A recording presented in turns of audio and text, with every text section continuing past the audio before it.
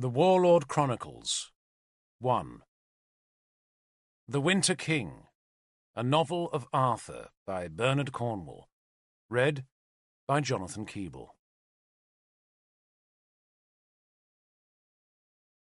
Part 1. A Child in Winter.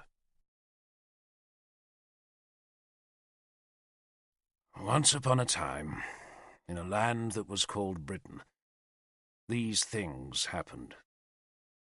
Bishop Sansom, whom God must bless above all the saints living and dead, says these memories should be cast into the bottomless pit with all the other filth of fallen mankind. For these are the tales of the last days before the great darkness descended on the light of our Lord Jesus Christ. These are the tales of the land we call Llogir, which means the lost lands, the country that was once ours, but which our enemies now call England.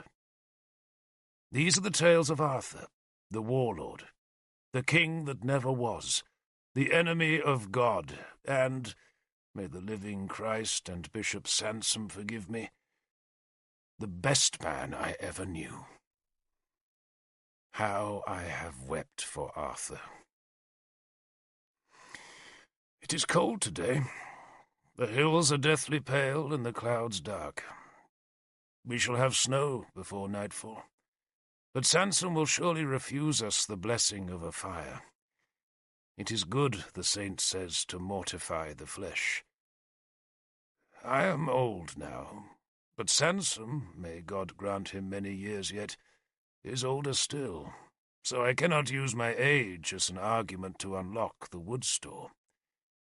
Sansom will just say that our suffering is an offering to God, who suffered more than all of us, and so we 6 brethren shall shiver in our half-sleep, and tomorrow the well will be frozen, and Brother Maelgwyn will have to climb down the chain and hammer the ice with a stone before we can drink. Yet cold is not the worst affliction of our winter, but rather that the icy paths will stop Igraine visiting the monastery. Igraine is our queen, married to King Brockvale. She is dark and slender, very young, and has a quickness that is like the sun's warmth on a winter's day. She comes here to pray that she will be granted a son, yet she spends more time talking with me than praying to Our Lady or to her blessed Son. She talks to me because she likes to hear the stories of Arthur, and this past summer I told her all that I could remember, and when I could remember no more, she brought me a heap of parchment, a horn flask of ink, and a bundle of goose feathers for quills. Arthur wore goose feathers on his helmet. These quills are not so big nor so white, but yesterday I held the sheaf of quills up to the winter sky, and for a glorious, guilty moment I thought I saw his face beneath that plume. For that one moment the dragon and the bear snarled across Britain to terrify the heathen again. But then I sneezed, and saw I clutched nothing but a handful of feathers clotted with goose droppings, and scarcely adequate for writing. The ink is just as bad, mere lamp-black mixed with gum from apple bark. The parchments are better. They are made from lamb's skins left over from the Roman days, and were once covered with a script none of us could read, but Igraine's women scraped the skins bare and white. Sansom says it would be better if so much lambskin were made into shoes, but the scraped skins are too thin to cobble. And besides, Sansom dare not offend Igraine and thus lose the friendship of King Brockvale. This monastery is no more than a half-day's journey from enemy spearmen, and even our small storehouse could tempt those enemies across the Black Stream, up into the hills, and so to Dinarac's valley, if Brockvale's warriors were not ordered to protect us. Yet I do not think that even Brockvale's friendship would reconcile Sansom to the idea of Brother Derfel writing an account of Arthur, enemy of God. And so Igraine and I have lied to the blessed saint by telling him that I am writing down a translation of the Gospel of our Lord Jesus Christ in the tongue of the Saxons. The blessed saint does not speak the enemy tongue, nor can he read, and so we should be able to deceive him long enough for this tale to be written. And he will need to be deceived, for not long after I had begun writing on this very skin, the holy Sansom came into the room. He stood at the window, peered at the bleak sky, and rubbed his thin hands together. "I like the cold," he said, knowing that I do not. "I feel it worst," I responded gently, "in my missing hand. It is my left hand that is missing, and I am using the wrist's knobbly stump to steady the parchment as I write." "All pain is a blessed reminder of our dear Lord's passion," the bishop said, just as I had expected. Then he leaned on the table to look at what I had written. "Tell me what the words say, Derfel," he demanded. "I am writing," I lied, "the story of the Christ child's birth." He stared at the skin, then placed a dirty fingernail on his own name. He can decipher some letters, and his own name must have stood out from the parchment as stark as a raven in the snow. Then he cackled like a wicked child and twisted a hank of my white hair in his fingers. "I was not present at our Lord's birth, Derfel, yet that is my name. Are you writing heresy, you toad of hell?" "Lord," I said humbly, as his grip kept my face bowed close over my work, "I have started the gospel by recording that it is only by the grace of our Lord Jesus Christ, and with the permission of his most holy saint, Sansom," and here I edged my finger toward his name, "that I am able to write down this good news of Christ Jesus." He tugged at my hair, pulling some free, then stepped away. "You are the spawn of a Saxon whore," he said, "and no Saxon could ever be trusted. Take care, Saxon, not to offend me." "Gracious Lord," I said to him, but he did not stay to hear more. There was a time when he bowed his knee to me and kissed my sword. But now he is a saint, and I am nothing but the most miserable of sinners. And a cold sinner, too, for the light beyond our walls is hollow, grey, and full of threat. The first snow will fall very soon. And there was snow when Arthur's tale began. It was a lifetime ago, in the last year of High King Uther's reign. That year, as the Romans used to reckon time, was 1233 years after the founding of their city, though we in Britain usually date our years from the Black Year, which was when the Romans cut down the druids on Inis Mons. By that reckoning, Arthur's story begins in the year 420. Though Sansom, may God bless him, numbers our era from the date of our Lord Jesus Christ's birth, which he believes happened 480 winters before these things began. But however you count the years, it was long ago, once upon a time, in a land called Britain. And I was there. And this is how it was. It began with a birth, on a bitter night when the kingdom lay still and white beneath a waning moon, and in the hall Norwenna screamed, and screamed. It was midnight. The sky was clear, dry, and brilliant with stars. The land was frozen hard as iron, its streams gripped by ice. The waning moon was a bad omen, and in its sullen light the long western lands seemed to glow with a pale, cold shimmer. No snow had fallen for 3 days, nor had there been any thaw, so all the world was white, except where the trees had been wind-blown free of snow, and now stood black and intricate against the winter-bleak land. Our breath misted, but did not blow away, for there was no wind in this clear midnight. The earth seemed dead and still, as if she had been abandoned by Belenos, the sun-god, and left adrift in the endless cold void between the worlds. And cold it was, a bitter, deadly cold. Icicles hung long from the eaves of Heir Cadarn's great hall, and from the arched gateway where, earlier that day, the High King's entourage had struggled through drifted snow to bring our princess to this high place of kings. Heir Cadarn was where the royal stone was kept. It was the place of acclamation, and thus the only place, the High King insisted, where his heir could be born. Norwenna screamed again. I have never seen a child's birth, nor, God willing, will I ever see one. I have seen a mare foal and watched calves slither into the world, and I have heard the soft whining of a whelping bitch and felt the writhing of a birthing cat.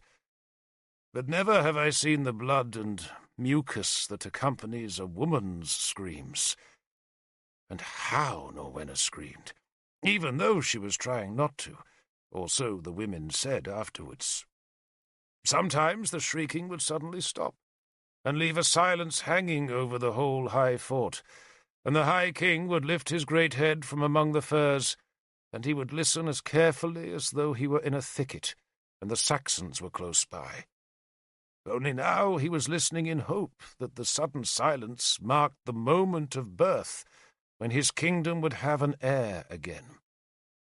He would listen, and in the stillness across the frozen compound we would hear the harsh noise of his daughter-in-law's terrible breathing, and once, just once, there was a pathetic whimper, and the High King half turned as though to say something, but then the screams began again, and his head sank down into the heavy pelts, so that only his eyes could be seen glinting in the shadowed cave formed by the heavy fur hood and collar.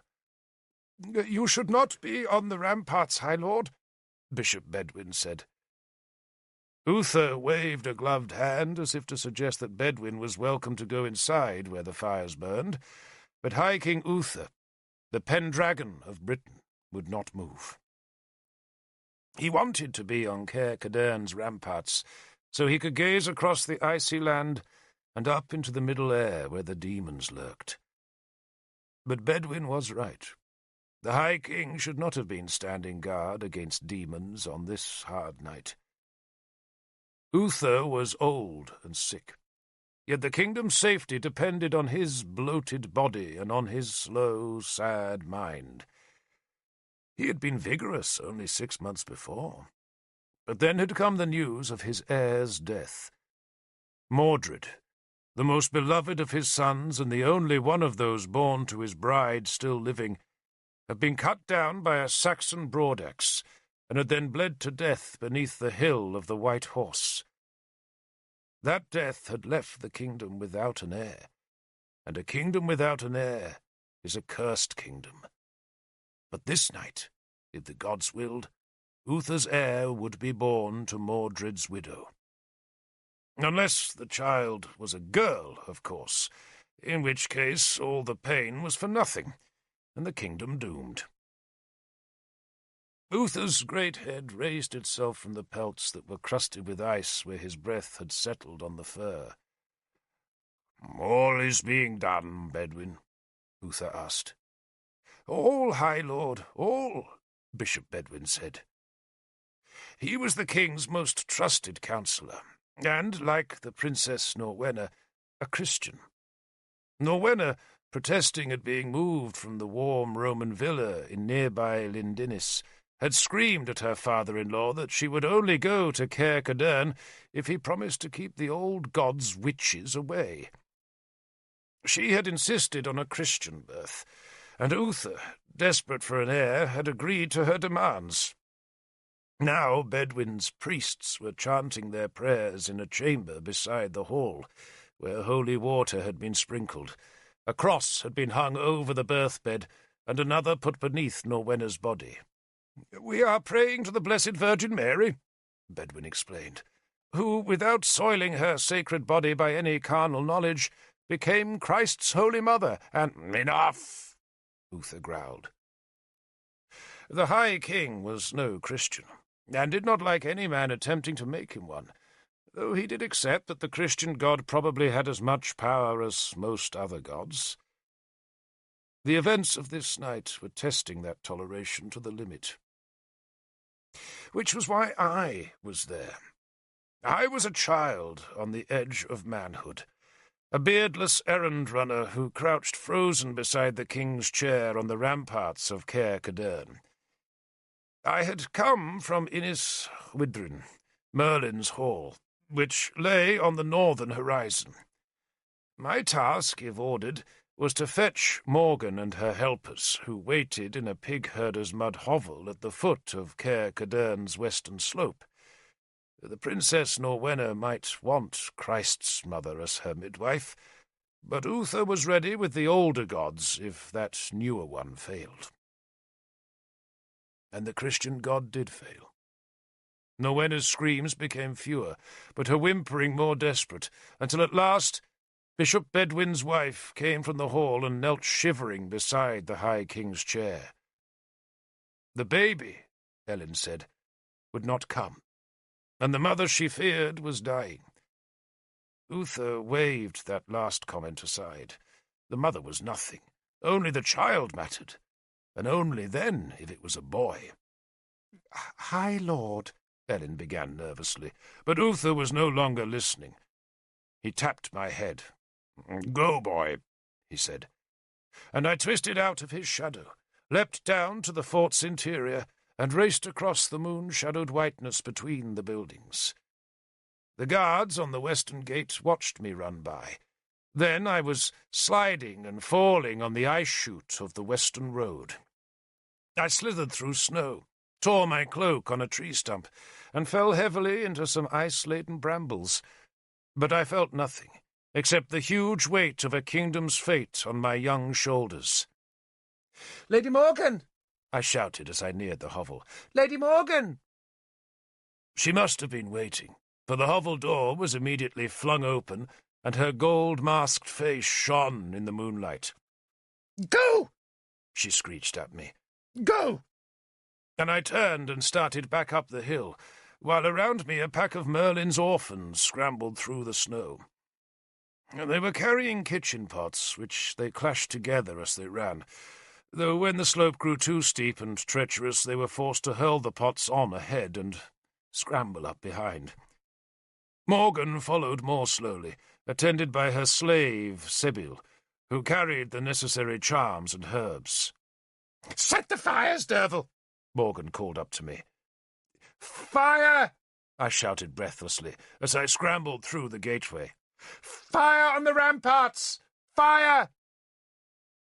Bishop Bedwin protested at Morgan's arrival, but the High King turned on his counsellor in a rage, and the bishop meekly surrendered to the older faith. His priests and monks were ordered out of their makeshift chapel and told to carry firebrands to all parts of the ramparts, and there pile the burning brands with wood and wattle torn out of the huts that clustered inside the fort's northern walls. The fires crackled, then blazed huge in the night, and their smoke hung in the air to make a canopy that would confuse the evil spirits, and so keep them from this place, where a princess and her child were dying. We young ones raced around the ramparts banging pots to make the great noise that would further dizzy the evil ones. "Shout!"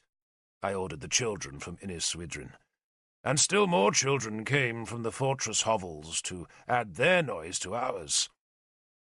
The guards beat their spear shafts against their shields, and the priests piled more wood onto a dozen flaming pyres, while the rest of us screamed our noisy challenges against the evil wraiths that had slithered through the night to curse Norwenna's labour. Morgan, Sebil, Nimue, and one girl-child went into the hall. Norwenna screamed, though whether she cried aloud in protest at the coming of Merlin's women, or because the stubborn child was tearing her body in two, we could not tell. More screams sounded as Morgan expelled the Christian attendants. She threw the 2 crosses into the snow and tossed a handful of mugwort, the woman's herb, onto the fire. Nimue later told me that they put iron nuggets into the damp bed to scare away the evil spirits already lodged there, and laid 7 eagle stones around the writhing woman's head to bring the good spirits down from the gods.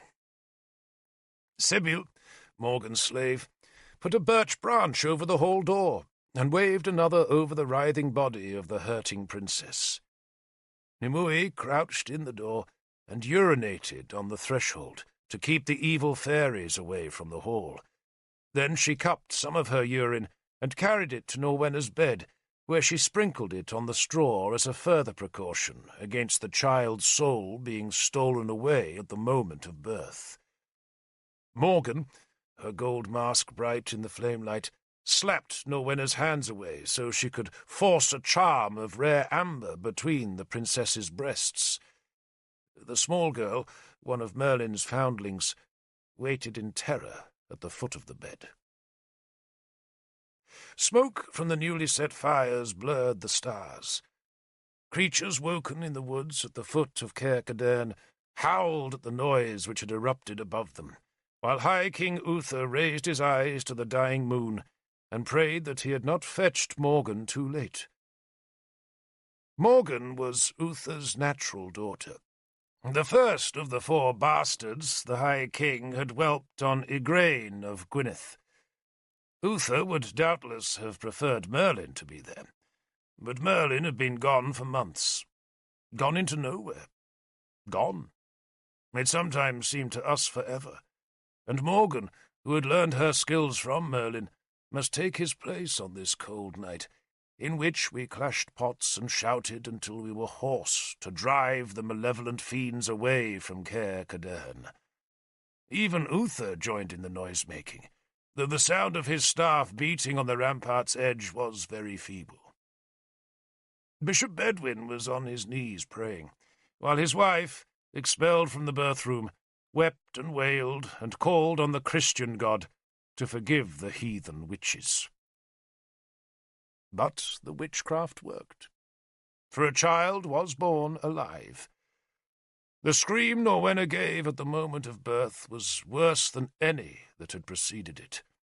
It was the shriek of an animal in torment, a lament to make the whole night sob.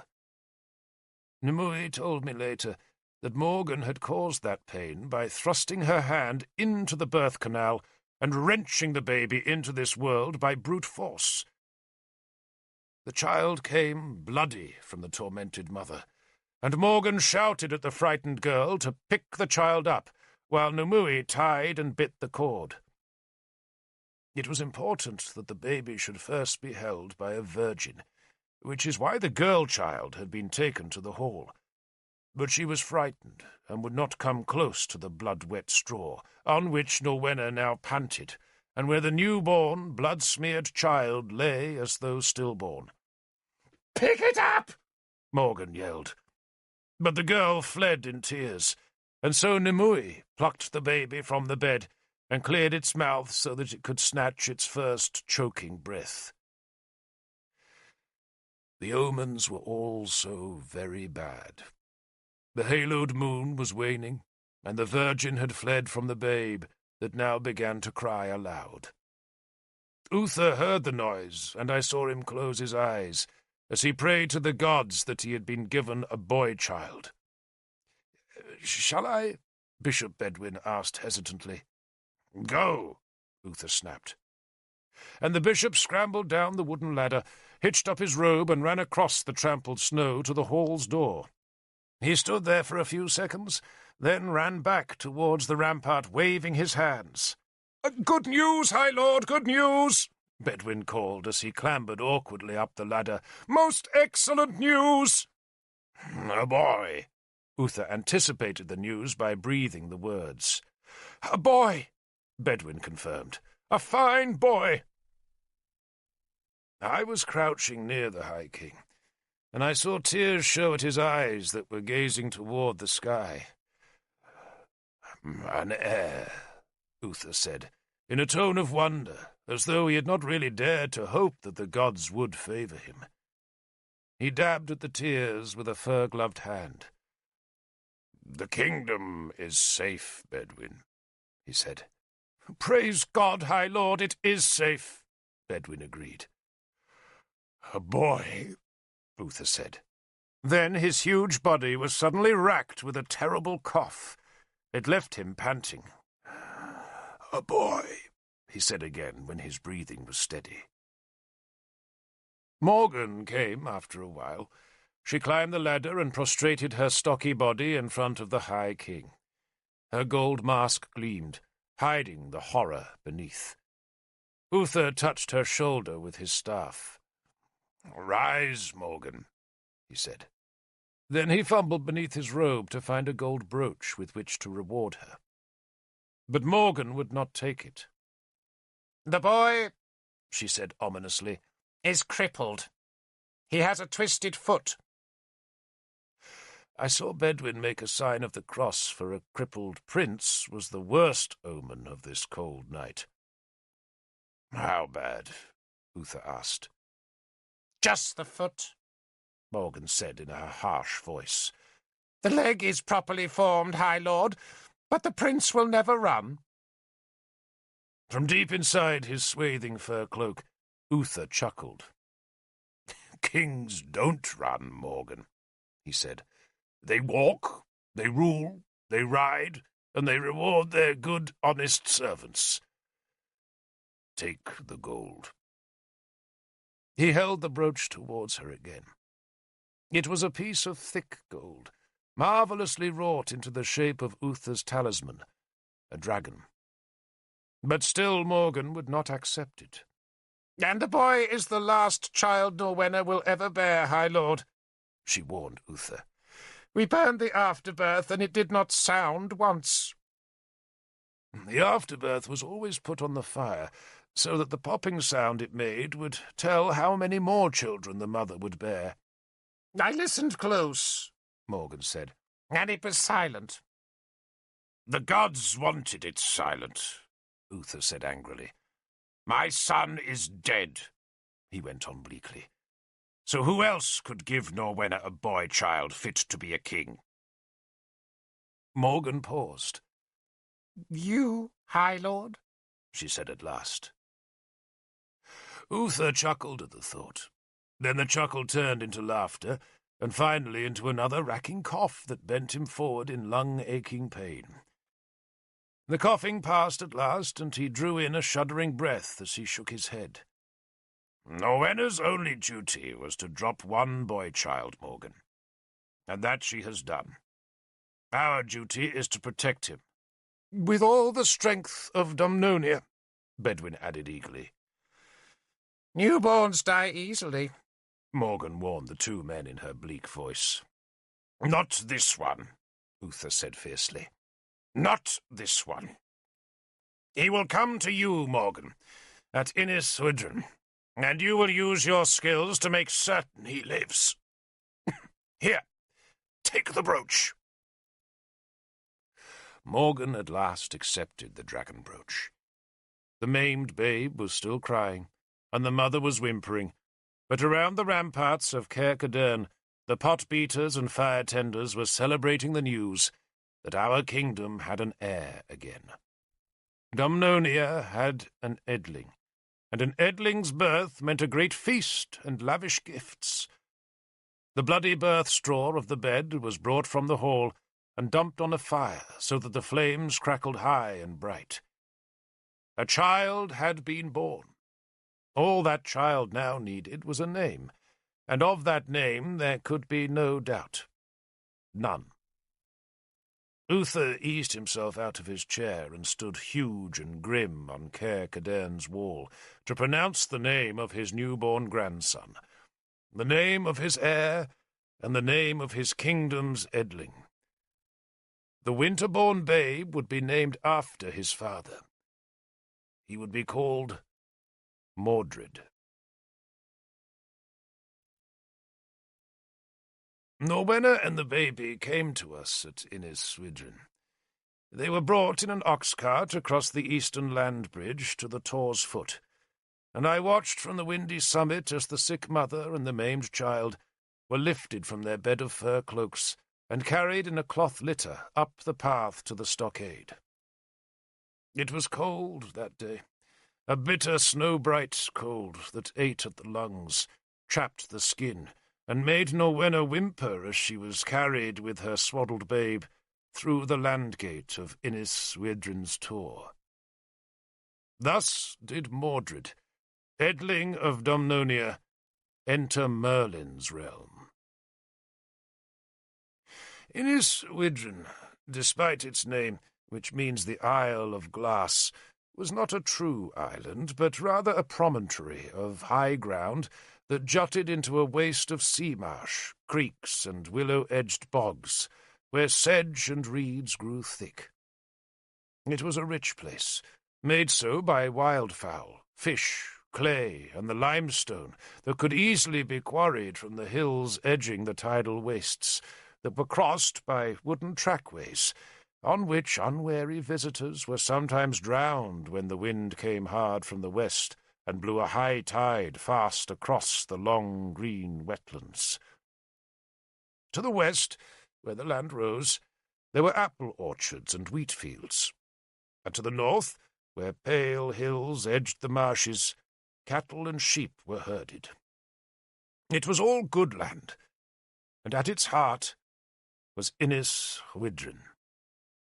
This was all Lord Merlin's land.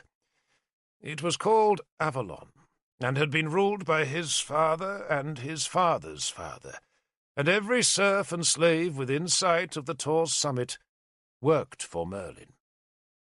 It was this land, with its produce trapped and netted in the tidal creeks, or grown on the rich soil of the inland river valleys, that gave Merlin the wealth and freedom to be a druid. Britain had once been the land of druids, but the Romans had first slaughtered them, then tamed the religion, so that, even now, after 2 generations without Rome's rule, only a handful of the old priests remained. The Christians had taken their place, and Christianity now lapped around the old faith like a wind-driven high tide splashing through the demon-haunted reed beds of Avalon. Avalon's isle, Swidren, was a cluster of grassy hills, all of them bare except for the Tor, which was the steepest and highest. At its summit was a ridge, where Merlin's hall was built, and beneath the hall was a spread of lesser buildings, protected by a wooden stockade, perched precariously at the top of the Tor's steep grassy slopes, which were scraped into a pattern of terraces, left from the old days before the Romans came. A narrow path followed the ancient terraces, winding its intricate way towards the peak, and those who visited the Tor in search of healing or prophecy were forced to follow that path, which served to baffle the evil spirits who might otherwise come to sour Merlin's stronghold. 2 other paths ran straight down the Tor's slopes, one to the east, where the land bridge led to Swidren, the other westward, from the sea gate down to the settlement at the Tor's foot, where fishermen, wild-fowlers, basket-weavers, and herdsmen lived. Those paths were the everyday entrances to the Tor, and Morgan kept them free of evil spirits by constant prayers and charms. Morgan gave special attention to the western path, for it led not only to the settlement, but also to Swidren's Christian shrine. Merlin's great-grandfather had let the Christians come to the isle in Roman times, and nothing had been able to dislodge them since. We children of the Tor were encouraged to throw stones at the monks and toss animal dung over their wooden stockade, or laugh at the pilgrims who scuttled through the wicket gate to worship a thorn tree that grew next to the impressive stone church which had been built by the Romans and still dominated the Christian compound. One year, Merlin had a similar thorn tree enthroned on the tor, and we all worshipped it by singing, dancing, and bowing. The village's Christians said we would be struck down by their god. But nothing happened. We burned our thorn in the end, and mixed its ashes with the pig feed. But still, the Christian god ignored us. The Christians claimed that their thorn was magic, and that it had been brought to Iniswydren by a foreigner who had seen the Christian god nailed to a tree. Oh, may God forgive me, but in those distant days I mocked such stories. I never understood then what the thorn had to do with a god's killing. But now I do, though I can tell you that the sacred thorn, if it still grows in Iniswydren, is not the tree sprung from the staff of Joseph of Arimathea. I know that, for one dark winter's night, when I had been sent to fetch Merlin a flask of clean water from the sacred spring at the Tor's southern foot, I saw the Christian monks digging up a small thorn bush to replace the tree that had just died inside their stockade. The holy thorn was always dying, though whether that was because of the cow dung we threw at it, or simply because the poor tree was overwhelmed by the cloth strips tied to it by pilgrims, I cannot tell. The monks of the holy thorn became rich anyway, fattened by the generous gifts of the pilgrims. The monks of Iniswydren were delighted that Norwenna had come to our stockade, for now they had a reason to climb the steep path and bring their prayers into the heart of Merlin's stronghold. The Princess Norwenna was still a fierce and sharp-tongued Christian, despite the failure of the Virgin Mary to deliver her child, and she demanded that the monks be admitted every morning. I do not know if Merlin would have allowed them into the compound, and Nimue certainly cursed Morgan for granting her permission. But Merlin was not at Iniswydren in those days. We'd not seen our master for more than a year, but life in his strange fastness went on without him. And strange it was. Merlin was the oddest of all Iniswydren's inhabitants, but around him, for his pleasure, he had assembled a tribe of maimed, disfigured, twisted, and half-mad creatures. The captain of the household and commander of its guard was Druidan, a dwarf. He stood no higher than a 5-year-old child, yet he had the fury of a full-grown warrior, and dressed each day in greaves, breastplate, helmet, cloak, and weapons. He railed against the fate that had stunted him, and took his revenge on the only creatures smaller still, the orphans whom Merlin gathered so carelessly. Few of Merlin's girls were not fanatically pursued by Druidan, though when he had tried to drag Nimue into his bed, he had received an angry beating for his pains. Merlin had hit him about the head, breaking Druidan's ears, splitting his lips and blacking his eyes, while the children and the stockade's guards cheered. The guards Druidan commanded were all lame, or blind, or mad, and some of them were all three. But none was mad enough to like Druidan. Nimue, my friend and childhood companion, was Irish. The Irish were Britons, but they had never been ruled by the Romans, and for that reason counted themselves better than the mainland Britons, whom they raided, harried, enslaved, and colonized. If the Saxons had not been such terrible enemies, then we would have considered the Irish the worst of all the gods' creatures, though from time to time we made alliances with them against some other tribe of Britons. Nimue had been snatched from her family in a raid Uther made against the Irish settlements in Demetia, that lay across the wide sea fed by the river Severn. 16 captives were taken in that raid, and all were sent back to become slaves in Dumnonia. But while the ships were crossing the Severn Sea, a great storm blew from the west, and the ship carrying the captives foundered on Iniswere. Nimue alone survived, walking out of the sea, it was said, without even being wet. It was a sign, Merlin claimed, that she was loved by Manawydan, the sea god, though Nimue herself insisted that it had been Dom, the most powerful goddess, who had saved her life. Merlin wanted to call her Vivian, a name dedicated to Manawydan, but Nimue ignored the name and kept her own. Nimue almost always got her own way. She grew up in Merlin's mad household, with a sharp curiosity and a self-possessed confidence, and when, after maybe 13 or 14 of her summers had passed, Merlin ordered her to his own bed.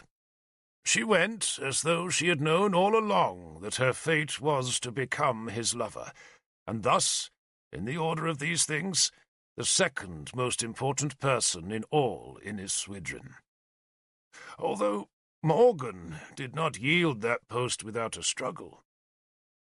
Morgan, of all the weird creatures in Merlin's house, was the most grotesque. She was a widow, and 30 summers old when Norwenna and Mordred came to be her wards, and the appointment was appropriate, for Morgan was high-born herself. She was the first of the 4 bastards, 3 girls and a boy, fathered on Ingrain of Gwynedd by High King Uther. Her brother was Arthur, and with such a lineage and such a brother, it might be thought ambitious men would have beaten down the walls of the other world itself to claim the widow's hand.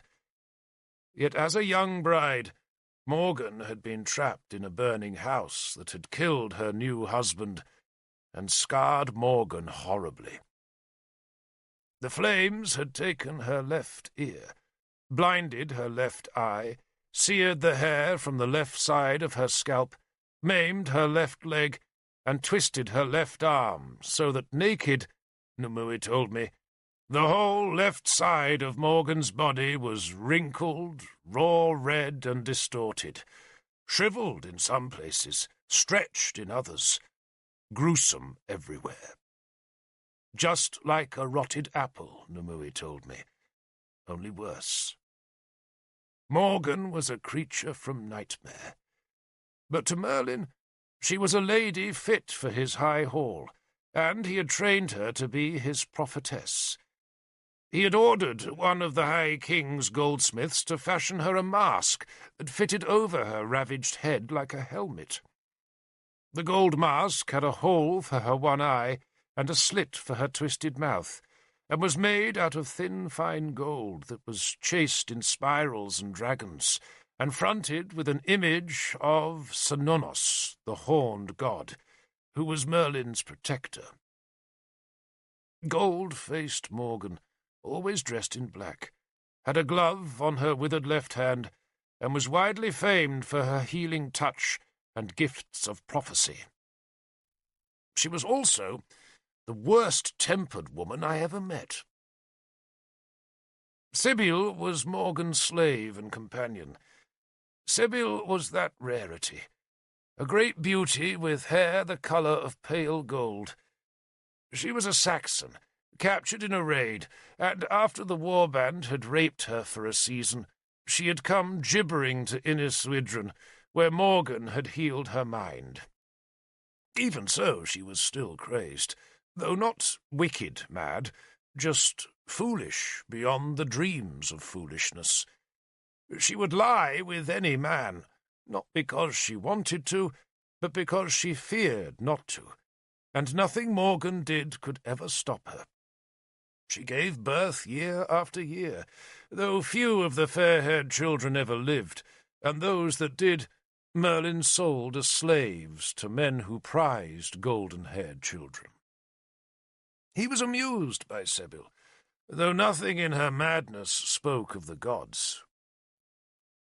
I liked Sibyl, for I too was a Saxon, and Sibyl would speak to me in my mother's tongue, so that I grew up in Inniswydrin, speaking both Saxon and the speech of the Britons. I should have been a slave, but when I was a little child, shorter even than the dwarf Druidan, A raiding party had come to Domnonia's northern coast from Siluria, and had taken the settlement where my mother was enslaved. King Gunglias of Siluria led the raid. My mother, who I think looked something like Sibyl, was raped while I was carried to the death pit, where Taniburs, Siluria's druid, sacrificed a dozen captives as thanks to the high god Bel for the great plunder the raid had yielded. Dear God, how I remember that night. The fires, the screams, the drunken rapes, the wild dancing, and then the moment when Taniburs hurled me into the black pit with its sharpened stake. I lived, untouched, and came from the death pit as calmly as Nimue had come from the killing sea, and Merlin, finding me, had called me a child of Bel. He named me Derfel, gave me a home, and let me grow free. The Tor was filled with such children, who had been snatched from the gods. Merlin believed we were special, and that we might grow into a new order of druids and priestesses who could help him re-establish the old true religion in Rome-blighted Britain. But he never had time to teach us, and so most of us grew to become farmers, fishermen, or wives. During my time on the Tor, only Nimue seemed marked by the gods, and was growing into a priestess. I wanted nothing more than to be a warrior. Pellinor gave me that ambition. Pellinor was the favourite of all Merlin's creatures. He was a king, but the Saxons had taken his land and his eyes, and the gods had taken his mind. He should have been sent to the Isle of the Dead, where the dangerous mad went, but Merlin ordered him kept on the Tor, locked in a small compound, like the one where Druidden kept his pigs. He lived naked, with long white hair that reached to his knees, and with empty eye sockets that wept. He raved constantly, haranguing the universe about his troubles, and Merlin would listen to the madness, and draw from it messages of the gods. Everyone feared Pellinor. He was utterly crazy and ungovernably wild. He once cooked one of Sibyl's children on his fire. Yet oddly, I do not know why, Pellinor liked me. I would slip between the bars of his compound, and he would pet me, and tell me tales of fighting and wild hunts. He never sounded mad to me, and he never hurt me, nor Nimue. But then, as Merlin always said, we two children were especially beloved of Bel. Bel might have loved us, but Gwendolen hated us. She was Merlin's wife, now old and toothless. Like Morgan, she had great skills with herbs and charms, but Merlin had cast her off when her face became disfigured by a sickness. It had happened long before I reached the Tor, during a period everyone called the Bad Time, when Merlin had come back from the north, mad and weeping. But even when he recovered his wits, he did not take Gwendolen back, though he did allow her to live in a small hut beside the stockade fence, where she spent her days casting spells against her husband and screaming insults at the rest of us. She hated Druidden most of all. Sometimes she would attack him with a fire spit, and Druidden would scamper through the huts with Gwendolen chasing after him. We children would urge her on, screaming for dwarfish blood. But he always got away. Such, then, was the strange place to which Norwenna came with the Edling Mordred. And though I may have made it sound a place of horrors, it was in truth a good refuge. We were the privileged children of Lord Merlin. We lived free, we did little work, we laughed, and in Yswydren, the Isle of Glass, was a happy place. Norwenna arrived in winter-time, when Avalon's marshes were glossed with ice. There was a carpenter in Inniswydrin called Gwilithin, whose wife had a boy-child the same age as Mordred.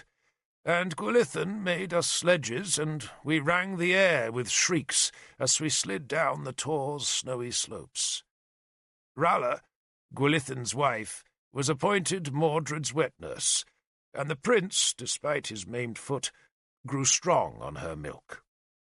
Even Norwenna's health improved as the bitter cold abated, and the winter's first snowdrops bloomed in the thorn thickets about the sacred spring at the Tor's foot.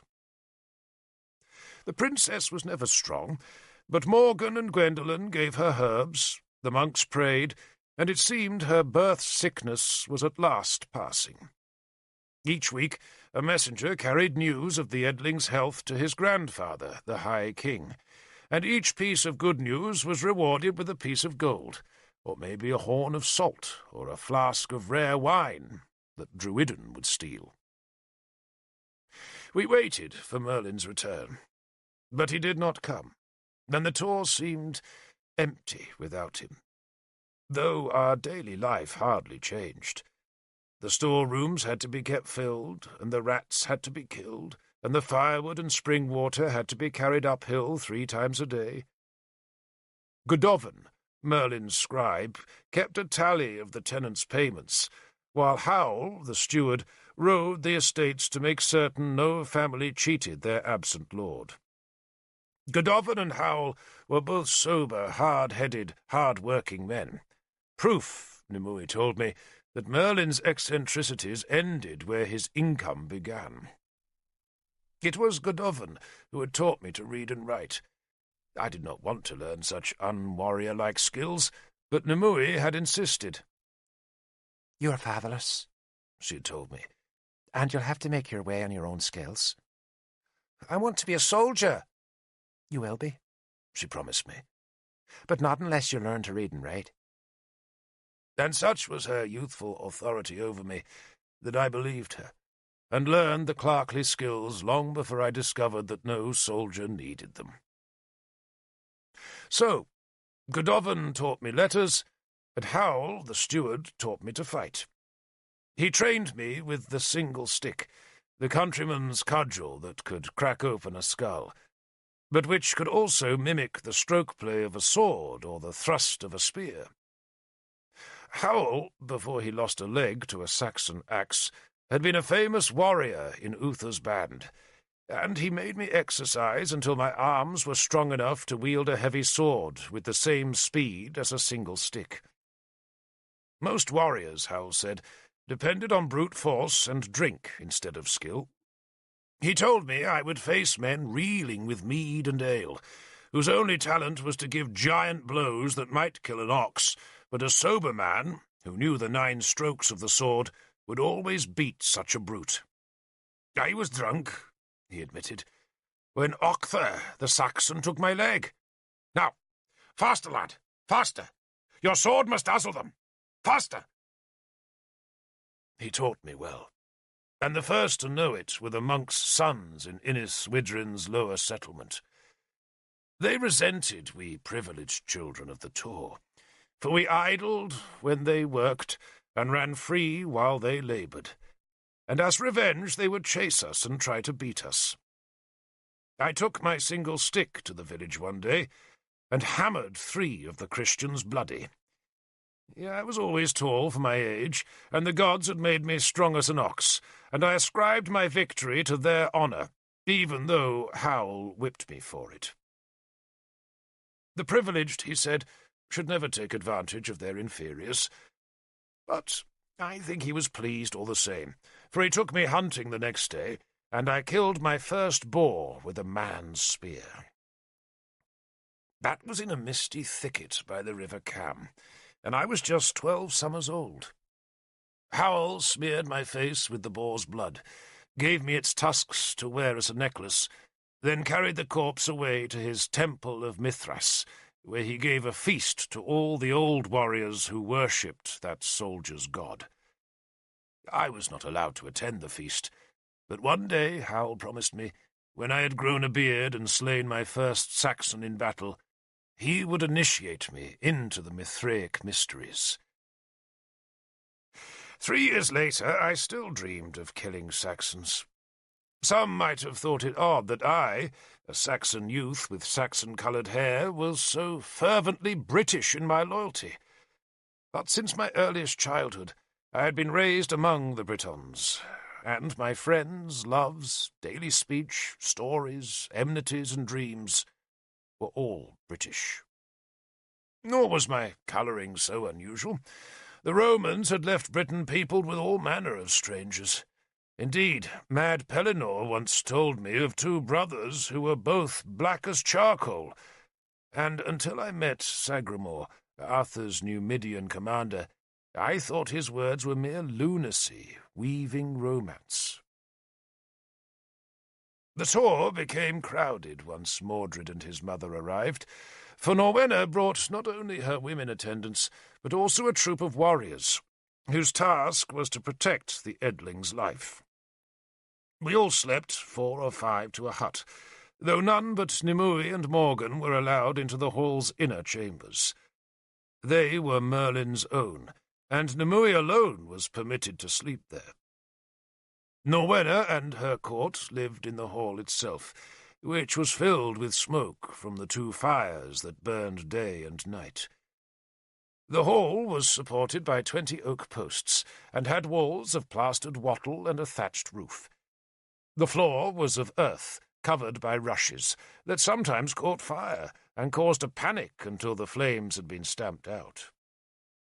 Merlin's chambers were separated from the hall by an internal wall of wattles and plaster, pierced by a single small wooden door.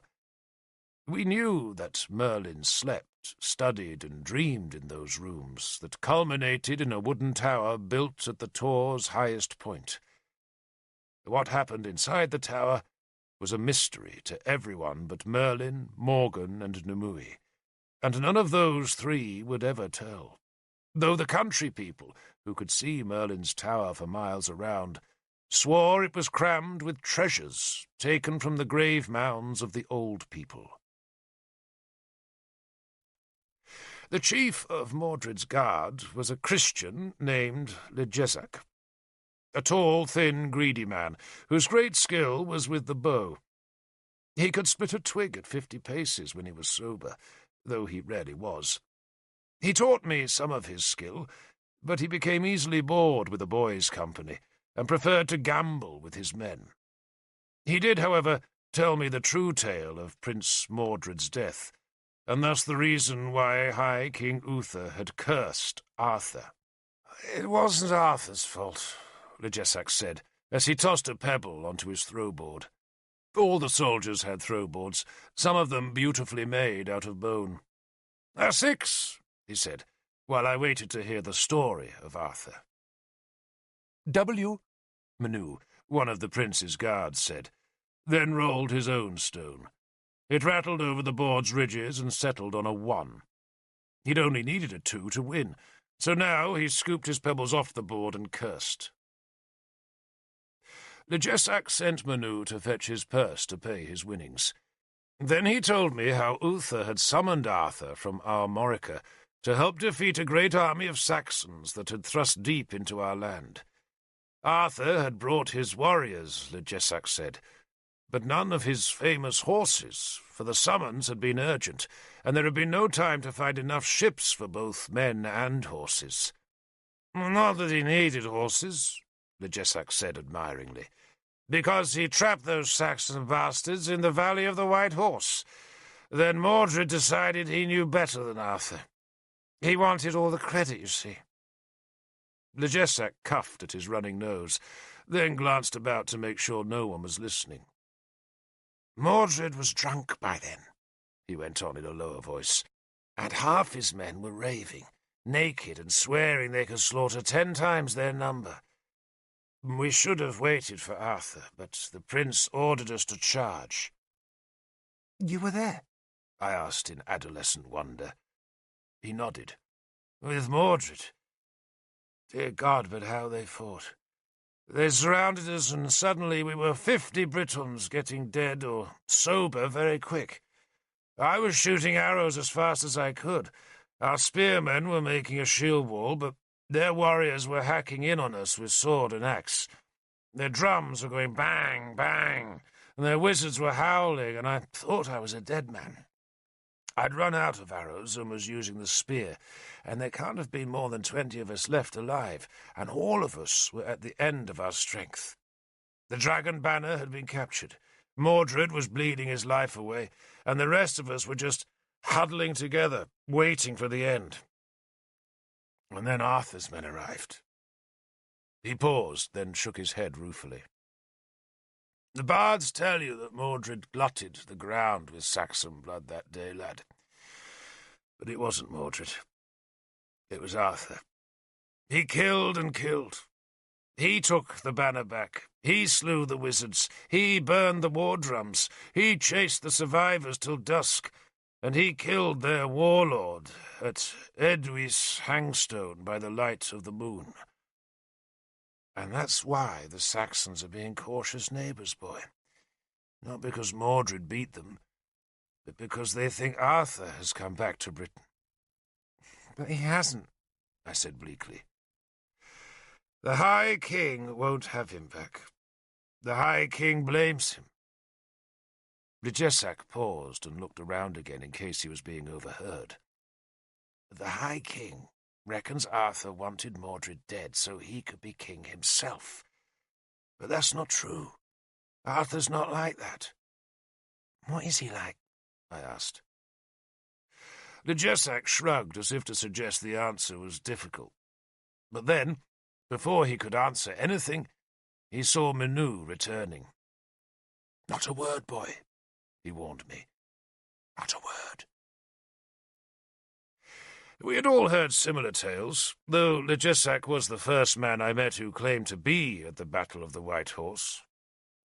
Later, I decided he had not been there at all, but was merely spinning a tale to earn a credulous boy's admiration. Yet his account was accurate enough. Mordred had been a drunken fool. Arthur had been the victor, but Uther had still sent him back across the sea. Both men were Uther's sons, but Mordred was the beloved heir, and Arthur the upstart bastard. Yet Arthur's banishment could not stop every Dumnonian believing that the bastard was their country's brightest hope, the young warrior from across the seas who would save us from the Saxons and take back the lost lands of Lochir. The second half of the winter was mild. Wolves were seen beyond the earth wall that guarded Iniswidrin's land bridge, but none came close to the Tor, though some of the younger children made wolf charms that they hid beneath Druiden's hut in hope that a slavering great beast would leap the stockade and carry the dwarf off for supper. And the charms did not work, and as the winter proceeded we all began to prepare for the great spring festival of Beltane, with its massive fires and midnight feasting. But then a greater excitement struck the Tor. Gundlius of Siluria came. Bishop Bedwin arrived first. He was Uther's most trusted counsellor, and his arrival promised excitement. Norwenna's attendants were moved out of the hall, and woven carpets were laid over the rushes, a sure sign that a great person was coming to visit. We all thought it must be Uther himself, but the banner which appeared on the land bridge a week before Beltane showed Gundlias's fox, not Uther's dragon. It was bright morning when I watched the horsemen dismount at the Tor's foot. The wind snatched at their cloaks and snapped their frayed banner, on which I saw the hated fox mask that made me cry out in protest and make the sign against evil. "What is it?" Nimue asked. She was standing beside me on the Eastern Guard platform. "That's Gundlius's banner," I said. I saw the surprise in Nimue's eyes, for Gundlius was king of Siluria and allied with King Gorfethid of Powys, Dumnonia's sworn enemy. "You sure?" Nimue asked me. "He took my mother," I said. and his druid threw me into the death pit." I spat over the stockade towards the dozen men who had begun to walk up the tor that was too steep for horses. And there, among them, was Tanaburs, Gundlias's druid, and my evil spirit. He was a tall old man with a plaited beard and long white hair that was shaved off the front half of his skull in the tonsure adopted by druids and Christian priests. He cast his cloak aside halfway up the hill and began a protective dance in case Merlin had left spirits to guard the gate. Nimue, seeing the old man caper unsteadily on one leg on the steep slope, spat into the wind, and then ran towards Merlin's chambers. I ran after her, but she thrust me aside, saying that I would not understand the danger. "Danger?" I asked, but she had gone. There seemed to be no danger, for Bedwin had ordered the landgate thrown wide open, and was now trying to organize a welcome out of the excited chaos on the tor's summit. Morgan was away that day, interpreting in the Dream Temple in the Eastern Hills, but everyone else on the tor was hurrying to see the visitors. Druidan and Legezak were arraying their guards. Naked Pellinor was baying at the clouds. Gwendolen was spitting toothless curses at Bishop Bedwin, while a dozen children scrambled to get the best view of the visitors. The reception was supposed to be dignified, but Lunette, an Irish foundling a year younger than Nimue, released a pen of Druidan's pigs, so that Tanaburs, who was first through the stockade gate, was greeted by a squealing frenzy. It would take more than panicking piglets to frighten a druid. Tanaburs, dressed in a dirty grey robe, embroidered with hares and crescent moons, stood in the entranceway and raised both hands above his tonsured head. He carried a moon-tipped staff that he turned sunwise 3 times. Then he howled at Merlin's tower. A piglet whipped past his legs, then scrabbled for a footing in the muddy gateway before dashing downhill. Tanaburs howled again, motionless, testing the tor for unseen enemies. For a few seconds there was silence, except for the snapping of the banner and the heavy breathing of the warriors who had climbed the hill behind the druid. Godovan, Merlin's scribe, had come to stand beside me, his hands wrapped in ink-stained cloth strips as a protection against the chill. "Who is it?" he asked. Then he shuddered, as a wailing shriek answered Tanaburs' challenge. The shriek came from within the hall, and I knew it was Nimue. Tanaburs looked angry. He barked like a fox, touched his genitals, made the evil sign, and then began hopping on one leg towards the hall. He stopped after 5 paces, howled his challenge again, but this time no answering shriek sounded from the hall. So he put his second foot on the ground and beckoned his master through the gate. "It's safe," Tanaburs called. "Come, Lord King, come!" "King?" Godovan asked me. I told him who the visitors were, then asked why Gundlias, an enemy, had come to the tor. Godovan scratched at a louse under his shirt, then shrugged. "Politics, boy, politics." "Tell me," I said. Godovan sighed as if my question was evidence of an incurable stupidity, his usual response to any query, but then offered me an answer. "Norwenna is marriageable. Mordred is a baby who must be protected, and who protects a prince better than a king? And who better than an enemy king, who can become a friend to Dumnonia? It's really very simple, boy. A moment's thought would have yielded the answer without you needing to trouble my time." He gave me a feeble blow on the ear as retribution. "Mind you," he cackled, "you'll have to give up Ladwys for a time." "Labwys?" I asked. "His lover, you stupid boy. You think any king sleeps alone? But some folks say that Gundlias is so passionate for Ladwys that he actually married her. They say he took her to Clew's Mound and had his druid bind them. But I can't believe he'd be such a fool. She's not of the blood." Aren't you supposed to be tallying the rents for Howl today? I ignored the question and watched as Gunlias and his guards stepped carefully through the treacherous mudslide in the gateway. The Silurian king was a tall, well-made man of perhaps 30 years. He had been a young man when his raiders had captured my mother and cast me into the death pit. But the dozen or so years that had passed since that dark and bloody night had been kind to him, for he was still handsome, with long black hair and a forked beard that showed no trace of grey. He wore a fox-fur cloak, leather boots which reached to his knee, a russet tunic, and carried a sword sheathed in a red scabbard. His guards were similarly dressed, and all were tall men, who towered over Druiden's sorry collection of crippled spear-carriers. The Silurians wore swords, but none carried a spear or shield, evidence that they had come in peace. I shrank away as Tanaburs passed. I had been a toddling child when he had thrown me into the pit, and there was no chance that the old man would recognize me as a death-cheater, nor, after his failure to kill me, did I need to fear him. Yet still I shrank from the Silurian druid. He had blue eyes, a long nose, and a slack, dribbling mouth.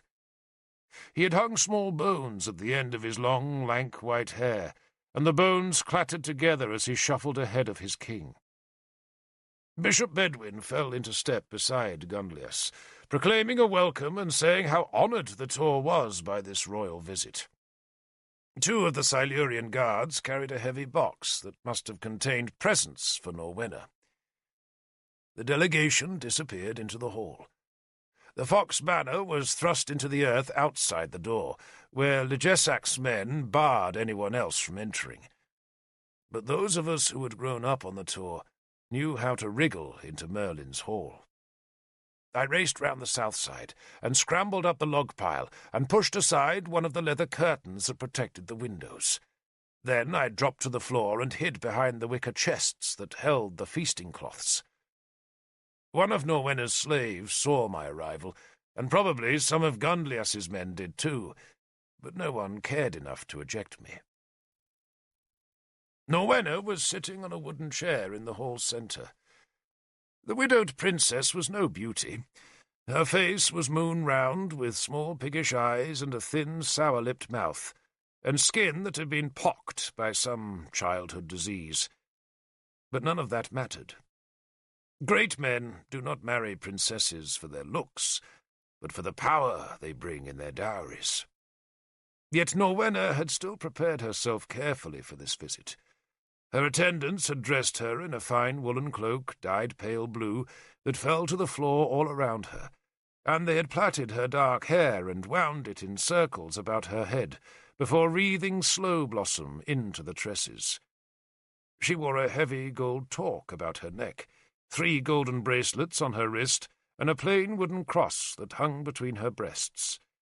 She was plainly nervous, for her free hand was fidgeting with the wooden cross, while in her other arm, swaddled in yards of fine linen and wrapped in a cloak dyed a rare golden colour with water impregnated by the gum of beehives, was the Edling of Dumnonia, Prince Mordred.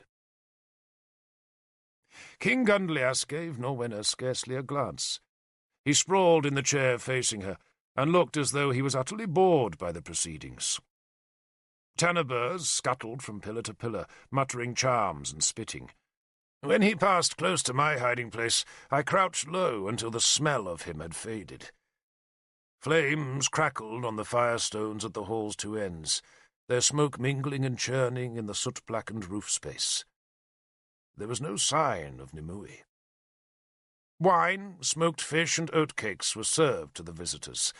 Then Bishop Bedwin made a speech, explaining to Norwenna that Gunlias, king of Siluria, while on a mission of friendship to the High King, had happened to be passing close to Innis Swidrin, and had thought it courteous to pay this visit to the Prince Mordred and his mother.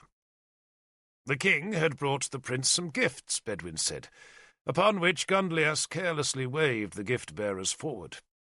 The 2 guards carried the chest to Norwenna's feet. The princess had not spoken, nor did she speak now, as the gifts were laid on the carpet at her feet. There was a fine wolf fur, 2 otter pelts, a beaver fur, and a hart's skin, a small gold torque, some brooches, a drinking horn wrapped in a silver wicker pattern, and a Roman flask of pale green glass, with a wonderfully delicate spout, and a handle shaped as a wreath.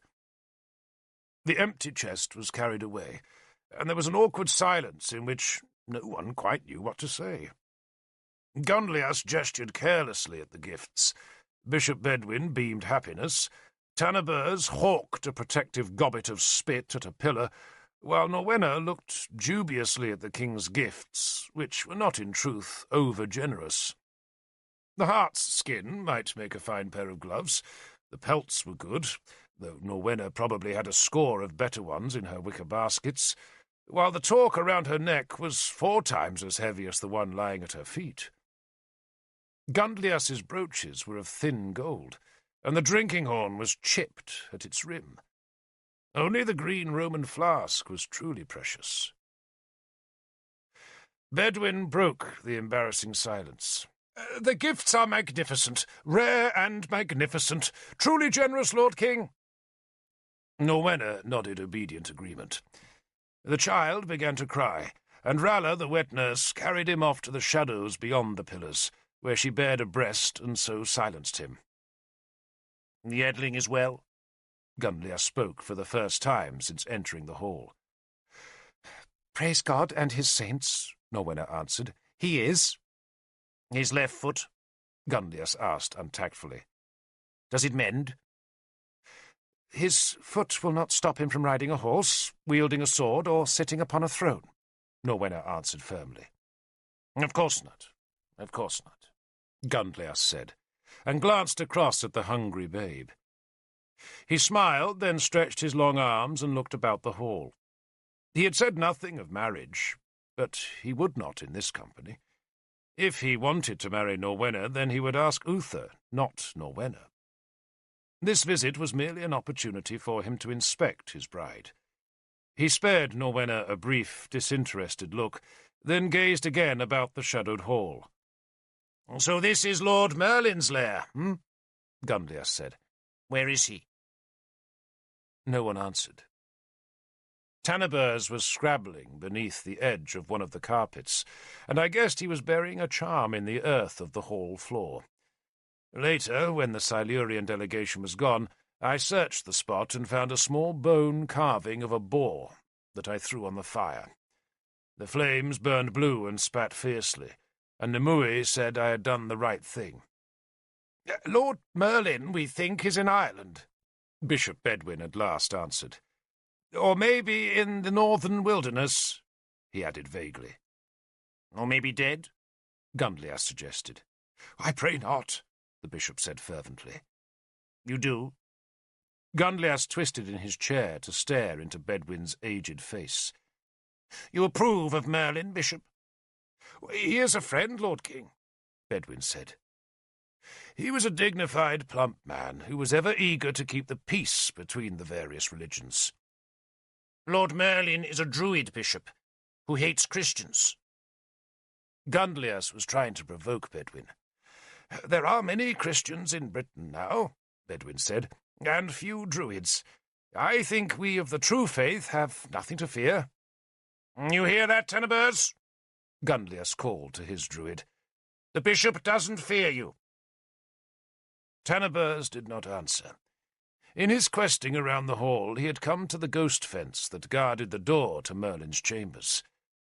The fence was a simple one, merely 2 skulls placed on either side of the door, but only a druid would dare cross their invisible barrier, and even a druid would fear a ghost fence placed by Merlin. "Will you rest here tonight?" Bishop Bedwin asked Gunlias, trying to change the subject away from Merlin. "No," Gunlias said rudely, rising. I thought he was about to take his leave, but instead he looked past Norwenna to the small, black, skull-guarded door in front of which Tanabers was quivering like a hound, smelling an unseen boar. "What's through the door?" the king asked. "My Lord Merlin's chambers, Lord King," Bedwin said. "The place of secrets?" Gunlias asked wolfishly. "Sleeping quarters, nothing more," Bedwin said dismissively. Tanabers raised his moon-tipped staff and held it quivering towards the ghost fence. King Gunlias watched his druid's performance, then drained his wine and tossed the drinking horn onto the floor. "Maybe I shall sleep here after all," the king said. "But first let us inspect the sleeping quarters." He waved Tanabers forward, but the druid was nervous. Merlin was the greatest druid in Britain, feared even beyond the Irish Sea, and no one meddled in his life lightly. Yet the great man had not been seen for many a long month, and some folk whispered that Prince Mordred's death had been a sign that Merlin's power was waning, and Tanabers, like his master, was surely fascinated by what lay behind the door, for secrets could lie there that would make Tanabers as mighty and learned as the great Merlin himself. "Open the door!" Gunlias ordered Tanabers. The butt of the moonstaff moved tremulously towards one of the skulls, hesitated, then touched the yellowing bone dome. Nothing happened. Tanabers spat on the skull, then tipped it over before snatching his staff back like a man who has prodded a sleeping snake. Again, nothing happened, and so he reached his free hand towards the door's wooden latch. Then he stopped in terror. A howl had echoed in the hall's smoking dark, a ghastly screech, like a girl being tortured, and the awful sound drove the druid back. Norwenna cried aloud with fear, and made the sign of the cross. The baby Mordred began wailing, and nothing Ralla could do would quiet him. Gunlias first checked at the noise, then laughed as the howl faded. "A warrior," he announced to the nervous hall. "He's not frightened of a girl's scream." He walked towards the door, ignoring Bishop Bedwin, who was fluttering his hands as he tried to restrain the king without actually touching him. A crash sounded from the ghost-guarded door. It was a violent splintering noise, and so sudden that everyone jumped with alarm. At first I thought the door had fallen before the king's advance. Then I saw that a spear had been thrust clean through it. The silver-coloured spearhead stood proud of the old fire-blackened oak, and I tried to imagine what inhuman force had been needed to drive that sharpened steel through so thick a barrier. The spear's sudden appearance made even Gunlias check, but his pride was threatened, and he would not back down in the face of his warriors. He made the sign against evil, spat at the spearhead, then walked to the door, lifted its latch and pushed it open, and immediately stepped back with horror on his face. I was watching him, and I saw the raw fear in his eyes. He took a second pace away from the open door. Then I heard Nimui's keening cry as she advanced into the hall. Tanabers was making urgent motions with his staff. Bedwin was praying. The baby was crying, while Norwenna had turned in her chair with a look of anguish. Nimue came through the door, and, seeing my friend, even I shivered. She was naked, and her thin white body was raddled with blood that had dripped down from her hair to run in rivulets past her small breasts and on to her thighs. Her head was crowned with a death mask, the tanned face skin of a sacrificed man that was perched above her own face like a snarling helmet, and held in place by the skin of the dead man's arms, knotted about her thin neck. The mask seemed to have a dreadful life of its own, for it twitched as she walked towards the Silurian king. The dead man's dry and yellow body skin hung loose down Nimue's back as she stuttered forward in small, irregular steps. Only the whites of her eyes were showing in her bloody face, and as she twitched forward, she called out imprecations in a language fouler than any soldier's tongue, while in her hands were two vipers, their dark bodies gleaming and their flickering heads questing towards the king. Gunlias retreated, making the sign against evil.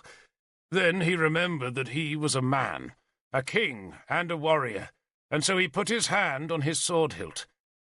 It was then that Nimue jerked her head, and the death mask fell back from her hair that was piled high on her scalp. Then we all saw that it was not her hair that was piled there, but a bat that suddenly stretched its black crinkling wings and snarled its red mouth at Gundlias. The bat made Norwenna scream and run to fetch her baby, while the rest of us stared in horror at the creature, which was trapped in Nimue's hair. It jerked and flapped, tried to fly, snarled and struggled. The snakes twisted, and suddenly the hall emptied. Norwenna ran first. Tanabers followed. Then everyone, even the king, was running for the morning daylight at the eastern door. Nimue stood motionless as they fled. Then her eyes rolled and she blinked. She walked to the fire and carelessly tossed the two snakes into the flames, where they hissed, whiplashed, then sizzled as they died. She freed the bat, which flew up into the rafters, then untied the death mask from around her neck and rolled it into a bundle before picking up the delicate Roman flask from among the gifts that Gundlias had brought. She stared at the flask for a few seconds. Then her wiry body twisted as she hurled the treasure against an oak pillar, where it shattered into a scatter of pale green shards. "Derfel!" she snapped into the sudden silence that followed. "I know you're here." "Nimue?" I said nervously, then stood up from behind my wicker screen. I was terrified. Snake fat was hissing in the fire, and the bat was rustling in the roof. Nimue smiled at me. "I need water, Derfel," she said. "Water?" I asked stupidly. "To wash off the chicken blood," Nimue explained. "Chicken? Water," she said again. "There's a jar by the door. Bring some." "In there?" I asked, astonished because her gesture seemed to imply that I should bring the water into Merlin's rooms. "Why not?" she asked, then walked through the door that was still impaled with the great boar spear, while I lifted the heavy jar and followed to find her standing in front of a sheet of beaten copper that reflected her nude body. She was unembarrassed, perhaps because we had all run naked as children, but I was uncomfortably aware that the two of us were children no longer. "Here?" I asked. Nimue nodded. I put the jar down and backed towards the door. "Stay," she said. "Please stay. And shut the door." I had to prise the spear out of the door before I could close it. I did not like to ask how she had driven that spearhead through the oak, for she was in no mood for questions. So I stayed silent as I worked the weapon free, and Nimue washed the blood off her white skin, then wrapped herself in a black cloak. "Come here," she said, when she had finished. I crossed obediently to a bed of furs and woolen blankets that was piled on a low wooden platform, where she evidently slept at nights. The bed was tented with a dark, musty cloth, and in its darkness I sat and cradled her in my arms. I could feel her ribs through the cloak's woolen softness. She was crying. I did not know why, so I just held her clumsily and stared about Merlin's room. It was an extraordinary place. There were scores of wooden chests and wicker baskets piled up to make nooks and corridors, through which a tribe of skinny kittens stalked.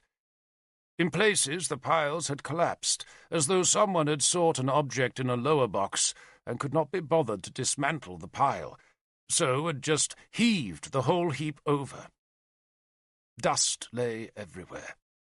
I doubted that the rushes on the floor had been changed in years, though in most places they had been overlaid with carpets or blankets that had been allowed to rot.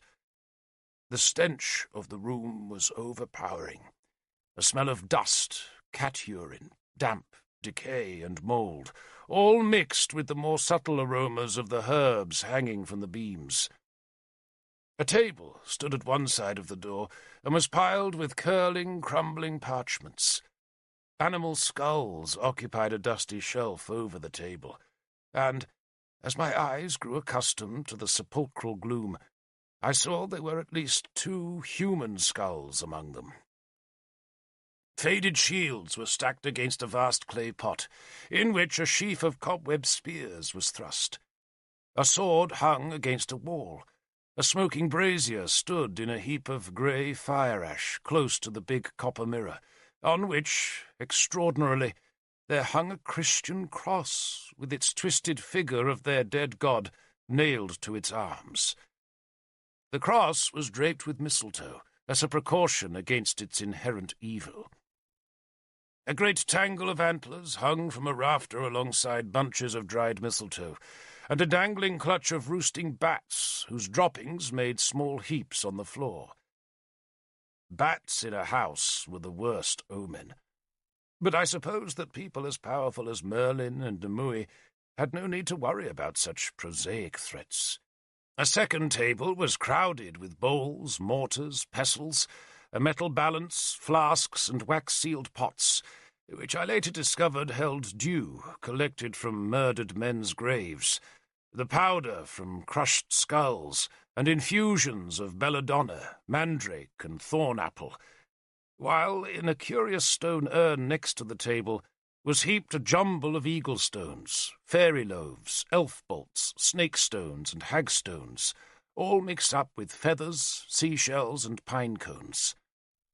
I had never seen a room so crowded, so filthy, or so fascinating, and I wondered if the chamber next door, Merlin's tower, was just as dreadfully wonderful.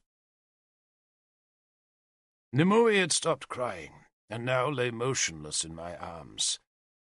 She must have sensed my wonder and revulsion at the room. "He throws nothing away," she said wearily. "Nothing." I did not speak, but just soothed and stroked her. For a while she lay exhausted, but then, when my hand explored the cloak over one of her small breasts, she twisted angrily away. "If that's what you want," she said, "go and see Sybil."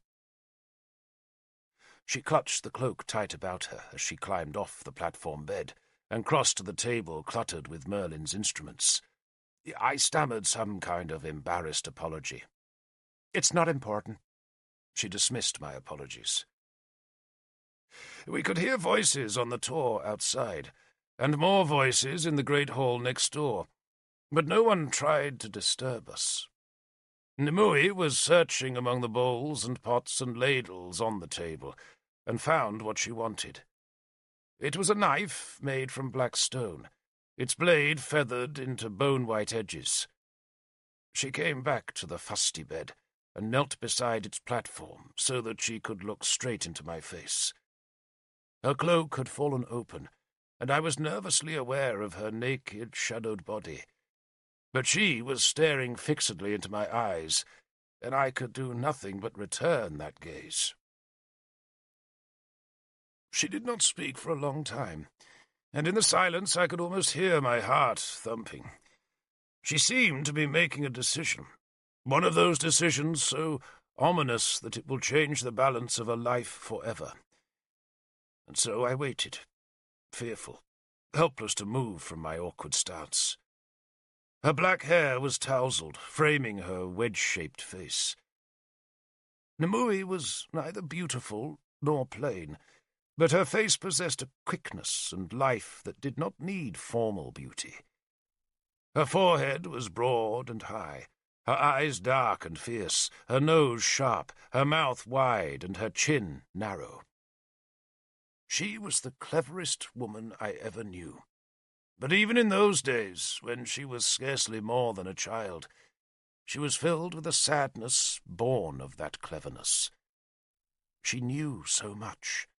She was born knowing, or else the gods had given her that knowledge when they had spared her from drowning. As a child, she had often been full of nonsense and mischief, but now, bereft of Merlin's guidance, but with his responsibilities thrust on her thin shoulders, she was changing. I was changing too, of course, but my change was predictable, a bony boy turning into a tall young man. Nimue was flowing from childhood into authority. That authority sprang from her dream. A dream she shared with Merlin, but one that she would never compromise as Merlin would. Nimue was for all, or she was for nothing.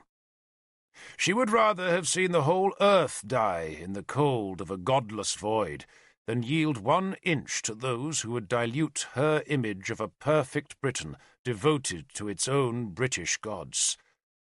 And now, kneeling before me, she was, I knew, judging whether I was worthy to be a part of that fervent dream. She made her decision and moved closer to me. "Give me your left hand," she said. I held it out. She held my hand palm uppermost in her left hand, then spoke a charm. I recognized the names of Camulos, the war god, of Manawydan, Fab Chreir, Nimue's own sea god, of Agrona, the goddess of slaughter, and of Aranchod, the golden, the goddess of the dawn. But most of the names and words were strange, and they were spoken in such an hypnotic voice that I was lulled and comforted, careless of what Nimue said or did, until suddenly she slashed the knife across my palm, and then, startled, I cried out. She hushed me. For a second the knife cut lay thin across my hand. Then blood welled up. She cut her own left palm in the same way that she had cut mine, then placed the cut over mine and gripped my nerveless fingers with her own. She dropped the knife and hitched up a corner of her cloak, which she wrapped hard around the 2 bleeding hands. "Derfel," she said softly, "so long as your hand is scarred, and so long as mine is scarred, we are one. Agreed?" I looked into her eyes and knew this was no small thing, no childhood game, but an oath that would bind me throughout this world, and maybe into the next. For a second I was terrified of all that was to come. Then I nodded and somehow managed to speak. "Agreed," I said. "And so long as you carry the scar, Derfel," she said, "your life is mine. And so long as I carry the scar, my life is yours. Do you understand that?" "Yes," I said. My hand throbbed. It felt hot and swollen, while her hand felt tiny and chill in my bloody grip. "One day, Derfel," Nimue said, "I will call on you, and if you do not come, then the scar will mark you to the gods for a false friend, a traitor, and an enemy." "Yes," I said. She looked at me in silence for a few seconds, then crawled up onto the pile of furs and blankets, where she curled herself into my arms. It was awkward to lie together, for our 2 left hands were still bound, but somehow we made ourselves comfortable, and then lay still. Voices sounded outside, and dust drifted in the high dark chamber where the bats slept and the kittens hunted. It was cold, but Nimue pulled a pelt over the 2 of us, and then she slept, with her body's small weight numbing my right arm. I lay awake, filled with awe and confusion over what the knife had caused between us. She woke in the middle of the afternoon. "Gonlias is gone," she said sleepily, though how she knew I do not know. Then she extricated herself from my grip and from the tangled furs before unwrapping the cloak that was still twisted around our hands. The blood had crusted, and the scabs tore painfully away from our wounds as we pulled apart. Nimue crossed to the sheaf of spears and scooped up a handful of cobwebs that she slapped onto my bleeding palm. "It'll heal soon," she said carelessly. And then, with her own cut hand, wrapped in a scrap of cloth, she found some bread and cheese. "Aren't you hungry?" she asked. "Always." We shared the meal. The bread was dry and hard, and the cheese had been nibbled by mice. At least, Nimue thought it was mice. "Maybe the bats chewed it," she said. "The bats eat cheese." "I don't know," I said, then hesitated. "Was it a tame bat?" Yeah, I meant the animal that she had tied into her hair. I had seen such things before, of course, but Merlin would never talk of them, nor would his acolytes. But I suspected the odd ceremony of our bloody hands would let me into Nemui's confidence. And it did, for she shook her head. "It's an old trick to frighten fools," she said dismissively.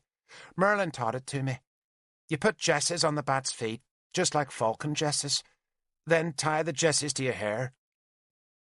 She ran her hand through her black hair, then laughed. "And it frightened Tanibers. Imagine that! And him a druid." I was not amused. I wanted to believe in her magic, not have it explained as a trick played with hawk leashes. "And the snakes?" I asked. "He keeps them in a basket. I have to feed them." She shuddered. Then she saw my disappointment. "What's wrong?"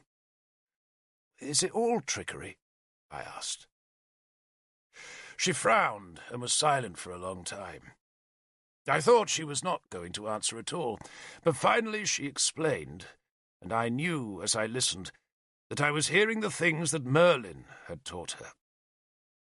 Magic, she said, happened at the moments when the lives of the gods and men touched, but such moments were not commanded by men. "I can't snap my fingers and fill the room with mist," she said, "but I've seen it happen. I can't raise the dead, though Merlin says he has seen it done.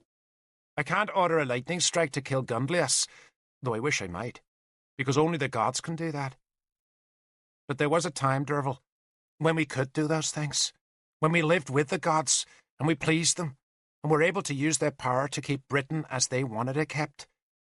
We did their bidding, you understand, but their bidding was our desire." She clasped her two hands to demonstrate the point, then flinched as the pressure hurt the cut on her left palm. "But then the Romans came," she said, "and they broke the compact." "But why?" I interrupted impatiently, for I'd heard much of this already.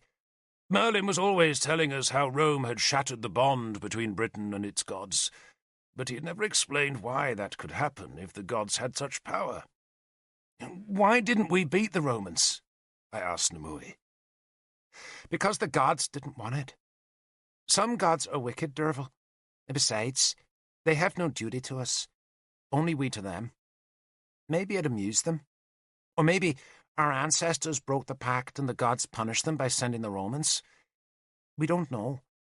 But we do know that the Romans are gone, and Merlin says we have a chance, just one chance, to restore Britain." She was talking in a low, intense voice. "We have to remake the old Britain, the real Britain, the land of gods and men.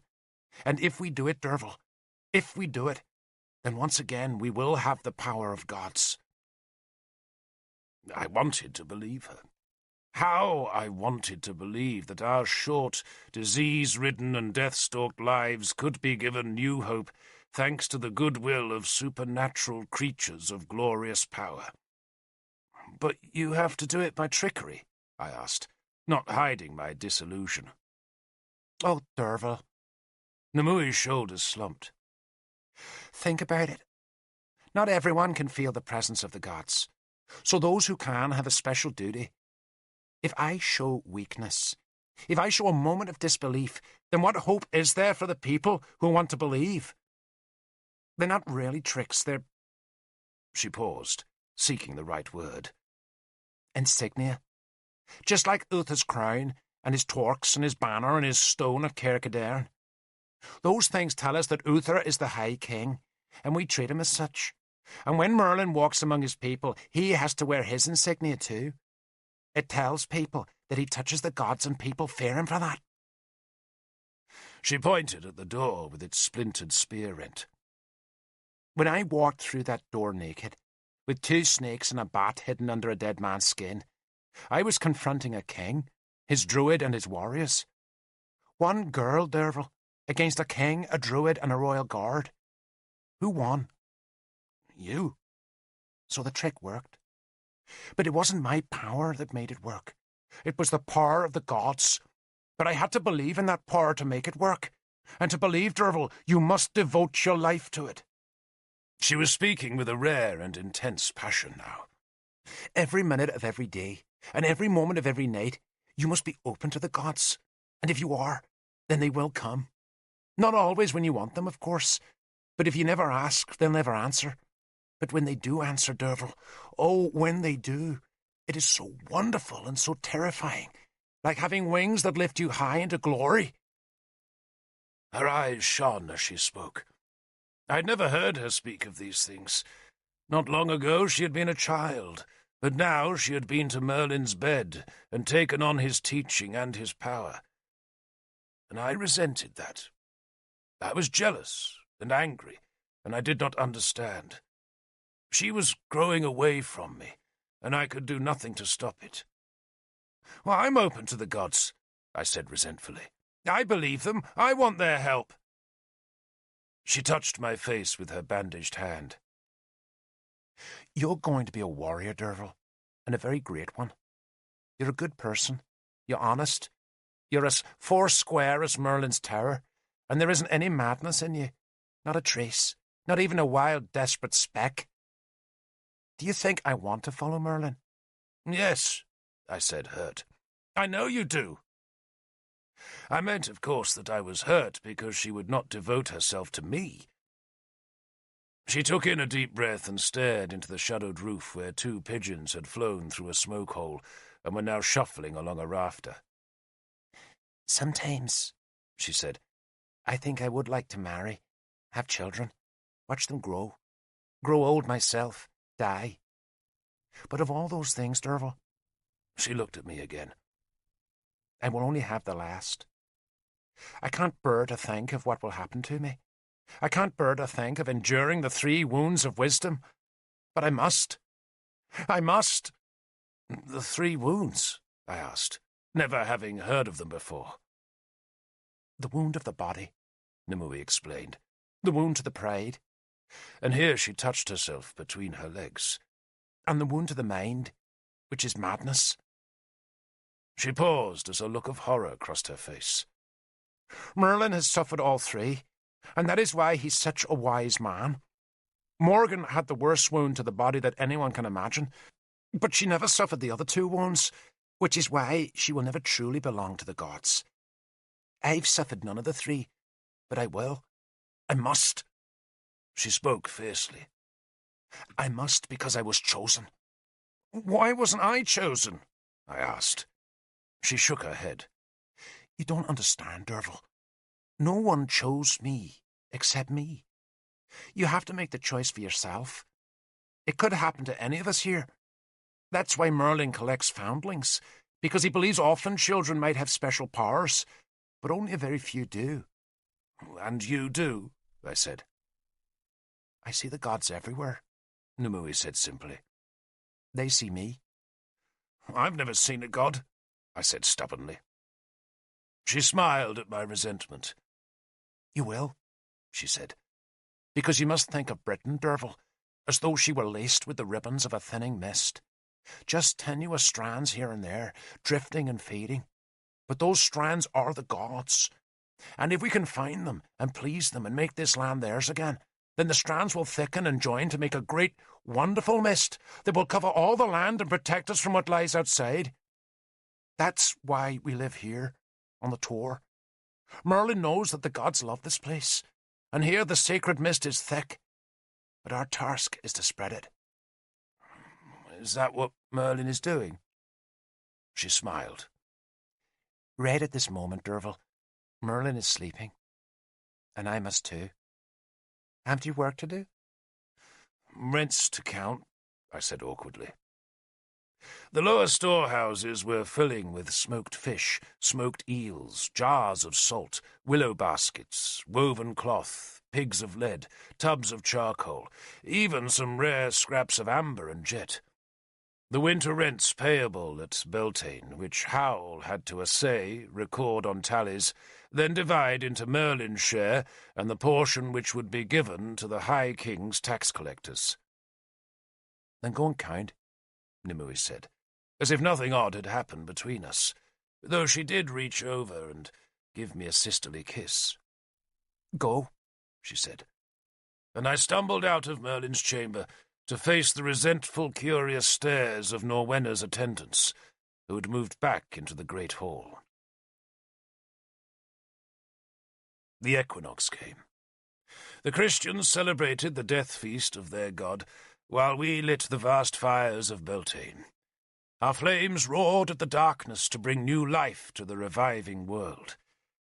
The first Saxon raiders were seen far in the east, but none came close to Innis-Widrin. Nor did we see Gunlias of Siluria again. Godovin, the clerk, supposed that the marriage proposal had come to nothing, and he gloomily forecast a new war against the northern kingdoms. Merlin did not return, nor did we hear any news of him. The Edling Mordred's baby teeth came. The first to show were in his lower gums, a good omen for a long life, and Mordred used the new teeth to bite Ralla's nipples bloody, though she went on feeding him so that her own plump son would suck a prince's blood along with his mother's milk. Nimue's spirits lightened as the days grew longer. The scars on our hands went from pink to white, and then to shadowy lines. Nimue never spoke of them. The High King spent a week at Caer Cadarn, and the Edling was carried there for his grandfather's inspection. Uther must have approved of what he saw, and the spring omens were all propitious.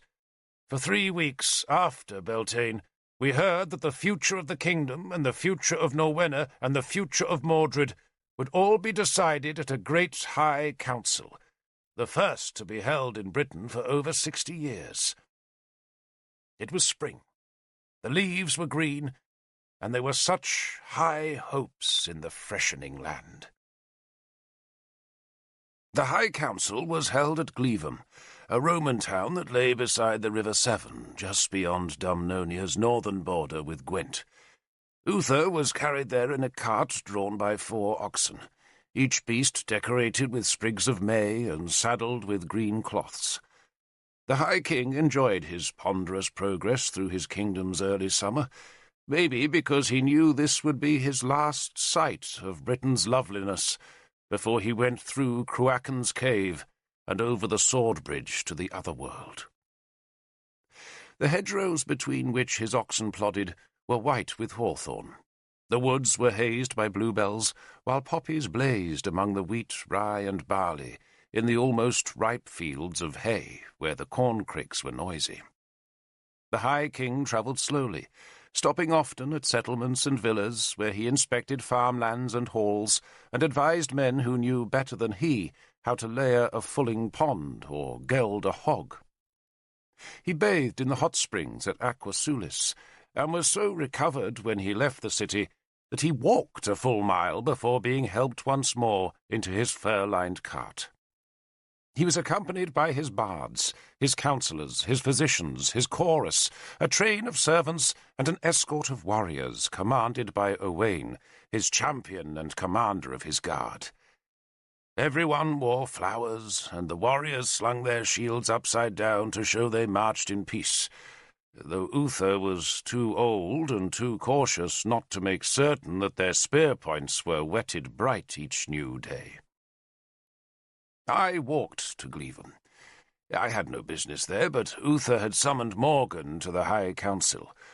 Women were not normally welcome at any councils, high or low, but Uther believed no one spoke for Merlin as Morgan did. And so, in his despair at Merlin's absence, he called for her. She was, besides, Uther's natural daughter, and the High King liked to say that there was more sense in Morgan's gold-wrapped head than in half his councillors' skulls put together. Morgan was also responsible for Norwenna's health, and it was Norwenna's future that was being decided, though Norwenna herself was neither summoned nor consulted. She stayed at Innis-Widrin, under the care of Merlin's wife, Gwendolen. Morgan would have taken no one but her slave, Sebule, to Glevum, but at the last moment Nimue calmly announced that she was also travelling there, and that I was to accompany her. Morgan made a fuss, of course, but Nimue met the older woman's indignation with an irritating calm. "I've been instructed," she told Morgan. And when Morgan shrilly demanded by whom, Nimue just smiled.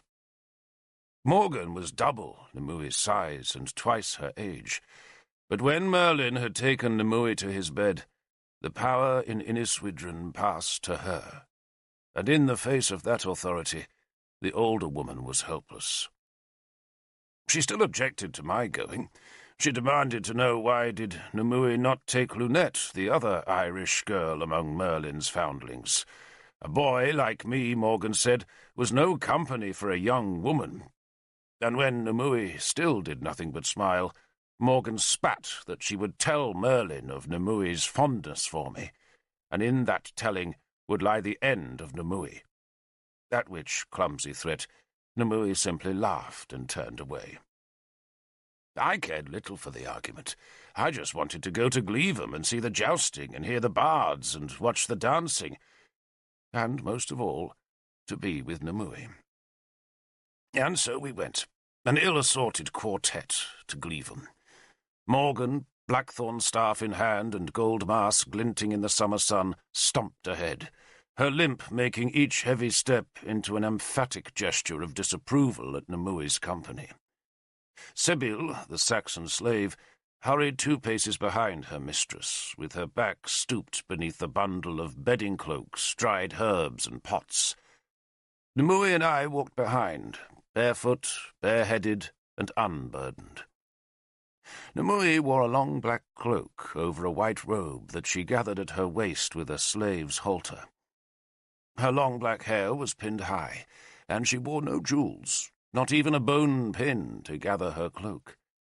Morgan's neck was circled with a heavy golden torque, and her dun-coloured cloak was clasped at her breast with 2 golden brooches, one cast as a triple-horned deer, and the other the heavy dragon ornament that Uther had given to her at Caer Cadarn. I enjoyed the journey. We took 3 days, a slow pace, for Morgan was an awkward walker, but the sun shone on us and the Roman road made our journey easy. At dusk we would find the nearest chieftain's hall and sleep as honoured guests in his straw-filled barn. Other travellers were few, and all made way for the bright blazon of Morgan's gold that was her symbol of high status. We had been warned against the masterless and landless men who robbed merchants on the high roads, but none threatened us, perhaps because Uther's soldiers had prepared for the High Council by scouring the woods and hills in search of brigands, and we passed more than a dozen rotting bodies staked at the road's sides as warnings. The serfs and slaves we met knelt to Morgan. Merchants made way for her, and only one traveller dared challenge our authority, a fierce bearded priest with his ragged following of wild-haired women. The Christian group was dancing down the road, praising their nailed god, but when the priest saw the gold mask covering Morgan's face and the triple antlers and wide-winged dragon of her brooches, he ranted at her as a creature of the devil. The priest must have thought that such a disfigured, hobbling woman would prove an easy prey to his taunting, but an errant preacher accompanied by his wife and holy whores was no match for Igraine's daughter, Merlin's ward, and Arthur's sister. Morgan gave the fellow a single thump on the ear with her heavy staff, a blow that knocked him sideways into a ditch thick with nettles, and then she walked on with scarce a backwards glance. The priest's women shrieked and parted, some prayed and others spat curses, but Nimue glided through their malevolence like a spirit. I carried no weapons, unless a staff and a knife count as a warrior's accoutrement. I'd wanted to carry both a sword and a spear to look like a grown man, but Howl had scoffed that a man was not made by wanting, but by doing. For my protection, he gave me a bronze torque that displayed Merlin's horned god at its finials. No one, he said, would dare challenge Merlin. Yet even so, without a man's weapons, I felt useless. Why, I asked Nimue, was I there? Because you're my oath friend, little one, Nimue said. I was already taller than she, but she used the term affectionately. And because you and I are chosen of Bel, and if he chooses us, then we must choose each other. Then why are the two of us going to Gleevham? I wanted to know. Because Merlin wants us there, of course. Will he be there? I asked eagerly. Merlin had been away so very long, and without him Innis Widrum was like a sky without its sun. No, she said calmly, though how she knew Merlin's desire in this matter I did not know, for Merlin was still far away, and the summons for the High Council had been issued long after his departure. And what will we do when we reach Gleevham? We'll know when we get there, she said mysteriously, and would explain no more. Gleevham, once I had grown accustomed to the overpowering stench of night soil, was marvellously strange. Other than some of the villas that had become farmsteads on Merlin's estates, this was my first time in a proper Roman place, and I gawked at the sights like a newborn chick. The streets were paved with fitted stones, and though they had canted in the long years since the Romans' departure, King Tudric's men had done their best to repair the damage by pulling up the weeds and sweeping away the soil, so that the city's 9 streets looked like stony watercourses in the dry season. It was hard to walk on them, and it made Nimue and me laugh to see horses trying to negotiate the treacherous stones. The buildings were as weird as the streets. We made our halls and houses out of wood, thatch, clay cob and wattle. But these Roman buildings were all joined together and made of stone and strange, narrow bricks, though over the years some of them had collapsed to leave ragged gaps in the long rows of low houses that were curiously roofed with baked clay tiles. The walled city guarded a crossing of the 7, and stood between 2 kingdoms, and near to a 3rd, and so it was a famous trading centre. Potters worked in the houses, goldsmiths stooped over their tables, and calves bellowed in a slaughter yard behind the marketplace that was crowded with country folk selling butter, nuts, leather, smoked fish, honey, dyed cloth, and newly sheared wool. Best of all, at least to my dazzled eyes, were King Tudric's soldiers. They were Romans, Nimue told me, or at least they were Britons taught the Roman ways, and all kept their beards clipped short, and were dressed alike in sturdy leather shoes and woolen hose beneath short leather skirts. The senior soldiers had bronze plates sewn onto their skirts, and when they walked, the armour plates would clank together like cowbells.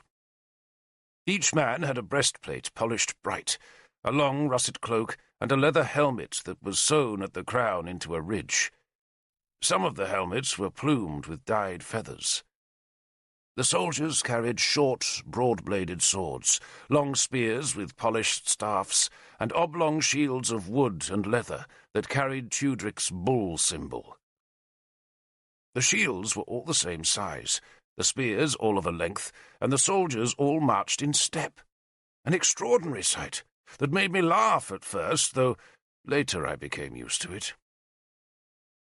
At the centre of the town, where the 4 streets from the 4 gates met in a wide, open square, there stood a vast and wondrous building.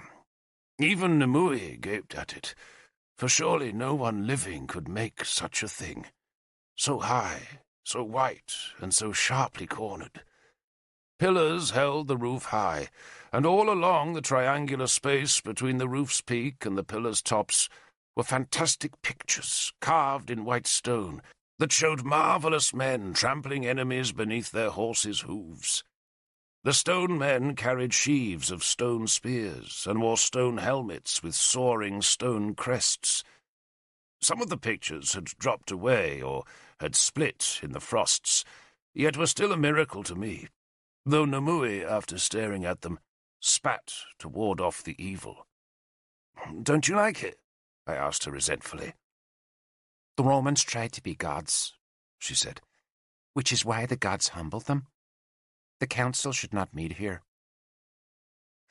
Yet Cleavham was where the High Council was summoned, and Nimue could not change it. Here, encompassed by Roman ramparts of earth and wood, the fate of Uther's kingdom was to be decided. The High King had already arrived by the time we reached the town. He was lodging in another high building that faced the pillared hall across the square. He showed neither surprise nor displeasure that Nimue had come, perhaps because he thought she was merely a part of Morgan's retinue, and he gave us all a single room in the back of the house where the kitchen smoked and the slaves squabbled. The High King's soldiers looked drab beside Tudric's shining men. Our soldiers wore their hair long and their beards wild. They had patched and frayed cloaks of different colours and carried long, heavy swords, rough, shafted spears, and round shields, on which Uther's dragon symbol looked crude beside Tudric's carefully painted bulls. For the first 2 days there were celebrations. Champions of the two kingdoms fought mock fights outside the walls, though when Owain, Uther's champion, went into the arena, King Tudric was forced to pit 2 of his best men against him. Dumnonia's famous hero was reputed to be invincible, and he looked it as he stood with the summer sun glinting off his long sword. He was a huge man, with tattooed arms, a matted bare chest, and a bristling beard decorated with warrior rings forged from the weapons of defeated enemies. His fight against Tudric's 2 champions was supposed to be a mock battle, but the mockery was hard to see as the 2 heroes of Gwent took their turns to attack him. The 3 men fought as though they were filled with hate, and exchanged sword blows that must have rung north into distant Powys, and after a few minutes their sweat was mixed with blood. Their blunt swords' edges were dented, and all 3 men were limping. But Owain was still getting the best of the bout. Despite his size, he was fast with a sword, and his blows carried crushing weight. The crowd, which had gathered from all the country thereabouts, and was thus drawn from both Uther's and Tudric's kingdoms, was shouting like wild beasts to urge their men on to massacre, and Tudric, seeing the passion, threw down his staff to end the fight. "We are friends, remember?"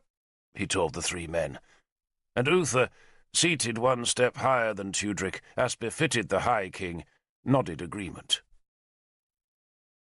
Uther looked gross and ill. His body was swollen with fluid, his face was yellowing and slack, his breathing laboured. He had been carried to the fighting field in a litter, and was swathed on his throne in a heavy cloak that hid his jewelled belt and bright torque. King Tudric dressed as a Roman. Indeed, his grandfather had been a real Roman, which must have explained his foreign-sounding name. The king wore his hair clipped very short, with no beard, and was swathed in a white toga folded intricately at one shoulder. He was tall, thin, and graceful in his movements, and though he was still a young man, the sad, wise look of his face made him seem much older. His queen, Enid, wore her hair in a weird, plaited spiral that was piled so precariously on top of her skull that she was forced to move with the angular awkwardness of a newborn colt. Her face was caked with a white paste that fixed her with a vacant expression of perplexed boredom. Her son, Murig, the Edling of Gwent, was a fidgety child of 10, who sat at his mother's feet and was struck by his father every time he picked his nose. After the fighting, the harpists and bards had their contest. Cinear, the bard of Gwent, sang the great tale of Uther's victory over the Saxons at Caer Idern. Later I realized that Tudric must have ordered it as a tribute to the High King, and certainly the performance pleased Uther, who smiled as the verses rolled by, and nodded whenever a particular warrior was praised. Cinear claimed the victory in a ringing voice, and when he came to the lines which told how Owain had slaughtered Saxons by the 1,000, He turned towards the tired, battered fighter, and one of Tudric's champions, who only an hour before had been trying to beat the big man down, stood and raised Owain's sword arm. The crowd roared. Then they laughed as Sinir adopted a woman's voice to describe the Saxons pleading for mercy. He began to run about the field in little panicked steps, crouching as though hiding, and the crowd loved it. I loved it too, for you could almost see the hated Saxons cowering in terror, and smell the stench of their death blood, and hear the wings of the ravens coming to gorge on their flesh. And then Sinir straightened to his full height, and let his cloak drop away, so that his blue-painted body was naked, and he sang the tribute song of the gods, who had watched their champion, High King Uther of Dumnonia, the Pendragon of Britain, beat down the kings and chiefs and champions of the foe. Then, naked still, the bard prostrated himself before Uther's throne. Uther fumbled beneath his shaggy cloak to find a torque of yellow gold that he tossed towards Sinir. His throw was feeble, and the torque fell on the edge of the wooden dais where the two kings sat. Nimue blanched at the bad omen, but Tudric calmly picked up the torque and carried it to the white-haired bard, whom the king raised up with his own hands. After the bards had sung, and just as the sun was setting behind the low dark rill of western hills that marked the edge of the Silurian lands, a procession of girls brought flowers for the queens. But there was only one queen on the dais, Enid. For a few seconds the girls carrying the heaps of flowers meant for Uther's lady did not know what to do, but Uther stirred himself and pointed at Morgan, who had her own bench beside the dais, so the girls swerved aside and heaped the irises, meadowsweet, and bee-orchids before her. "She looks like a dumpling," Nimue hissed in my ear, "garlanded with parsley." On the night before the High Council, there was a Christian service in the big hall of the great building in the town's centre. Tudric was an enthusiastic Christian, and his followers thronged the hall that was lit by flaming torches set into iron beckets on the walls. It had rained that evening, and the crowded halls stank of sweat, damp wool, and wood smoke. The women stood on the left side of the hall, and the men on the right, though Nimue calmly ignored the arrangement and climbed onto a pedestal that stood behind the dark crowd of cloaked, bare-headed men. There were other such pedestals, most crowned with statues, but our plinth was empty and provided ample space for the two of us to sit and stare at the Christian rites, though at first I was more astonished by the hall's vast interior that was higher, wider, and longer than any feasting hall I had ever seen, so huge that sparrows lived inside, and must have thought the Roman hall a whole wide world. The sparrow's heaven was a curved roof supported by squat brick pillars that had once been covered by smooth white plasterwork, on which pictures had been painted. Fragments of the pictures remained. I could see a red outline of a running deer, a sea creature with horns and forked tail, and two women holding a twin-handled cup. Uther was not in the hall, but his Christian warriors attended, and Bishop Bedwin, the High King's counsellor, helped with the ceremonies that Nimue and I watched from our eyrie, like two naughty children eavesdropping on their elders. King Tudric was there, and with him some of the client kings and princes who would be at the High Council the next day. Those great ones had seats at the front of the hall, but the mass of firelight shone not around their chairs, but on the Christian priests gathered about their table. It was the first time I had ever seen such creatures at their rites. "What exactly is a bishop?" I asked Nimue. "Like a druid," she said. And indeed, like druids, all the Christian priests wore the front part of their skulls shaven, clean. "Except they have no training," Nimue added derisively. "And know nothing." "Are they all bishops?" I asked. For there were a score of shaven men coming and going, bobbing down and bobbing up around the firelit table at the hall's far end. No, some are just priests. They know even less than the bishops. She laughed. No priestesses? I asked. In their religion, she said scornfully, women have to obey men. She spat against that evil, and some of the nearby warriors turned disapproving looks on her. Nimue ignored them. She was swathed in her black cloak, with her arms clasped about her knees, which were drawn tight up against her breasts. Morgan had forbidden us to attend the Christian ceremonies, but Nimue no longer took Morgan's orders. In the firelight, her thin face was shadowed dark, and her eyes shone. The strange priests chanted and intoned in the Greek tongue that meant nothing to either of us.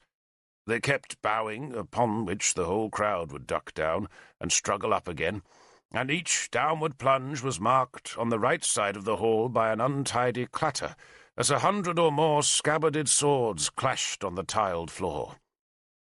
The priests, like druids, held their arms straight out from their sides when they prayed. They wore strange robes that looked something like Tudric's toga, and were covered with short, decorated cloaks.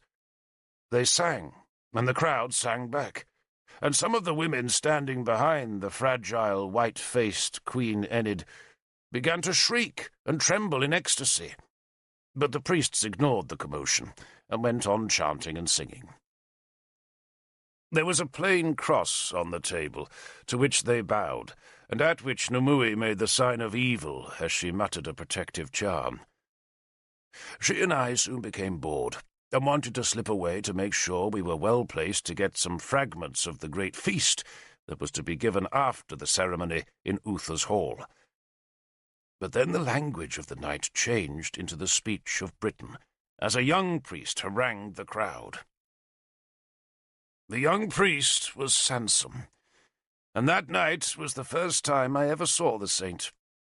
He was very young then, much younger than the bishops, but he was considered to be a coming man, the hope of the Christian future, and the bishops had deliberately given him the honour of preaching this sermon as a means of advancing his career. Sansom was always a thin man, short of stature, with a sharp, clean-shaven chin and a receding forehead, above which his tonsured hair stuck up stiff and black like a thorn hedge, though the hedge had been more closely trimmed on top than at its edges, and thus had left him with a pair of black, bristly tufts that stuck out just above his ears. "He looks like Lutigern," Nimue whispered to me, and I laughed aloud, for Lutigern is the mouse-lord of children's stories, a creature full of boasts and bravado, but always running away when puss appears. Yet this tonsured mouse-lord could certainly preach. I'd never heard the blessed gospel of our Lord Jesus Christ before that night, and I sometimes shiver when I think how ill I took that first sermon. But I will never forget the power of its delivery. Sansom stood on a second table, so that he could see and be seen, and sometimes in the passion of his preaching he threatened to fall off the edge and had to be restrained by his fellow priests. I was hoping he would fall, yet somehow he always recovered his balance. His preaching began conventionally enough. He thanked God for the presence of the great kings and mighty princes who had come to hear the gospel. Then he paid King Tudric some pretty compliments before launching himself into a diatribe which set out the Christian view of the state of Britain. It was, I realized later, more of a political speech than a sermon. The Isle of Britain, Sansom said, was beloved of God. It was a special land, set apart from other lands and girdled by a bright sea to defend it from pestilences, heresies, and enemies. Britain, he went on, was also blessed by great rulers and mighty warriors. Yet of late the island had been riven by strangers, and its fields, barns, and villages had been put to the sword. The heathen Sais, the Saxons, were taking the land of our ancestors and turning it to waste. The dread Sace desecrated the graves of our fathers. They raped our wives and slaughtered our children. And such things could not happen, Sansom asserted, unless they were the will of God. And why would God so turn his back upon his special and beloved children? Because, he said, those children had refused to hear his holy message. The children of Britain still bowed down to wood and stone. The so-called sacred groves still stood, and their shrines still held the skulls of the dead and were washed with the blood of sacrifices. Such things might not be seen in the towns, Sansom said, for most towns were filled with Christians, but the countryside, he warned us, was infested with pagans. There might be few druids left in Britain, yet in every valley and farmland there were men and women who acted like druids, who sacrificed living things to dead stone, and who used charms and amulets to beguile the simple people. Even Christians, and here Sansom scowled at his congregation, carried their sick to heathen witches, and took their dreams to pagan prophetesses. And so long as those evil practices were encouraged, so long would God curse Britain with rape and slaughter and Saxons. He paused there to draw breath, and I touched the talk about my neck, because I knew this ranting mouse-lord was the enemy of my master Merlin, and of my friend Nimue. "We had sinned," Sansom suddenly shouted, spreading his arms as he teetered at the table's edge, "and we all had to repent. The kings of Britain," he said, "must love Christ and his blessed mother, and only when the whole of the British race was united in God would God unite the whole of Britain." By now the crowd was responding to his sermon, calling out agreement, praying aloud to their God for mercy, and shouting for the death of the druids and their followers. It was terrifying. "Come," Nimue whispered to me. "I've heard enough." We slipped off the pedestal and eased our way through the crowd that filled the vestibule beneath the hall's outer pillars. To my shame, I held my cloak up to my beardless chin, so that no one would see my talk as I followed Nimue down the steps into the windy square that was lit on all sides by blustering torch flames. A small rain was spitting out of the west to make the stones of the square shine in the firelight. Tudric's uniformed guards stood motionless all around the square's edge, as Nimue led me into the very centre of the wide space, where she stopped and suddenly began to laugh. At first it was a chuckle. Then it was the laughter of jest that turned into a fierce mockery, that changed into a defiant howl, that beat up past the roofs of Gleevem to echo out towards the heavens and end in a maniacal screech as wild as the death cry of a cornered beast. She turned around as she sounded the screech, turned sunwise from the north to the east to the south to the west, and so back north again, and not one soldier stirred. Some of the Christians in the portico of the great building looked at us in anger, but did not interfere. Even Christians recognized someone being touched by the gods, and none of them dared lay a hand on Nimue. When her breath was ended, she sank down to the stones. She was silent, a tiny figure crouched beneath a black cape, a shapeless thing shuddering at my feet. "Oh, little one," she finally said in a tired voice. "Oh, my little one." "What is it?" I asked.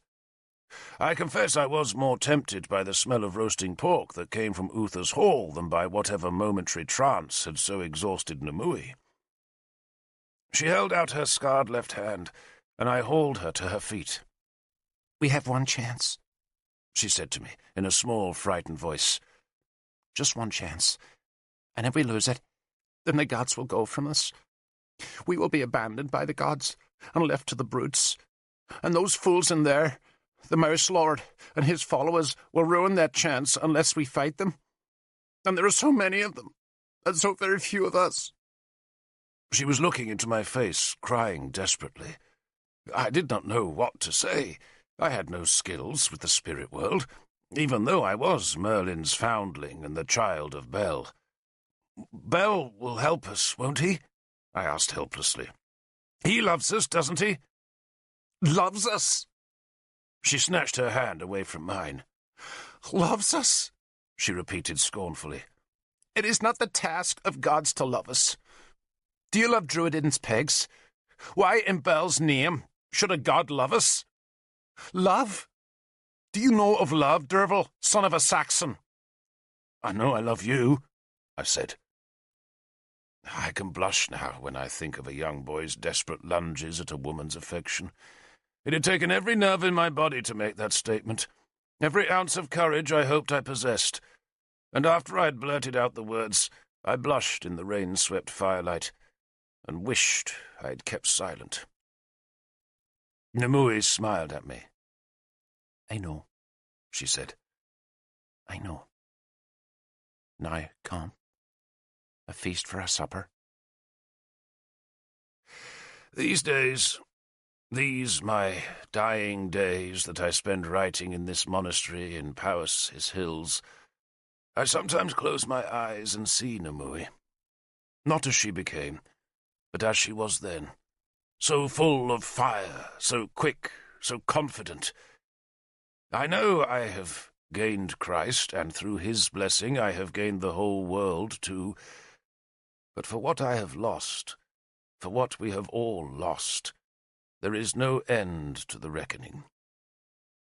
We lost everything. The feast was wonderful.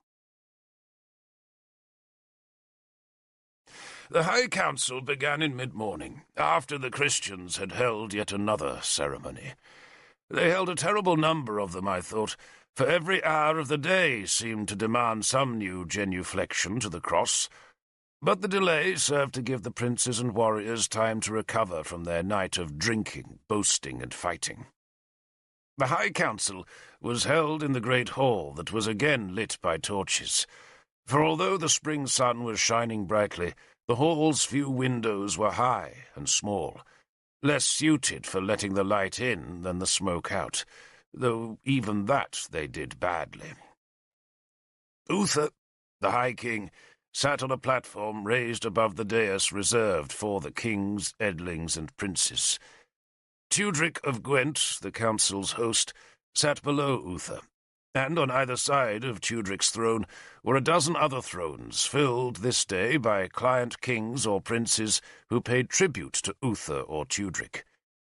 Prince Cadwy of Isker was there, and King Melwas of the Belgi, and Prince Geraint, Lord of the Stones, while distant Cernau, the savage kingdom at Britain's western tip, had sent its edling, Prince Tristan, who sat swathed in wolf fur at the dais' edge, next to one of the two vacant thrones. In truth, the thrones were nothing more than chairs fetched from the feasting hall and tricked out with saddlecloths, and in front of each chair, resting on the floor and leaning against the dais, were the shields of the kingdoms. There had been a time when 33 shields might have rested against the dais, but now the tribes of Britain fought amongst themselves, and some of the kingdoms had been buried in Chogir by Saxon blades. One of the purposes of this High Council was to make peace between the remaining British kingdoms, a peace that was already threatened because Powys and Siluria had not come to the council. Their thrones were empty, mute witness to those kingdoms' continuing enmity towards Gwent and Dumnonia. Directly before the kings and princes, and beyond a small open space that had been left for the speech-making, sat the councillors and chief magistrates of the kingdoms. Some of the councils, like those of Gwent and Dumnonia, were huge, while others comprised only a handful of men.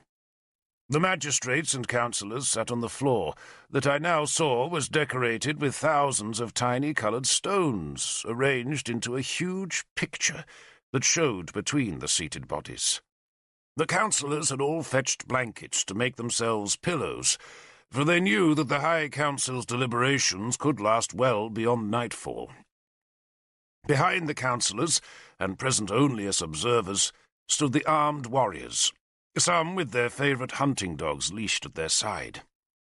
I stood with those armed warriors, my bronze, synonous-headed talk all the authority I needed to be present.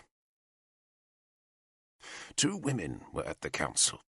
Only 2, yet even their presence had caused murmurs of protest among the waiting men, until a flicker of Uther's eyes had stilled the grumbling. Morgan sat directly in front of Uther.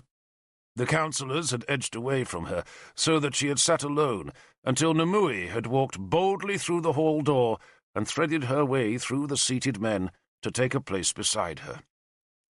Nimue had entered with such calm assurance that no one had tried to stop her. Once seated, she stared up at High King Uther as though daring him to eject her, but the king ignored her arrival. Morgan also ignored her young rival, who sat very still and very straight-backed. She was dressed in her white linen shift with its thin leather slave belt, and among the heavy-caped, grey-haired men she looked slight and vulnerable. The High Council began, as all councils did, with a prayer. Merlin, if he had been present, would have called on the gods, but instead Bishop Conrad of Gwent offered a prayer to the Christian god. I saw Sansom sitting in the ranks of the Gwent councillors, and noted the fierce look of hatred he shot at the 2 women when they did not bow their heads as the bishop prayed. Sansom knew the women came in Merlin's place. After the prayer, the challenge was given by Owain, Dumnonia's champion, who had taken on Tudric's best men 2 days before. A brute, Merlin always called Owain, and he looked like a brute as he stood before the High King, with his face still blood-scabbed from the fight, with his sword drawn and with a thick wolf-fur cloak draped around the humped muscles of his huge shoulders. "Does any man here," he growled, "dispute Uther's right to the high throne?" No one did. Owain, looking somewhat disappointed at being denied the chance to slaughter a challenger, sheathed his sword and sat uncomfortably among the councillors. He would much rather have stood with his warriors. News of Britain was given next. Bishop Bedwin, speaking for the High King, reported that the Saxon threat to the east of Dumnonia had been diminished, though at a price too heavy for contemplation. Prince Mordred, Edling of Dumnonia and a warrior whose fame had reached to the ends of the earth, had been killed in the hour of victory. Uther's face showed nothing as he listened to the oft-told tale of his son's death. Arthur's name was not mentioned, even though it had been Arthur who had snatched the victory from Mordred's clumsy generalship, and everyone in the hall knew it. Bedwin reported that the defeated Saxons had come from the lands once governed by the Catuvelan tribe, and that, although they had not been ejected from all that ancient territory, they had agreed to pay a yearly tribute to the High King of gold, wheat, and oxen. Pray God, he added, that the peace would last. "Pray God," King Tudric intervened, "that the Saxons will be ejected from those lands." His words prompted the warriors at the back and sides of the hall to rap their spear shafts against the pavement, and at least one spear broke through the small mosaic tiles. Dogs howled. To the north of Dumnonia, Bedwin continued calmly, when the rough applause had ended. Peace reigned, thanks to the all-wise treaty of friendship that existed between the great High King and the noble King Tudric. To the west, and here Bedwin paused to bestow a smile on the handsome young Prince Tristan, there was also peace. "The kingdom of Cornwell," Bedwin said, "keeps itself to itself. We understand King Mark has taken a new wife, and we pray that she, like her distinguished predecessors, will keep her master fully occupied." That provoked a murmur of laughter. "What wife is this?" Uther demanded suddenly. "His fourth or fifth?" "I believe my father has lost count himself, High Lord," Tristan said, and the hall bellowed with laughter. More tiles broke under spear butts, and one of the small fragments skittered over the floor to lodge against my foot. Agricola spoke next. His was a Roman name, and he was famous for his adhesion to Roman ways. Agricola was Tudric's commander, and though an old man now, he was still feared for his skill in battle.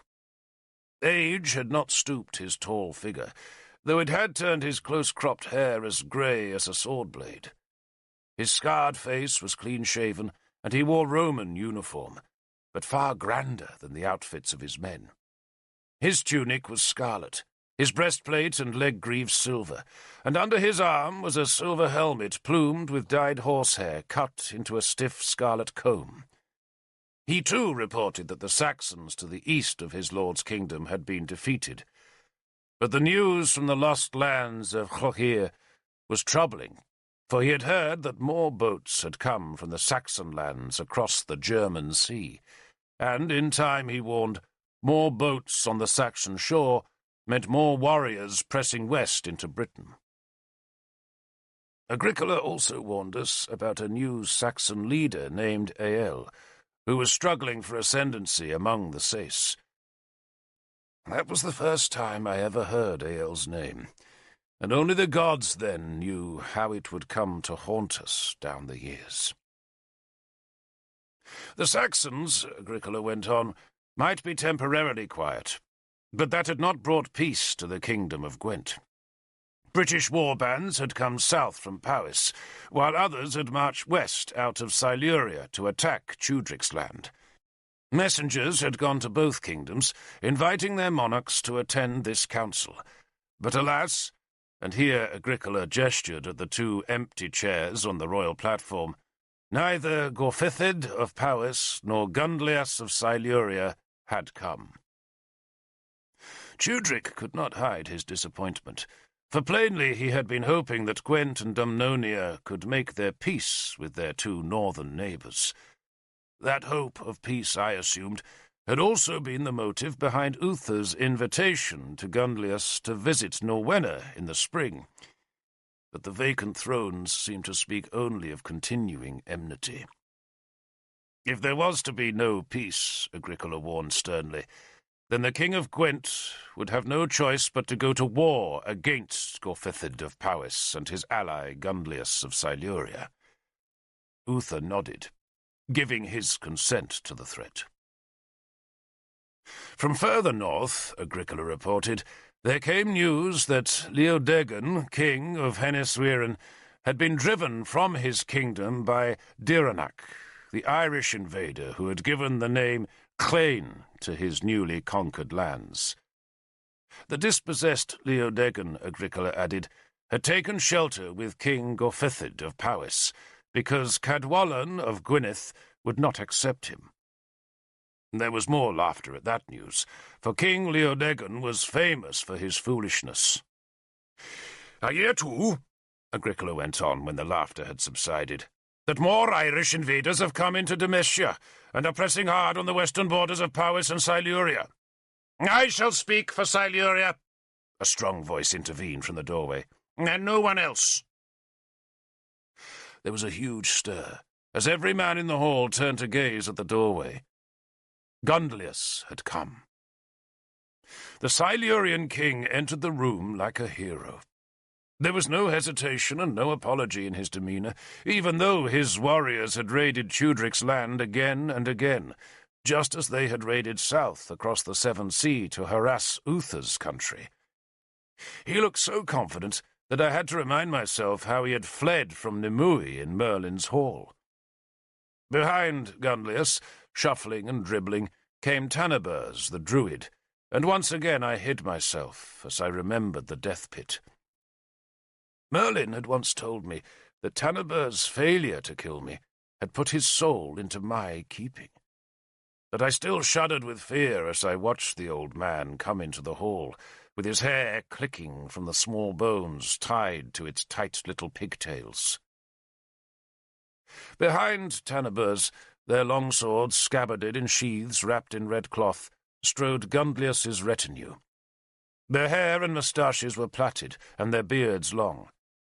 They stood with the other warriors, edging them aside to make a solid phalanx of proud men come to their enemy's high council, while Taniburs, draped in his dirty grey robe embroidered with crescent moons and running hares, found a space among the councillors. Owain, scenting blood, had stood to bar Gundlius's path, but Gundlius offered the High King's champion the hilt of his sword to show that he came in peace. Then he prostrated himself on the mosaic floor in front of Uther's throne. "Rise, Gundlius ap Mylir, King of Siluria," Uther commanded, then held out her hand in welcome. Gundlius climbed the dais and kissed the hand, before unslinging the shield with its blazon of a fox mask from his back. He placed it with the other shields, then took his throne and proceeded to look brightly about the hall, as though he were very pleased to be present. He nodded to acquaintances, mouthing surprise at seeing some and smiling at others. All the men he greeted were his enemies, yet he slouched in the chair as though he sat by his own hearth. He even hooked a long leg over the chair's arm. He raised an eyebrow when he saw the two women, and I thought I detected a flicker of a scowl as he recognized Nimue.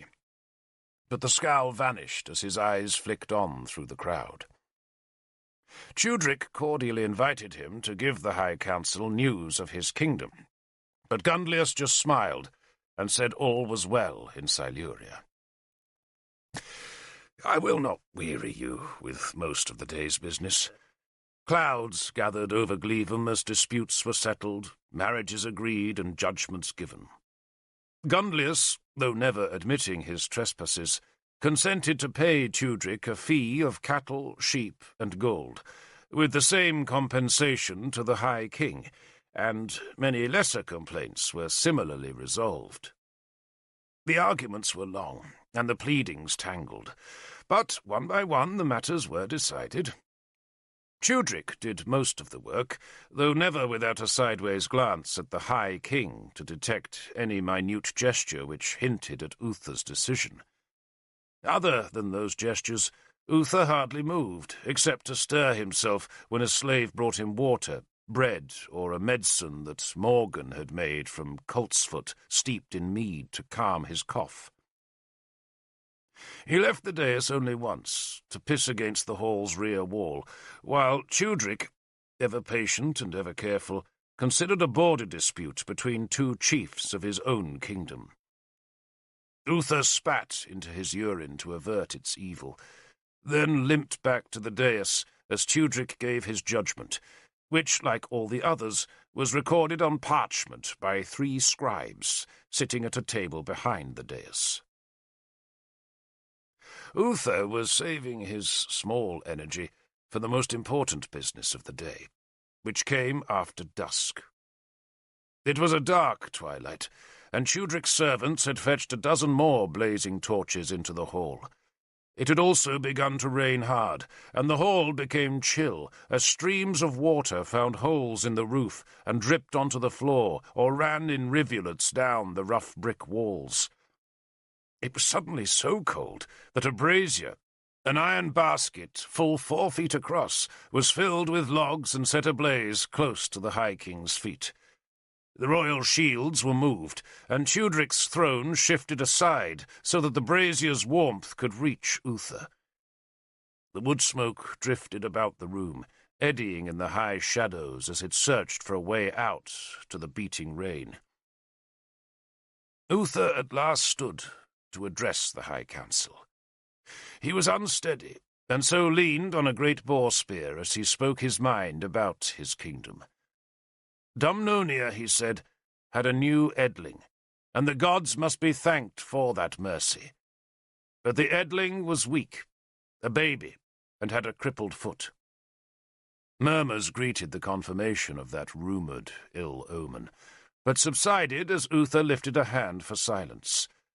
The smoke wreathed about him, giving him a spectral look, as though his soul was already clad in his other world's shadow body. Gold glinted at his neck and on his wrists, and a thin fillet of gold, the High King's crown, circled his straggling white hairs. "I am old," he said, "and I will not live long." He calmed the protests with another feeble wave of his hand. "I do not claim my kingdom to be above any other in this land, but I do say that if Dumnonia falls to the Saxons, then all Britain will fall. If Dumnonia falls, then we lose our links to Armorica and our brethren beyond the sea.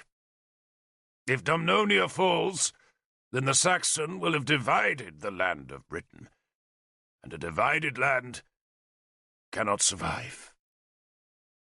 He paused, and for a second I thought he was too tired to continue. But then that great bull's head reared up, and he spoke again. "The Saxons must not reach the Severn Sea!" He shouted that creed, which had been at the very heart of his ambitions all these years. So long as the Saxons were hemmed in by Britons, then there was a chance that they could one day be driven back into the German Sea. But if they once reached our western coast, then they would have divided Dumnonia from Gwent, and the Britons of the south from the Britons of the north. "The men of Gwent," Uther went on, "are our greatest warriors." And here he nodded in tribute to Agricola. "But it is no secret that Gwent lives on Dumnonian bread. Dumnonia must be held, or Britain will be lost. I have a grandson, and the kingdom is his. The kingdom is Mordred's to rule when I die. That is my law." And here he stamped his spear on the platform, and for a moment the old hard force of the Pendragon shone from his eyes.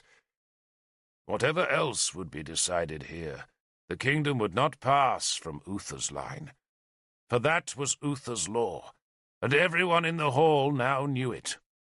All that remained was to decide how the crippled child should be protected until he was old enough to assume the kingship for himself.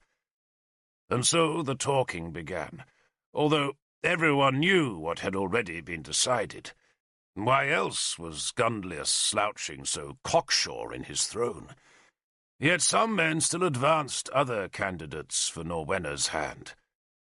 Prince Geraint, the Lord of the Stones, who held Dumnonia's Saxon borderlands, proposed Murig ap Tudrig, Gwent's Edling. But everyone in the hall knew that the proposal was merely a way of flattering Tudrig, and would never be accepted, because Murig was a mere nose-picking child who had no chance of holding Dumnonia against the Saxons. Geraint, his duty done, sat and listened as one of Tudric's councillors proposed Prince Kynaglas, Gorfethed's eldest son, and thus the Edling of Powys. A marriage to the enemy's crown prince, the councillor claimed, would forge a peace between Powys and Dumnonia, the two most powerful British kingdoms. But the suggestion was ruthlessly beaten down by Bishop Bedwin, who knew his master would never bequeath his kingdom to the care of a man who was the son of Tudric's bitterest enemy. Tristan, Prince of Kernau, was another candidate, but he demurred, knowing full well that no one in Dumnonia would trust his father, King Mark. Meriadoc, Prince of Strongor, was suggested, but Strongor, a kingdom east of Gwent, was already half lost to the Saxons, and if a man could not hold his own kingdom, how could he hold another? What of the royal houses in Armorica, someone asked, but no one knew whether the princes across the sea would abandon their new land of Brittany to defend Dumnonia. Gundlius. It all came back to Gunlius. But then Agricola spoke the name that almost every man in the hall both wanted to hear and feared to hear. The old soldier stood, his Roman armour bright and his shoulders braced, and he looked Uther the Pendragon straight in his rheumy eyes. "Arthur," Agricola said. "I propose Arthur." Arthur. The name resounded in the hall. Then the dying echo was drowned by the sudden clatter of staves thumping on the floor. The applauding spearmen were warriors of Dumnonia, men who had followed Arthur into battle and knew his worth. But their rebellion was brief. Uther the Pendragon, High King of Britain, raised his own spear and brought it down once. There was an immediate silence, in which only Agricola still dared to challenge the High King.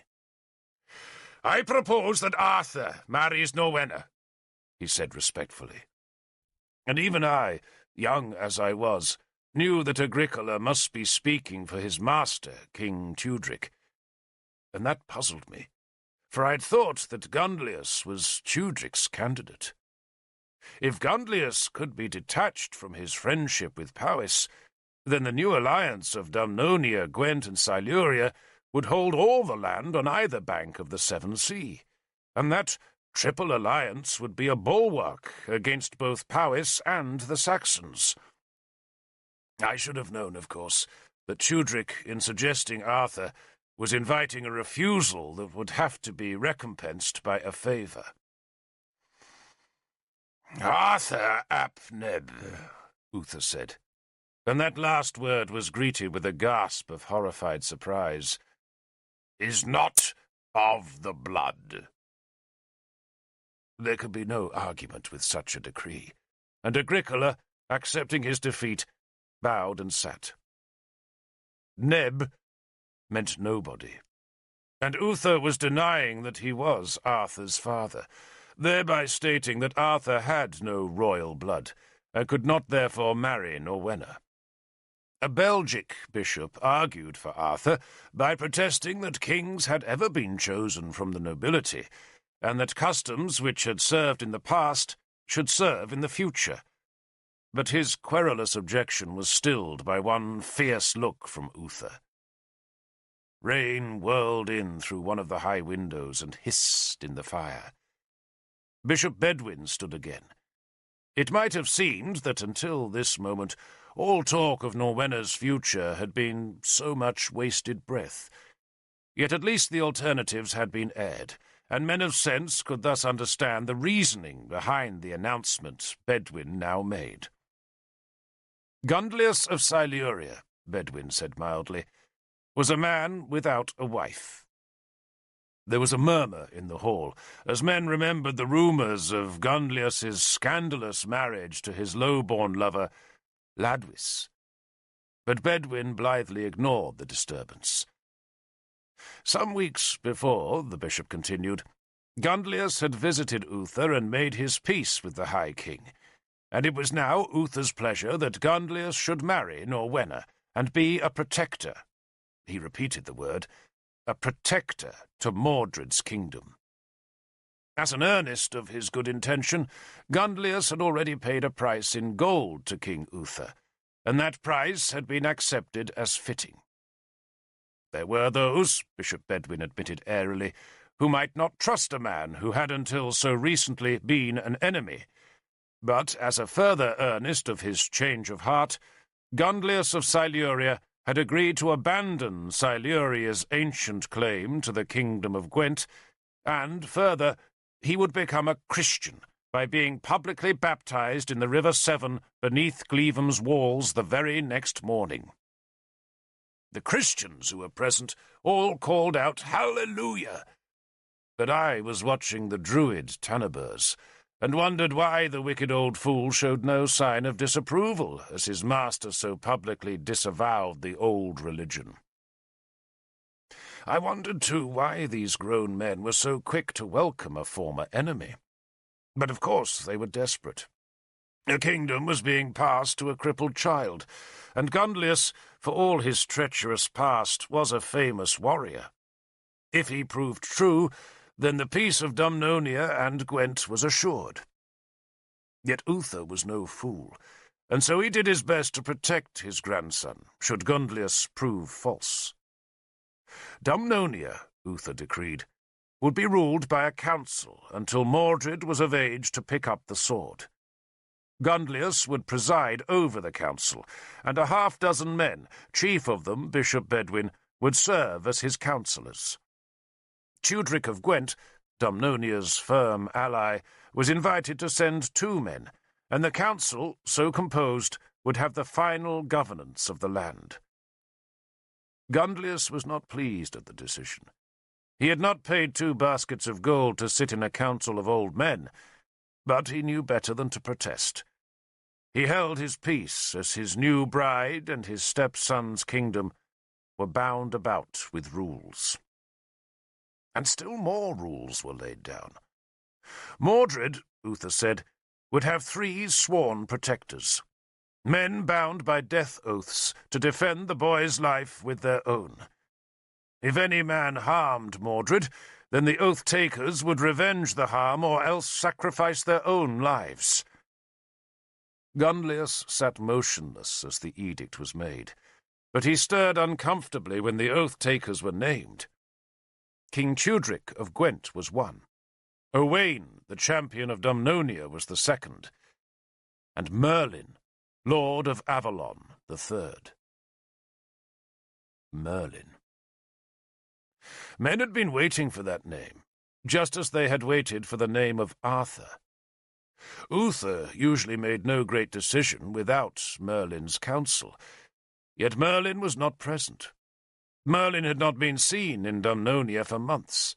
Merlin, for all any man knew, might be dead. It was then that Uther looked at Morgan for the first time. She must have squirmed when her brother's paternity was denied, and with it her own, but she had not been commanded to the High Council as Uther's bastard daughter, but as Merlin's trusted prophetess. After Tudric and Owain had sworn their death oaths, Uther gazed at the one-eyed, crippled woman. The Christians in the hall made the sign of the cross, which was their way of guarding against the evil spirits. "Well?" Uther prompted Morgan. Morgan was nervous. What was needed of her was an assurance that Merlin, her companion in mystery, would accept the high charge imposed by the oath. She was there as a priestess, not as a counsellor, and should have answered like a priestess. She did not, and her answer was insufficient. "My Lord Merlin will be honoured by the appointment, High Lord," she said. Nimue screamed.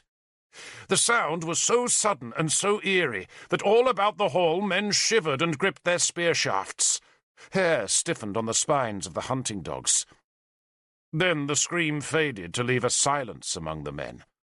Smoke gusted in great firelit shapes in the hall's dark roof, where the rain beat on the tiles, and then, in the scream's wake and far off in the storm-shaken night, there was the sound of thunder.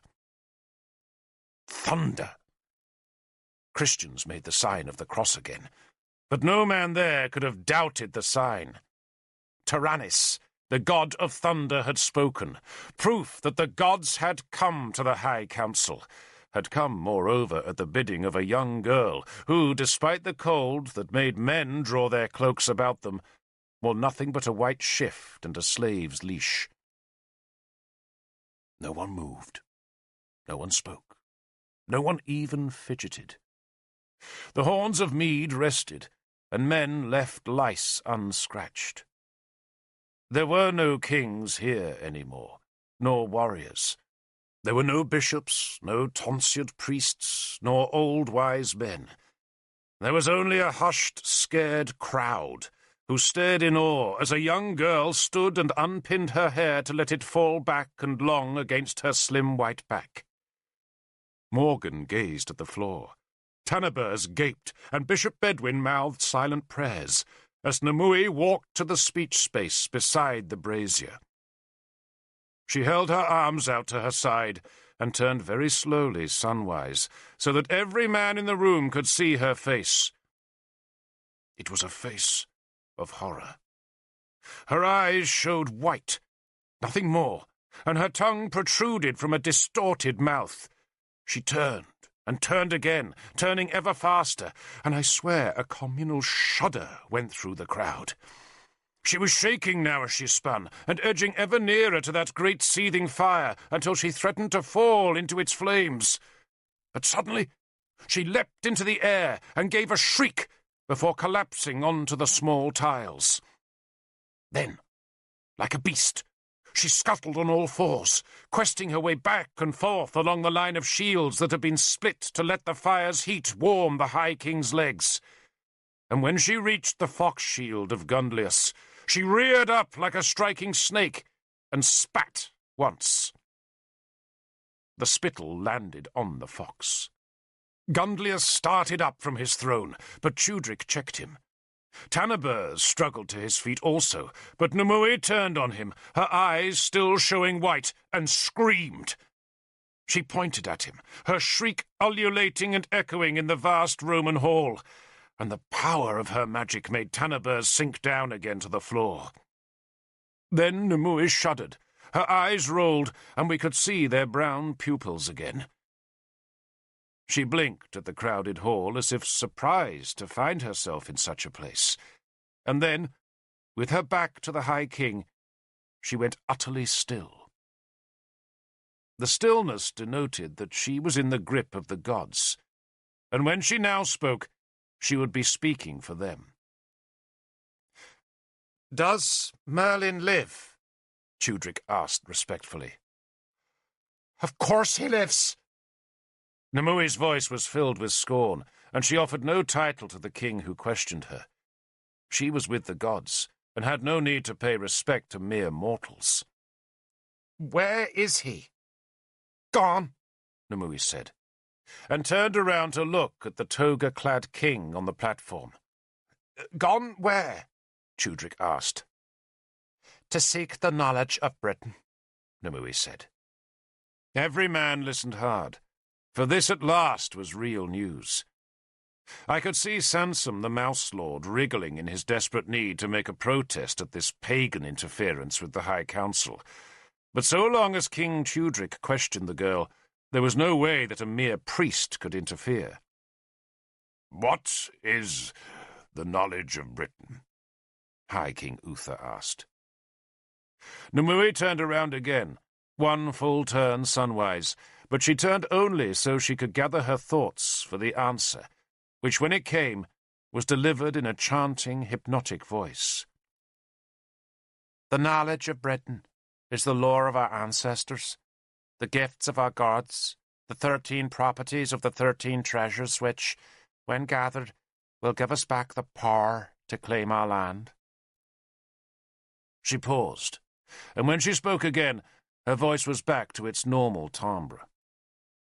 "Merlin strives to knit this land as one again, a British land." And here Nimue whirled round so that she was staring straight into Sansom's small, bright, indignant eyes. "With British gods." She turned back to the High King. "And if Lord Merlin fails, Uther of Dumnonia, we'll die." A murmur sounded in the room. Sansom and the Christians were yelping their protests now, but Tudrik, the Christian king, waved them to silence. "Are those Merlin's words?" he demanded of Nimue. Nimue shrugged as though the question was irrelevant. "They're not my words," she said insolently. Uther had no doubt that Nimue, a mere child on the edge of womanhood, spoke not for herself but for her master, and so he leaned his great bulk forward and frowned at her. "Ask Merlin if he will take my oath. Ask him. Will he protect my grandson?" Nimue paused a long time. I think she sensed the truth of Britain before any of us, before even Merlin, and certainly long before Arthur, if indeed Arthur ever knew. but some instinct would not let her speak that truth to this old, dying and stubborn man. "Merlin, my lord king," she finally said in a tired voice that implied she merely discharged a necessary but time-wasting duty, "promises at this moment, upon his soul's life, that he will take the death oath to protect your grandchild." "So long!" Morgan astonished us all by interjecting. She scrambled to her feet, looking squat and dark beside Nimue. Firelight glinted off her gold helm. "So long!" she cried again, then remembered to sway to and fro in the brazier's smoke, as if to suggest the gods were taking over her body. "So long, Merlin says, as Arthur shares the oath. Arthur and his men should be your grandson's protector. Merlin has spoken." She spoke the words with all the dignity of someone accustomed to being an oracle and prophetess. But I, if no one else, noticed that no thunder sounded in the rain-swept night. Gundlius was on his feet protesting Morgan's pronouncement. He'd already suffered a council of 6 and a trio of oath-takers to be imposed upon his power. But now it was proposed that his new kingdom was to support a war band of possible enemy warriors. "No!" he cried again. But Tudric ignored the protest as he stepped down from the dais to stand beside Morgan and face the High King. It was thus made plain to most of us in the hall that Morgan, even if she had been uttering in Merlin's voice, had nevertheless spoken what Tudric had wanted her to speak. King Tudric of Gwent might have been a good Christian, but he was a better politician, and knew exactly when to have the old gods support his demands. "Arthur ap Neb and his warriors," Tudric now said to the High King, "will be a better surety for your grandson's life than any oath of mine, though God knows my oath is solemn." Prince Geraint, who was Uther's nephew, and after Owain the second most powerful warlord in Dumnonia, might have protested Arthur's appointment. But the Lord of the Stones was an honest man of limited ambition, who doubted his ability to lead all Dumnonia's armies, and so he stood beside Tudric and added his support. Owain, who was the leader of Uther's royal guard, as well as the High King's champion, seemed less happy at the appointment of a rival, but eventually he too stood with Tudric and growled his assent. Uther still hesitated. 3 was a lucky number, and 3 oath-takers should have sufficed, and the addition of a 4th might risk the gods' displeasure. But Uther owed Tudric a favour for having dismissed his proposal of Arthur as Norwenna's husband, and now the High King paid his debt. "Arthur shall take the oath," he agreed. And the gods alone knew how hard it was for him thus to appoint the man he believed to be responsible for his beloved son's death. But appoint him he did, and the hall rang with acclamation. Gundlius's Silurians alone were silent, as the spears splintered the pavement, and the warrior cheers echoed in the smoky, cavernous dark. Thus, as the High Council ended, was Arthur, son of nobody, chosen to be one of Mordred's sworn protectors.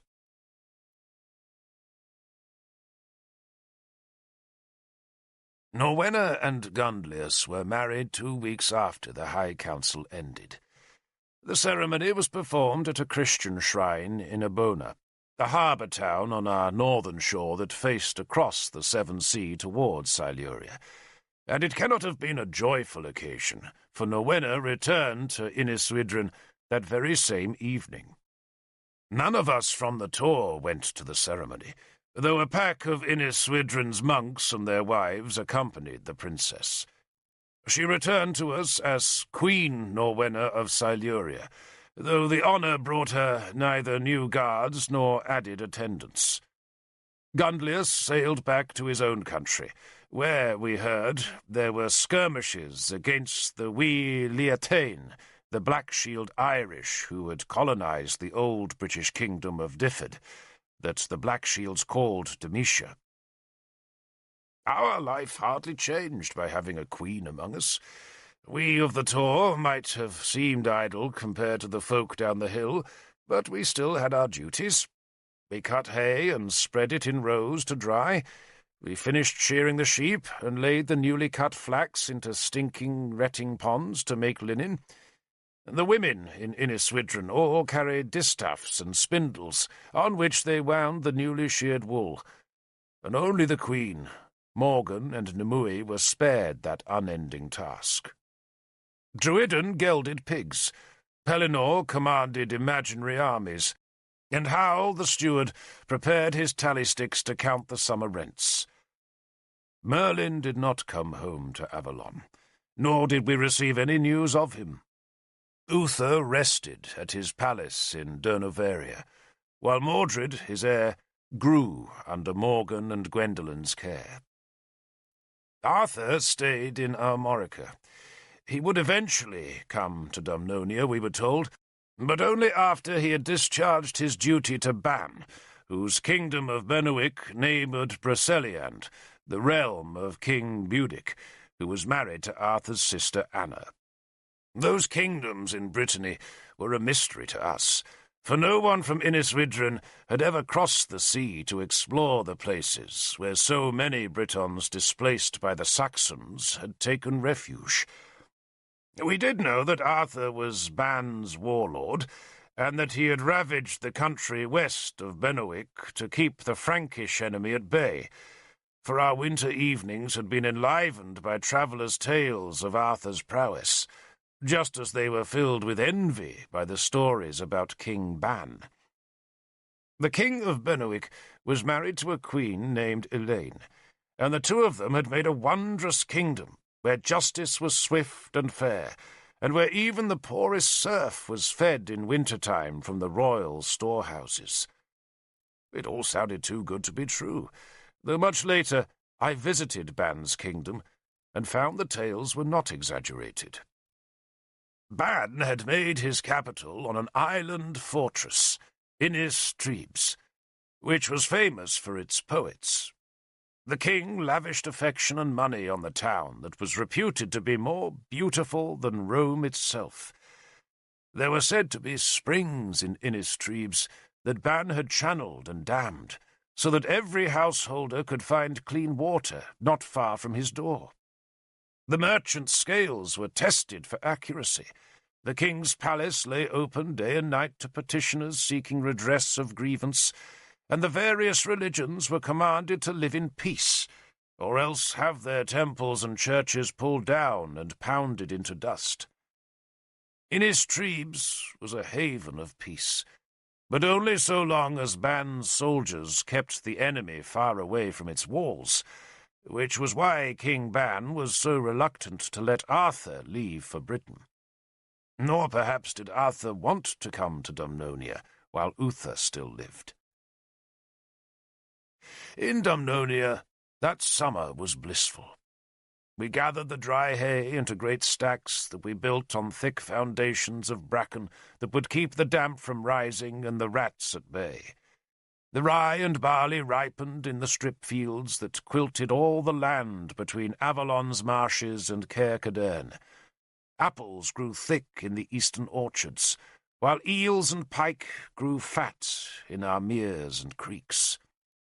There was no plague, no wolves, and few Saxons. Once in a while we would see a distant pyre of smoke on the southeastern horizon, and we would guess that a shipborne raid of Saxon pirates had burned a settlement. But after the third such fire, Prince Geraint led a war band to take Dumnonia's revenge, and the Saxon raids ceased. The Saxon chief even paid his tribute on time, though that was the last tribute we received from a Saxon for many a year, and doubtless much of the payment had been plundered from our own border villages. Even so, that summer was a good time, and Arthur, men said, would die of boredom if he brought his famed horse soldiers to peaceful Dumnonia. Even Powys was calm. King Gorfethid had lost the alliance of Siluria, but instead of turning on Gunlius, he ignored the Dumnonian marriage and concentrated his spears against the Saxons, who threatened his northern territory. Gwynedd, the kingdom to the north of Powys, was embroiled with the fearsome Irish soldiers of Duranach of Clain. But in Dumnonia, the most blessed of all Britain's realms, there was plump peace and warm skies. Yet it was in that summer, that warm idyllic summer, that I killed my first enemy, and so became a man. For peace never lasts, and ours was broken most cruelly. Uther, High King and Pendragon of Britain, died. We had known he was ill. We had known he must die soon. Indeed, we knew he had done all he could to prepare for his own death. Yet somehow we had thought this moment would never come. He had been king for so long, and under his rule Dumnonia had prospered. It had seemed to us that nothing could ever change. But then, just before the harvest, the Pendragon died. Nimue claimed she heard a hare scream in the midday sun at the very moment, while Morgan, bereft of a father, shut herself in her hut and wailed like a child. Uther's body was burned in the ancient manner.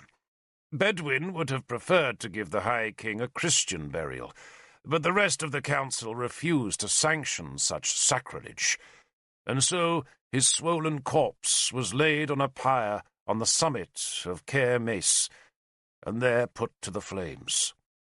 His sword was melted by the smith Istruth, and the molten steel was poured into a lake so that Gofanon, the blacksmith god of the other world, could forge the sword anew for Uther's reborn soul. The burning metal hissed as it struck the water, and its steam flew like a thick cloud as the seers stooped over the lake to foretell the kingdom's future in the tortured shapes adopted by the cooling metal.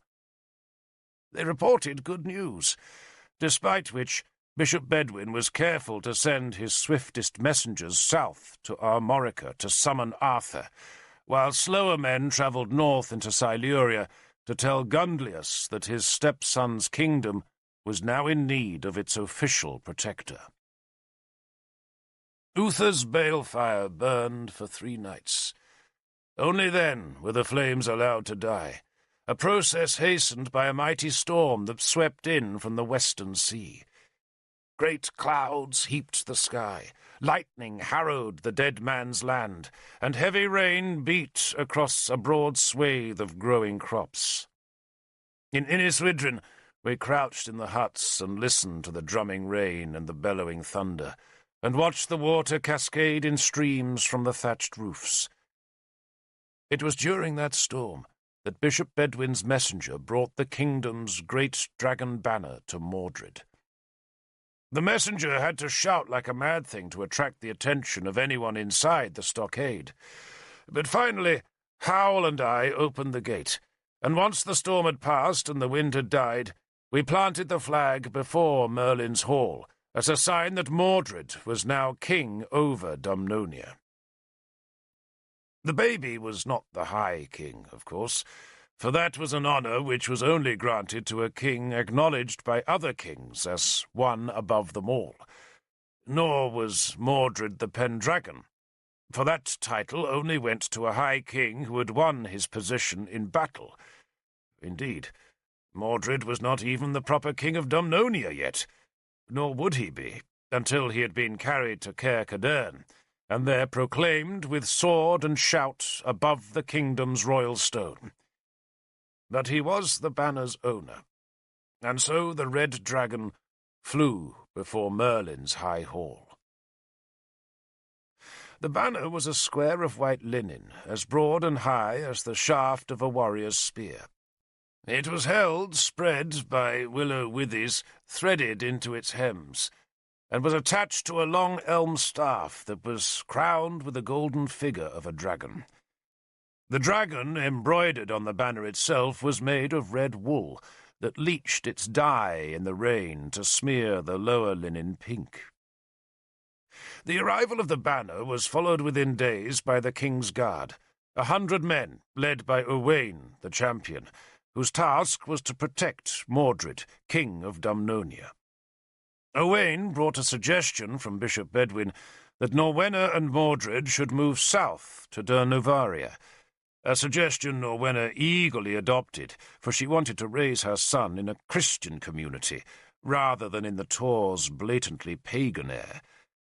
But before the arrangements could be made, there came bad news from the North Country.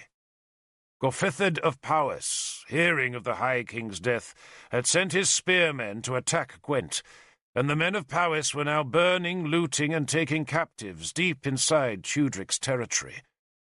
Agricola, Tudric's Roman commander, was fighting back, but the treacherous Saxons, undoubtedly in league with Gorfithid, had brought their own war bands into Gwent, and suddenly our oldest ally was fighting for his kingdom's very existence. Owain, who would have escorted Norwenna and the babes south to Durnovaria, took his warriors north to help King Tudric instead, and Legesac, who was once again the commander of Mordred's guard, insisted that the baby would be safer behind Iniswydrin's easily defended land bridge than in Caer Cadarn or Durnovaria, and so Norwenna reluctantly remained at the Tor. We held our breath to see whose side Gundlius of Siluria would choose, and the answer came swiftly. He would fight for Tudric against his old ally Gorfithid. Gundlius sent a message to Norwenna saying that his levies would cross the mountain passes to attack Gorfithid's men from the rear, and that as soon as the war bands of Powys had been defeated, he would come south to protect his bride and her royal son. We waited for news, watching the distant hills day and night for the beacons that would tell us of disaster or the approach of enemies. And yet, despite the war's uncertainties, those were happy days. The sun healed the storm-beaten land and dried the grain, while Norwenna, even though she was mired in the pagan Tor, seemed more confident now that her son was king. Mordred was always a grim child, with red hair and a stubborn heart, but in those gentle days he seemed happy enough as he played with his mother or with Ralla, his wet nurse, and her dark-haired son.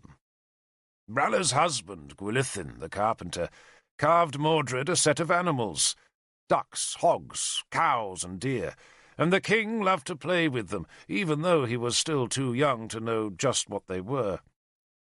Norwenna was happy when her son was happy.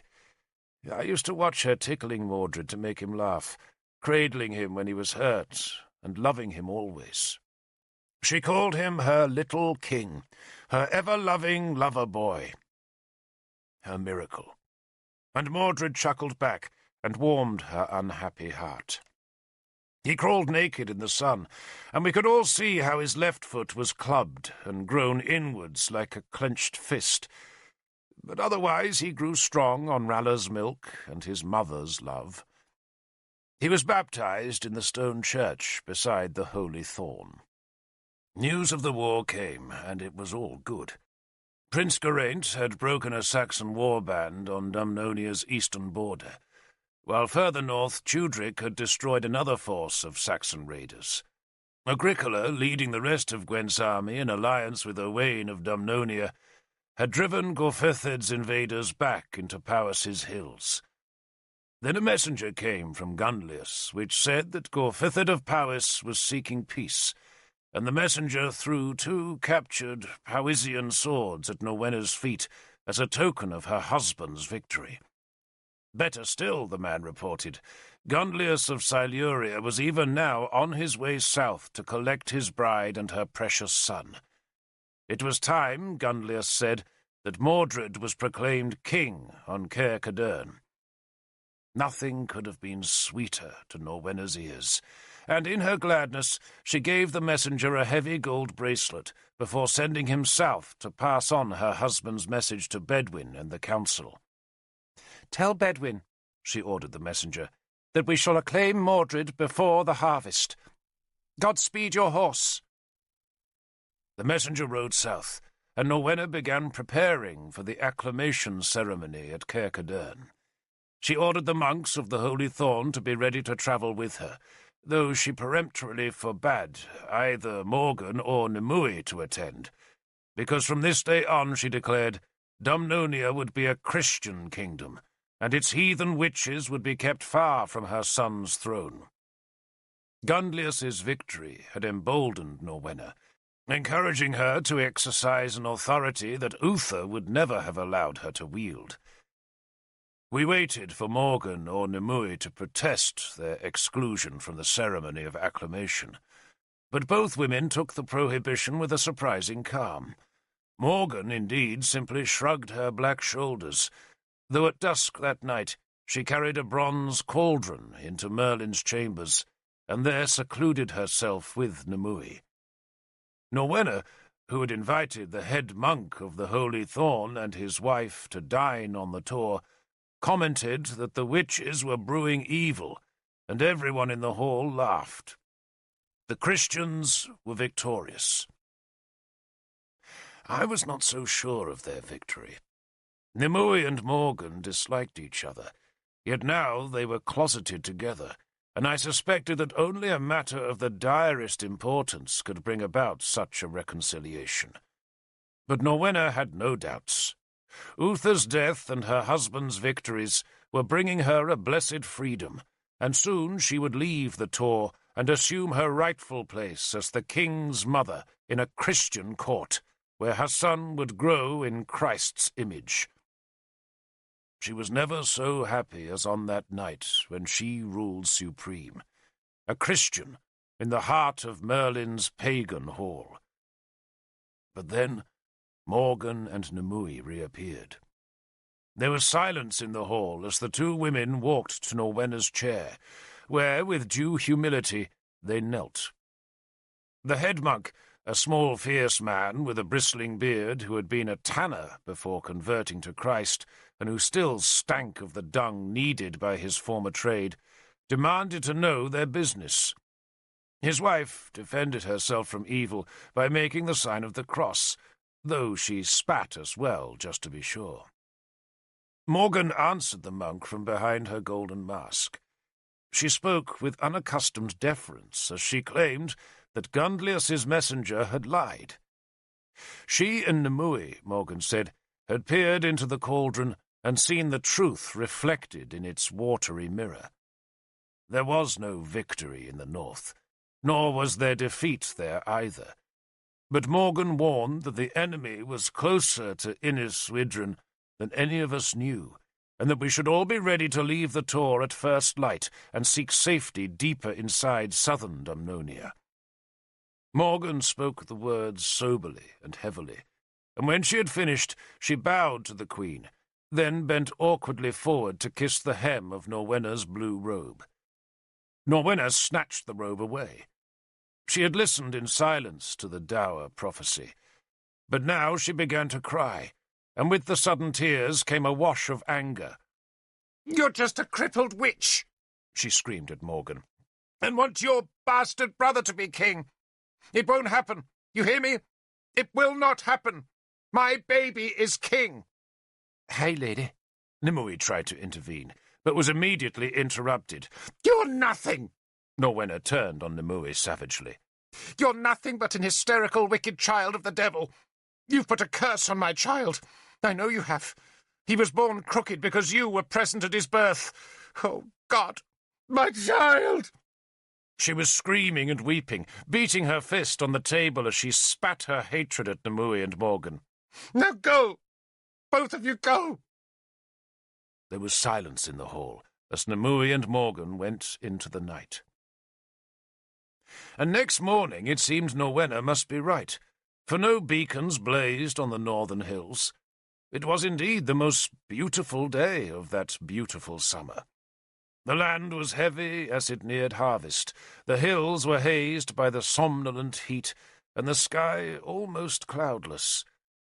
Cornflowers and poppies grew in the thorn thickets at the Tor's foot, and white butterflies sailed the warm air currents that ghosted up our patterned green slopes. Norweda, oblivious to the day's beauty, chanted her morning prayers with the visiting monks, then decreed she would move from the tor and wait for her husband's arrival in the pilgrims' chambers in the shrine of the Holy Thorn.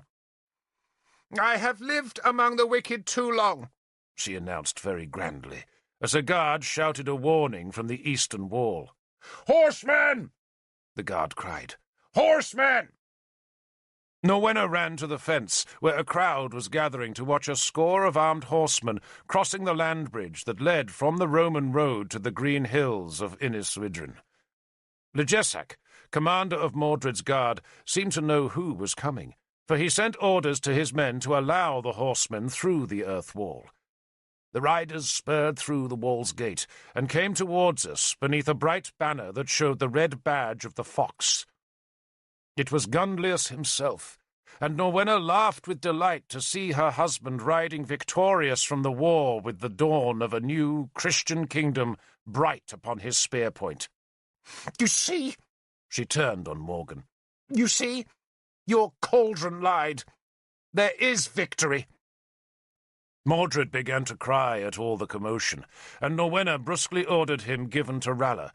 Then she demanded that her best cloak be fetched, and a gold circlet placed upon her head, and thus, dressed as a queen, she waited for her king before the doors of Merlin's hall. Legesak opened the Tor's landgate.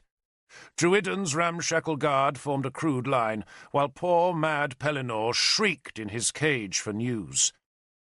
Nimue ran towards Merlin's chamber, while I went to fetch Howl, Merlin's steward, who I knew would want to welcome the king.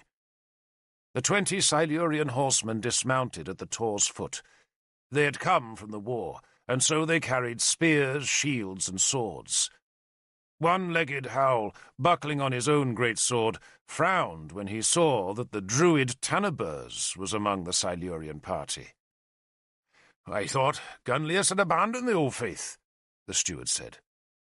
"I thought he'd abandoned Ladwis," Gudavan the scribe cackled, then jerked his chin towards the horsemen, who had begun to climb the Tor's steep, narrow path. "See?" Gudavan said. And sure enough, there was one woman among the leather-armoured men. The woman was dressed as a man, but had her long black hair flowing free. She carried a sword, but no shield, and Gudavan chuckled to see her. "Now a little queen will have her work cut out competing with that imp of Satan." "Who's Satan?" I asked, and Gudavan gave me a buffet on the head for wasting his time with stupid questions. Howl was frowning, and his hand was clasped about his sword's hilt, as the Silurian warriors neared the last steep steps that climbed to the gate, where our motley guards waited in 2 ragged files. Then, some instinct that was still as sharp as when he had been a warrior tugged at Howl's fears. "Legesak!" he roared. "Close the gate! Close it now!" Legesak drew his sword instead. Then he turned and cupped an ear as though he had not heard Howl properly. "Shut the gate!" Howl roared. One of Legesak's men moved to obey the order, but Legesak checked the man and stared at Norwena for orders instead. Norwena turned to Howl and scowled her displeasure at his order. "This is my husband coming," she said, "not an enemy." She looked back to Legesak. "Leave the gate open," she commanded imperiously, and Legesak bowed his obedience. Howl cursed, then clambered awkwardly down from the rampart and limped on his crutch towards Morgan's hut, while I just stared at that empty, sunlit gate and wondered what was about to happen. Howl had scented some trouble in the summer air, but how I never did discover. Gunlius reached the open gate. He spat on the threshold, then smiled at Norwena, who was waiting a dozen paces away. She raised her plump arms to greet her lord, who was sweating and breathless, and no wonder, for he had climbed the steep tor dressed in his full war gear. He had a leather breastplate, padded leggings, boots, an iron helmet crested with a fox's tail, and a thick red cloak draped about his shoulders. His fox-blazoned shield hung at his left side, his sword was at his hip, and he carried a heavy battle-spear in his right hand. Ligesac knelt and offered the king the hilt of his drawn sword, and Gundlius stepped forward to touch the weapon's pommel with a leather-gloved hand. Howl had gone into Morgan's hut, but now Sybil ran out of the hut, clutching Mordred in her arms. Sybil? Not Rala? I was puzzled by that. And Norwenna must also have been puzzled, as the Saxon slave ran to stand beside her with little Mordred, draped in his rich robe of golden cloth. But Norwenna had no time to question Sybil, for Gundlius was now striding towards her. "I offer you my sword, dear queen," he said in a ringing voice. And Norwenna smiled happily, perhaps because she had not yet noticed either Tanaburs or Ladwis, who had come through Merlin's open gate with Gundlius's band of warriors. Gundlius thrust his spear into the turf and drew his sword. But instead of offering it to Norwenna hilt first, he held the blade sharp tip towards her face. Norwenna, unsure what to do, reached tentatively to touch that glittering point. "I rejoice at your return, my dear lord," she said dutifully, then knelt at his feet as custom demanded. "Kiss the sword that will defend your son's kingdom," Gundlius commanded, and Norwenna bent awkwardly forward to touch her thin lips to the proffered steel. She kissed the sword, as she had been commanded, and just as her lips touched the grey steel, Gundlius rammed the blade hard down. He was laughing as he killed his bride, laughing as he slid the sword down past her chin into the hollow of her throat, and still laughing as he forced the long blade down through the choking resistance of her writhing body. Norwenna had no time to scream, nor any voice left to scream with, as the blade ripped through her throat and was rammed down to her heart. Gundlius grunted as he drove the steel home. He had slung his heavy war shield so that both his leather-gloved hands were on the hilt, as he pushed and twisted the blade downwards. There was blood on the sword, and blood on the grass, and blood on the dying queen's blue cloak, and still more blood as Gundlius jerked the long blade violently free. Norwenna's body, bereft of the sword's support, flopped sideways, quivered for a few seconds, and then was still. Sybil dropped the baby and fled screaming. Mordred cried aloud in protest, but Gundlius's sword cut the baby's cries short.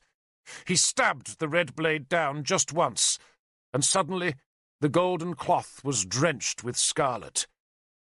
So much blood from so small a child. It had all happened so fast. Godovin next to me was gaping in disbelief, while Ladwis, who was a tall beauty with long hair, dark eyes, and a sharply fierce face, laughed at her lover's victory.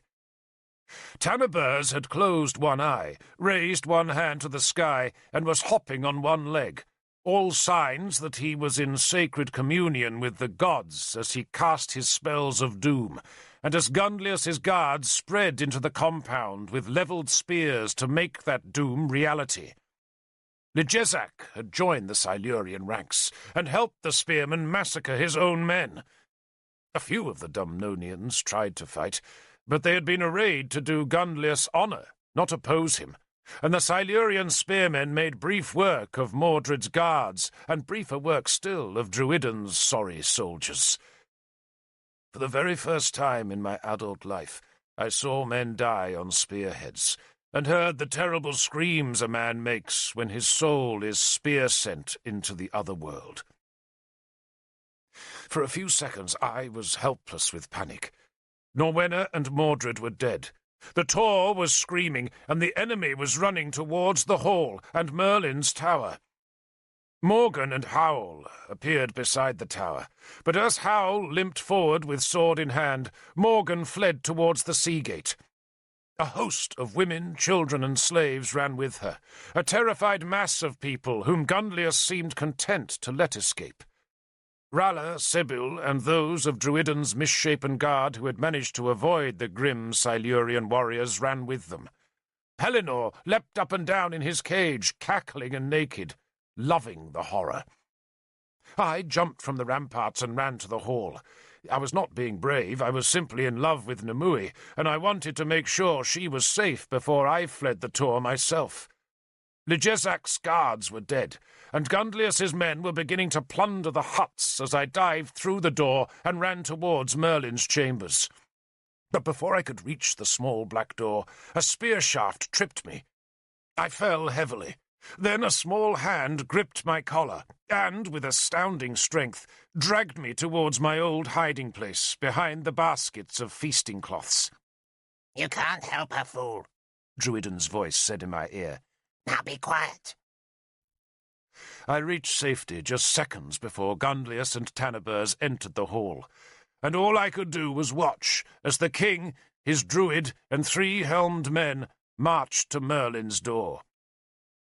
I knew what was to happen, and I could not stop it, for Druiden was holding his little hand hard over my mouth to stop me shouting. I doubted that Druiden had run into the hall to save Nimue. Probably he had come to snatch what gold he could before fleeing with the rest of his men, but his presence had at least saved my life. But it saved Nimue from nothing. Tanibers kicked the ghost fence aside, then thrust the door open. Gundlius ducked inside, followed by his spearmen. I heard Nimue scream. I do not know if she used tricks to defend Merlin's chamber, or whether she had already abandoned hope. I do know that pride and duty had made her stay to protect her master's secrets, and now she paid for that pride. I heard Gundlius laugh. Then I heard little, except for the sound of the Silurians raking through Merlin's boxes, bales, and baskets. Nimue whimpered. Gundlius shouted in triumph, and then she screamed again in sudden, terrible pain. "That'll teach you to spit on my shield, girl," Gundlius said, as Nimue sobbed helplessly. "She's well raped now," Druiden said in my ear with a wicked relish. More of Gundlius's spearmen ran through the hall to enter Merlin's rooms. Druiden had forced a hole in the wattle wall with his spear, and now ordered me to wriggle through and follow him down the hill. But I would not leave while Nimue still lived. "They'll be searching these baskets soon," the dwarf warned me. But still I would not go with him. "More fool you, boy," Druiden said. And he scrambled through the hole and scuttled towards the shadowed space between a nearby hut and a chicken pen. I was saved by Ligesac, not because he saw me, but because he told the Silurians there was nothing in the baskets that hid me, except for banquet cloths. "All the treasure's inside," he told his new allies, and I crouched, not daring to move, as the victorious soldiers plundered Merlin's chambers. The gods alone know what they found. Dead men's skins, old bones, new charms, and ancient elf bolts, but precious little treasure. And the gods alone know what they did to Nimue, for she would never tell, though no telling was needed.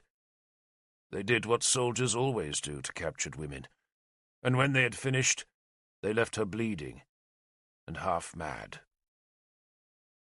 They also left her to die, for when they had ransacked the treasure chamber and found it filled with musty nonsense and only a little gold, they took a brand from the hall fire and tossed it among the broken baskets. Smoke billowed from the door. Another burning brand was thrown into the baskets where I was hidden. Then Gundlius's men retreated from the hall. Some carried gold. A few had found some silver baubles, but most fled empty-handed. When the last man was gone, I covered my mouth with a corner of my jerkin and ran through the choking smoke towards Merlin's door, and found Nimue just inside the room. "Come on!" I said to her desperately. The air was filling with smoke, while flames were leaping wildly up the boxes, where cats screamed and bats flapped in panic. Nimue would not move. She was lying belly down, hands clasped to her face, naked, with blood thick on her legs. She was weeping. I ran to the door which led into Merlin's tower, thinking there might be some escape that way. But when I opened the door, I found the walls unbreached. I also discovered that the tower, far from being a treasure chamber, was almost empty. There was a bare earthen floor, 4 timber walls, and an open roof. It was a chamber open to the sky, but halfway up the open funnel, suspended on a pair of beams and reached by a stout ladder, I could see a wooden platform that was swiftly being obscured by smoke. The tower was a dream chamber, a hollow place in which the gods' whispers would echo to Merlin. I looked up at the dream platform for a second. Then more smoke surged out behind me to funnel up the dream tower, and I ran back to Nimue, seized her black cloak off the disordered bed, and rolled her in the wool like a sick animal. I grabbed the corners of the cloak, and then, with her light body bundled inside, I struggled into the hall and headed towards the far door. The fire was roaring now, with the hunger of flames feasting on dry wood. My eyes were streaming, and my lungs were soured by the smoke that lay thickest by the hall's main door. So I dragged Nimue, her body bumping on the earth floor behind me, to where Druidon had made his rat hole in the wall. My heart thumped in terror as I peered through, but I could see no enemies. I kicked the hole larger, bending back the willow wattles and breaking off chunks of the plaster daub. Then I struggled through, hauling Nimue after me. She made small noises of protest as I jerked her body through the crude gap, but the fresh air seemed to revive her, for she at last tried to help herself, and I saw, as she took her hands away from her face, just why her last scream had been so terrible. Gundlius had taken one of her eyes. The socket was a well of blood, over which she again clapped a bloody hand. The tussle in the ragged hole had left her naked, so I snatched the cloak free from a splintered wattle and draped it around her shoulders before clasping her free hand and running towards the nearest hut. One of Gundlius's men saw us. Then Gundlius himself recognized Nimue, and he shouted that the witch should be taken alive and thrown back into the flames. The cry of the chase went up, great whoops like the sound of hunters pursuing a wounded boar to its death, and the 2 of us would surely have been caught if some of the other fugitives had not already ripped a gap in the stockade on the Tor's southern side. I ran towards the new gap, only to discover Howl, good Howl, lying dead in the breach with his crutch beside him, his head half severed and his sword still in his hand. I plucked up the sword and hauled Nimue onwards. We reached the steep southern slope and tumbled down, both of us screaming as we slithered down the precipitous grass. Nimue was half-blind and utterly maddened by her pain, while I was frantic with terror. Yet somehow I clutched on to Howl's war-sword, and somehow I made Nimue get to her feet at the Tor's foot and stumble on past the sacred well, past the Christian's orchard, through a grove of alders, and so down to where I knew Howl's marsh boat was moored beside a fisherman's hut. I threw Nimue into the small boat of bundled reeds, slashed the painter with my new sword, and pushed the boat away from the wooden stage, only to realize I had no quant pole to drive the clumsy craft out into the intricate maze of channels and lakes that laced the marsh. I used the sword instead. Howl's blade made a sorry punting pole, yet it was all I had until the first of Gundlius's pursuers reached the reedy bank, and, unable to wade out to us because of the glutinous marsh mud, hurled his spear at us instead. The spear whistled as it flew towards me. For a second I could not move, transfixed by the sight of that heavy pole with its glittering steel head hurtling towards us. But then the weapon thumped past me, to bury its blade in the punt's reed gunwale. I grabbed the quivering ash staff and used it as my quant pole to drive the boat hard and quick out into the waterways. We were safe there. Some of Gundlius's men ran along a wooden trackway that paralleled our course, but I soon turned away from them. Others leaped into coracles and used their spears as paddles, but no coracle could match a reed punt for speed, and so we left them far behind. Ligesak fired an arrow, but we were already out of range, and his missile plunged soundlessly into the dark water.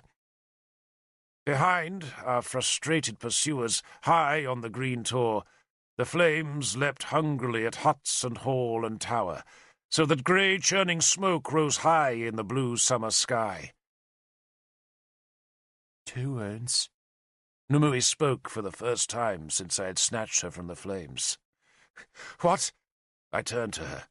She was huddled in the bow, the black cloak wrapped about her thin body, and, with one hand clasped over her empty eye.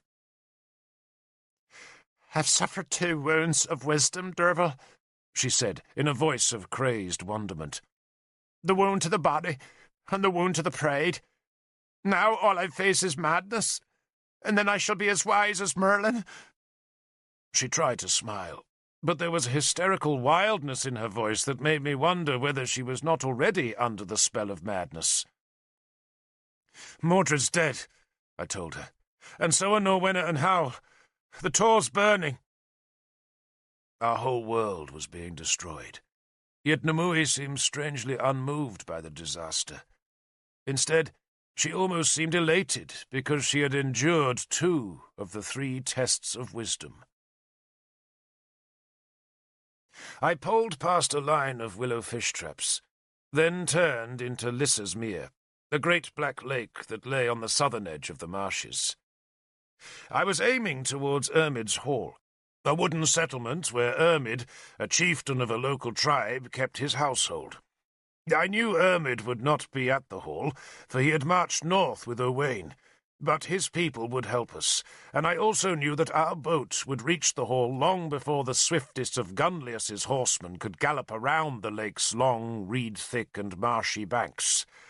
They would have to go almost as far as the Foss Way, the great Roman road that ran east of the Tor, before they could turn around the lake's eastern extremity and gallop towards Ermid's Hall. And by then we would be long gone south. I could see other boats far ahead of me on the mere, and guessed that the Tor's fugitives were being carried to safety by Innis Widrin's fishermen. I told Numui my plan to reach Ermid's Hall, and then keep going southwards until the night fell, or we met friends. "Good," she said dully, though I was not really sure she had understood anything I had said. "Good, Derfel," she added. "Now I know why the gods made me trust you." "You trust me," I said bitterly, and thrust the spear into the muddy lake bottom to push the boat forward. "Because I'm in love with you, and that gives you power over me." "Good," she said again, and said nothing more until our reed boat glided into the tree-shaded landing beneath Ermid's stockade, where, as I pushed the boat still deeper into the creek shadows, I saw the other fugitives from the Tor. Morgan was there with Sybil, and Ralla was weeping with her baby, safe in her arms, next to Gwilithin, her husband. Lunette, the Irish girl, was there, and she ran crying to the waterside to help Numui. I told Morgan of Howl's death, and she said she had seen Gwendolen, Merlin's wife, cut down by a Silurian. Godovin was safe, but no one knew what had happened to poor Pellinor or to Druidden. None of Norwenna's guards had survived, though a handful of Druidden's wretched soldiers had reached the dubious safety of Ermid's Hall, as had 3 of Norwenna's weeping attendants, and a dozen of Merlin's frightened foundlings. "We have to go soon," I told Morgan. "They're chasing Numui." Numui was being bandaged and clothed by Ermid's servants. "It's not Numui they're after, you fool!" Morgan snapped at me. "But Mordred!" "Mordred's dead," I protested. But Morgan answered by turning and snatching at the baby that lay in Ralla's arms. She tugged the rough brown cloth away from the child's body, and I saw the clubbed foot. "Do you think, fool," Morgan said to me, "that I would permit our king to be killed?" I stared at Ralla and Gwilithin, wondering how they could ever have conspired to let their own son die. It was Gwilithan who answered my mute look. "He's a king," he explained simply, pointing to Mordred, "while our boy was just a carpenter's son."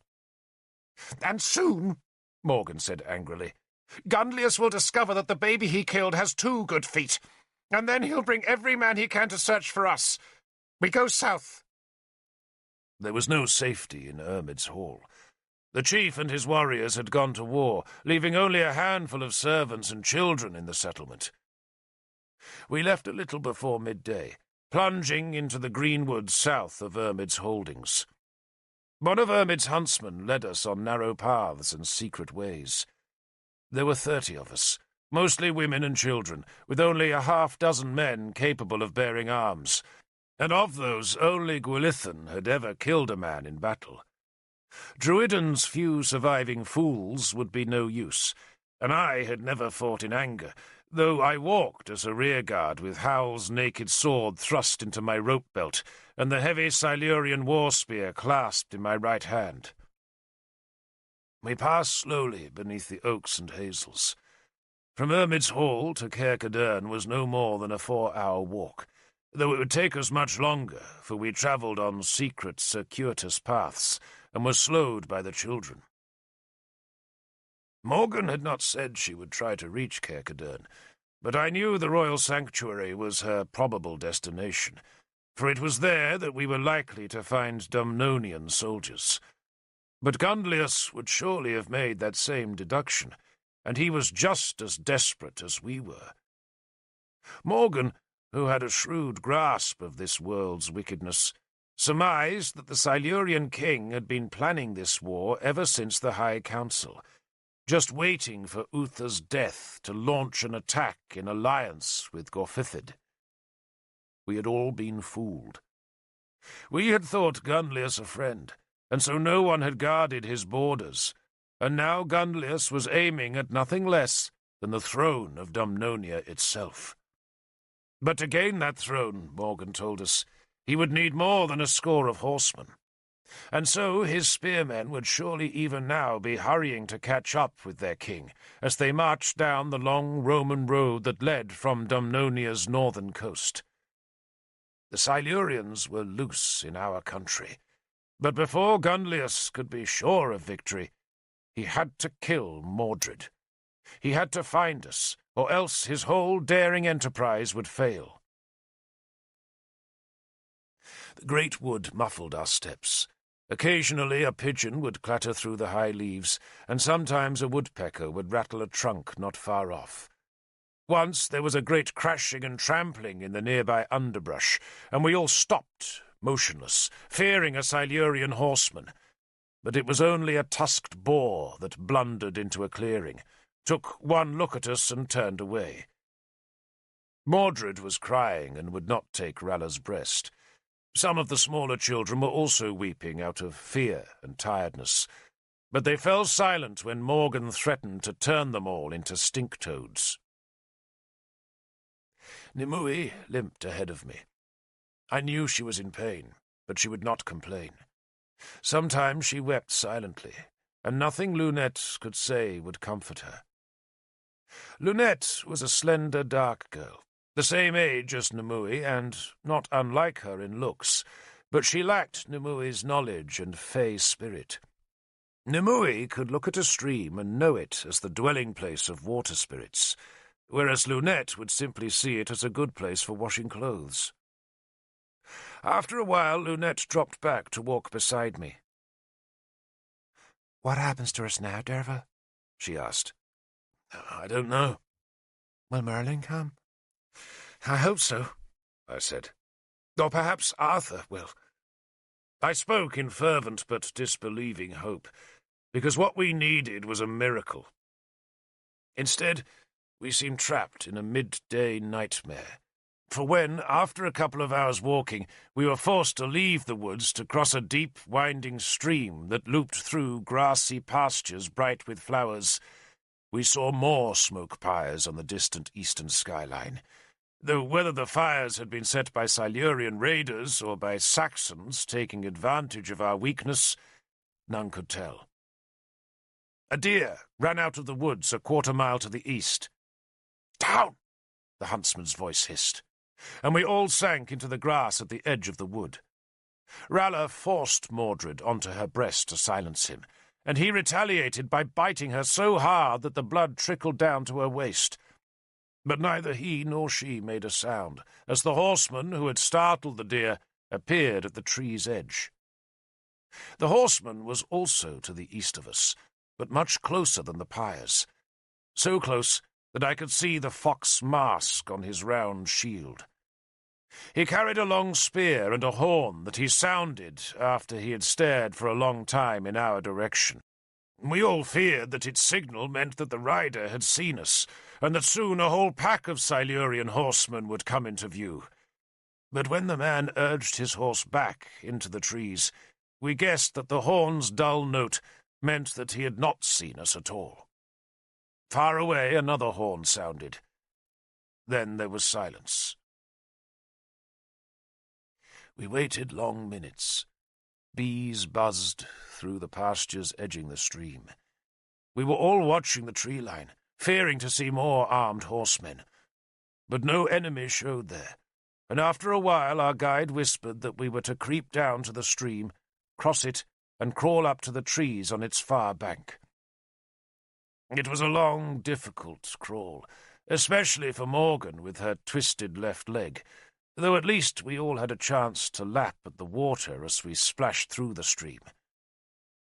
Once in the far woods, we walked with soaking clothes, but also with the relieved feeling that perhaps we had left our enemies behind us, but not, alas, our troubles. "Will they make us slaves?" Lunette asked me. Like many of us, Lunette had originally been captured for Dumnonia's slave market, and only Merlin's intervention had kept her free. Now she feared that the loss of Merlin's protection would doom her. "I don't think so," I said. "Not unless Gunlius or the Saxons capture us. You'd be taken for a slave, but they'd probably kill me." I felt very brave saying it. Lunette put her arm into mine for comfort, and I felt flattered by her touch. She was a pretty girl. Until today she had treated me with disdain, preferring the company of the wild fisher boys in Inniswidrin. "I want Merlin to come back," she said. "I don't want to leave this tour." "There's nothing left there now," I said. "We'll have to find a new place to live, or else we'll have to go back and rebuild the tour if we can. But only, I thought, if Dumnonia survived. Maybe even now, in this smoke-haunted afternoon, the kingdom was dying. I wondered how I had been so blind as not to see what horrors Uther's death would bring. Kingdoms need kings, and without them they are nothing but empty land inviting a conqueror's spears. In mid-afternoon we crossed a wider stream, almost a river, so deep that the water came up to my chest as I waded through. Once on the far bank, I dried off Howl's sword as best I could. It was a lovely blade, made by the famous smiths in Gwent, and decorated with curling designs and interlocking circles. Its steel blade was straight and stretched from my throat to my fingertips when I held my arm straight out. The crosspiece was made of thick iron with plain round finials, while the hilt was of applewood that had been riveted to the tang and then bound about with strips of long, thin leather that were oiled smooth. The pommel was a round ball, wrapped with silver wire that kept breaking free, and in the end I took the wire off and fashioned it into a crude bracelet for Lunette. South of the river was another wide pasture, this one grazed by bullocks that lumbered over to inspect our draggled passing. Maybe it was their movement that attracted the trouble, for it was not long after we had entered the woods on the far side of the pasture that I heard the hoofbeats sound loud behind us. I sent a warning forward, then turned, spear and sword in my hands, to watch the path. The tree branches grew low here, so low that a horseman could not ride down the path. Whoever pursued us would be forced to abandon their horses and follow us on foot. We had not been using the wood's wider paths, but taking hidden trackways that threaded narrowly through the trees, so narrow that our pursuers, like us, would have to adopt a single file. I feared they were Silurian scouts sent far ahead of Gunlius's small force. Who else would be interested in whatever had caused the cattle on the riverbank to stir themselves in this lazy afternoon? Gwilithin arrived beside me, and took the heavy spear out of my hand. He listened to the distant footfalls, then nodded as though satisfied. "Only 2 of them," he said calmly. "They've left their horses and coming on foot. I'll take the first, and you hold the second man till I can kill him." He sounded extraordinarily calm, which helped soothe my fears. "And remember, Derfel," he added, "they're frightened too." He pushed me into the shadows, then crouched on the path's far side behind the upended root mass of a fallen beech tree. "Get down," he hissed at me. "Hide." I crouched, and suddenly all the terror welled back inside me. My hands were sweating, my right leg was twitching, my throat was dry. I wanted to vomit, and my bowels were liquid. Howl had taught me well, but I had never faced a man wanting to kill me. I could hear the approaching men, but I could not see them, and my strongest instinct was to turn and run after the women. But I stayed. I had no choice. Since childhood I had been hearing tales of warriors, and had been taught again and again that a man never turned and ran. A man fought for his lord, and a man stood up to his enemy, and a man never fled. Now my lord was sucking at Rala's breast, and I was facing his enemies. But how I wanted to be a child and just run. Suppose there were more than 2 enemy spearmen. And even if there were only 2, they were bound to be experienced warriors, skilled and hardened and careless in their killing. "Calm, boy, calm," Gwilithin said softly. He had fought in Uther's battles. He had faced the Saxon and carried a spear against the men of Powys. Now, deep in his native land, he stooped in the tangle of earthy root-suckers with a half-grin on his face, and my long spear in his sturdy brown hands. "This is revenge for my child," he told me grimly, "and the gods are on our side." I was crouched behind brambles and flanked by ferns. My damp clothes felt heavy and uncomfortable. I stared at the trees that were thick with lichens and tangled with leaves. A woodpecker rattled nearby, and I jumped with alarm. My hiding place was better than Gwilithin's, but even so I felt exposed, and never more so than when at last our 2 pursuers appeared just a dozen paces beyond my leafy screen. They were 2 lithe young spearmen with leather breastplates, strapped leggings, and long russet cloaks thrown back over their shoulders. Their plaited beards were long, and their dark hair was bound behind by leather thongs. Both men carried long spears, and the second man also had a sword at his belt, though he had not yet drawn it. I held my breath. The leading man raised a hand, and both men stopped and listened for a while, before coming on again. The nearest man's face was scarred from an old fight. His mouth was open, and I could see the gaps in his yellowed teeth. He looked immensely tough, experienced and frightening, and I was suddenly overwhelmed with a terrible desire to flee. But then the scar on my left palm, the scar that Nimue had put there, throbbed, and that warm pulse gave me a jolt of courage. "We heard a deer," the second man said disparagingly. The 2 men were advancing at a stealthy walk now, placing their feet carefully and watching the leaves ahead for the smallest flicker of movement. "We heard a baby," the first man insisted. He was 2 paces ahead of the other, who looked to my scared eyes to be even taller and grimmer than his companion. "Bastards have disappeared," the second man said, and I saw the sweat dripping off his face, and I noticed how he gripped and re-gripped his ash spear shaft, and I knew he was nervous. I was saying Bell's name over and over in my head, begging the god for courage, begging him to make me a man. The enemy was 6 paces away now, and still coming, and all around us the green wood lay warm and breathless, and I could smell the 2 men, smell their leather and the lingering scent of their horses as sweat dripped into my eyes, and I almost whimpered aloud in terror.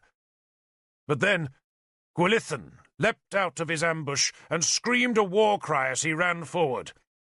I ran with him, and suddenly I was released from fear, as the mad, God-given joy of battle came to me for the very first time.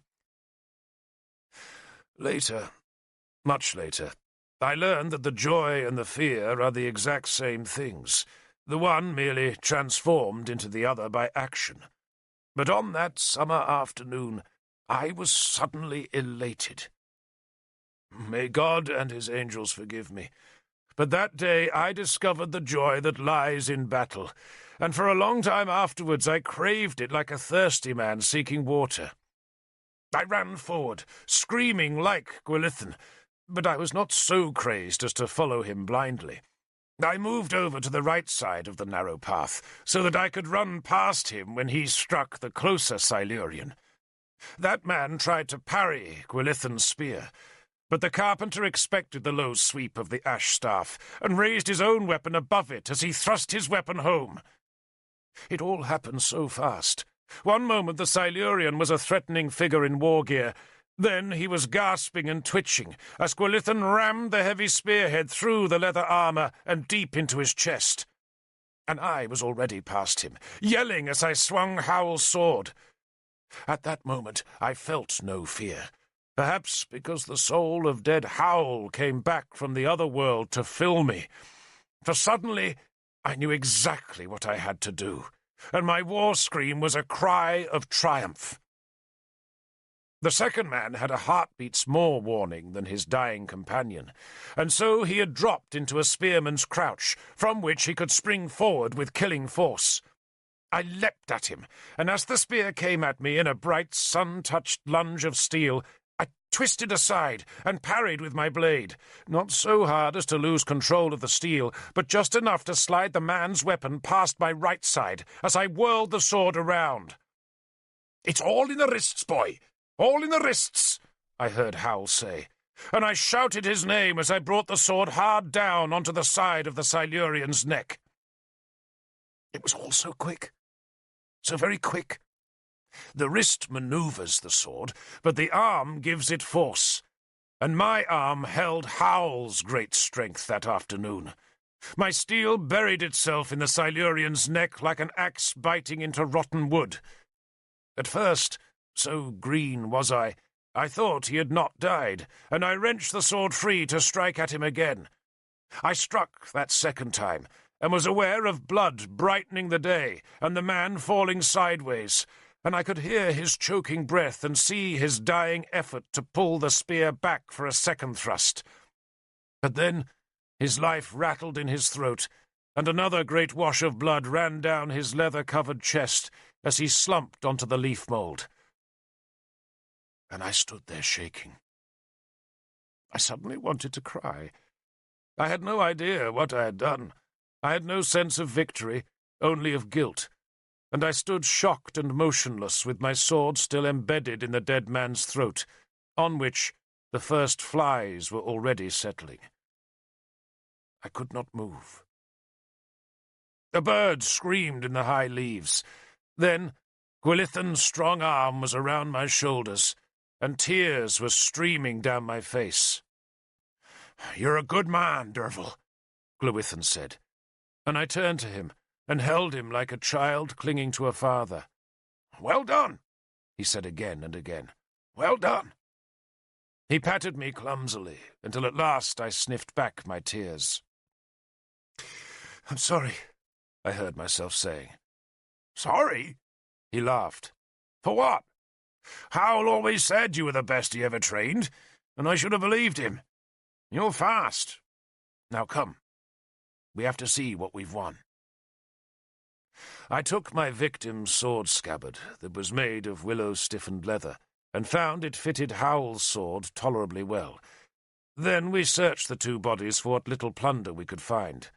An unripe apple, an old coin worn smooth, 2 cloaks, the weapons, some leather thongs, and a bone-handled knife. Gwilithan debated whether we should go back and fetch the 2 horses, then decided we did not have the time. I didn't care.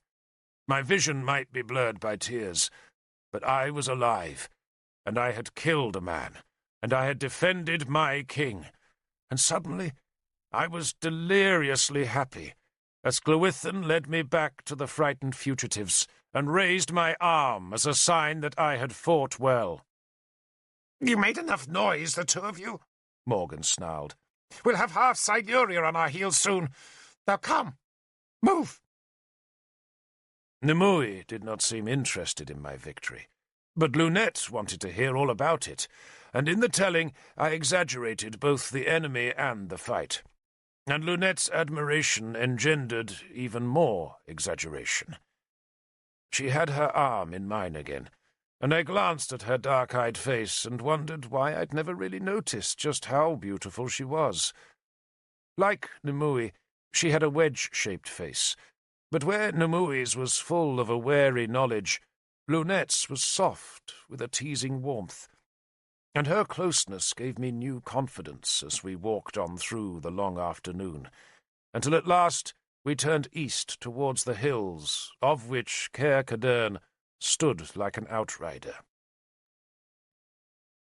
1 hour later, we stood at the edge of the woods that faced Caer Cadarn. It was late in the day, but we were in midsummer, and the sun was still high in the sky, and its lovely, gentle light was flooding the western ramparts of Caer Cadarn with a green glow. We were a mile away from the fortress, but still close enough to see the yellow palisades atop the ramparts, close enough to see that no guards stood on those walls, and no smoke rose from the small settlement inside. But nor was there any enemy in sight, and that decided Morgan to cross the open land and climb the western path to the king's fortress. Gwilithan argued that we should stay in the forest till nightfall, or else go to the nearby settlement of Lindinis. But Gwilithan was a carpenter, and Morgan a high-born lady, so he surrendered to her wishes. We moved out into the pasture-land, and our shadows stretched long in front of us. The grass had been cropped short by deer or cattle, yet it was soft and lush underfoot. Nimue, who still seemed to be in a pain-haunted trance, slipped off her borrowed shoes and paced barefoot. A hawk sailed overhead, and then a hare, startled by our sudden appearance, sprang out of a grassy hollow and raced nimbly away. We followed a path edged with cornflowers, ox-eyes, ragweed and dogwood. Behind us, shadowed by the sun's western slant, the woods looked dark. We were tired and ragged, but journey's end was in sight, and some among us even appeared cheerful. We were bringing Mordred back to his birthplace, back to Dumnonia's royal hill. But before we were even halfway to that glorious green refuge, the enemy appeared behind us. Gundlius's warband appeared, not just the horsemen who had ridden to Innis-Suidrin in the morning, but his spearmen too. Gundlius must have known all along where we would go, and so he had brought his surviving cavalrymen and over 100 spearmen to this sacred place of Dumnonia's kings. And even if he had not been forced to pursue the baby king, then Gundlius would still have come to Caer Cadarn, for he wanted nothing less than the crown of Dumnonia, and Caer Cadarn was where that crown was bestowed upon the ruler's head. Who held Caer Cadarn held Dumnonia, the old saying went, and who held Dumnonia held Britain. The Silurian horsemen spurred ahead of their spearmen, It would take them only a few minutes to reach us, and I knew that none of us, not even the swiftest runners, could reach the long slopes of the fortress before those horsemen swept around us with slashing steel and stabbing spears. I went to Nimue's side, and saw that her thin face was drawn and tired, and her remaining eye bruised and tearful. "Nimue," I said. "It's all right, Derfel." She seemed annoyed that I wanted to take care of her. She was mad, I decided. Of all the living who had survived this terrible day, she had survived the worst experience of all, and it had driven her to a place I could neither follow nor understand. "I do love you," I said, trying to touch her soul with tenderness. "Me? Not Lynette?" Nimue said angrily. She was not looking at me, but towards the fortress, while I turned and stared at the approaching horsemen, who had spread into a long line like men intent on flushing game. Their cloaks lay on their horses' rumps, their scabbards hung down beside their dangling boots, and the sun glinted on spear points and lit the banner of the fox. Gundlius rode beneath the banner, the iron helmet with its foxtail crest on his head. Ladwis was beside him, a sword in her hand, while Tanabers, his long robe flapping, rode a grey horse close beside his king. I was going to die, I thought, on the day that I had become a man. That realization seemed very cruel. "Run!" Morgan suddenly shouted. "Run!" I thought she had panicked, and I did not want to obey her, for I thought it would be nobler to stand and die like a man than be cut down from behind as a fugitive. Then I saw she was not panicking, and that Heir Cadarn was not deserted after all, but that the gates had opened, and a stream of men was running and riding down the path. The horsemen were dressed like Gundlius's riders, only these men bore the dragon shields of Mordred on their arms. We ran. I dragged Nimue along by the arm, while the handful of Dumnonian horse spurred towards us. There were a dozen riders, not many, but enough to check the advance of Gundlius's men, while behind the horsemen came a band of Dumnonian spearmen. 50 spears, Glewithan said. He had been counting the rescue party. "We can't beat them with 50, he added grimly, "but we might make safety." Gundlius was making the same deduction, and now he led his horsemen in a wide curve that would lead them behind the approaching Dumnonian spearmen. He wanted to cut off our retreat, for once he had assembled his enemies in one place, he could kill us all, whether we numbered 70 or 7. Gundlius had the advantage of numbers, and by coming down from their fortress, the Dumnonians had sacrificed their one advantage of height. The Dumnonian horsemen thundered past us, their horses' hooves cutting great chunks of turf from the lush pasture. These were not the fabled horsemen of Arthur, the armoured men who struck home like thunderbolts, but lightly armed scouts, who would normally dismount before going into battle. But now they formed a protective screen between us and the Silurian spearmen. A moment later, our own spearmen arrived and made their shield wall. That wall gave us all a new confidence, a confidence that veered towards recklessness when we saw who led the rescue party. It was Owain, mighty Owain, king's champion and the greatest fighter in all Britain. We had thought Owain was far to the north, fighting alongside the men of Gwent in the mountains of Powys. Yet here he was, at Heir Cadarn. Yet, in sober truth, Gundlius still held the advantage. We were 12 horsemen, 50 spearmen, and 30 tired fugitives, who were gathered in an open place where Gundlius had gathered almost twice as many horsemen and twice as many spearmen. The sun was still bright.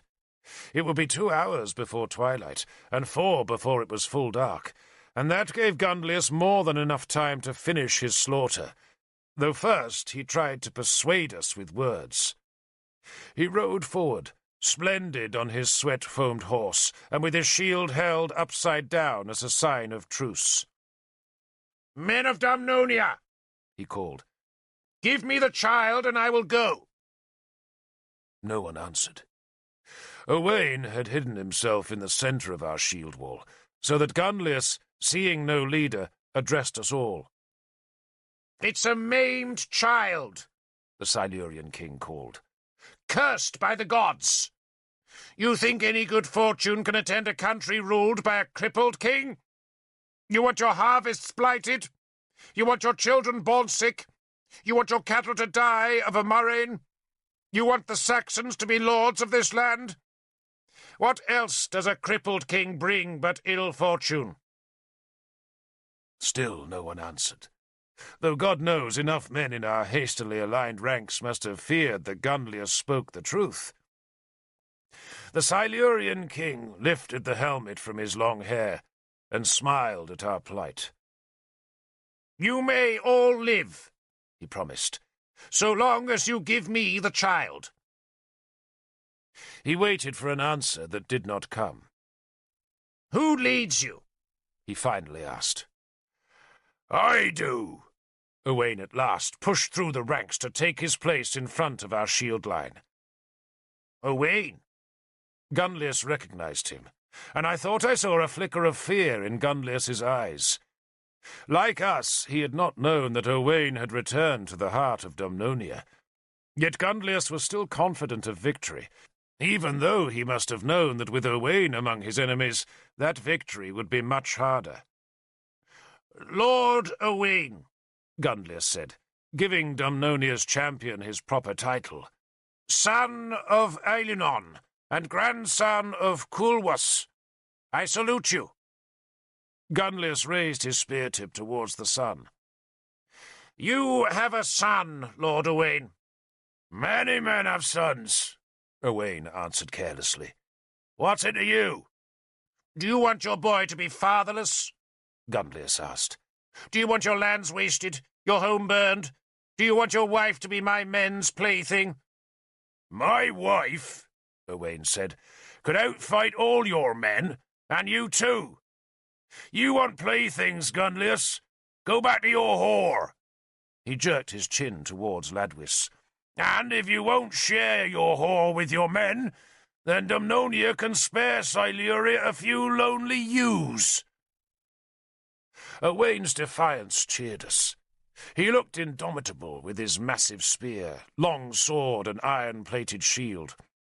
He always fought bareheaded, disdaining a helmet, and his hugely muscled arms were tattooed with Dumnonia's dragon and his own symbol of a long-tusked boar. "Yield me the child." Gunlius ignored the insults, knowing they were merely the defiance expected of a man facing battle. "Give me the crippled king." "Well, give me your whore, Gunlius," Owain retorted. "You're not man enough for her. Give her to me, and you can go in peace." Gunlius spat. "The bards will sing of your death, Owain. The song of the pig-sticking." Owain thrust his huge spear butt first into the soil. "Here the pig stands, Gunlius ap Mylia, king of Siluria," he shouted. "And here the pig will either die or piss on your corpse. Now go." Gunlius smiled, shrugged, and turned his horse away. He also turned his shield the right side up, letting us know that we would have a fight. It was my first battle. The Dumnonian horsemen formed behind our line of spears to protect the women and children so long as they could. The rest of us arrayed ourselves in the battle line and watched as our enemies did the same. Ligesak, the traitor, was among the Silurian ranks. Tanabers performed the rites, hopping on one leg and with one hand raised and one eye closed in front of Gunlius's shield wall as it advanced slowly across the grassland. Only when Tanabers had cast his protective spell did the Silurians begin to shout insults at us. They warned us of the massacre to come, and boasted how many of us they would kill. Yet even so, I noticed how slowly they came, and, when they were only 50 paces away, how they stopped altogether. Some of our men jeered at their timidity, but Owain growled at us to be silent. The battle lines stared at each other. Neither moved. It takes extraordinary courage to charge into a line of shields and spears. That is why so many men drink before the fight. I've seen armies pause for hours while they summon the courage to charge, and the older the warrior, the more courage is needed. Young troops will charge and die, but older men know how terrible an enemy shield wall can be. I had no shield, yet I was covered by the shields of my neighbours, and their shields touched others, and so on down our small line, so that any man charging home would be met by a wall of leather-covered wood, bristling with razor-sharp spears. The Silurians began beating their shields with their spear-staffs. The rattling sound was meant to unsettle us, and it did, though none on our side showed the fear. We just huddled together, waiting for the charge. "There'll be some false charges first, lad," my neighbour warned me.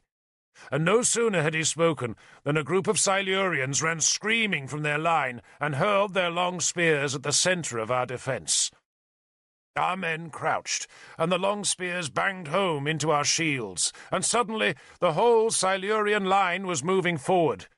But Owain immediately ordered our line to stand and march forward too, and that deliberate motion checked the enemy's threatened attack.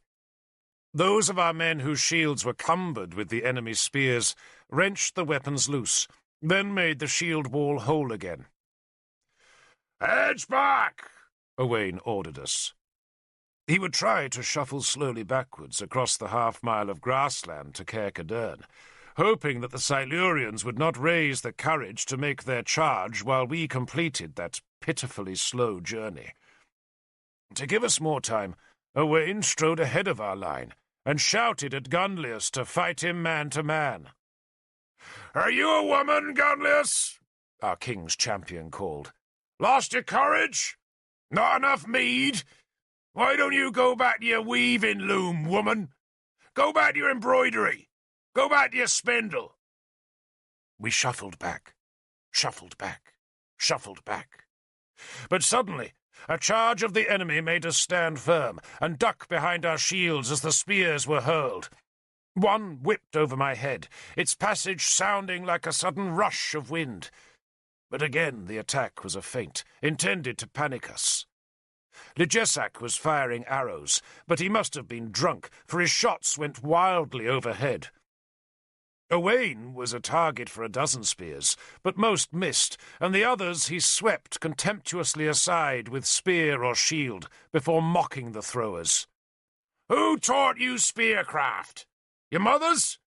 He spat towards the enemy. "Come, Gunlius, fight me.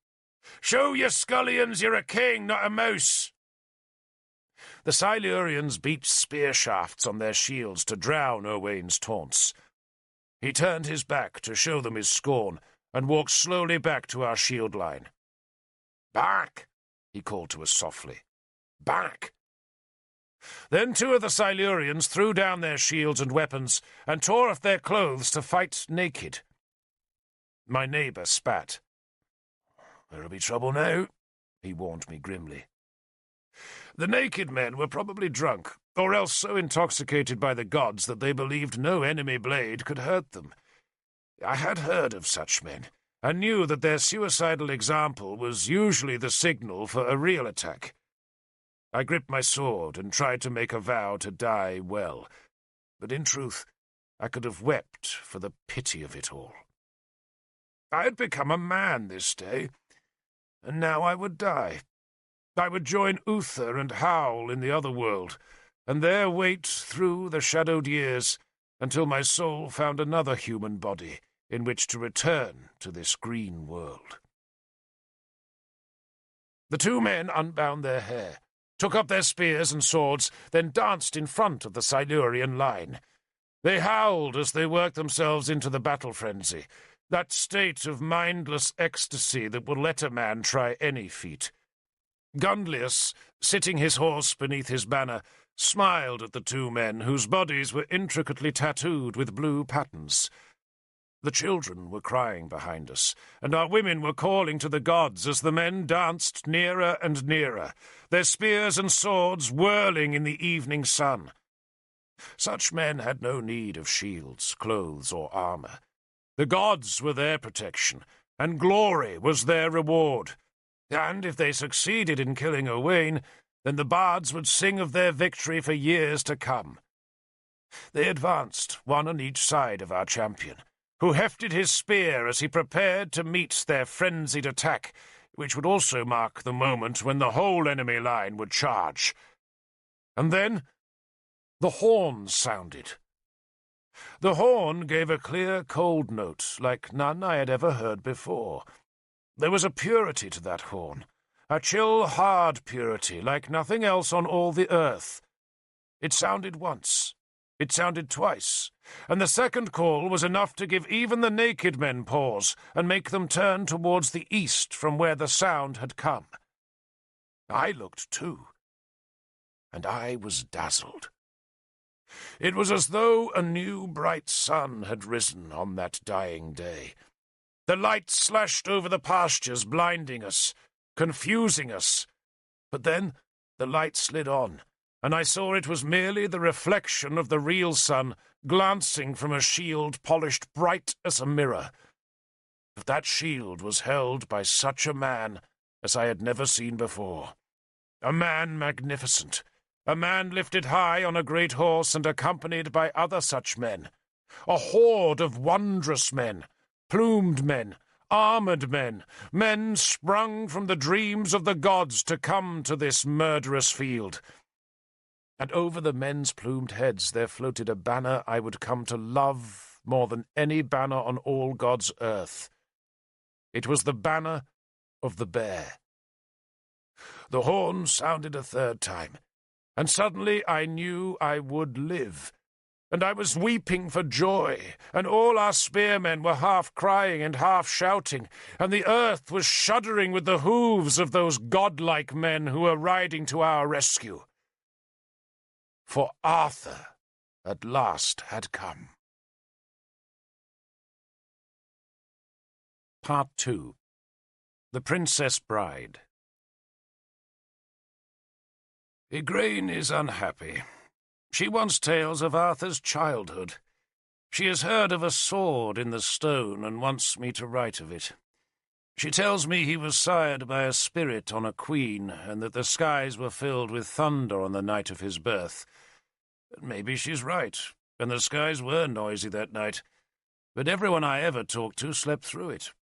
And as for the sword in the stone, well, there was a sword, and there was a stone, but their place in the tale is still far ahead.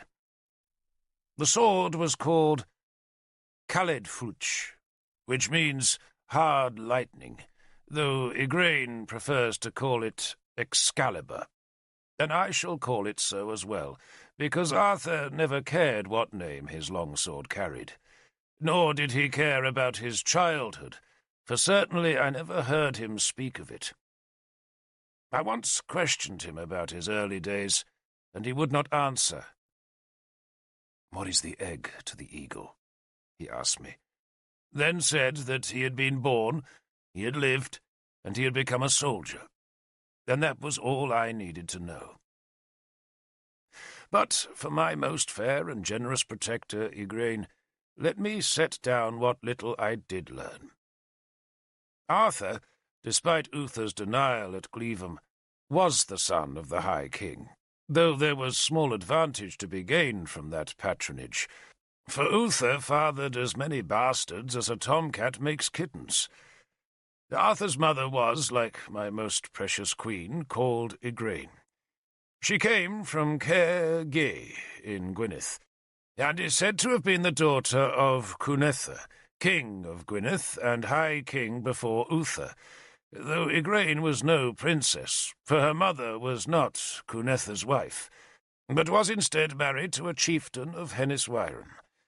All that Arthur would ever say of Igraine of Gwynedd, who died when he was on the verge of manhood, is that she was the most wonderful and clever and beautiful mother any boy could ever wish for.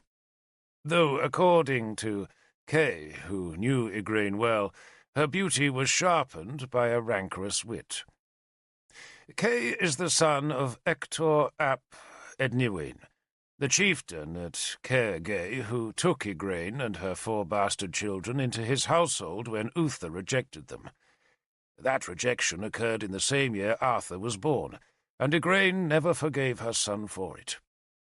She used to say that Arthur was one child too many, and somehow she believed that she would always have ruled as Uther's mistress had Arthur not been born. Arthur was the 4th of Igraine's children to survive infancy. The other 3 were all girls, and Uther evidently liked his bastards to be female, for they were less likely to make demands on his patrimony when they grew. Kai and Arthur were raised together, and Kai says, though never in Arthur's hearing, that both he and Arthur were frightened of Igraine. Arthur, he told me, was a dutiful, hard-working boy who strove to be the best at every lesson, whether in reading or sword-fighting. But nothing he could ever achieve gave his mother pleasure, though Arthur always worshipped her, defended her, and wept inconsolably when she died of a fever. Arthur was then 13, and Ector, his protector, appealed to Uther to help Igraine's 4 impoverished orphans. Uther brought them to Caer Cadarn, probably because he thought the 3 daughters would be useful throw-pieces in the game of dynastic marriages. Morgan's marriage to a prince of Cornwell was short-lived, thanks to fire. But Morgause married King Lot of Lothian, and Anna was wed to King Budic ap Camran across the water in Brittany. These last 2 were not important marriages, for neither king was close enough to send reinforcements to Dumnonia in time of war, but both served their small purposes.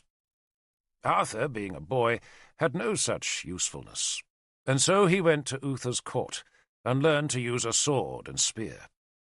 He also met Merlin, though neither man talked much of what passed between them in those months before Arthur, despairing of ever being given preferment by Uther, followed his sister Anna to Brittany. There, in the turmoil of Gaul, he grew into a great soldier, and Anna, ever conscious that a warrior brother was a valued relative, kept his exploits known to Uther. That was why Uther brought Arthur back to Britain for the campaign which ended in his son's death. The rest you know. And now I have told Igraine all I know of Arthur's childhood, and doubtless she will embellish the tale with the legends that are already being told of Arthur among the common folk. Igraine is taking away these skins one by one and having them transcribed into the proper tongue of Britain by Dafydd ap Gruffydd, the clerk of the justice, who speaks the Saxon tongue.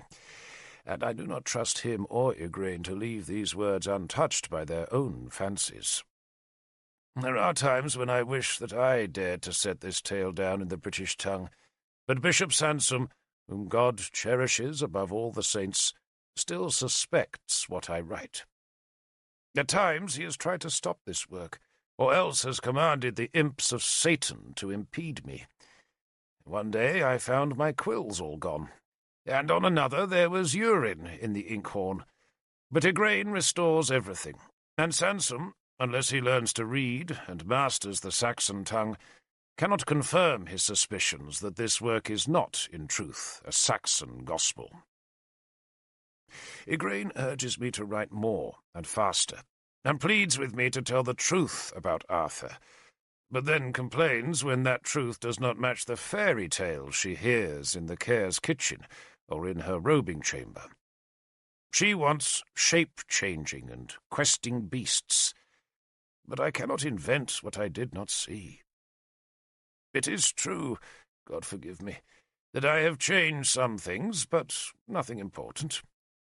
Thus, when Arthur saved us in the battle before Caer Cadarn, I realized he was coming long before he actually appeared.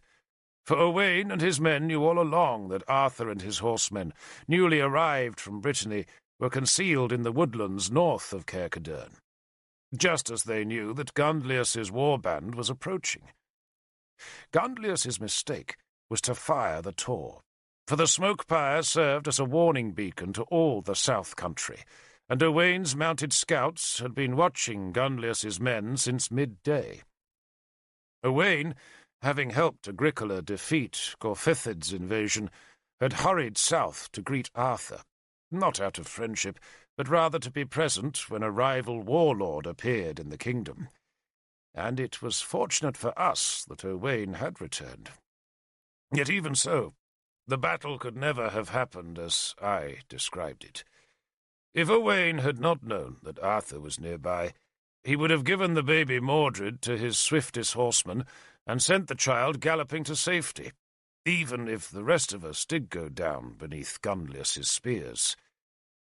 I could have written that truth, of course, but the bard showed me how to shape a tale so that the listeners are kept waiting for the part they want to hear. And I think the tale is better for keeping the news of Arthur's arrival until the very last minute. It is a small sin, this tale shaping, though God knows Sansom would never forgive it. It's still winter here in Dinarac, and bitter cold. But King Brockvale ordered Sansom to light our fires after Brother Aaron was found frozen dead in his cell.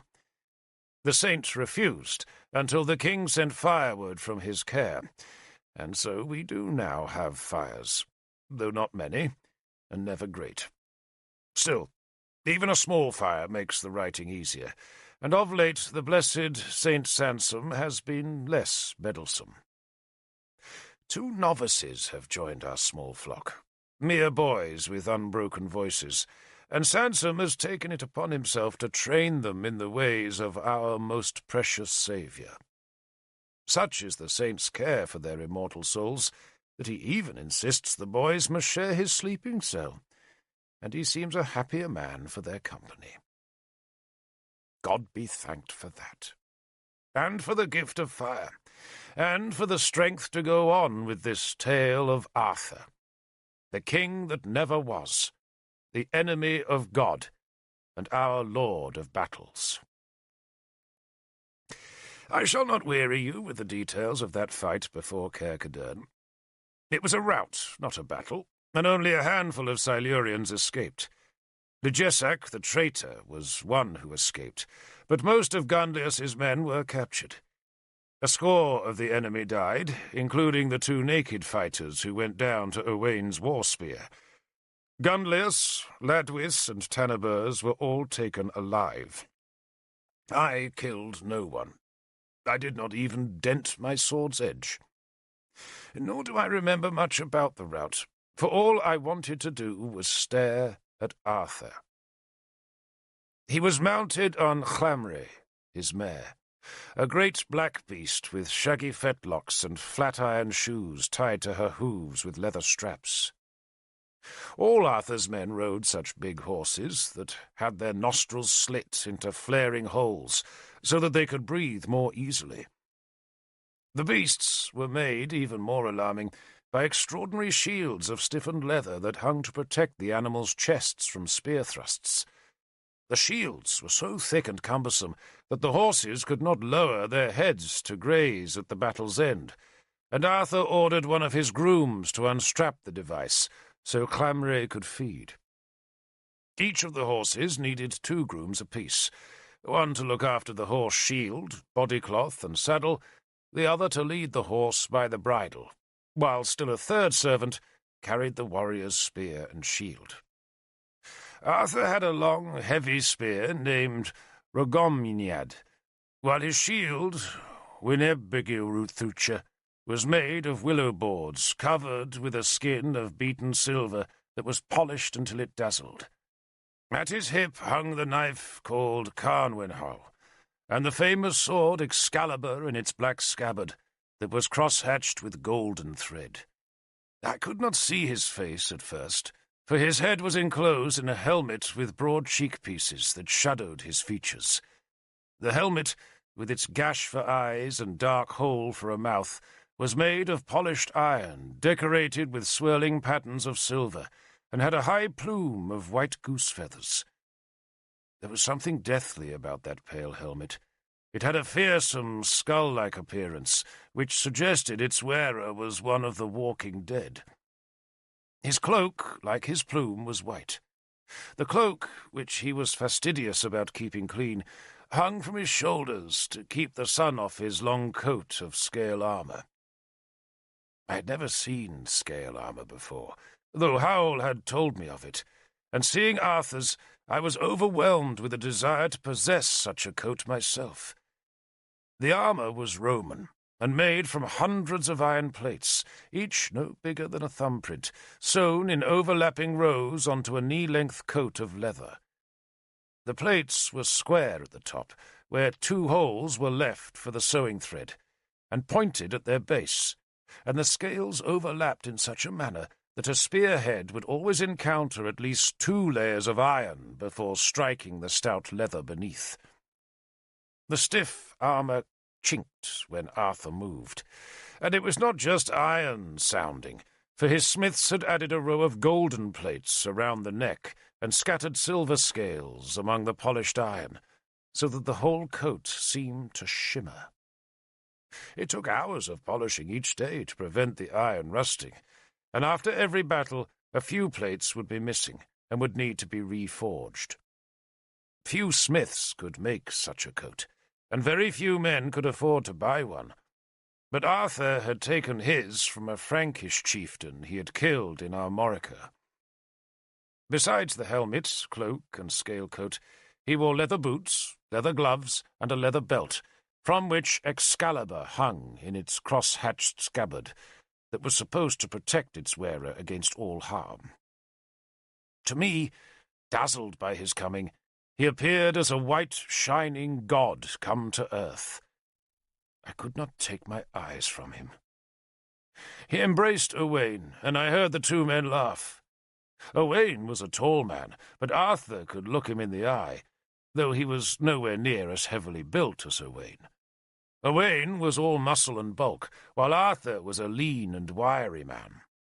Owain thumped Arthur's back, and Arthur returned the affectionate gesture, before the 2 men walked, their arms about each other's shoulders, to where Ralla was holding Mordred. Arthur fell to his knees before his king, and, with a surprising delicacy for a man in stiff, heavy armour, lifted a gloved hand to take the hem of the baby's robe. He pushed his helmet's hinged cheek-pieces aside, then kissed the robe. Mordred responded by screaming and struggling. Arthur stood and held his arms towards Morgan. She was older than her brother, who was still only 25 or 26 years old, but when he offered to embrace her, she began to cry behind her gold mask that clashed lightly against Arthur's helmet as they clasped each other. He held her tight and patted her back.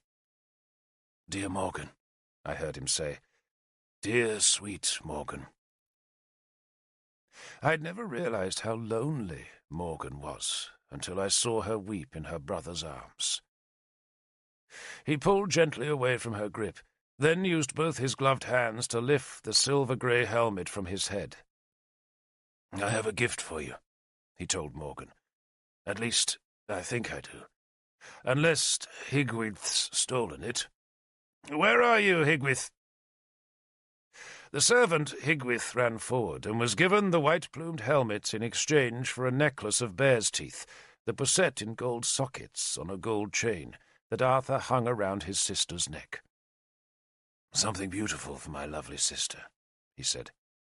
And then he insisted on knowing who Ralla was, and when he heard about her baby's death, his face showed such pain and sympathy that Ralla began to weep, and Arthur impulsively hugged her and almost crushed the baby king against his scale-armoured chest. Then Gwilithan was introduced, and Gwilithan told Arthur how I had killed a Silurian to protect Mordred, and so Arthur swung round to thank me. And for the first time, I looked full into his face. It was a face of kindness. That was my first impression. No, that is what Igraine wants me to write. In truth, my first impression was of sweat, lots of sweat, come from wearing metal armour on a summer's day. But after the sweat, I noticed how kind he looked. You trusted Arthur on sight. That was why women always liked Arthur, not because he was good-looking, for he was not overly handsome, but because he looked at you with genuine interest and an obvious benevolence. He had a strong, bony face that was full of enthusiasm, and a full head of dark brown hair that, when I first saw him, was sweat-plastered tight to his skull, thanks to his helmet's leather liner. His eyes were brown. He had a long nose and a heavy, clean-shaven jaw, but his most noticeable feature was his mouth. It was unnaturally large and had a full set of teeth. He was proud of his teeth and cleaned them every day with salt when he could find it, and with plain water when he could not. It was a big face and a strong one, yet what impressed me most about him was that look of kindness and the impish humour in his eyes. There was an air of enjoyment about Arthur. Something in his face radiated a happiness that embraced you in its aura. I noticed then, and ever after, how men and women became more cheerful when Arthur was in their company. Everyone became more optimistic. There was more laughter, and when he departed, a dullness would ensue. Yet Arthur was no great wit, nor a storyteller. He was simply Arthur, a good man of infectious confidence, impatient will, and iron-hard resolve. You did not notice that hardness at first, and even Arthur himself pretended it was not there. Yet it was. A slew of battlefield graves bear witness to it. "Gwilithan tells me you're a Saxon," he teased me. "Lord," was all I could say as I dropped to my knees. He stooped and lifted me by the shoulders. His touch was firm. "I'm no king, Derfel," he said. "You don't kneel to me. But I should kneel to you for risking your life to save our king." He smiled. "For that, I thank you." He had a knack of making you feel that no one else in the world mattered to him as much as you did, and I was already lost in worship of him. "How old are you?" he asked me. 15, I think. "But big enough for 20 years. He smiled. "Who taught you to fight?" Howl, I said. Merlin's steward. "Ah, the best teacher. He taught me too. And how is good Howl?" The question was asked eagerly, but I had neither the words nor courage to answer. Dead, Morgan answered for me. slain by Gunlius. She spat through the mouth-slit of her mask towards the captured king, who was being held a few paces away. "Howl dead?" Arthur asked the question of me, his eyes on mine, and I nodded and blinked back tears, and Arthur instantly hugged me.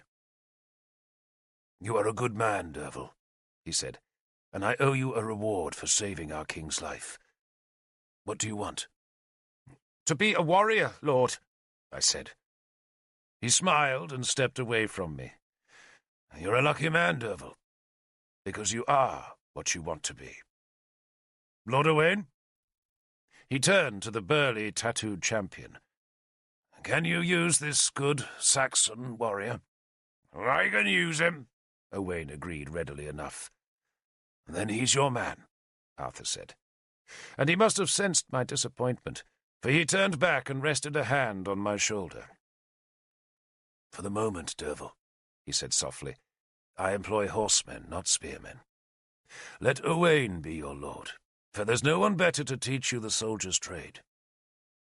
He gripped my shoulder with his gloved hand, then turned and waved the two guards away from Gunlius's side.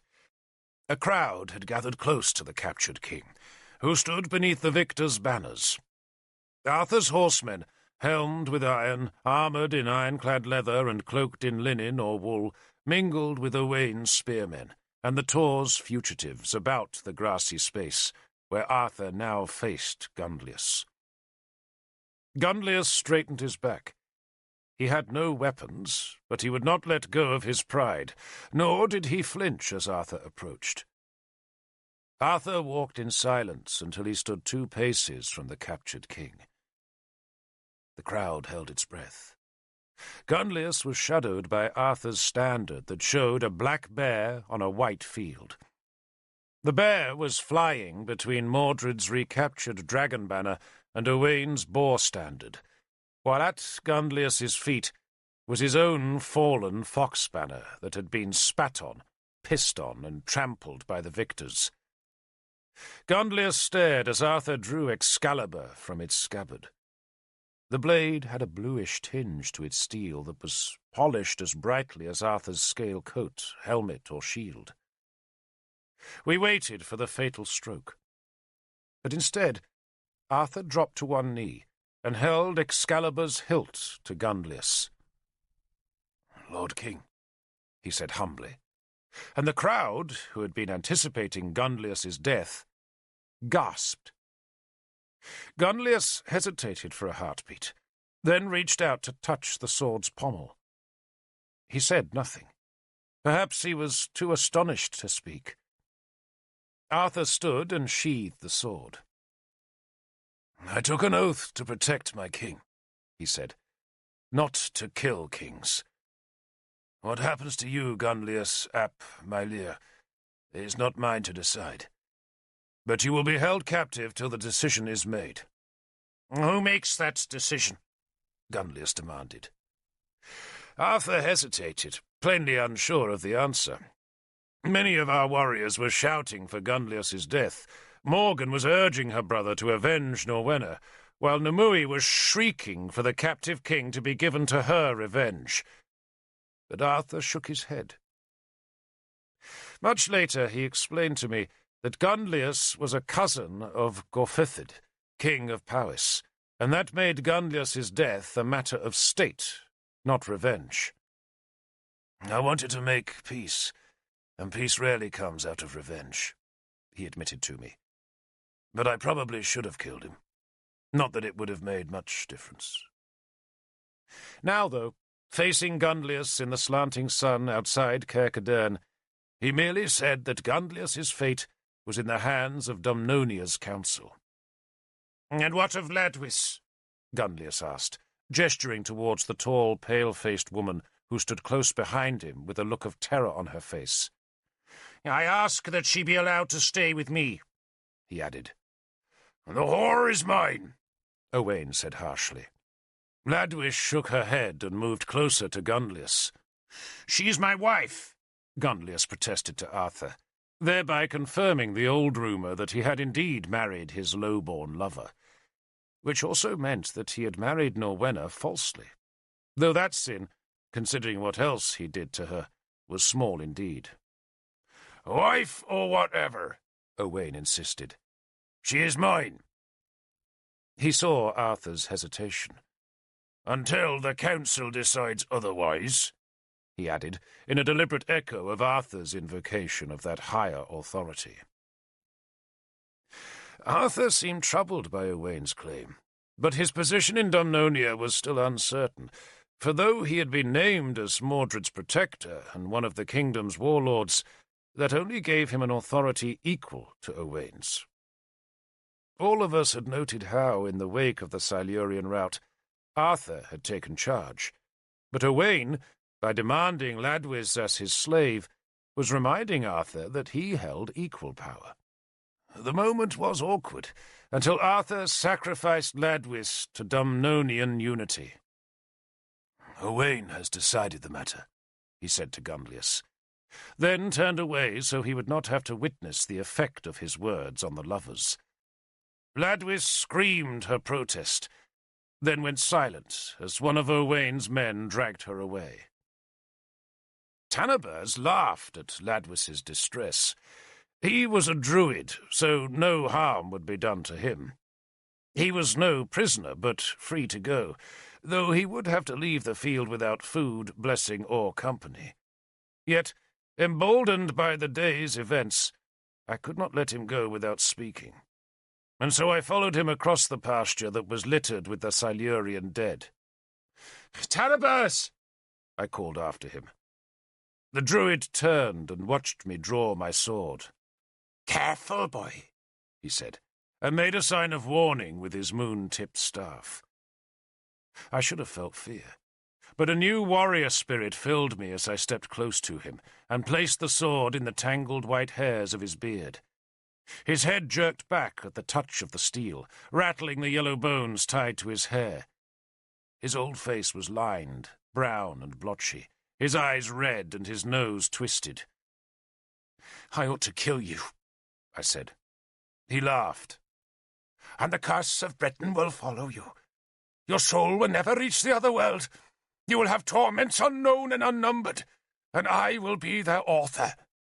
He spat towards me, then tried to push the sword blade out of his beard, but I tightened my grip on the hilt, and he suddenly looked alarmed as he realized my strength. A few curious onlookers had followed me, and some tried to warn me of the dreadful fate that would torment me if I killed a druid. But I had no intention of killing the old man. I just wanted to frighten him. 10 or more years ago," I said, "you came to Madoc's holding." Madoc was the man who had enslaved my mother, and whose homestead the young Gunlius had raided. Tanabers nodded as he remembered the raid. "So we did. So we did. A good day. We took much gold," he said, "and many slaves." "And you made a death pit," I said. "So?" He shrugged, then leered at me. "The gods must be thanked for good fortune." I smiled and let the sword point tickle his scrawny throat. "So I lived, druid. I lived." It took Tanabers a few seconds to understand just what I had said, but then he blanched and trembled, for he knew that I, alone of all in Britain, possessed the power to kill him. He had sacrificed me to the gods, but his carelessness in not making sure of his gift meant that the gods had granted the power of his life into my keeping. He screamed in terror, thinking my blade was about to lunge into his gullet. But instead, I pulled the steel away from his ragged beard and laughed at him as he turned and stumbled away across the field. He was desperate to escape me, but just before he reached the woodland into which the handful of Silurian survivors had fled, he turned and pointed a bony hand towards me. "Your mother lives, boy," he shouted.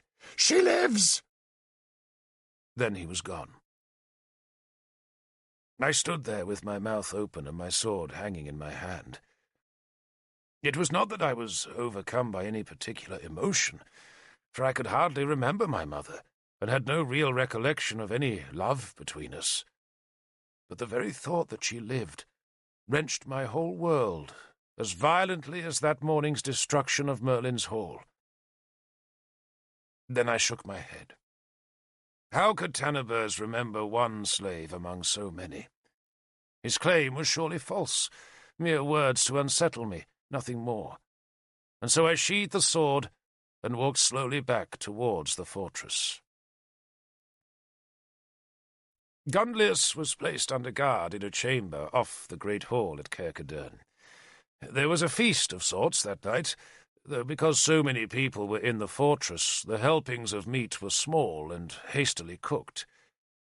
Much of the night was spent by old friends exchanging news of Britain and Brittany, for many of Arthur's followers had originally come from Dumnonia or from the other British kingdoms. The names of Arthur's men blurred in my mind, for there were over 70 horsemen in his band, as well as grooms, servants, women, and a tribe of children. In time, the names of Arthur's warriors became so familiar, but that night they meant nothing. Dagonet, Aglaval, Kai, Lanval, the brothers Balan and Balin, Gawain and Agravain, Blaise, Iltyd, Edlig, Bedwyr. I did notice Morfans, for he was the ugliest man I ever saw. So ugly that he took pride in his twisted looks, goitered neck, hair lip, and misshapen jaw. I also noticed Sagramor, for he was black, and I had never seen, let alone believed in, such men. He was a tall, thin, and sourly laconic man, though when he could be persuaded to tell a story in his horribly accented British, he could put a whole hall under his spell. And of course I noticed Eileen. She was a slender, black-haired woman, a few years older than Arthur, with a thin, grave, and gentle face that gave her a look of great wisdom. She was dressed in royal finery that night.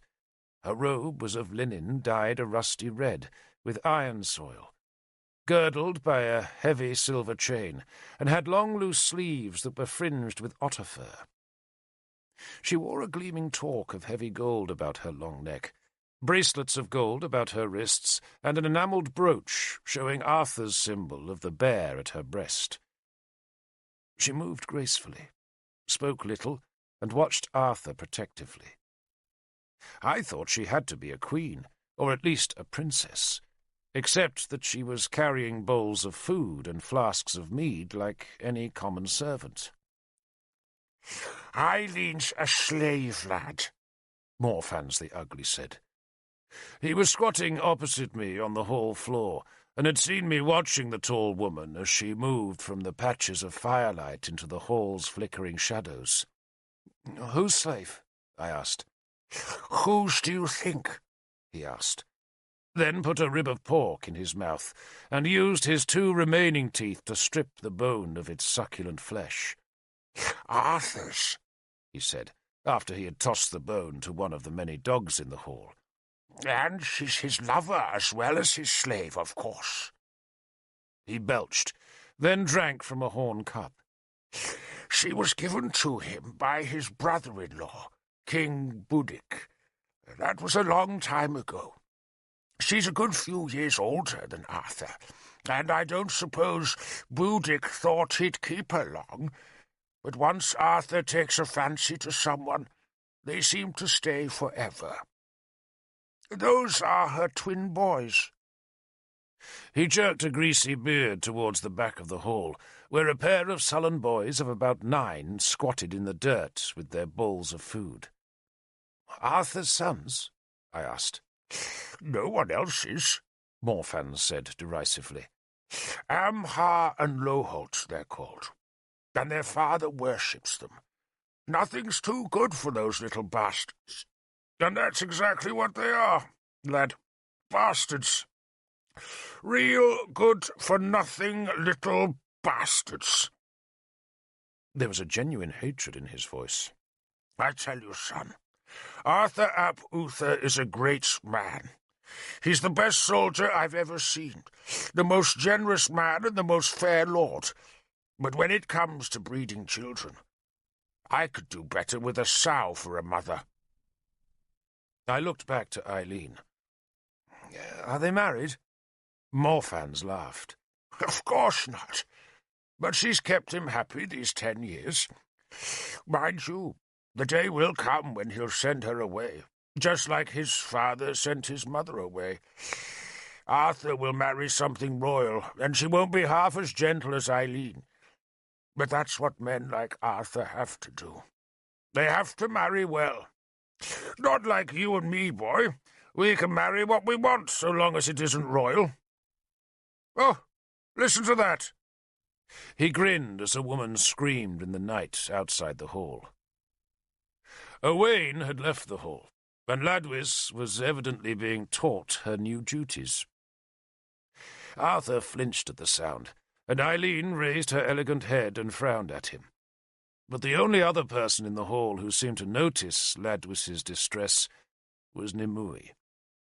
Her bandaged face was drawn and sad, but the scream made her smile, because of the torment she knew the sound would give to Gunlius. There was no forgiveness in Nimue, not one drop. She had already begged Arthur and Owain for permission to kill Gunlius herself, and had been refused.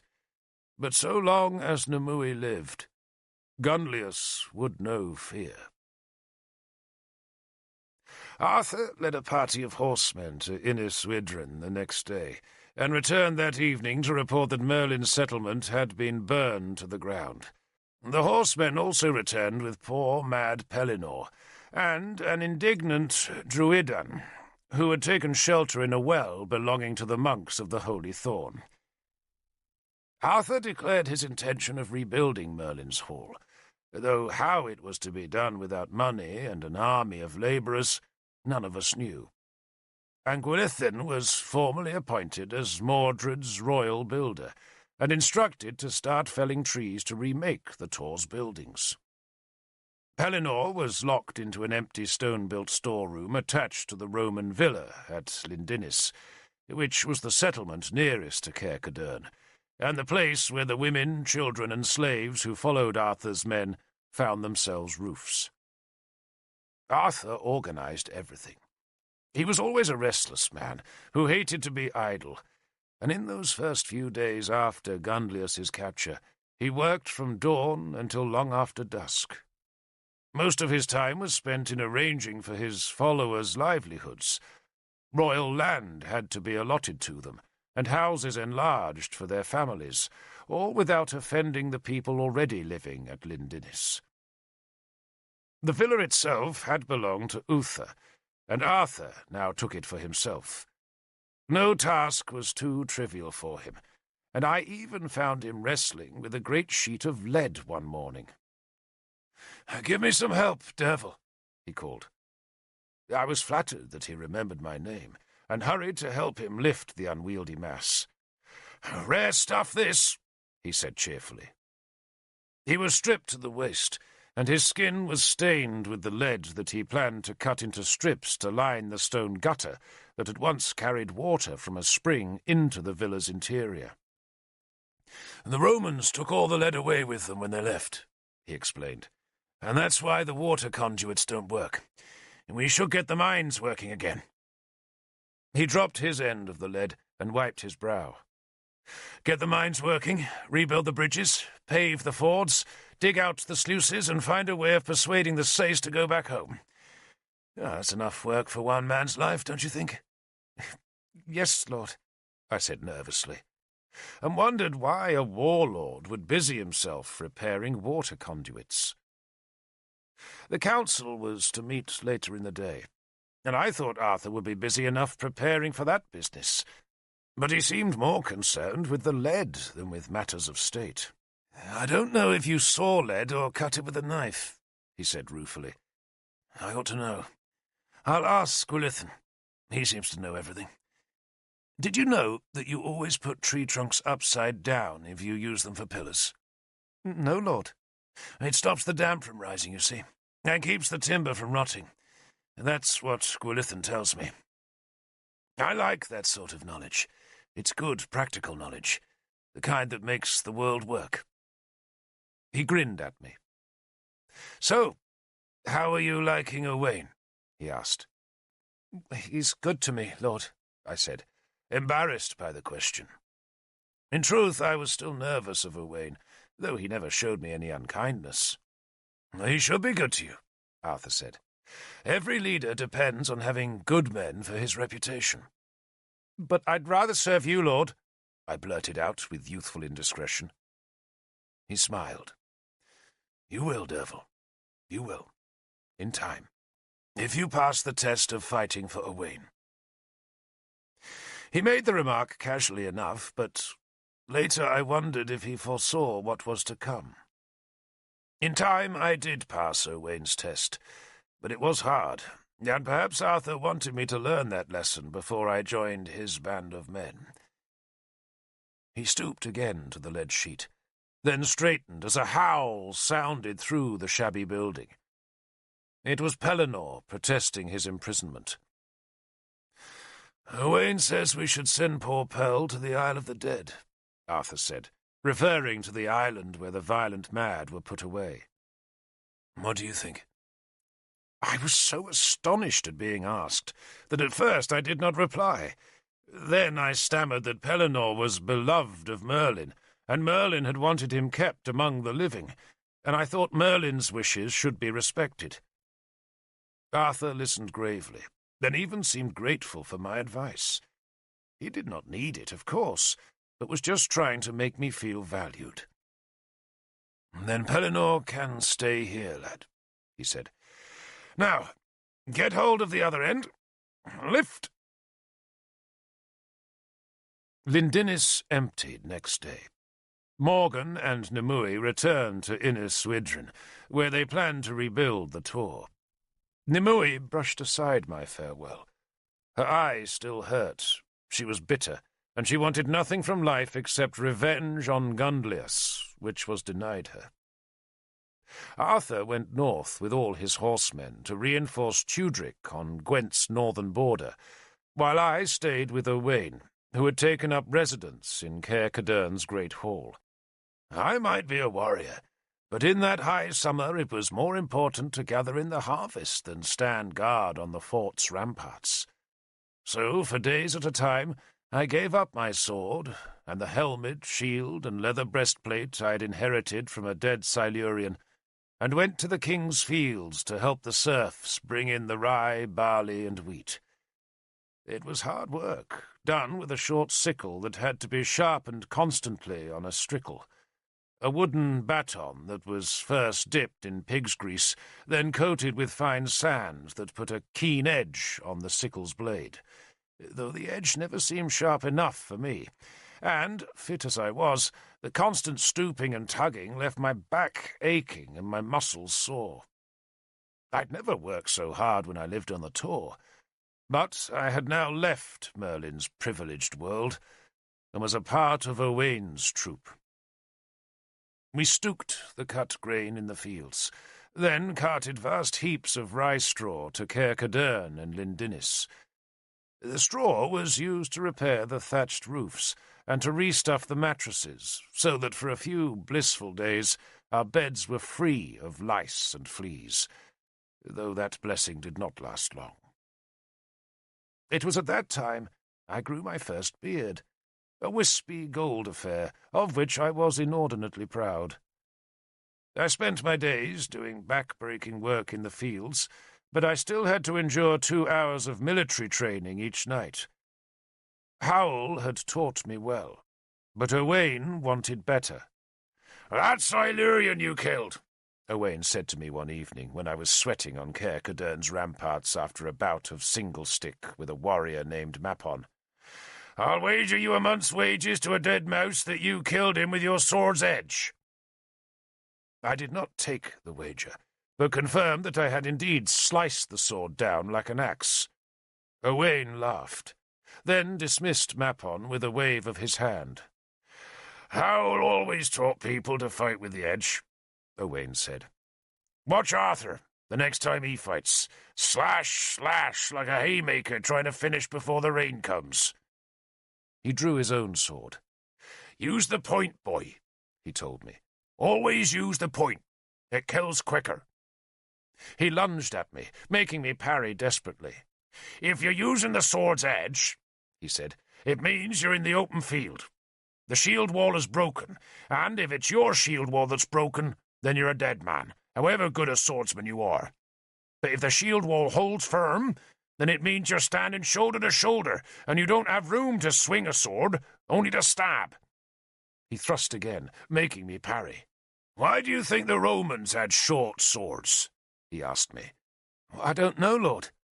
"Because a short sword stabs better than a long one, that's why," he said. "Not that I'll ever persuade any of you to change your swords, but even so, remember to stab. The point always wins. Always." He turned away, then suddenly whipped back to stab at me, and somehow I managed to knock his blade aside with the clumsy single stick. Owain grinned. "You're fast," he said, "and that's good. You'll make it, boy, so long as you stay sober." He sheathed his sword and stared eastwards.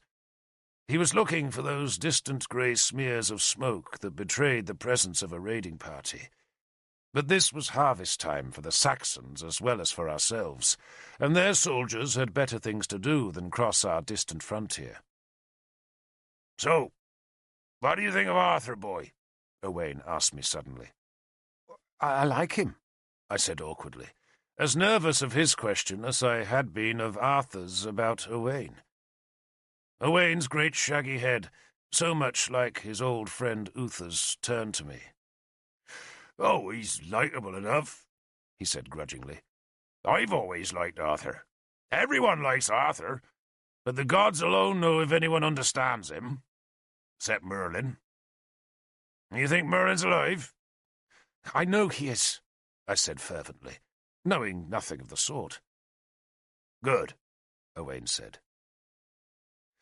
I came from the Tor, and Owain assumed I had a magical knowledge denied to other men.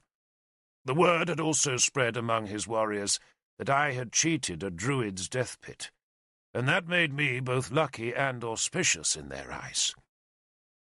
"I like Merlin," Owain went on, "even though he did give Arthur that sword." "Caledfulk?"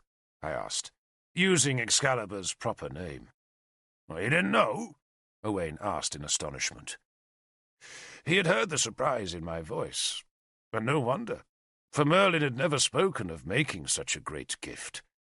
He sometimes talked of Arthur, whom he had known in the brief time Arthur spent at Uther's court, but Merlin always used a fondly disparaging tone, as if Arthur was a slow but willing pupil, whose later exploits were greater than Merlin had ever expected. But the fact that he had given Arthur the famous sword suggested that Merlin's opinion of him was a great deal higher than he pretended it to be. "Caledfulk," Owen explained to me, "was forged in the other world by Gofannon." Gofannon was the god of smithcraft.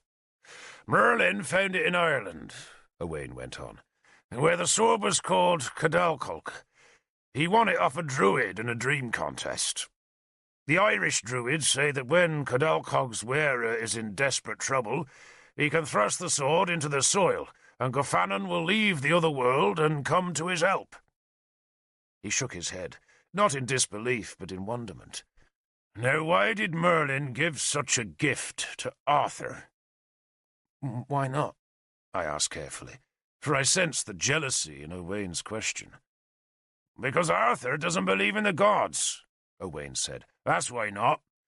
He doesn't even believe in that milksop god the Christians worship. So far as I can make out, Arthur doesn't believe in anything, except big horses, and the gods alone know what earthly use they are." "They're frightening," I said, wanting to be loyal to Arthur.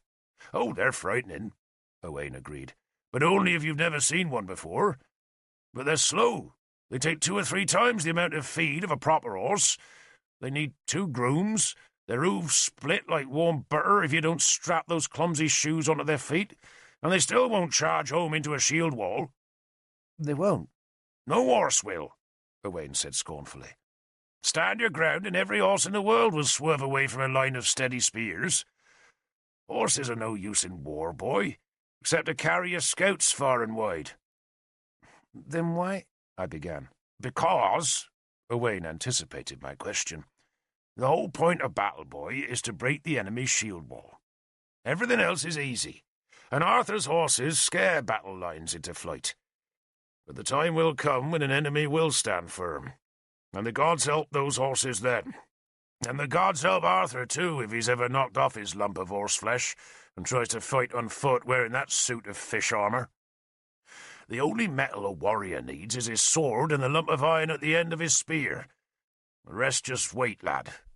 Dead weight."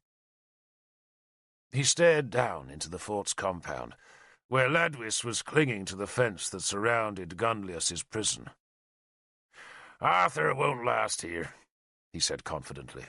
"One defeat and he'll sail back to Armorica, where they're impressed by big horses, fish suits, and fancy swords." He spat, and I knew that, despite Owain's professed liking for Arthur, there was something else there, something deeper than jealousy. Owain knew he had a rival, but he was biding his time, as, I guessed, Arthur was biding his, and the mutual enmity worried me, for I liked both men. Owain smiled at Ladwis's distress. She's a loyal bitch, I'll say that for her," the big man said. "But I'll break her yet. Is that your woman?" He nodded towards Lunette, who was carrying a leather bag of water towards the warriors' huts. "Yes," I said, and blushed at the confession. Lunette, like my new beard, was a sign of manhood, and I wore both clumsily. Lunette had decided to stay with me instead of going back to what was left of Iniswydrin with Numui. The decision really had been Lunette's, and I was still nervous of everything about our relationship, though Lunette seemed to have no doubts about the arrangement. She had taken over a corner of the hut, swept it, screened it with some withy hurdles, and now talked confidently about our joint future. I had thought she would want to stay with Numui, but since her rape, Numui had been quiet and withdrawn. Indeed, she had become hostile, speaking to no one except to turn away their conversation.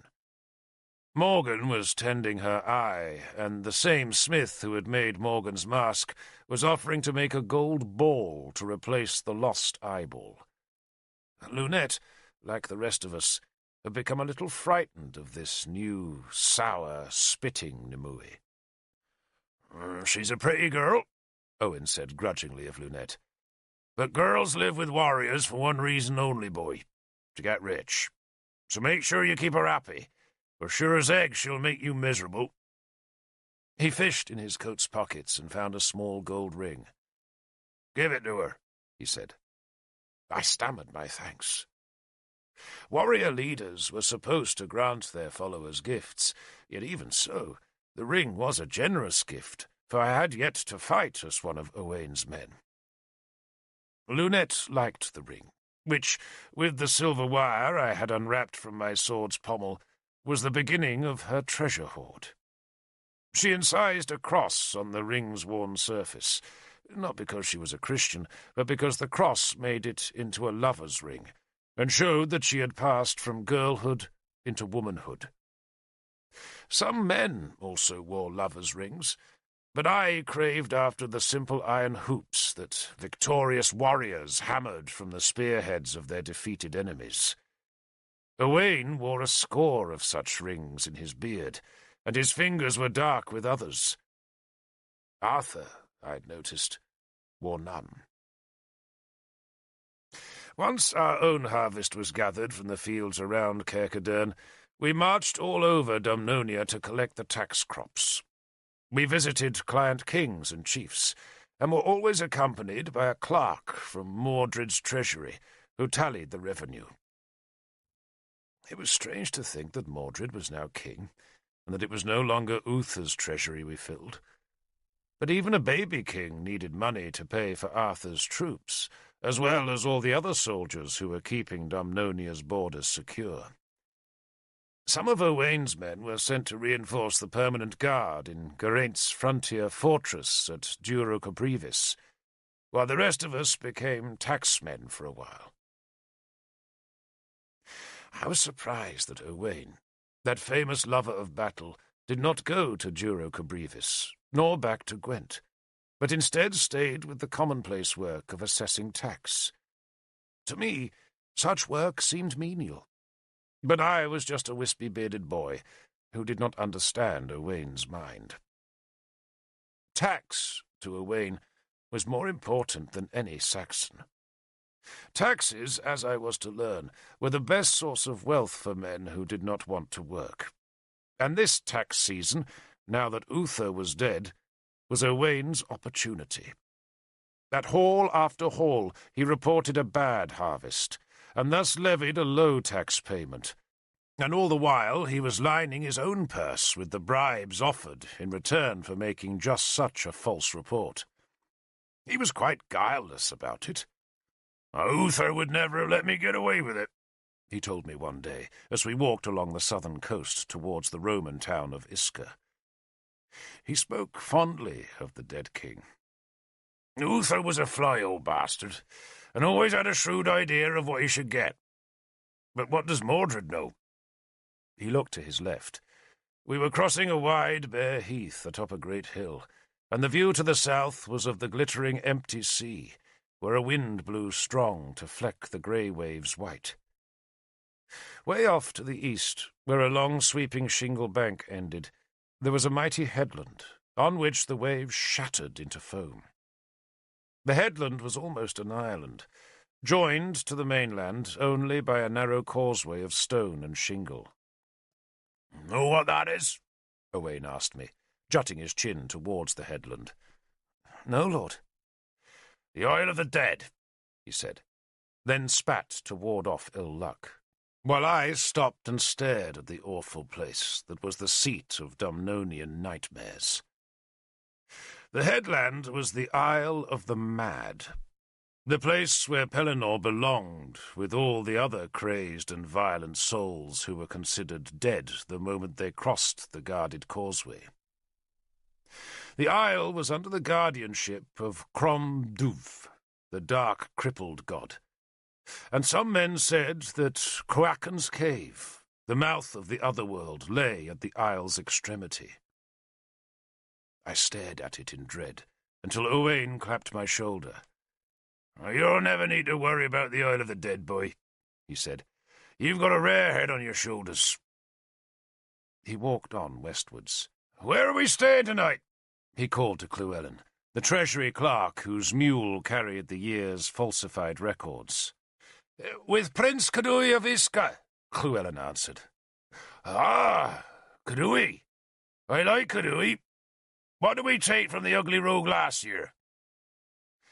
Llewellyn did not need to look at his wooden tally sticks with their recording notches, but reeled off a list of hides, fleeces, slaves, tin ingots, dried fish, salt, and milled corn. "He paid most in gold, though," he added. "I like him even more," Owain said. "What will he settle for, Llewellyn?"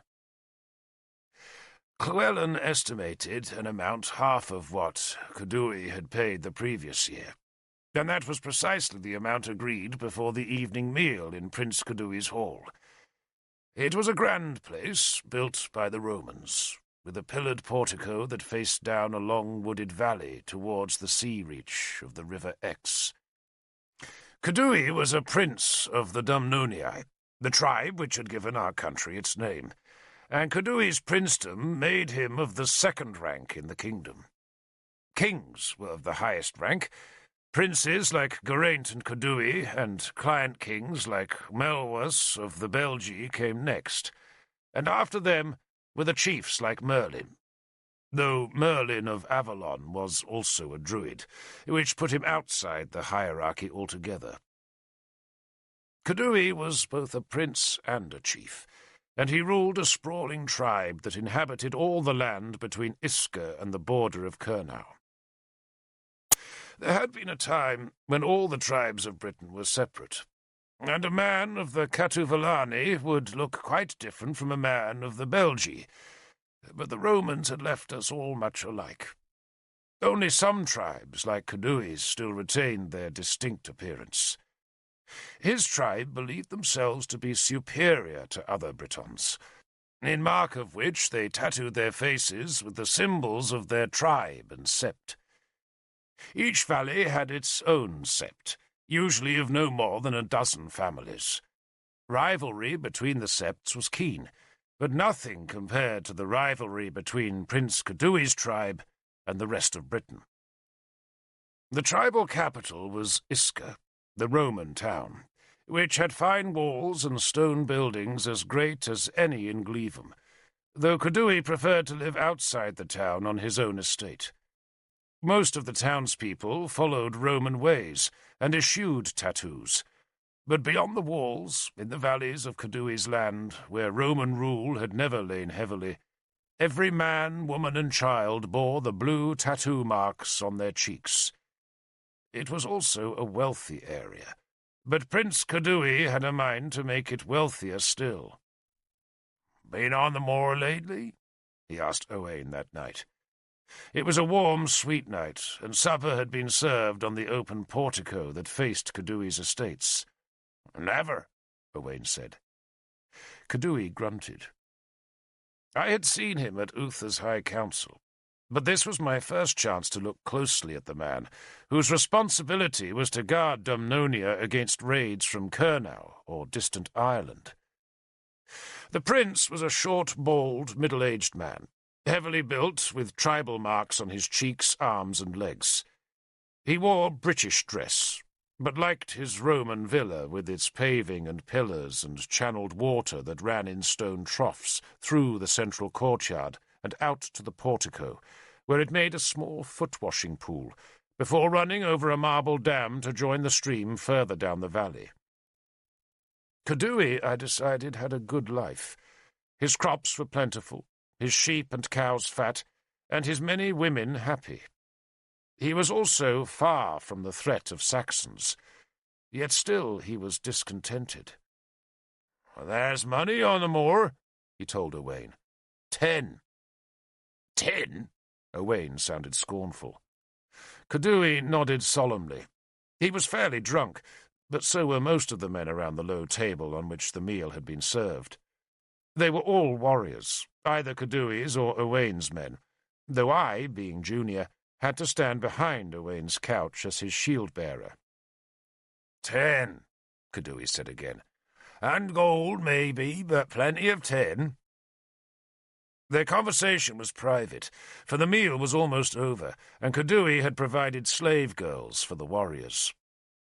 No one had any attention for the two leaders, except for me and Cadui's shield-holder, who was a dozy lad staring slack-jawed and dull-eyed at the slave girls' antics. I was listening to Owain and Cadui, but kept so still and straight that they probably forgot I was even standing there. "You may not want tin," Cadui said to Owain, "but there's plenty who do. Can't make bronze without tin, and they pay a fancy price for the stuff in Armorica, let alone up country." He jerked a dismissive fist towards the rest of Dumnonia, then gave a belch that seemed to surprise him. He calmed his belly with a draught of good wine, then frowned as though he could not remember what he'd been talking about. 10, he finally said, remembering. "So, tell me about it," Owain said. He was watching one of his men who had stripped a slave girl naked and was now smearing butter on her belly. "It isn't my 10, Cadui said forcefully. "Must be someone's," Owain said. "You want me to ask Llewellyn? He's a clever bastard when it comes to money and ownership." His man slapped the girl's belly hard, splattering butter all over the low table and causing a gust of laughter. The girl complained, but the man told her to be quiet and started scooping butter and pork grease onto the rest of her body. "The fact of the matter is," Cadui said forcefully, to get Owain's attention off the naked girl, "that Uther let in a pack of men from Cornwell. They came to work the old Roman mines because none of our people had the skills. The bastards are supposed, mark that, supposed to send their rent to your treasury. But the buggers are sending tin back to Cornwell. I know that for a fact." Owain's ears had pricked up now. "Cornwell? Making money off our land they are. Our land," Cadui said indignantly. Cornwell was a separate kingdom, a mysterious place at the very end of Dumnonia's western peninsula that had never been ruled by the Romans. Most of the time it lived in peace with us, but every now and then King Mark would stir himself from his latest wife's bed and send a raiding party over the river Tamar. "What are men of Cornwell doing here?" Owain asked, in a voice every bit as indignant as his host's. "I told you, stealing our money. And not just that. I've been missing good cattle, sheep, even a few slaves. Those miners are getting above themselves, and they're not paying you like they should. But you'll never prove it. Never. Not even your clever fellow Llewellyn can look at a hole in the moor and tell me how much tin is supposed to come out in a year." Cadui swiped at a moth, then shook his head moodily. "They think they're above the law. That's the problem. Just because Uther was their patron, they think they're above the law." Owain shrugged. His attention was back on the butter-smothered girl, who was now being chased about the lower terrace by a half-dozen drunken men. The grease on her body made her hard to catch, and the grotesque hunt was making some of the watching men helpless with laughter. I was having a hard time stopping myself from giggling. Owain looked back to Cadui. So go up there and kill a few of the bastards, Lord Prince, he said, as though it was the easiest solution in the world. I can't, Kudui said. Why not? Uther gave them protection. If I attack them, they'll complain to the council and to King Mark, and I'll be forced to pay Sahid. Sahid was the blood price put on a man by law. A king's Sahid was unpayable. A slave's was cheap. But a good miner probably had a high enough price to hurt even a wealthy prince like Kudui. So how will they know it's you who attacked them? Owain asked scornfully. For answer, Kudui just tapped his cheek. The blue tattoos he was suggesting would betray his men. Owain nodded. The buttered girl had at last been pinned down, and was now surrounded by her captors, among some shrubs that grew on the lower terrace. Owain crumbled some bread, then looked up at Kudui again. So?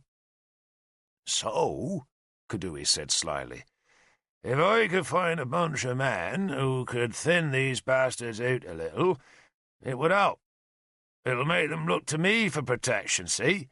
And my price will be the tin they're sending to King Mark. And your price? He paused to make sure Owain was not shocked by the implication. Will be half that tin's value. How much? Owain asked quickly. The two men were speaking softly, and I had to concentrate to hear their words over the warriors' laughter and cheers.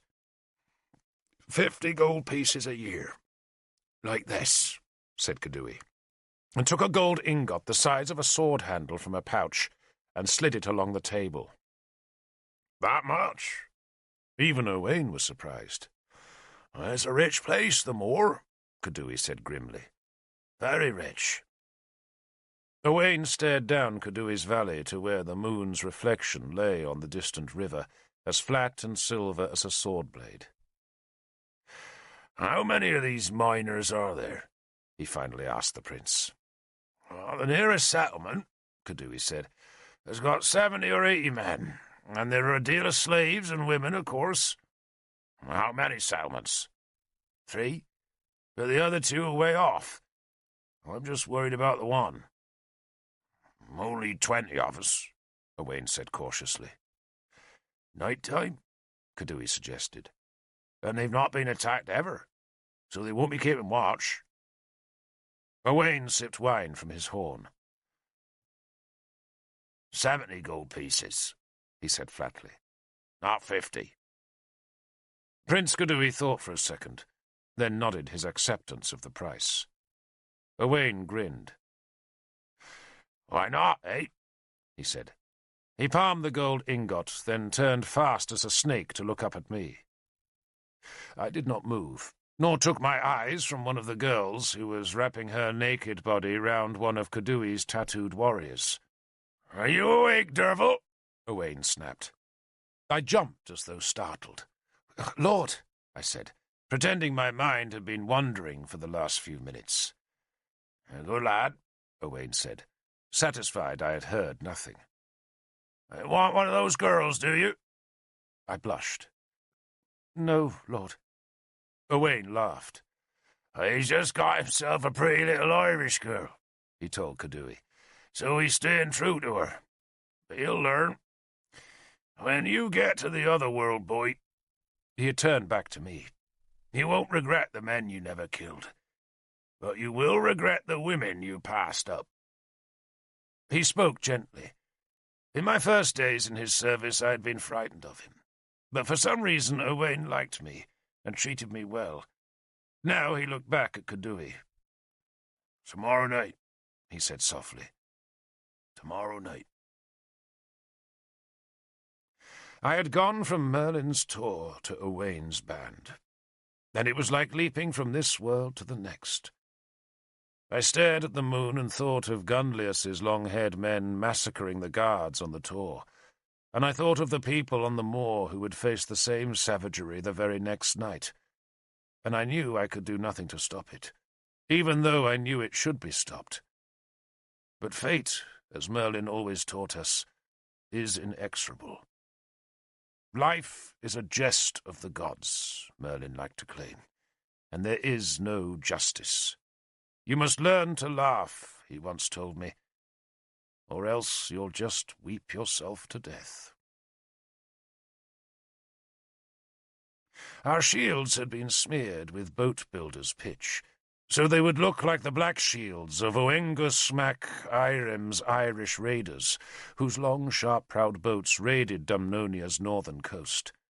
A local guide with tattooed cheeks led us all afternoon through deep, lush valleys that climbed slowly towards the great bleak loom of the moor that was occasionally visible through some break in the heavy trees.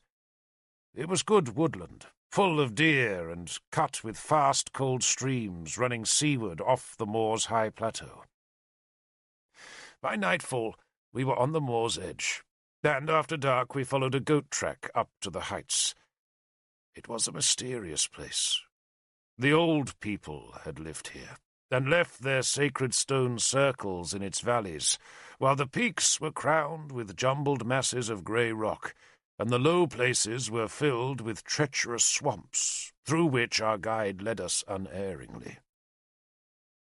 Owain had told us that the people of the moor were in rebellion against King Mordred, and that their religion had taught them to fear men with black shields.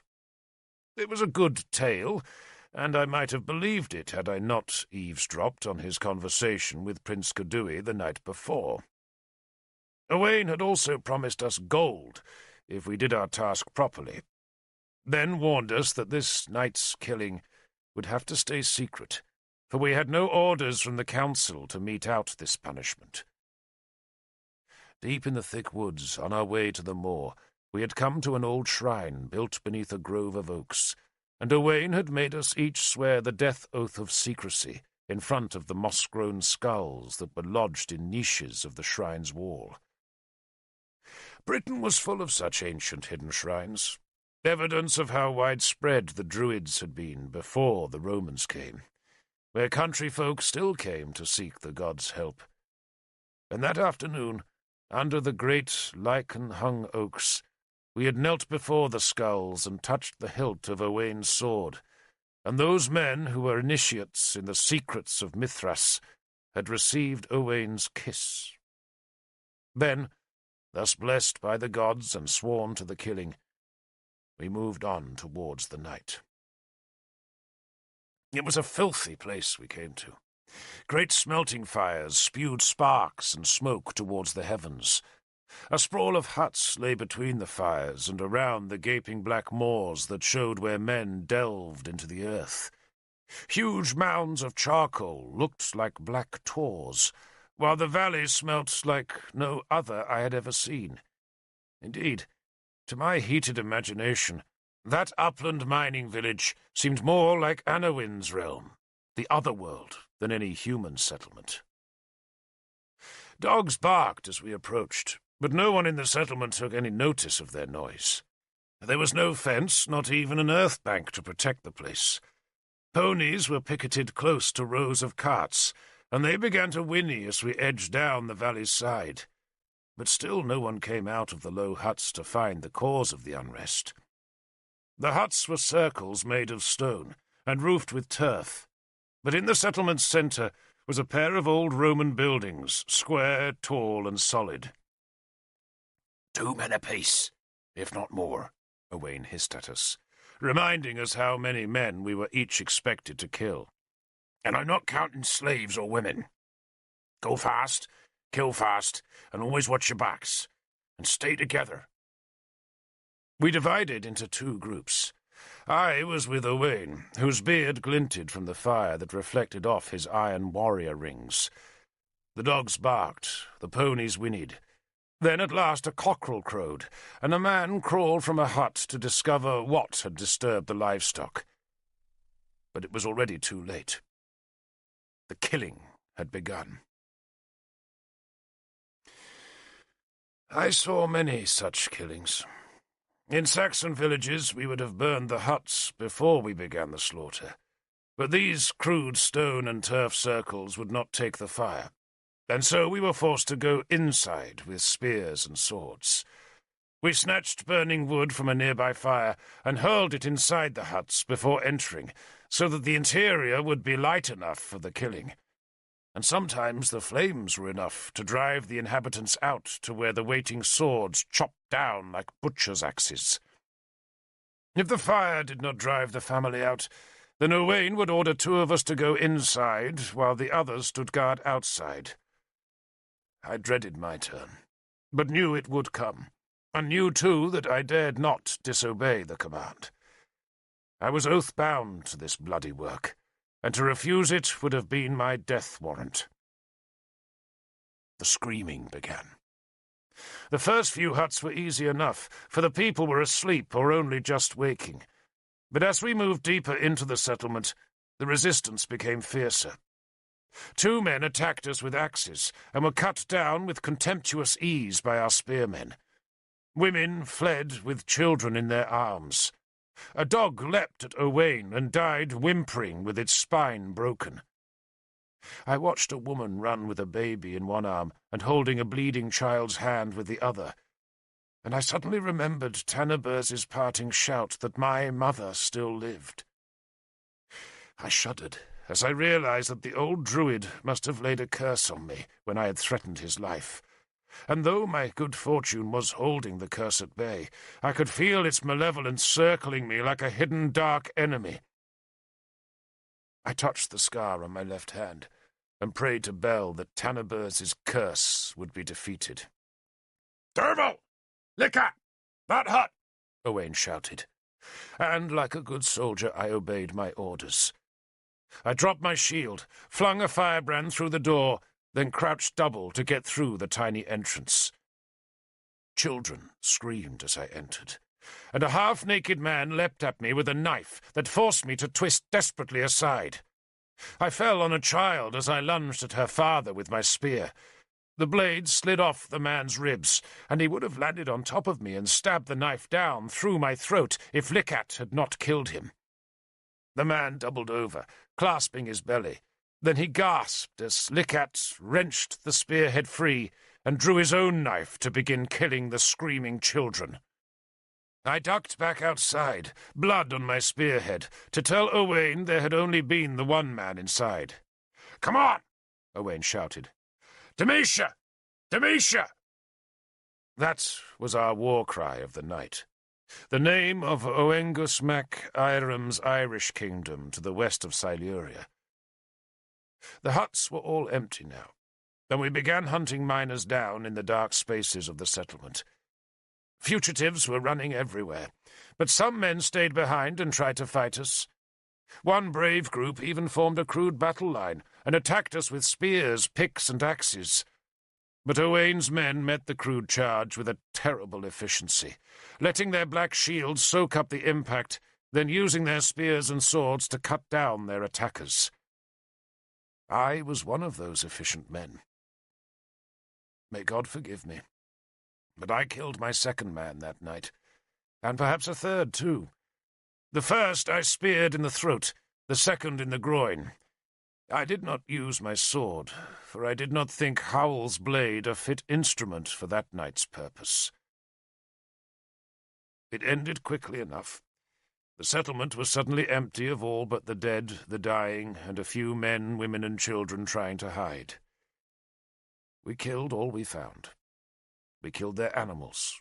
We burned the carts they used to fetch the charcoal up from the valleys. We stove in the turf roofs of their huts. We trampled their vegetable gardens, and then we ransacked the settlement for treasure. A few arrows flickered down from the skyline, but none of us was hit. There was a tub of Roman coins, gold ingots, and silver bars in their chief's hut. It was the biggest hut, full 20 feet across, and inside the hut the light of our firebrand showed the dead chief sprawling with a yellowish face and a slit belly. One of his women and 2 of his children lay dead in his blood. A third child, a girl, lay under a blood-soaked pelt, and I thought I saw her hand twitch when one of our men stumbled on her body. But I pretended she was dead, and left her alone. Another child screamed in the night, as her hiding place was found, and a sword hacked down. God forgive me. God and his angels forgive me. But I only ever confessed that night's sin to one person, and she was not a priest and had no power to grant me Christ's absolution. In purgatory, or maybe hell, I know, I will meet those dead children. Their fathers and mothers will be given my soul for their plaything, and I shall deserve the punishment. But what choice did I have? I was young. I wanted to live. I had taken the oath. I followed my leader. I killed no man who did not attack me. But what plea is that in the face of those sins? To my companions it seemed no sin at all. They were merely killing creatures of another tribe, another nation indeed, and that was justification enough for them. But I had been raised on the Tor, where we came from all races and all tribes, and though Merlin was himself a tribal chief and fiercely protective of anyone who could boast the name of Briton, he did not teach a hatred of other tribes. His teaching made me unfit for the unthinking slaughter of strangers for no reason other than their strangeness. Yet unfit or not, I killed. And may God forgive me that, and all the other sins too numerous to remember. We left before dawn. The valley was smoking, blood-sodden and horrid. The moor stank from the killing, and was haunted with the wailing cries of widows and orphans. Owain gave me a gold ingot, 2 silver bars, and a handful of coins. And, God forgive me, I kept them. Autumn brings battle. For all through spring and summer the boats ferry new Saxons to our eastern shore. And the autumn is when those newcomers try to find their own land. It is war's last fling before winter locks the land. And it was in the autumn of the year of Uther's death that I first fought the Saxons. For no sooner had we come back from our tax-collecting in the west than we heard of Saxon raiders in the east. Owain put us under the command of his captain, a man named Griffith ap Annan, and sent us to aid Melwas, king of the Belgi, a client monarch of Dumnonia.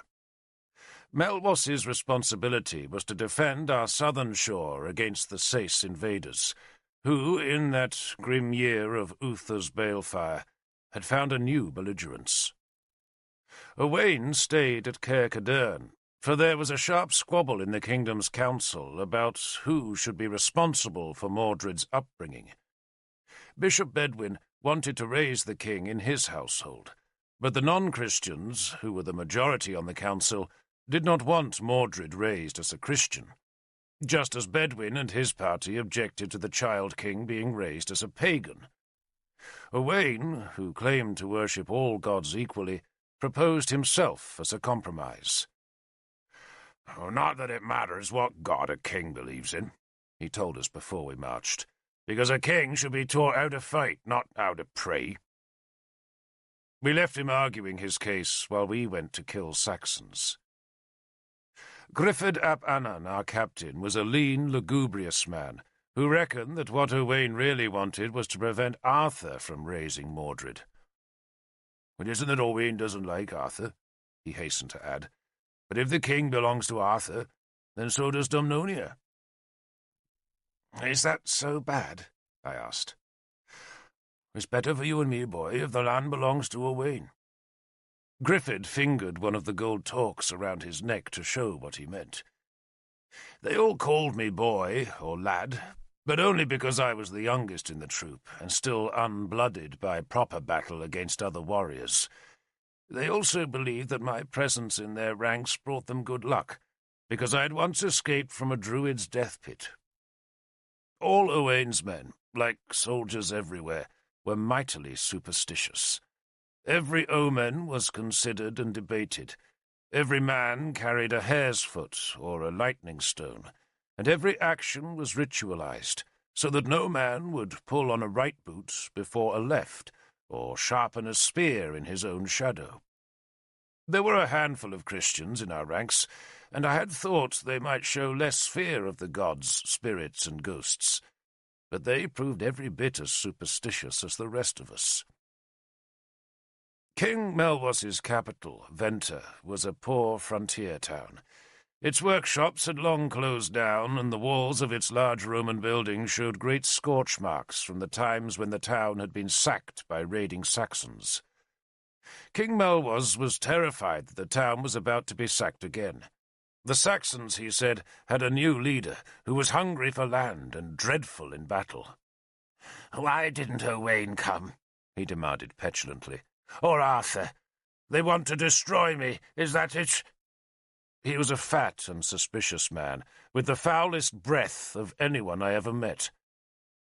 He was the king of a tribe rather than of a country, which made him of the second rank, though to look at him you would have thought Melwas was a serf, and a querulous serf at that. "There aren't many of you, are there?" he complained to Griffith. "It's a good thing I raised the levy." The levy was Melwas's citizen army, and every able-bodied man in his Belgic tribe was supposed to serve, though a good few had made themselves scarce, and most of the richer tribesmen had sent slaves as substitutes. Nevertheless, Melwas had managed to assemble a force of more than 300 men, each carrying his own food and bringing his own weapons. Some of the levy had once been warriors, and came equipped with fine war spears and carefully preserved shields, but most had no armour, and a few had nothing but single sticks or sharpened mattocks for weapons. A lot of women and children accompanied the levy, unwilling to stay alone in their homes when the Saxons were threatening. Melwas insisted that he and his own warriors would stay to defend the crumbling ramparts of Venter, which meant that Griffith had to lead the levy against the enemy. Melwas had no idea where the Saxons were, and so Griffith blundered helplessly into the deep woods east of Venter. We were more of a rabble than a war band, and the sight of a deer would start a mad, whooping pursuit that would have alerted any enemy within a dozen miles, and the pursuit would always finish with the levy scattered across a swathe of woodland. We lost nearly 50 men that way, either because their careless pursuit led them into Saxon hands, or else because they simply became lost and decided to go home. There were plenty of Saxons in those woods, though at first we saw none. Sometimes we found their campfires still warm, and once we found a small Belgic settlement that had been raided and burned. The men and the old people were still there, all of them dead, but the young and the women had been taken as slaves. The smell of the dead dampened the high spirits of the remaining levy, and made them stay together as Griffith edged on eastwards. We encountered our first Saxon warband in a wide river valley, where a group of the invaders was making a settlement. By the time we arrived, they had built half a wooden stockade and planted the wood pillars of their main hall, but our appearance at the edge of the woods made them drop their tools and pick up their spears. We outnumbered them 3-1, yet even so Griffith could not persuade us to charge their well-knit, fierce, speared shield line. We younger men were keen enough, and some of us pranced like fools in front of the Saxons, but there were never enough of us to charge home, and the Saxons ignored our taunts, while the rest of Griffith's men drank their mead and cursed our eagerness. To me, desperate to earn a warrior ring made from Saxon iron, it seemed madness that we did not attack. But I had yet to experience the butchery of 2 locked shield walls, nor had I learned how hard it is to persuade men to offer their bodies to that grisly work. Griffith did make some half-hearted efforts to encourage an attack, then was content to drink his mead and shout insults, and thus we faced the enemy for 3 hours or more, without ever advancing more than a few steps. Griffith's timidity at least gave me a chance to examine the Saxons, who, in truth, did not look so very different from ourselves. Their hair was fairer, their eyes palely blue, their skins ruddier than ours, and they liked to wear a lot of fur about their clothes. But otherwise they dressed like us, and the only differences in weapons were that most Saxons carried a long-bladed knife that was wicked for close-quarter work, and many of them used huge, broad-bladed axes that could split a shield with one stroke. Some of our own men were so impressed by the axes that they carried such weapons themselves, but Owain, like Arthur, disdained them as clumsy. You cannot parry with an axe, Owain used to say, and a weapon that does not defend as well as attack was no good in his eyes. The Saxon priests were quite different from our own holy men, for these foreign sorcerers wore animal skins and caked their hair with cow dung, so that it stood in spikes about their heads. On that day in the river valley, one such Sace priest sacrificed a goat to discover whether or not they should fight us. The priest first broke one of the animal's back legs, then stabbed it in the neck and let it run away with its broken leg trailing. It lurched, bleeding and crying, along their battle line, then turned towards us before collapsing on the grass. And that was evidently a bad omen, for the Saxon shield line lost its defiance and summarily retreated through their half-built compound, across a ford, and back into the trees. They took their women, children, slaves, pigs, and herd with them. We called it a victory, ate the goat, and pulled down their stockade. There was no plunder. Our levy was now hungry, for in the manner of all levies they had eaten their whole supply of food in the first few days, and now had nothing to eat except for the hazelnuts they stripped from the wood's trees. That lack of food meant we had no choice but to retreat. The hungry levy, eager to be home, went first, while we warriors followed more slowly. Griffith was dour, for he was returning with neither gold nor slaves, though in truth he had accomplished as much as most war bands that roamed the disputed lands. But then, when we were almost back in familiar country, we met a Saxon war band returning the other way. They must have encountered part of our retreating levy, for they were burdened with captured weapons and women. The meeting was a surprise to both sides. I was at the rear of Griffith's column, and only heard the beginning of the fight, which started when our vanguard emerged from the trees to find a half-dozen Saxons crossing a stream. Our men attacked, then spearmen from both sides rushed to join the haphazard fight. There was no shield wall, just a bloody brawl across a shallow stream, and, once again, just like that day when I had killed my first enemy in the woods south of Inniswydren, I experienced the joy of battle. It was, I decided, the same feeling that Nimue felt when the gods filled her. Like having wings, she had said, that lift you high into glory. And that was just how I felt that autumn day. I met my first Saxon at a flat run, my spear levelled, and I saw the fear in his eyes, and I knew he was dead. The spear stuck fast in his belly, so I drew Howl's sword, that now I called Howlbane, and finished him with a sideways cut, then waded into the stream itself and killed 2 more. I was screaming like an evil spirit, shouting at the Saxons in their own tongue to come and taste death. And then a huge warrior accepted my invitation and charged me with one of the big axes that looked so terrifying. Except an axe has too much dead weight. Once swung, it cannot be reversed, and I put the big man down with a straight sword thrust that would have warmed Owain's heart. I took 3 gold torques, 4 brooches, and a jewelled knife off that one axeman alone, and I kept his axe-blade to make my first battle rings. The Saxons fled, leaving 8 dead and as many again wounded. I had killed no fewer than 4 of the enemy, a feat which was noticed by my companions.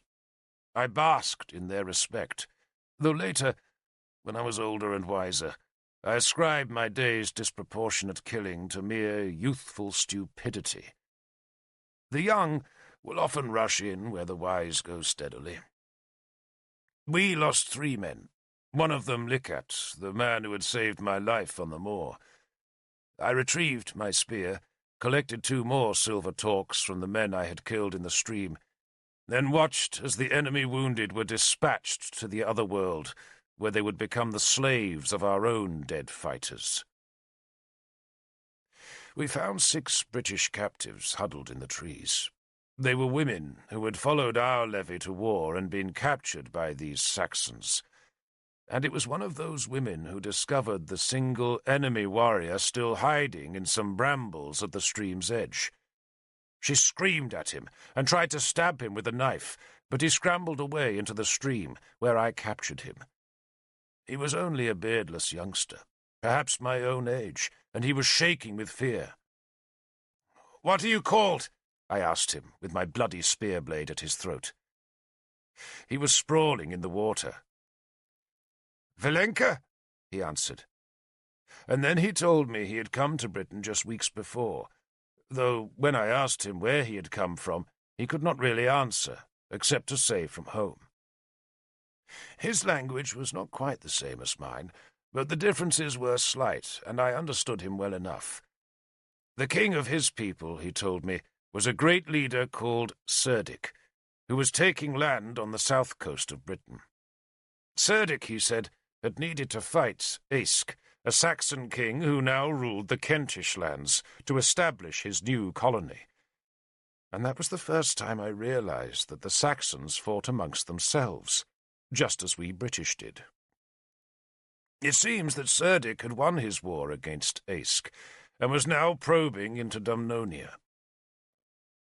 The woman who had discovered Walenka was squatting close by and hissing threats at him, but another of the women declared that Walenka had taken no part in the raping that had followed their capture. Griffith, feeling relief at having some booty to take home, declared that Walenka could live, and so the Saxon was stripped naked, put under a woman's guard, and marched west towards slavery. That was the last expedition of the year, and though we declared it a great victory, it paled beside Arthur's exploits. He had not only driven Aiel's Saxons out of northern Gwent, but had then defeated the forces of Powys, and, in the process, had chopped off King Gorfuthid's shield arm. The enemy king had escaped, but it was a great victory all the same, and all of Gwent and Dumnonia rang with Arthur's praises. Owain was not happy. Lunette, on the other hand, was delirious. I had brought her gold and silver, enough so she could wear a bearskin robe in winter, and employ her own slave, a child of Cornwell, whom Lunette purchased from Owain's household. The child worked from dawn to dusk, and at night wept in the corner of the hut we now called home. When the girl cried too much, Lunette hit her, and when I tried to defend the girl, Lunette hit me.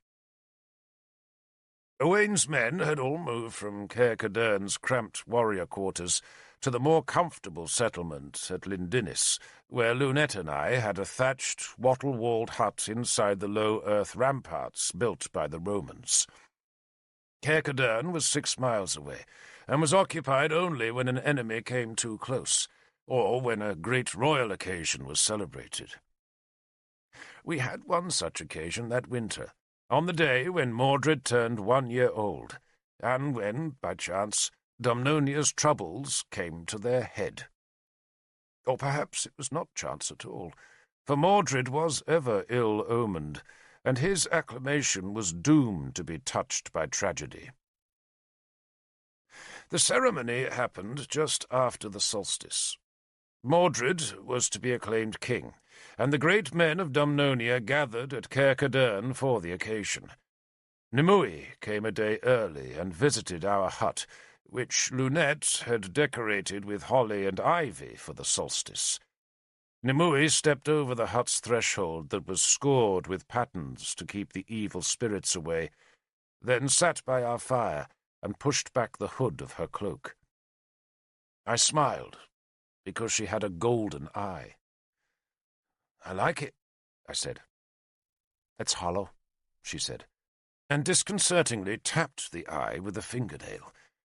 Lunette was shouting at the slave for burning the pottage of sprouted barley seeds, and Nimue flinched at the display of anger. "You're not happy?" she said to me. "I am," I insisted, for the young hate to admit making mistakes. Nimue glanced about the untidy and smoke-blackened interior of our hut, as though she was scenting the mood of its inhabitants. "Lunette's wrong for you," she said calmly, as she idly picked from the littered floor half an empty eggshell and crunched it into fragments, so that no evil spirit could lurk in its shelter. "Your head is in the clouds, Derfel," she went on, as she tossed the shell fragments onto the flames, "while Lunette is earthbound. She wants to be rich, and you want to be honourable. It won't mix." She shrugged, as though it was not really important, then gave me her news of Innis Swidrin. Merlin had not come back, and no one knew where he was. But Arthur had sent money captured from the defeated King Gorfithid to pay for the Tor's reconstruction, and Gwilithin was supervising the building of a new and grander hall.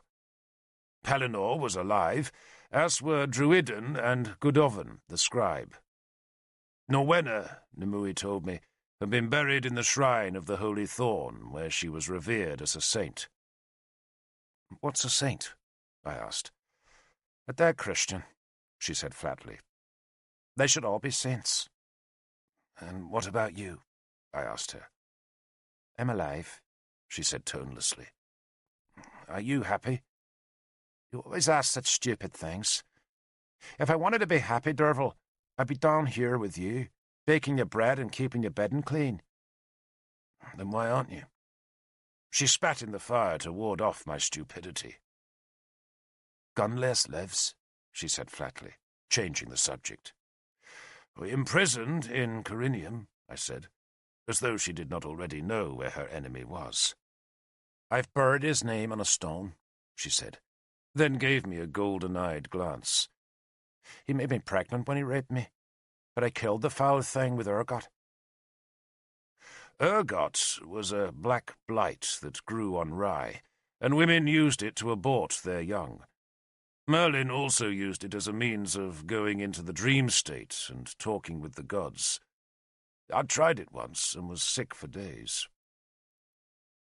Lunette insisted on showing Nimue all her new possessions, the trivet, cauldron and sieve, the jewels and cloak, the fine linen shift and the battered silver jug with the naked Roman horseman chasing a deer about its belly. Nimue made a bad pretense of being impressed, then asked me to walk her to Caer Cadarn, where she would spend the night. "Lunette's a fool," she told me. We were walking along the edge of a stream that flowed into the River Cam. Brown, brittle leaves crunched underfoot. There had been a frost, and the day was bitterly cold. Nimue looked angrier than ever, and because of that more beautiful.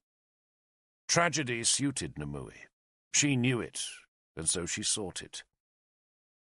"You're making a name for yourself," she said, glancing at the plain iron warrior rings on my left hand. I kept my right hand free of the rings so I could keep a firm grip of a sword or spear, but I now wore 4 iron rings on my left hand.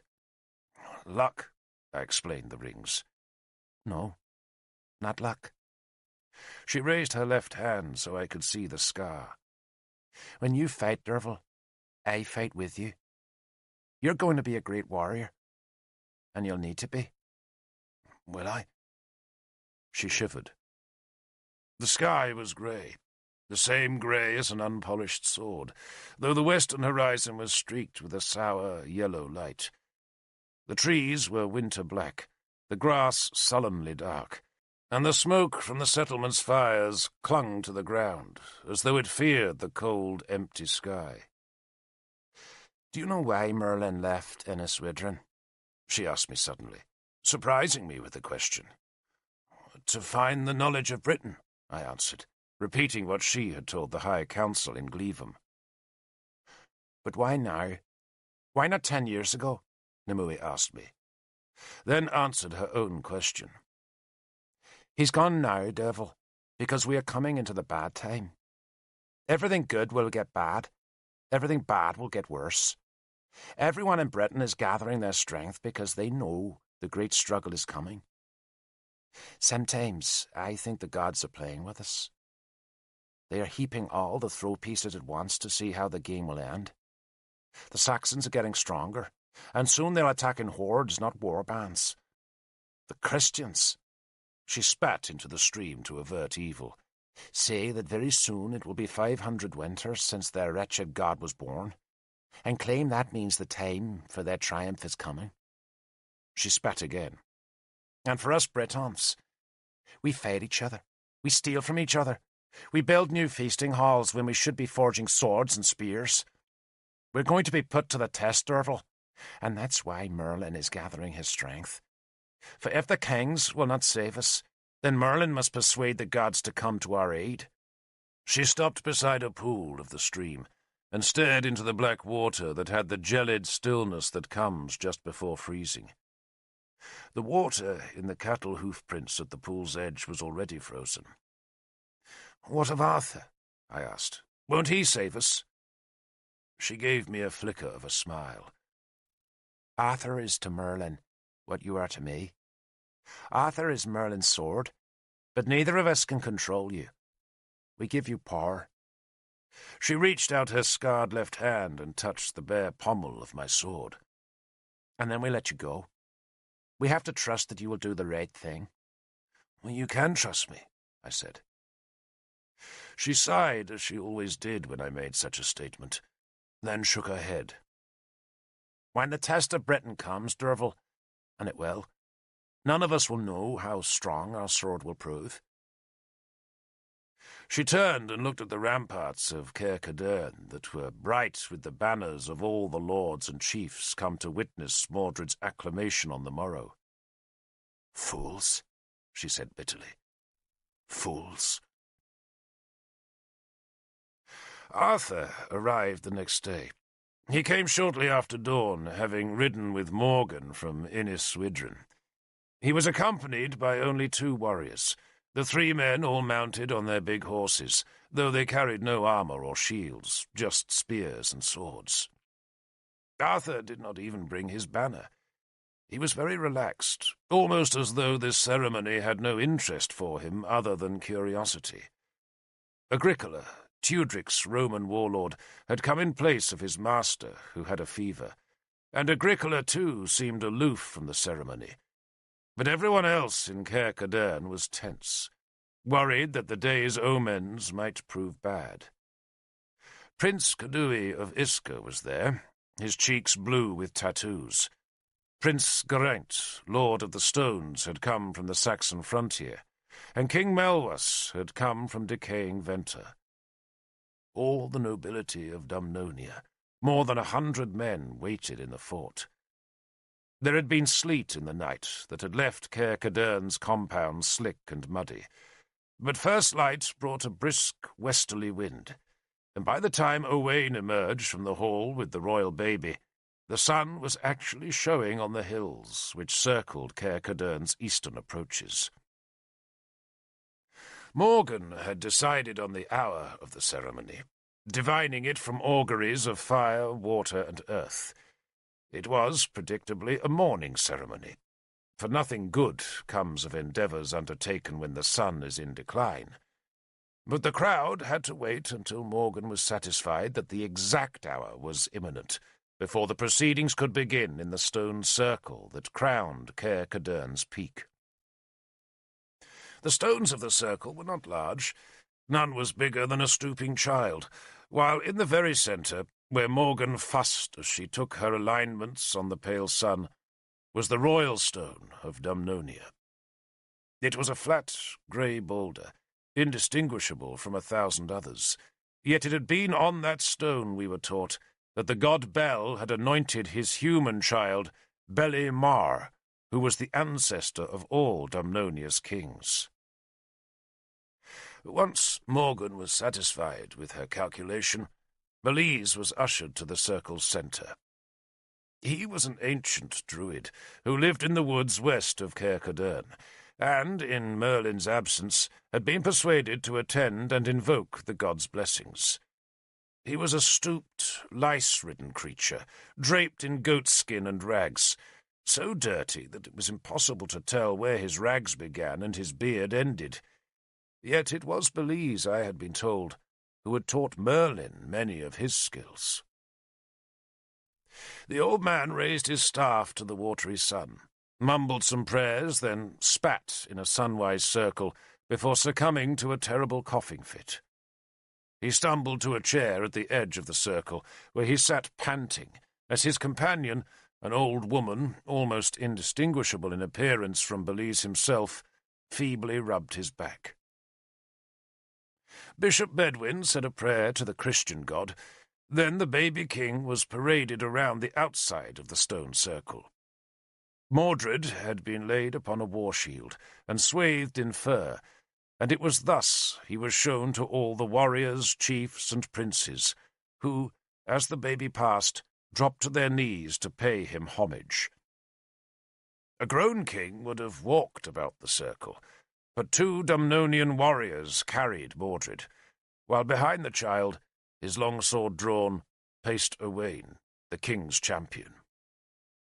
Mordred was carried against the sun, the only time in all a king's life when he would so go against the natural order. But the unlucky direction was deliberately chosen, to show that a king descended from the gods was above such petty rules as always going sunwise in a circle. Mordred was then laid in his shield upon the central stone, while gifts were brought to him. A child laid a loaf of bread before him as a symbol of his duty to feed his people. Then a second child brought him a scourge to show that he had to be a magistrate to his country, and afterwards a sword was laid at his feet to symbolize his role as a defender of Dumnonia.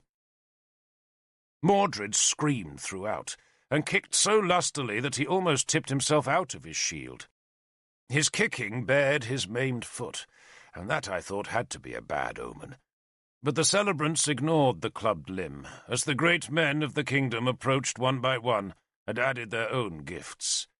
They brought gold and silver, precious stones, coins, jet and amber.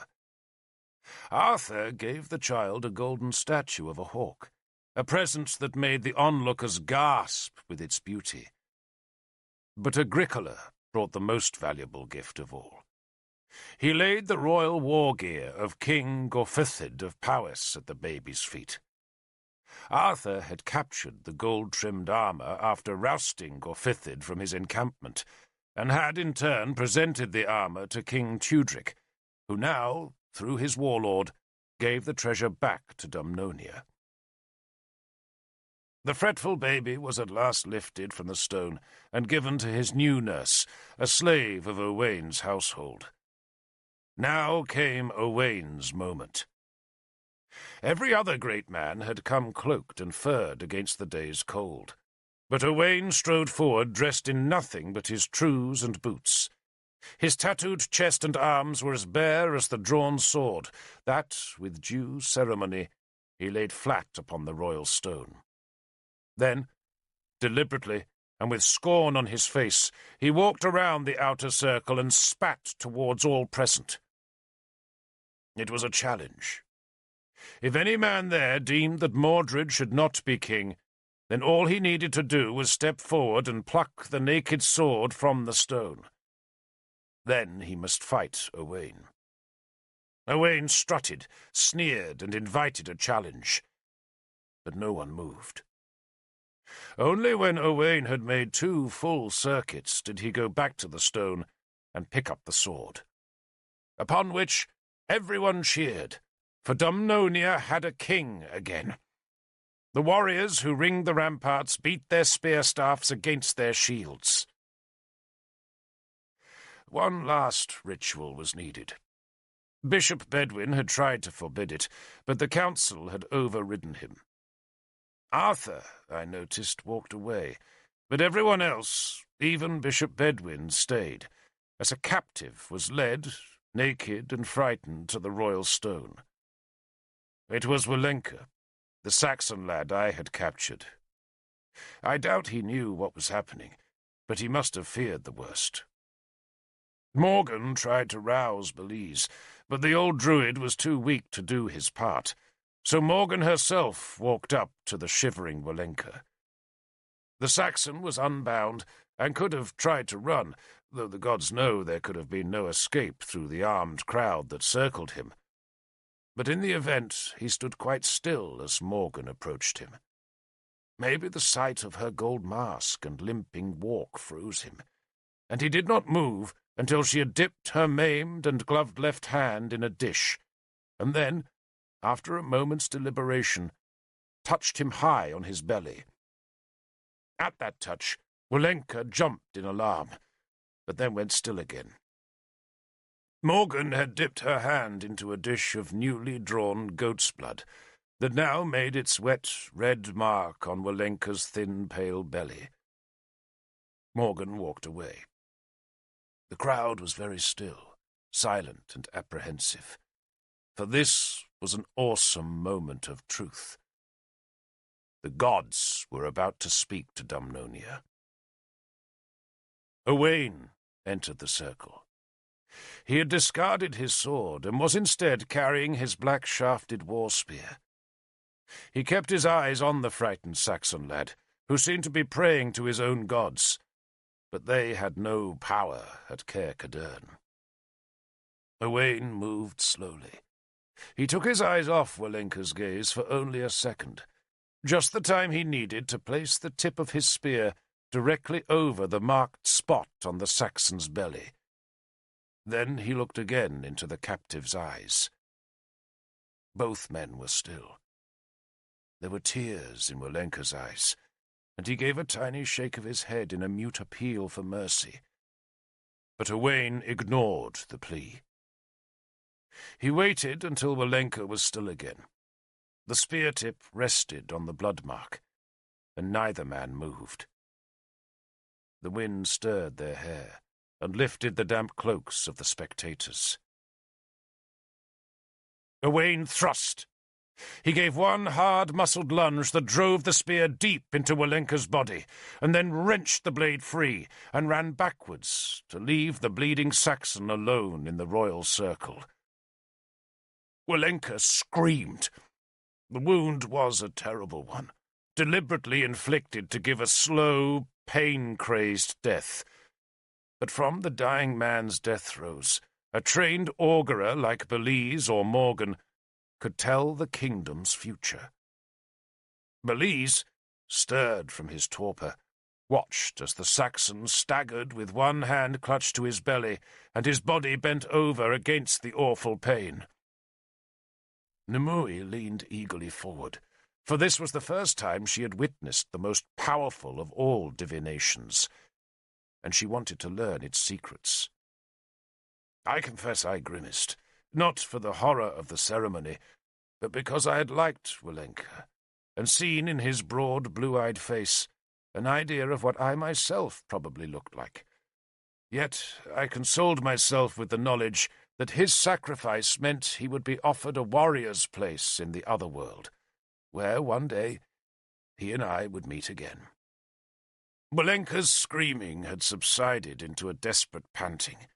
His face had gone yellow, he was shaking, but somehow he kept his feet as he tottered towards the east. He reached the circle of stones, and for a second it seemed he must collapse.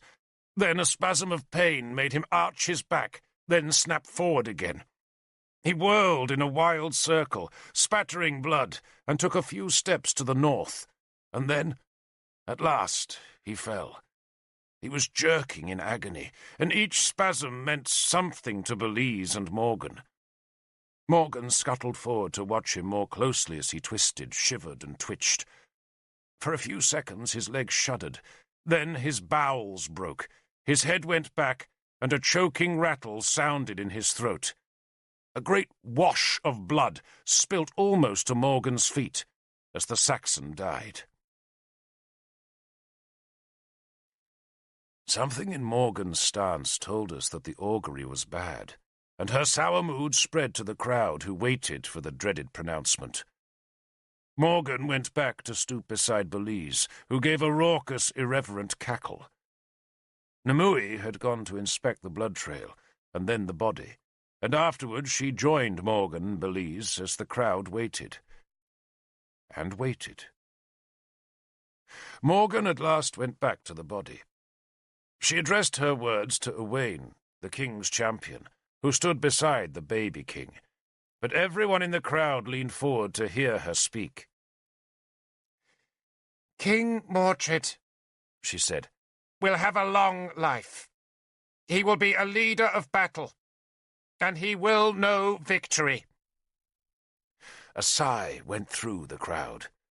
The augury could be translated as favourable, though I think everyone knew how much had been left unsaid, and a few present could remember Uther's acclamation when the dying man's blood trail and agonized twitches had truthfully predicted a reign of glory.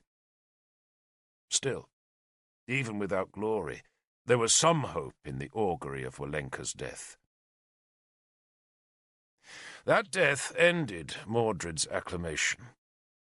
Poor Norwenna, buried beneath Innis Widrin's holy thorn, would have done it all so differently. Yet even if 1,000 bishops and a myriad of saints had gathered to pray Mordred onto his throne, the auguries would still have been the same. For Mordred, our king was crippled, and neither druid nor bishop could ever change that. Tristan of Kurnow arrived that afternoon. We were in the great hall at Mordred's feast, an event remarkable for its lack of cheer, but Tristan's arrival made it even less cheerful. No one even noticed his arrival until he drew near to the big central fire, and the flames glinted off his leather breastplate and iron helmet. The prince was known as a friend of Dumnonia, and Bishop Bedwin greeted him as such, but Tristan's only response was to draw his sword. The gesture commanded instant attention, for no man was supposed to carry a weapon into a feasting hall, let alone a hall that celebrated a king's acclamation. Some men in the hall were drunk, but even they went silent as they gazed at the young, dark-haired prince. Bedwin tried to ignore the drawn sword. "You came for the acclamation, Lord Prince. Doubtless you were delayed. Travel is so difficult in winter. Come, a seat here, next to Agricola of Gwent. There's venison." "I come with a quarrel," Tristan said loudly. He had left his 6 guards just outside the hall door, where a cold sleet was spitting across the hilltop. The guards were grim men in wet armour and dripping cloaks, whose shields were the right way up, and whose war spears were whetted bright. "A quarrel?" Bedwin said, as though the very thought was remarkable. "Not on this auspicious day, surely not." Some of the warriors in the hall growled challenges. They were drunk enough to enjoy a quarrel, but Tristan ignored them. "Who speaks for Dumnonia?" he demanded. There was a moment's hesitation. Owain, Arthur, Geraint, and Bedwin all had authority, but none was preeminent. Prince Geraint, never a man to put himself forward, shrugged the question away. Owain stared balefully at Tristan, while Arthur respectfully deferred to Bedwin, who suggested, very diffidently, that as the kingdom's chief counsellor, he could speak as well as any man on behalf of King Mordred. "Then tell King Mordred," Tristan said, "that there will be blood between my country and his unless I receive justice." Bedwin looked alarmed, and his hands fluttered with calming motions as he tried to think what to say. Nothing suggested itself to him, and in the end it was Owain who responded. "Say what you have to say," he said flatly. "A group of my father's people," Tristan said, "were given protection by High King Uther. They came to this country at Uther's request to work the mines and to live in peace with their neighbours. Yet late last summer, some of those neighbours came to their mine and gave them sword, fire, and slaughter. 58 dead, tell your king. And their sahid will be the value of their lives plus the life of the man who ordered them killed. Or else we shall come with our own swords and shields to take the price ourselves." Owain roared with laughter. "Little Cornwell! Ooh, we're so frightened." The warriors all around me shouted scorn. Cornwell was a small country, and no match for Dumnonia's forces. Bishop Bedwin tried to stop the noise, but the room was full of men drunk into boastfulness, and they refused to calm down until Owain himself called for silence. "I heard, Prince," Owain said, "that it was the Black Shield Irish of Oengus mac Iram who attacked the moor." Tristan spat on the floor. "If they did," he said, "then they flew across country to do it.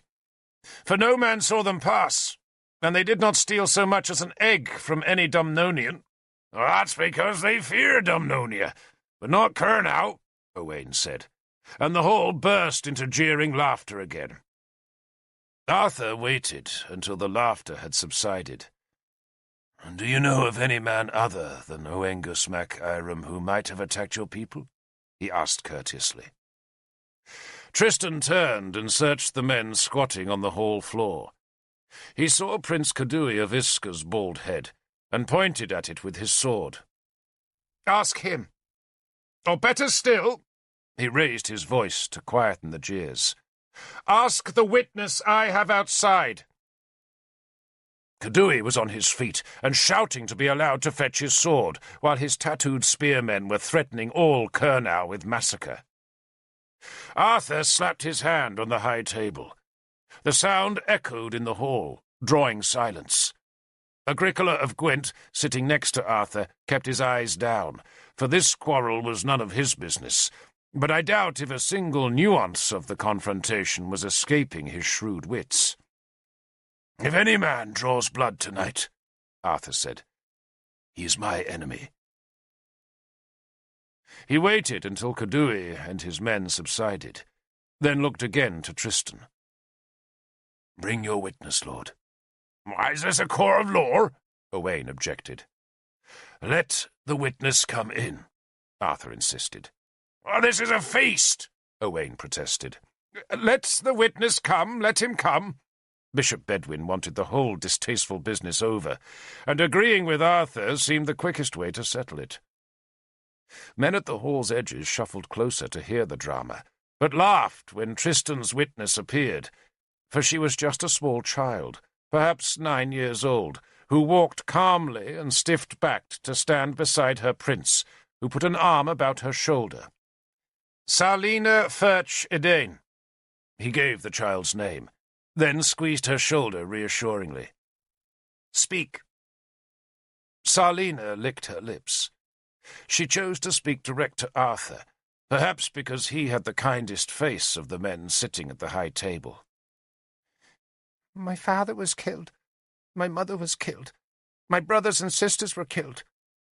She spoke as though she had been rehearsed in her words, though no man present doubted the truth of them. "My baby sister was killed," she went on, "and my kitten was killed." A first tear showed. "And I saw it done." Arthur shook his head in sympathy. Agricola of Gwent ran a hand across his close-cropped grey hair, then stared up into the soot-blackened rafters. Owain leaned back in his chair and drank from a horn beaker, while Bishop Bedwin looked troubled. "Did you really see the killers?" the bishop asked the child. "Yes, Lord." Salina, now that she was no longer saying words she had prepared and practiced, was more nervous. "But it was night, child," Bedwin objected. "Wasn't the raid at night, Lord Prince?" he demanded of Tristan. The lords of Dumnonia had all heard about the raid on the moor, but they had believed Owain's assertion that the massacre was the work of Oengus's Black Shield Irish.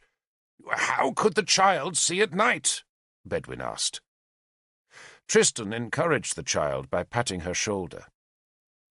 "Tell the Lord Bishop what happened," he instructed her. "The men threw fire into our hut, Lord," Salina said in a small voice. Not enough fire, a man growled from the shadows, and the hall laughed. How did you live, Salina? Arthur asked her gently when the laughter had faded.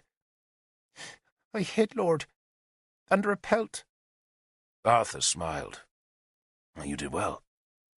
But did you see the man who killed your mother and father? He paused.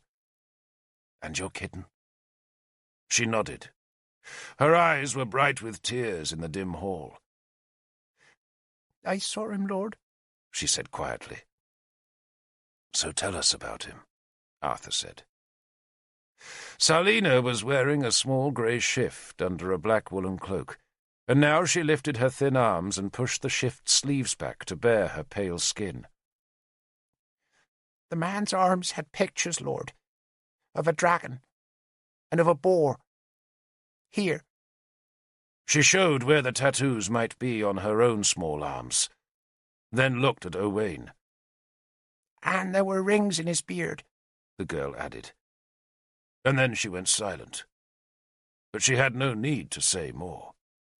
Only one man wore warrior rings in his beard, and every man present had watched Owain's arms drive the spear into Walenka's midriff that morning, and everyone knew those arms were tattooed with Dumnonia's dragon, and with his own symbol of a long-tusked boar. There was silence. A log crackled in the fire, sending a puff of smoke into the rafters. A gust of wind pattered sleet on the thick thatch, and fluttered the rushlight flames that were scattered about the hall. Agricola was examining the silver-chased holder of his drinking horn, as though he had never seen such an object before.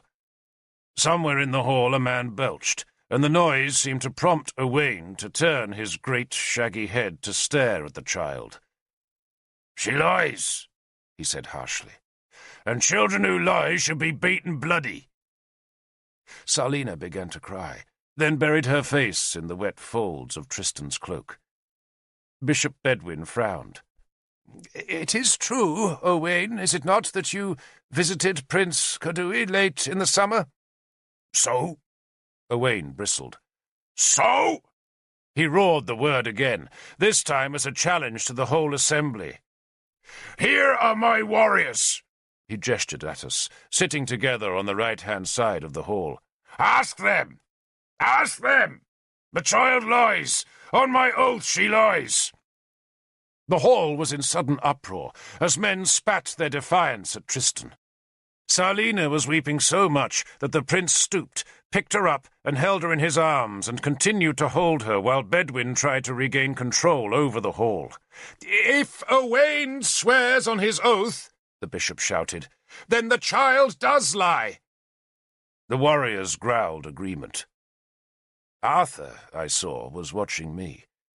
I looked down at my wooden bowl of venison. Bishop Bedwin was wishing he had not invited the child into the hall. He dragged his fingers through his beard, then shook his head wearily. "A child's word carries no weight in law," he said plaintively. "A child is not among the tongued ones." The tongued ones were the 9 witnesses whose word carried the weight of truth in law. A lord, a druid, a priest, a father speaking of his children, a magistrate, a gift-giver speaking of his gift, a maiden speaking of her virginity, a herdsman speaking of his animals, and a condemned man speaking his final words. Nowhere in the list was there any mention of a child speaking of her family's massacre.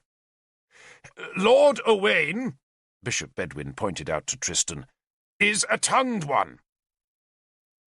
Tristan was pale, but he would not back down. "I believe the child," he said, "and tomorrow, after sunrise, I shall come for Dumnonia's answer. And if that answer denies Cornwell justice, then my father will take justice for himself." "Now what's the matter with your father?" Owain jeered. "Lost interest in his latest wife, has he? So he wants to take a beating in battle instead?" Tristan walked out amidst laughter, a laughter that grew as men tried to imagine little Cornwell declaring war on mighty Dumnonia. I did not join in the laughter, but finished my stew instead, telling myself I needed the food if I was to keep warm during my spell of guard duty that would start at the feast's end. Nor did I drink any mead, so I was still sober when I fetched my cloak, spear, sword, and helmet, and went to the north wall. The sleet had stopped, and the clouds were passing to reveal a bright half-moon sailing amidst a shimmer of stars, though more clouds were heaping in the west above the Severn Sea. I shivered as I paced the rampart, where Arthur found me. I had known he was coming. I had wanted him to come, and yet I felt a fear of him as I watched him cross the compound and climb the short flight of wooden steps that led to the low wall of earth and stone. At first he said nothing, but just leaned on the wood palings and stared towards the distant speck of flamelight that lit Innis Widrin. He was dressed in his white cloak, which he had gathered up so that its hem would not drag in the mud. He had tied the cloak's corners about his waist, just above his cross-hatched scabbard.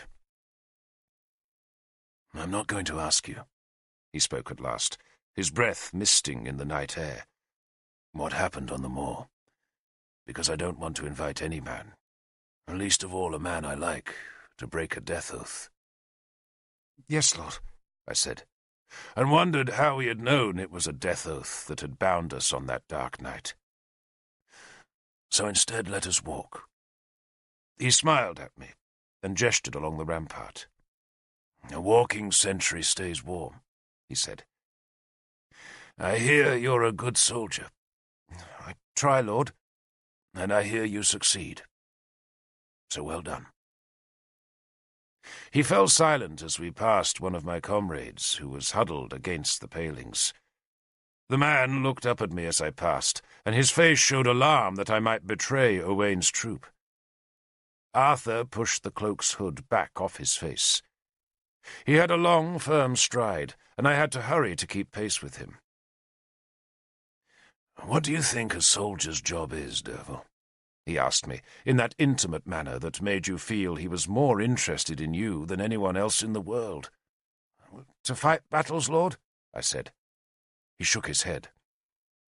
"To fight battles, Derfel," he corrected me, "on behalf of people who can't fight for themselves. I learned that in Brittany.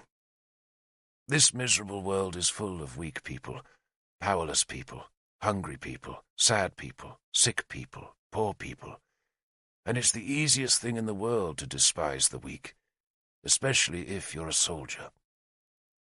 If you're a warrior, and you want a man's daughter, you just take her. You want his land, you just kill him. After all, you're a soldier, and you have a spear and a sword, and he's just a poor weak man with a broken plough and a sick ox. And what's to stop you?" He did not expect an answer to the question, but just paced on in silence. We had come to the western gateway, and the split-log steps that climbed to the platform over the gate were whitening with a new frost.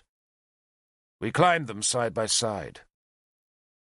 "But the truth is, Derfel," Arthur said, when we reached the high platform, "that we are only soldiers because that weak man makes us soldiers. He grows the grain that feeds us, he tans the leather that protects us, and he pulls the ash trees that make our spear shafts. We owe him our service." "Yes, Lord," I said, and stared with him across the wide, flat land. It was not so cold as the night on which Mordred had been born, but it was still bitter, and the wind made it more so. "There is a purpose to all things," Arthur said, "even being a soldier." He smiled at me, as though apologizing for being so earnest. Yet he had no need to be apologetic, for I was drinking in his words. I had dreamed of becoming a soldier because of a warrior's high status, and because it had always seemed to me that it was better to carry a spear than a rake. But I had never thought beyond those selfish ambitions. Arthur had thought far beyond, and he brought to Dumnonia a clear vision of where his sword and spear must take him. We have a chance. Arthur leaned on the high rampart as he spoke. To make a Dumnonia in which we can serve our people. We can't give them happiness, and I don't know how to guarantee a good harvest that will make them rich. But I do know that we can make them safe, and a safe man, a man who knows that his children will grow without being taken for slaves, and his daughter's bride price won't be ruined by a soldier's rape, is a man more likely to be happy than a man living under the threat of war. Is that fair? Yes, Lord, I said. He rubbed his gloved hands against the cold. My hands were wrapped in rags that made holding my spear difficult, especially as I was also trying to keep them warm beneath my cloak. Behind us, in the feasting hall, a great roar of men's laughter gusted. The food had been as bad as any at a winter feast, but there had been plenty of mead and wine, though Arthur was as sober as I was myself. I looked at his profile as he gazed west towards the building clouds. The moon shadowed his lantern jaw and made his face seem bonnier than ever. "I hate war," Arthur said suddenly. "You do?" I sounded surprised, but then I was young enough to enjoy war. "Of course." He smiled at me. "I happen to be good at it. Maybe you are too. And that just means we have to use it wisely. Do you know what happened in Gwent last autumn?" "You wounded Gorfithid," I said eagerly. "You took his arm." "So I did," he said, almost in a tone of surprise. "My horses aren't much use in hilly country, and no use at all in wooded land, so I took them north into Powis's flat farmlands. Gorfithid was trying to knock down Tudric's walls, so I started burning Gorfithid's haystacks and grain stores. We burned, we killed. We did it well, not because we wanted to, but because it needed to be done. And it worked. It brought Gorfithid back from Tudric's walls to the flat farmland, where my horses could break him. And they did. We attacked him at dawn, and he fought well, but he lost the battle along with his left arm, and that, Derfel, was the end of the killing. It had served its purpose. You understand? The purpose of the killing was to persuade Powis that it would be better for them to be at peace with Dumnonia than war. And now there will be peace. "There will?" I asked dubiously. Most of us believed the spring thaw could bring only a fresh attack from Powis's embittered king Gorfithid. "Gorfithid's son is a sensible man," Arthur said. "His name is Keenaglas, and he wants peace. And we must give Prince Keenaglas time to persuade his father that he'll lose more than one arm if he goes to war with us again. And once Gorfithid is persuaded that peace is better than war, he'll call a council, and we'll all go and make a lot of noise, and at the end of it, Derfel, I shall marry Gorfithid's daughter, Cainwyn." He gave me a swift and somehow embarrassed look. "Seren, they call her. The Star. The Star of Powis. They say she's very beautiful." He was pleased by that prospect, and his pleasure somehow surprised me. But back then I had still not recognized the vanity in Arthur. "Let's hope she is as beautiful as a star," he went on. "But beautiful or not, I'll marry her, and we'll pacify Siluria. And then the Saxons will face a united Britain. Powis, Gwent, Dumnonia, and Siluria, all embracing each other, all fighting the same enemy, and all at peace with one another." I laughed, not at him, but with him, for his ambitious prophecy had been so matter-of-fact. "How do you know?" I asked.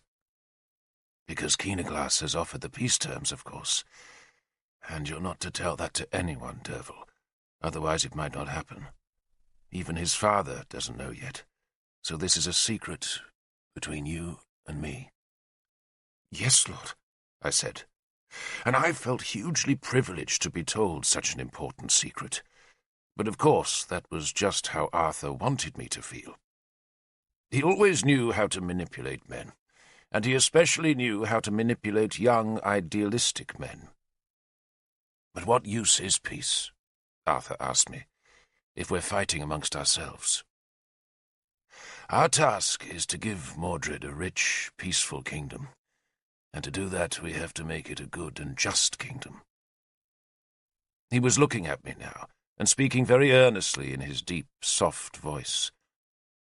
"We cannot have peace if we break our treaties, and the treaty that let the men of Cornwell mine our tin was a good one. I've no doubt they were cheating us. All men cheat when it comes to giving their money to kings. But was that reason to kill them and their children and their children's kittens? So next spring, Derfel, unless we finish this nonsense now, we shall have war instead of peace. King Mark will attack. He won't win, but his pride will ensure that his men kill a lot of our farmers, and we shall have to send a war band into Cornwell. And that's a bad country to fight in. Very bad. But we'll win in the end. Pride will be settled. But at what price? 300 dead farmers? How many dead cattle? And if Gorfithid sees that we're fighting a war on our western frontier, he'll be tempted to take advantage of our weakness by attacking in the north. We can make peace, Derfel, but only if we're strong enough to make war. If we look weak, then our enemies will swoop like hawks. And how many Saxons will we face next year? Can we really spare men to cross the Tamar to kill a few farmers in Cornwell? "Lord," I began, and was about to confess the truth, but Arthur hushed me. The warriors in the hall were chanting the war song of Beli Mar, beating the earth floor with their feet as they proclaimed the great slaughter and doubtless anticipated more slaughter in Cornwell. "You mustn't say a word about what happened on the moor," Arthur warned me. "Oaths are sacred, even to those of us who wonder if any god cares enough to enforce them. Let us just assume, Derfel, that Tristan's little girl was telling the truth. What does that mean?" I gazed into the frosted night. "War with Cornwell," I said bleakly. "No," Arthur said. "It means that tomorrow morning, when Tristan returns, someone has to challenge for the truth. The gods, people tell me, always favor the honest in such encounters." I knew what he was saying, and I shook my head. "Tristan won't challenge Owain," I said. "Not if he has as much sense as he seems to have," Arthur agreed. "Even the gods would find it hard to make Tristan beat down Owain's sword. So, if we want peace, and if we want all those good things that follow peace, someone else must be Tristan's champion. Isn't that right?" I looked at him, horrified at what I thought he was saying. "You?" I finally asked. He shrugged under his white cloak. "I'm not sure who else will do it," he said gently. "But there is one thing you can do for me." "Anything, Lord," I said. "Anything." And at that moment I think I would even have agreed to fight Owain for him. "A man going into battle, Derfel," Arthur said carefully, "should know that his cause is right.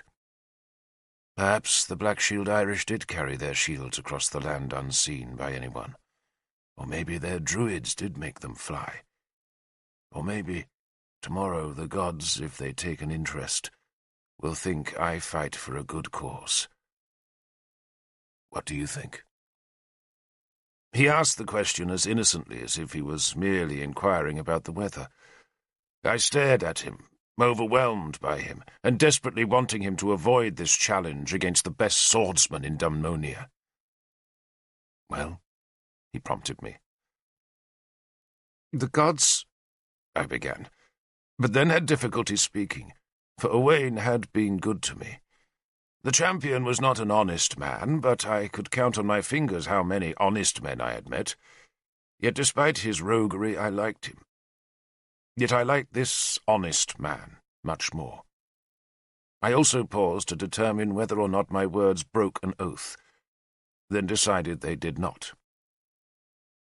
"The gods will support you, Lord," I said at last. He smiled sadly. "Thank you, Derfel." "But why?" I blurted out. He sighed and looked back to the moon-glossed land. "When Uther died," he said after a long time, "the land fell into chaos. That happens to a land without a king, and we are without a king now. We have Mordred, but he is a child, so someone has to hold the power until he is of age. One man must hold the power, Derfel, not 3 or 4 or 10, just one. I wish it were not so. With all my heart, believe me, I would rather leave things as they are. I would rather grow old with Owain as my dear friend. But it cannot be. The power must be held for Mordred, and it must be held properly and justly, and given to him intact. And that means we cannot afford perpetual squabbles between men who want the king's power for themselves. One man has to be a king who is no king, and that one man must relinquish the powers of the kingdom when Mordred is of age. And that's what soldiers do, remember? They fight the battles for people who are too weak to fight for themselves. They also, he smiled, take what they want. And tomorrow I want something of Owain. I want his honor, so I shall take it. He shrugged. Tomorrow I fight for Mordred, and for that child.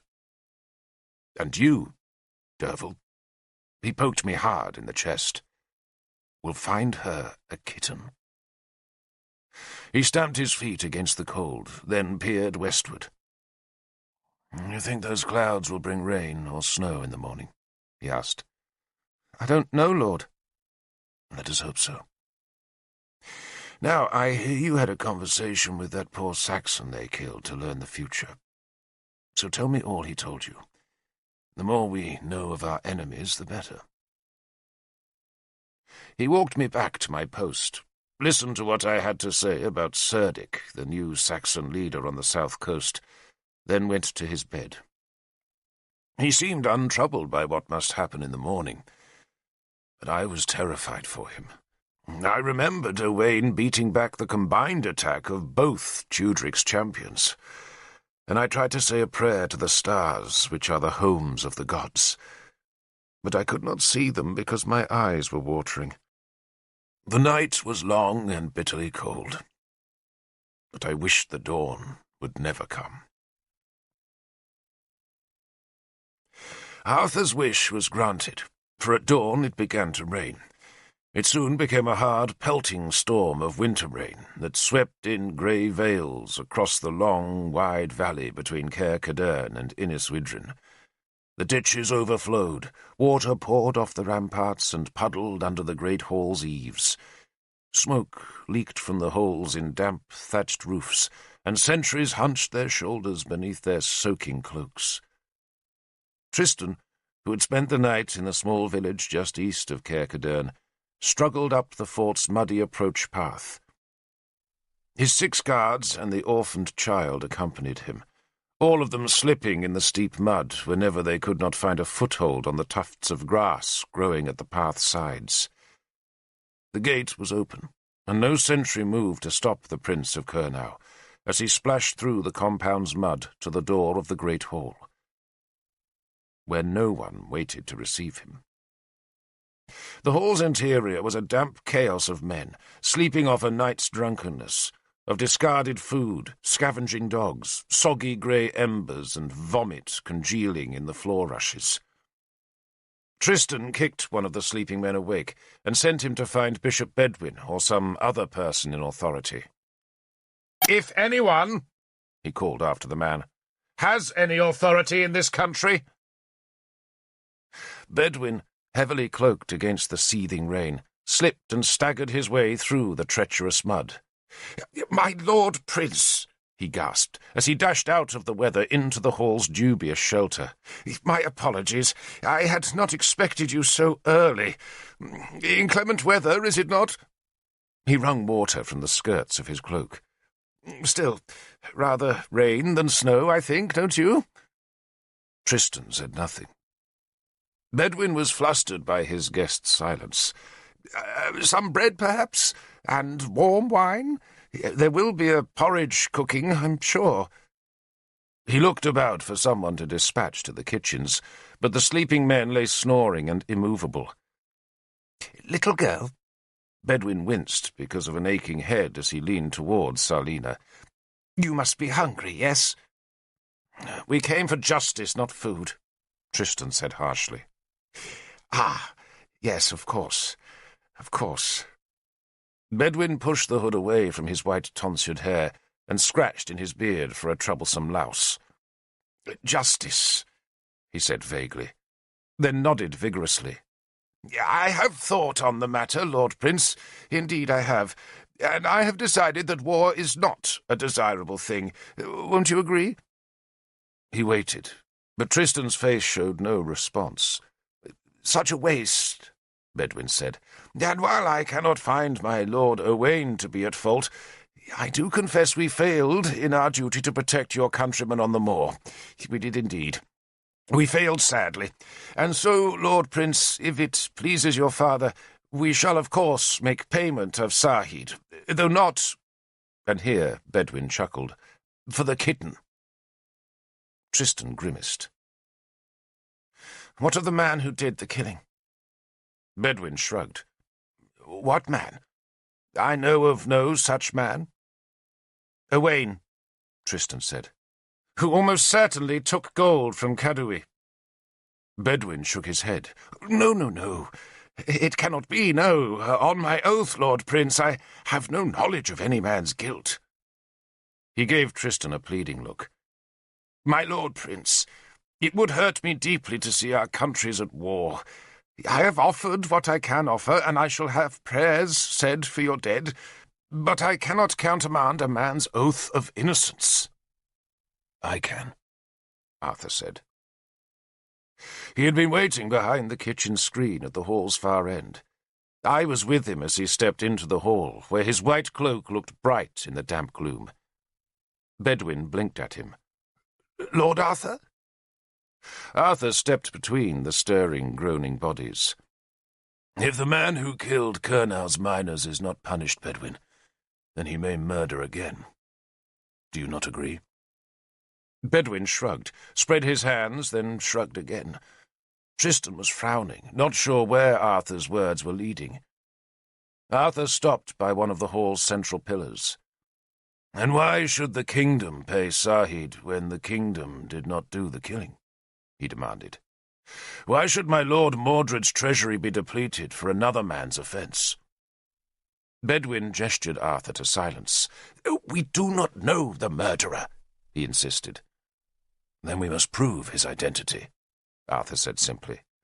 "We can't," Bedwin protested irritably. "The child is not a tongued one. And Lord Owain, if he is the man you speak of, has sworn on oath that he is innocent. He is a tongued one. So why go through the farce of a trial? His word is enough." "In a court of words, yes," Arthur said. "But there is also the court of swords. And by my sword, Bedwin—" Here he paused, and drew Excalibur's glittering length into the half-light. "I maintain that Owain, champion of Dumnonia, has caused our cousins of Cornwell harm, and that he and no other must pay the price."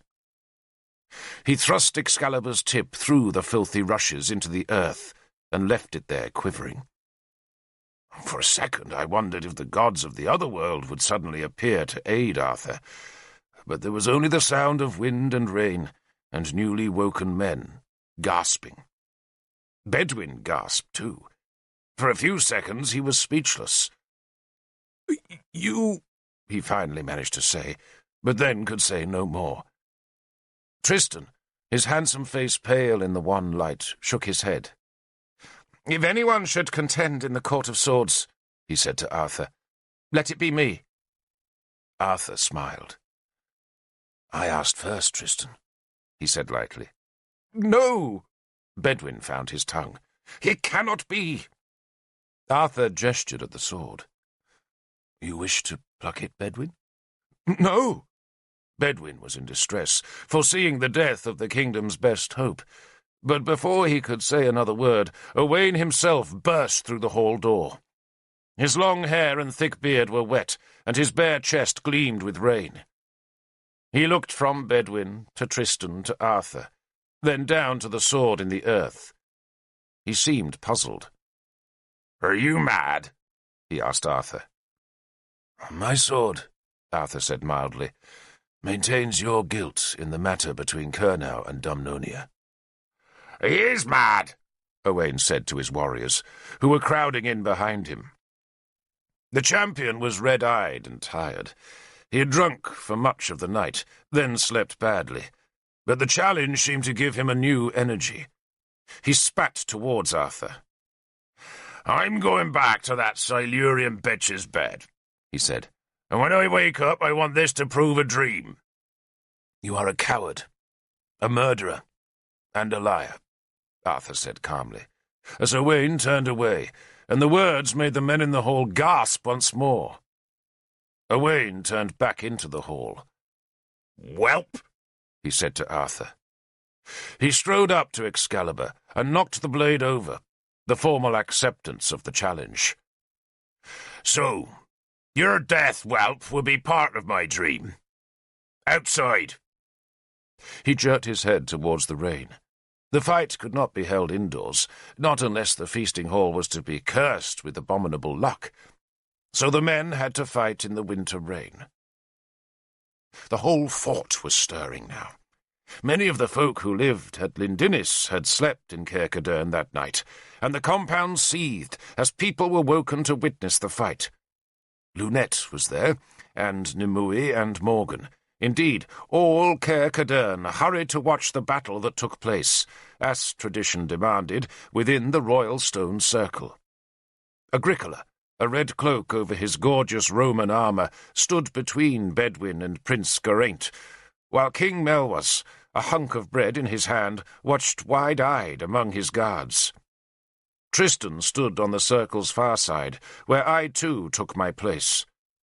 Owain saw me there, and assumed I had betrayed him. He roared that my life would follow Arthur's to the other world, but Arthur proclaimed my life was under his surety. "He broke his oath!" Owain shouted, pointing at me. "On my oath," Arthur said. "He broke none." He took off his white cloak and folded it carefully onto one of the stones. He was dressed in trews, boots, a thin leather jerkin over a woolen vest. Owain was bare-chested. His trews were criss-crossed with leather, and he had massive nailed boots. Arthur sat on the stone and pulled his own boots off, preferring to fight barefoot. "This is not necessary," Tristan said to him. "It is, sadly," Arthur said, then stood and pulled Excalibur from its scabbard.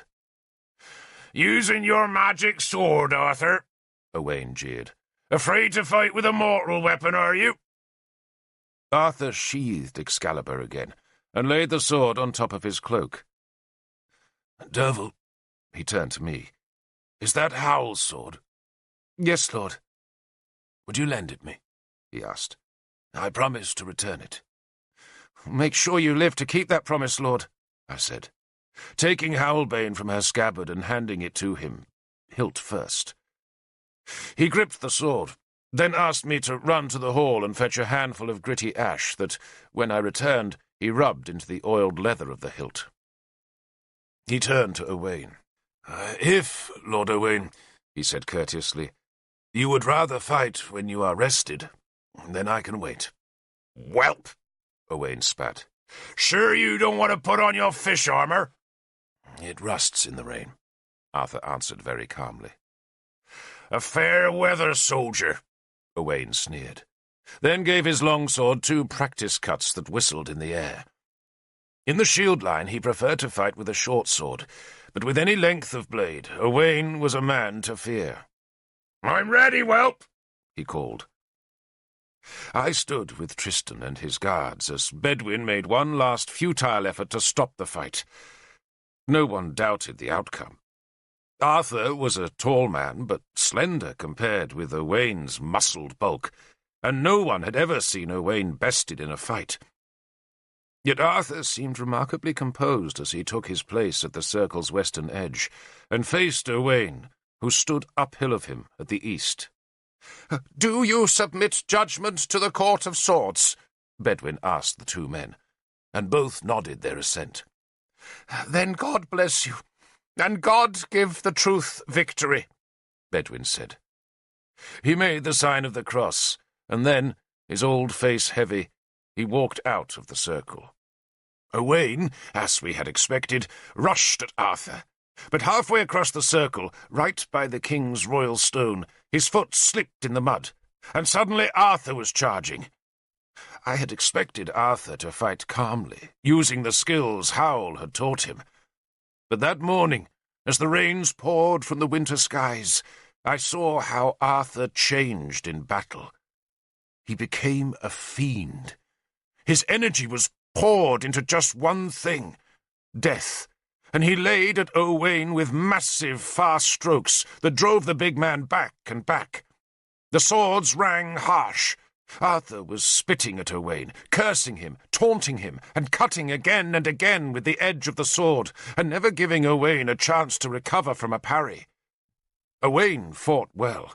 No other man could have sustained that opening, slaughterous assault. His boots slipped in the mud, and more than once he had to beat off Arthur's attacks from his knees. But he always managed to recover his footing, even if he was still driven backwards. When Owain slipped a fourth time, I understood part of Arthur's confidence. He had wanted rain to make the footing treacherous, and I think he knew that Owain would be bloated and tired from a night's feasting. Yet he could not break through that dogged guard, even though he did drive the champion clean back to the place where Walenka's blood was still just visible as a darker patch of soaking mud. And there, by the Saxon's blood, Owain's luck changed. Arthur slipped, and though he recovered, the falter was all the opening Owain needed. He lunged whip-fast. Arthur parried, but Owain's sword slit through the leather jerkin to draw the fight's first blood from Arthur's waist. Arthur parried again, then again, this time stepping back before the hard, quick lunges that would have gored an ox to its heart. Owain's men roared their support as the champion, scenting victory, tried to throw his whole body onto Arthur to drive his lighter opponent down into the mud. But Arthur had been ready for the manoeuvre, and he sidestepped onto the royal stone and gave a back cut of his sword that slashed open the back of Owain's skull. The wound, like all scalp wounds, bled copiously, so that the blood matted in Owain's hair and trickled down his broad back to be diluted by the rain. His men went silent. Arthur leapt from the stone, attacking again, and once again Owain was on the defensive. Both men were panting. Both were mud-spattered and bloody, and both too tired to spit any more insults at the other. The rain made their hair hang in long, soaking hanks, as Arthur cut left and right in the same fast rhythm with which he had opened the fight. It was so fast that Owain had no chance to do anything but counter the strokes. I remembered Owain's scornful description of Arthur's fighting style.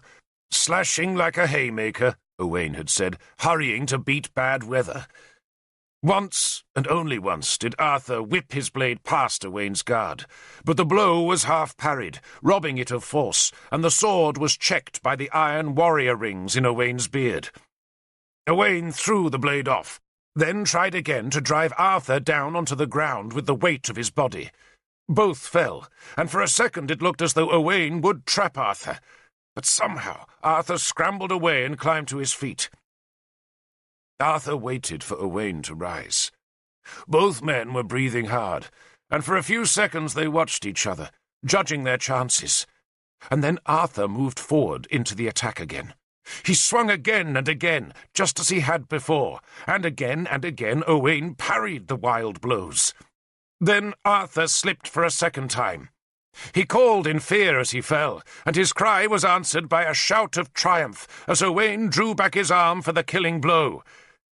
Then Owain saw that Arthur had not slipped at all, but had merely pretended it to make Owain open his guard, and now it was Arthur who lunged. It was his first lunge of the battle, and his last. Owain had his back to me, and I was half hiding my eyes so that I would not have to see Arthur's death. But instead, right before me, I saw the shining tip of Howlbane come clean out through Owain's wet and blood-streaked back. Arthur's lunge had gone straight through the champion's body. Owain seemed to freeze, his sword arm suddenly powerless. Then, from nerveless fingers, his sword dropped into the mud. For a second, for a heartbeat, Arthur left Howlbane in Owain's belly. Then, with a huge effort that took every muscle in his body, he twisted the blade and ripped it free. He shouted as he tore that steel out of Owain, shouted as the blade broke the flesh's suction and ripped through bowel and muscle and skin and flesh, and still shouted as he dragged the sword out into the day's grey light. The force needed to drag the steel from Owain's heavy body meant that the sword kept going in a wild backswing that sprayed blood far across the mud-churned circle. While Owain, disbelief on his face and with his guts spilling into the mud, fell. Then Howlbane thrust down once into the champion's neck, and there was silence in Caer Cadarn. Arthur stepped back from the corpse. Then he turned sunwise to look into the faces of every man around the circle. Arthur's own face was hard as stone. There was not a scrap of kindness there, only the face of a fighter come to triumph. It was a terrible face, his big jaws set in a rictus of hate, so that those of us who only knew Arthur as a painstakingly thoughtful man were shocked by the change in him. "Does any man here," he called in a loud voice, "dispute the judgment?" None did. Rain dripped from cloaks and diluted Owain's blood as Arthur walked to face the fallen champion's spearmen. "Now's your chance," he spat at them, "to avenge your lord. Otherwise, you are mine." None could meet his eye, so he turned away from them, stepped over the fallen warlord and faced Tristan. "Does Cornwell accept the judgment, Lord Prince?" Tristan, pale-faced, nodded. "It does, Lord." "Sahid," Arthur decreed, "will be paid from Owain's estate." He turned again to look at the warriors. "Who commands Owain's men now?" Griffith ap Annan stepped nervously forward. "I do, Lord." "You will come to me for orders in 1 hour, and if any man of you touches Derfel, my comrade, then all of you will burn in a fire pit." They lowered their gaze, rather than meet his eyes. Arthur used a handful of mud to clean the sword of its blood, then handed it to me. "Dry it well, Derfel." "Yes, Lord." "And thank you. A good sword." He closed his eyes suddenly. "God help me," he said, "but I enjoyed that. Now," his eyes opened, "I've done my part. What about yours?" "Mine?" I gaped at him. "A kitten?" he said patiently. "For Sarlina?" "I have one, Lord," I said. "Then fetch it," he said, "and come to the hall for breakfast. Do you have a woman?" "Yes, Lord." "Tell her we leave tomorrow when the council has finished its business." I stared at him, hardly believing my luck. "You mean—" I began. "I mean," he interrupted me impatiently, "that you will serve me now." "Yes, Lord," I said. "Yes, Lord." He picked up his sword, cloak and boots, took Sarlina's hand, and walked away from the rival he had killed. And I had found my lord. Lunette did not want to travel north to Corinium, where Arthur was wintering with his men. She did not want to leave her friends, and besides, she added almost as an afterthought, she was pregnant. I greeted the announcement with disbelieving silence. You heard me, she snapped. Pregnant? I can't go. And why should we go? We were happy here. Owain was a good lord, then you had to spoil it. So why don't you go by yourself? She was squatting by our hut's fire, trying to take what warmth she could from its feeble flames. I hate you, she said, and she vainly tried to pull our lover's ring from her finger. Pregnant? I asked in a shocked voice. But maybe not by you, Lunette screamed, then gave up trying to tug the ring off her swollen finger, and hurled a billet of firewood at me instead. Our slave howled in misery at the back of the hut, and Lunette threw a log at her for good measure. But I have to go, I said. I have to go with Arthur. And abandon me, she shrieked. You want me to be a whore? Is that it? She hurled another piece of wood, and I abandoned the fight. It was the day after Arthur's contest with Owain, and we were all back in Lindinnis, where the Council of Dumnonia was meeting in Arthur's villa, which was consequently surrounded by petitioners with their relatives and friends.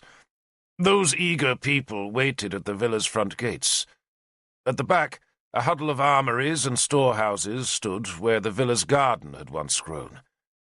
Owain's old warband was waiting for me there.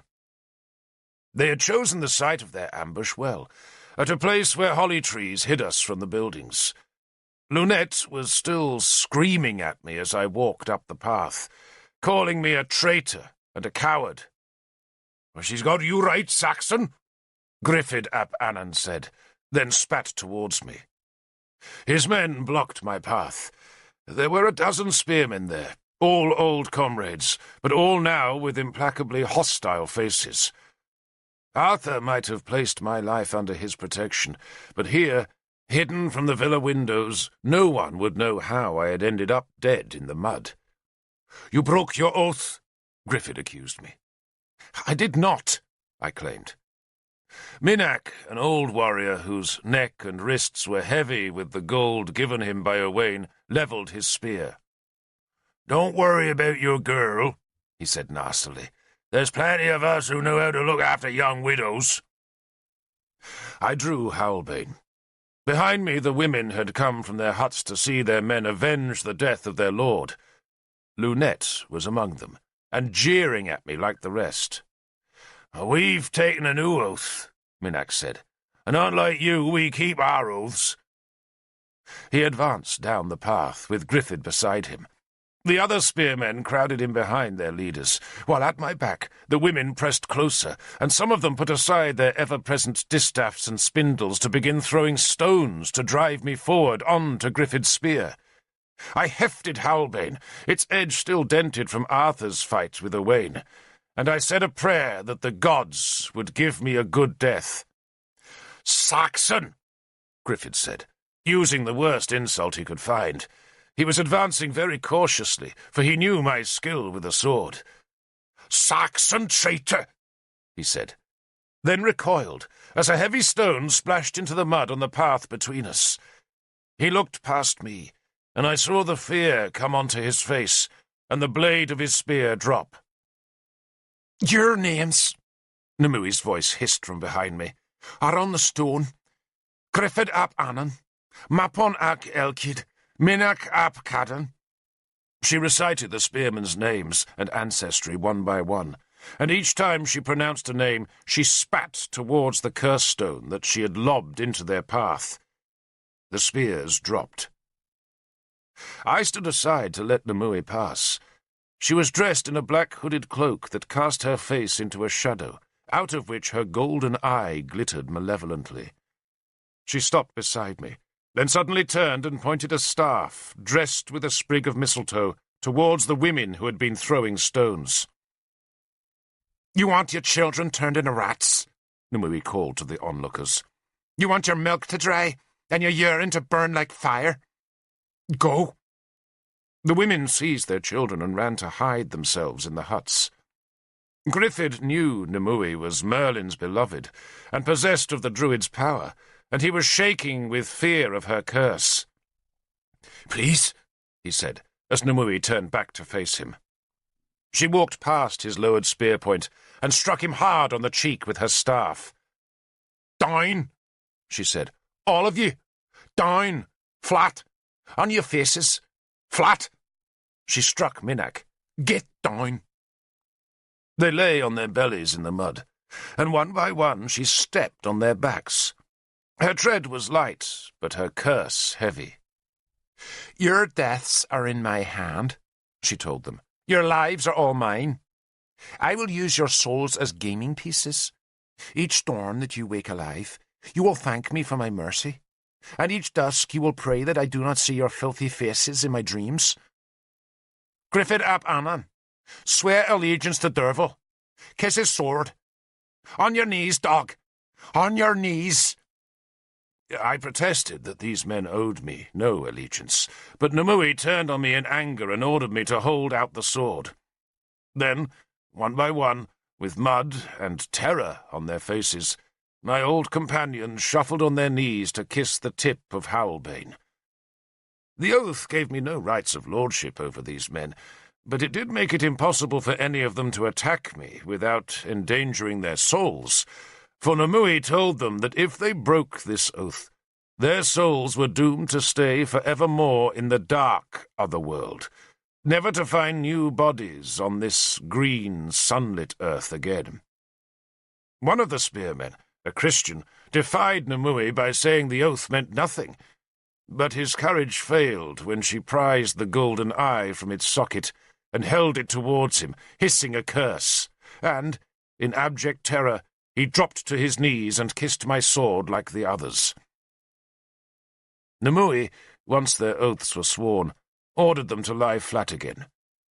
She worked the golden ball back into her eye socket, and then we left them in the mud. Nimue laughed as we climbed out of their sight. "I enjoyed that," she said, and there was a flash of the old childish mischief in her voice. "I did enjoy that. I do so hate men, Derfel. All men. Men in leather, carrying spears." She shuddered. "Not you, but the rest I hate." She turned and spat back down the path. "How the gods must laugh at little strutting men." She pushed back her hood to look at me. "Do you want Lynette to go to Cranium with you?" "I swore to protect her," I said unhappily, "and she tells me she's pregnant." "Does that mean you do want her company?" "Yes," I said, meaning no.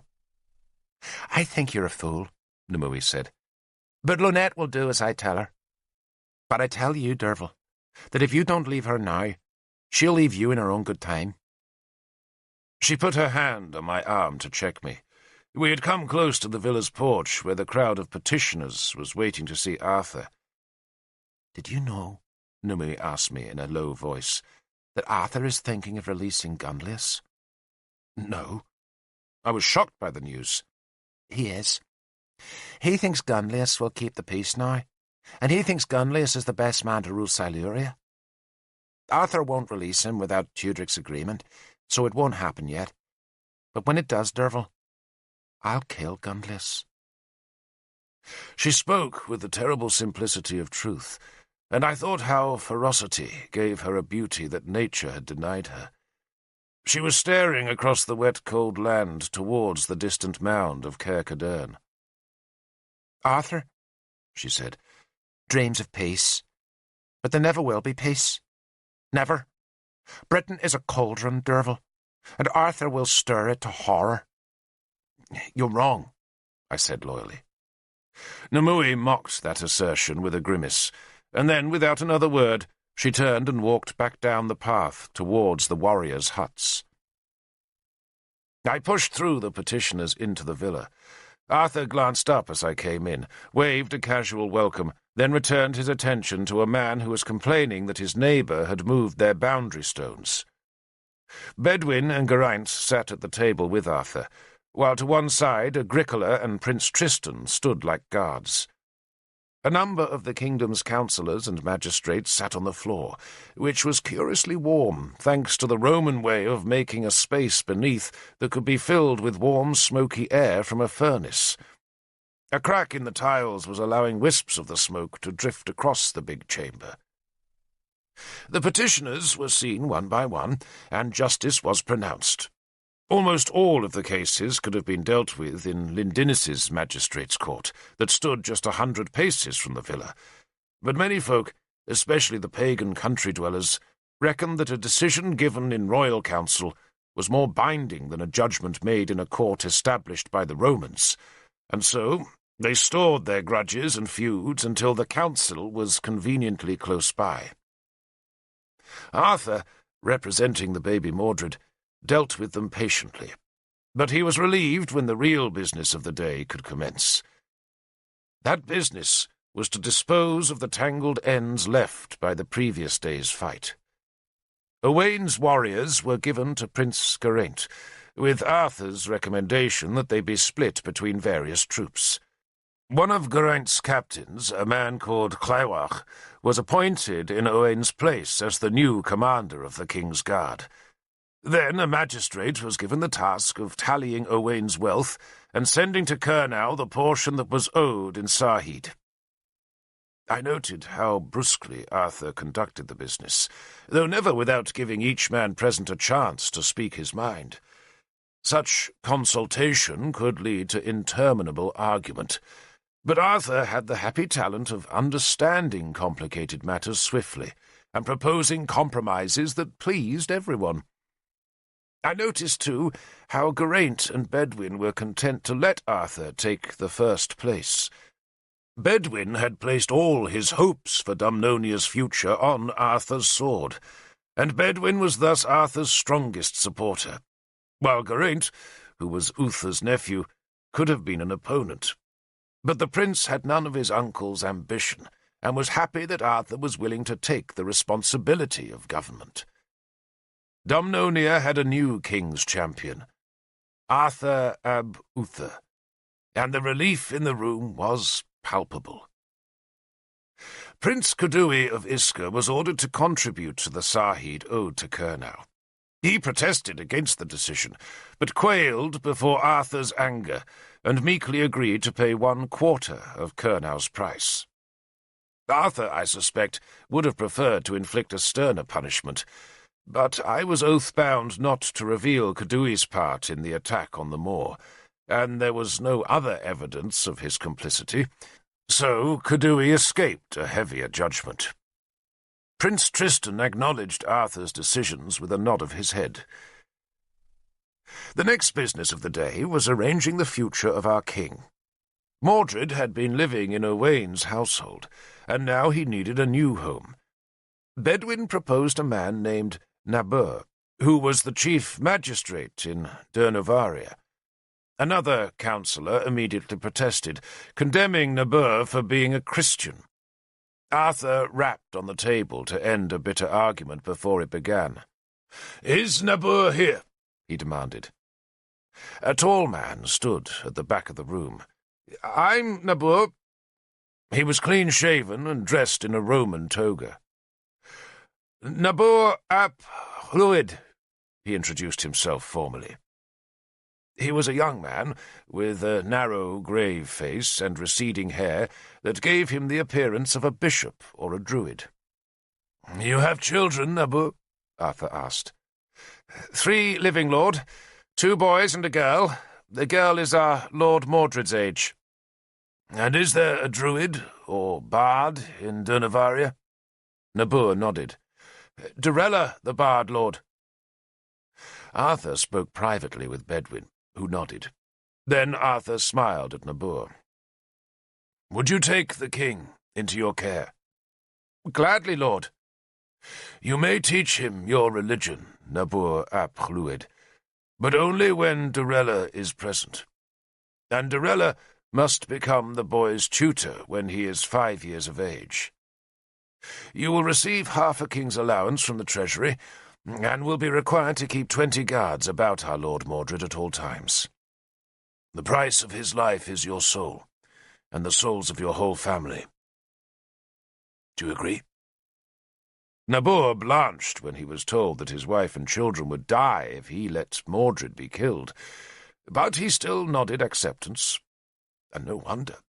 To be the king's guardian gave Nabur a place very close to the centre of Dumnonia's power. "I agree, Lord," he said. The last business of the council was the fate of Ladwys, Gunlius's wife and lover, and slave to Owain. She was brought into the room where she stood defiantly in front of Arthur. "This day," Arthur told her, "I ride north to Corinium, where your husband is our captive. Do you wish to come?" "So you can humiliate me further?" Ladwys asked. Owain, for all his brutality, had never managed to break her spirit. Arthur frowned at her hostile tone. "So you can be with him, lady," he said gently. "Your husband's imprisonment is not harsh.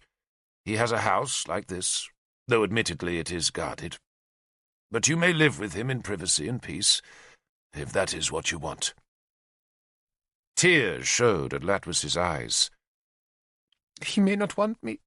I've been soiled." Arthur shrugged. "I can't speak for Gunlius. I just want your decision.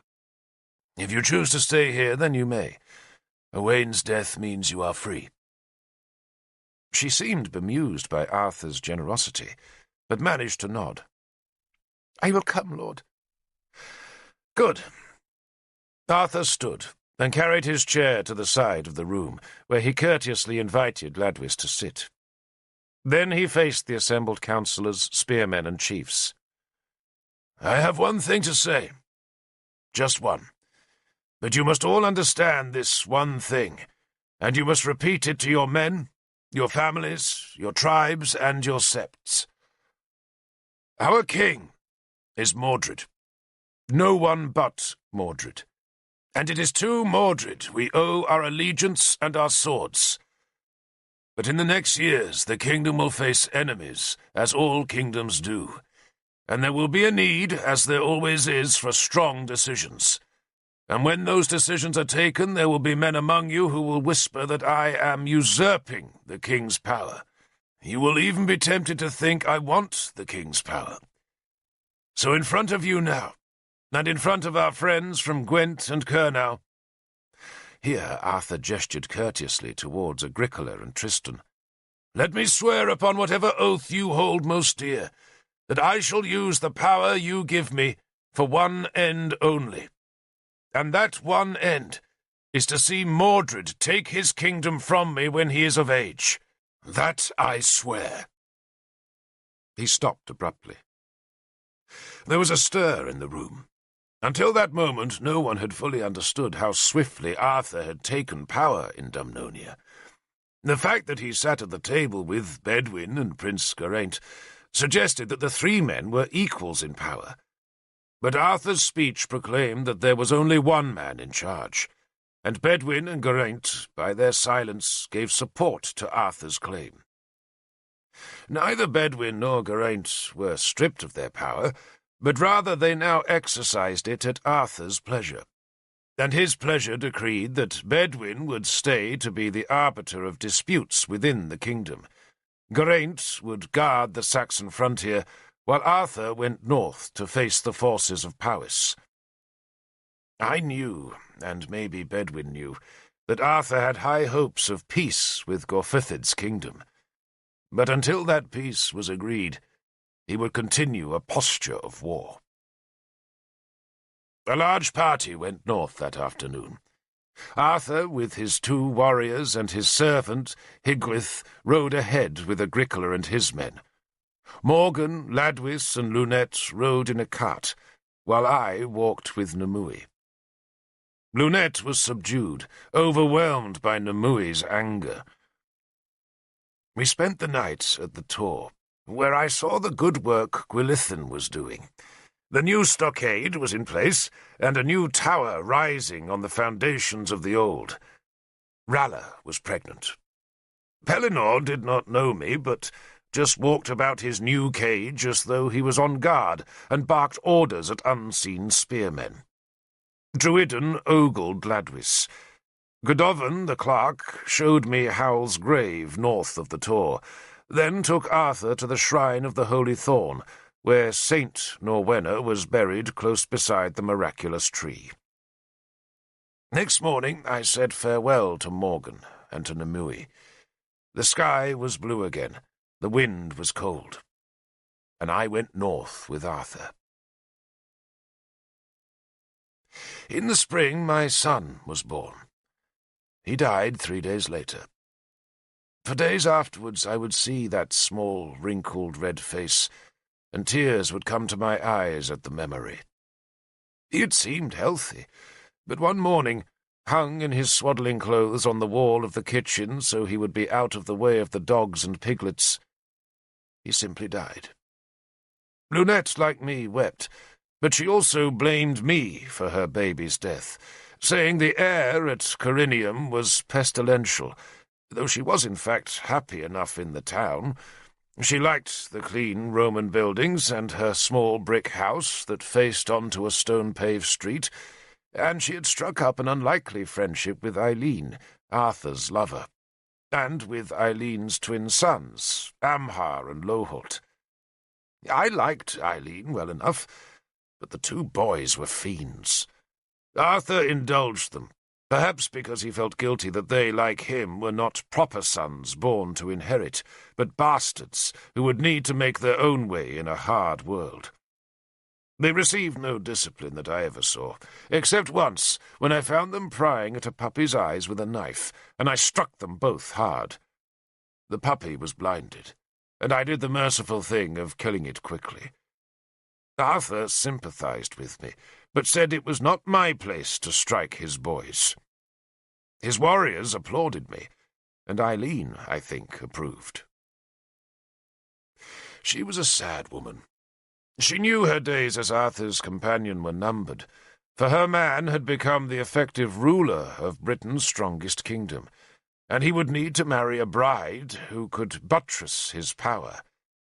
I knew that bride was Cynwyn, star and princess of Powys, and I suspect Eileen knew it too. She wanted to return to Benowick, but Arthur would not allow his precious sons to leave the country. Eileen knew that Arthur would never let her starve, but nor would he disgrace his royal wife by keeping his lover close. As the spring put leaves on trees and spread blossom across the land, her sadness deepened.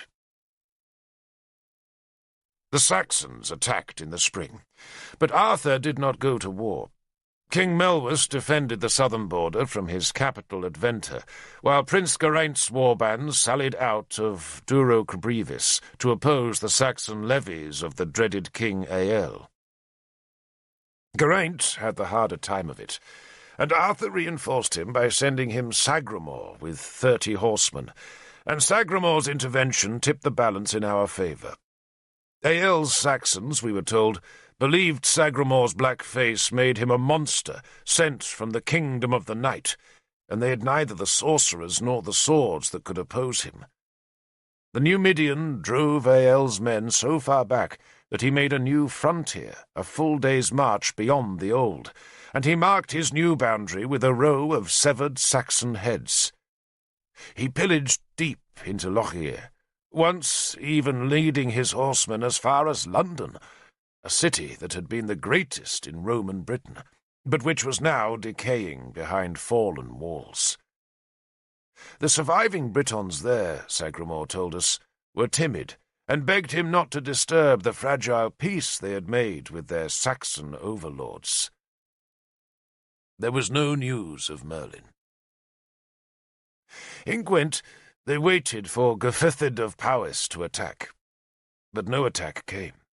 Instead, a messenger rode south from Gorfythid's capital at Caer Sus, and 2 weeks later Arthur rode north to meet the enemy king. I went with him, one of 12 warriors who marched with swords but no shields or war spears. We went on a mission of peace, and Arthur was excited at the prospect. We took Gundlius of Siluria with us, and first marched east to Tudric's capital of Buriam, that was a walled Roman town filled with armories and the reeking smoke of blacksmiths' forges. And from there we went north, accompanied by Tudric and his attendants. Agricola was defending Gwent's Saxon frontier, and Tudric, like Arthur, took only a handful of guards, though he was accompanied by 3 priests, among them Sansom, the angry little black tonsured priest whom Nimue had nicknamed Lugtigern, the Mouse Lord. We made a colourful party.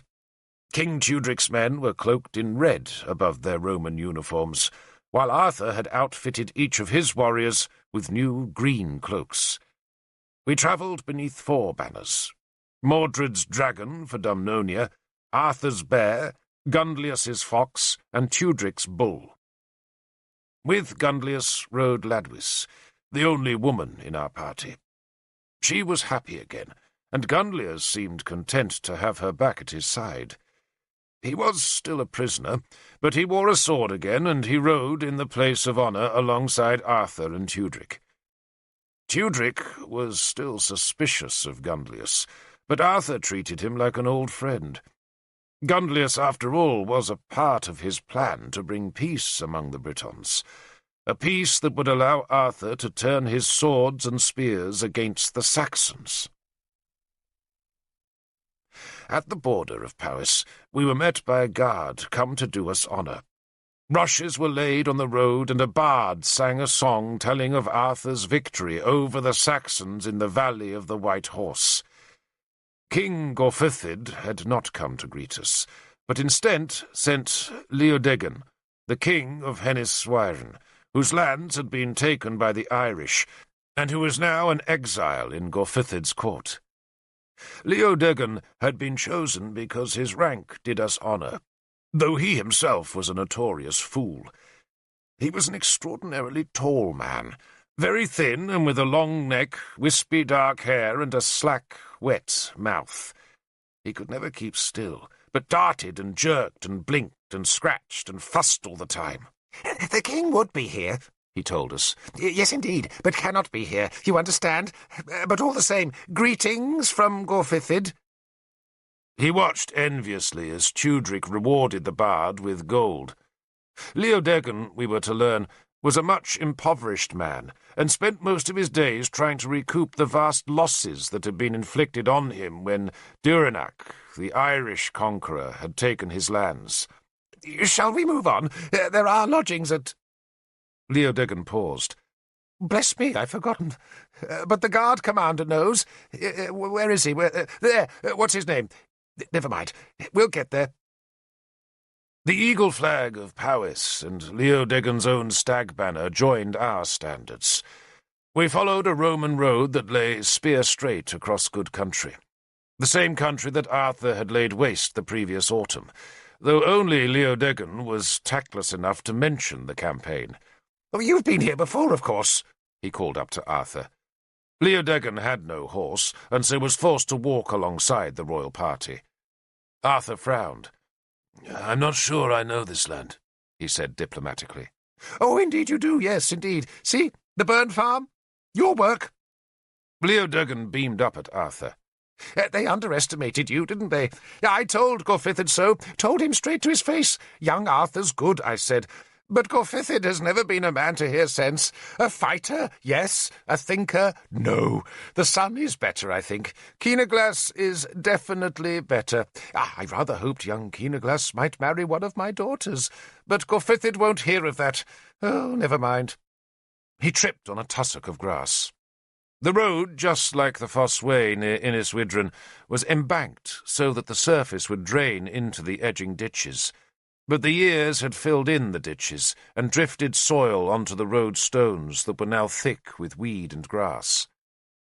Leodegan persisted in pointing out other places that Arthur had laid waste, but after a while he gave up trying to provoke any response, and so fell back to where we guards walked, behind Tudric's 3 priests.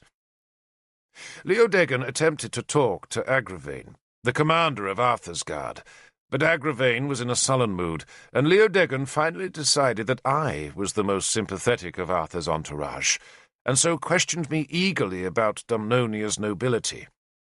He was trying to discover who was and who was not married. "Prince Geraint, now, is he? Is he?" "Yes, Lord," I said. "And she's in health?" "So far as I know, Lord." "King Melwas, then, he has a queen?" "She died, Lord." "Ah!" He brightened immediately. "I have daughters, you see," he explained very earnestly. "2 daughters, and daughters must be wed, must they not? Unwed daughters are no use to man or beast. Mind you, to be fair, one of my 2 darlings is to be married. Guinevere is spoken for. She's to marry Valerian. You know of Valerian?" "No, Lord." "A fine man, a fine man, a fine man, but no—" He paused, seeking the right word. "No wealth. No real land, you see. Some scrubby stuff west, I think, but no money worth counting. He has no rents, no gold, and a man can't go far without rents or gold. And Guinevere's a princess. Then there's Gwenhwyvarch, her sister, and she has no prospects of marriage at all. None. She lives off my purse only. The gods know that's thin enough. But Melwas keeps an empty bed, does he? That's a thought. Though it's a pity about Keenaglas." "Why, Lord?" "He doesn't seem to want to marry either girl," Leodegan said indignantly. "I suggested it to his father. Solid alliance, I said. Adjoining kingdoms, an ideal arrangement. But no. Keenaglas has his eyes set on Heleth of Elmet, and Arthur, we hear, is to marry Cynwyn." "I wouldn't know, Lord," I said innocently. "Cynwyn's a pretty girl. Oh, yes. But so's my Guinevere. Only she's to marry Valerian. Oh, dear me, what a waste. No rents, no gold, no money, nothing but some drowned pasture and a handful of sickly cows. Oh, she won't like it. She likes her comfort, Guinevere does. But Valerian doesn't know what comfort means, lives in a pig hut, so far as I can make out. Still, he is a chief. Mind you, the deeper you go into Powys, the more men call themselves chiefs." He sighed. "But she's a princess. I thought one of Cadwallan's boys in Gwynedd might marry her, but Cadwallan's a strange fellow. Never liked me much. Didn't help me when the Irish came." He fell silent as he brooded on that great injustice. We had travelled far enough north now for the land and the people to be unfamiliar. In Dumnonia we were surrounded by Gwent, Siluria, Cornwell, and the Saxons. But here men spoke of Gwynedd and Elmet, of Clain and Ynys Mon. Clain had once been Henys Wyren, Leodegan's kingdom, of which Ynys Mon, the island of Mona, had been a part. Both were now ruled by Deornach, one of the Irish lords across the sea who were carving out kingdoms for themselves in Britain. Leodegan, I reflected, must have been easy meat for a grim man like Deornach, whose cruelty was famous. Even in Dumnonia we had heard how he painted the shields of his warband with the blood of the men they killed in battle. It was better to fight the Saxons, men said, than take on Deornach. But we travelled to Caer Sus to make peace, not to contemplate war.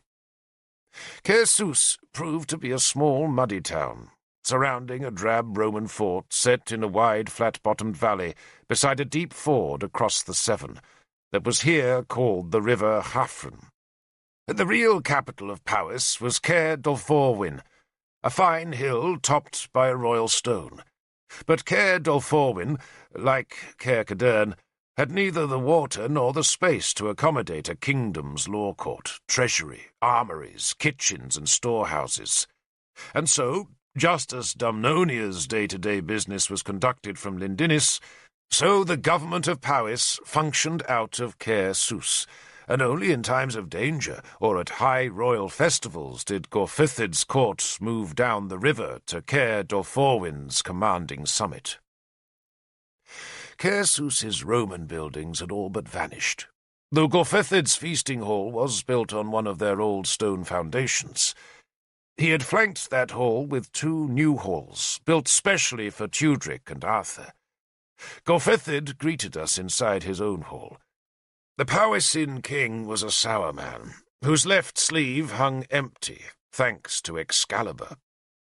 He was middle-aged, heavily built, and had a suspicious, small-eyed face that showed no warmth as he embraced Tudric and growled a reluctant welcome. He went sullenly silent as Arthur, no king, knelt before him. His chiefs and warriors all had long, plaited moustaches and heavy cloaks dripping from the rain that had fallen all day long. The hall smelled of wet dogs. There were no women present, except for 2 slaves who carried jars out of which Gorfithid scooped frequent hornfuls of mead. We later learned that he had taken to the drink in the long weeks after he had lost his arm to Excalibur, weeks in which he was fevered, and men doubted his survival. The mead was brewed thick and strong, and its effect was to transfer the care of Powys from the embittered and befuddled Gorfithid onto the shoulders of his son, Keenaglas, the Edling of Powys. Keenaglas was a young man with a round, clever face and long, dark moustaches. He was quick to laugh, relaxed and friendly. He and Arthur, it was plain, were twin souls. For 3 days they hunted deer in the mountains, and at night they feasted and listened to the bards.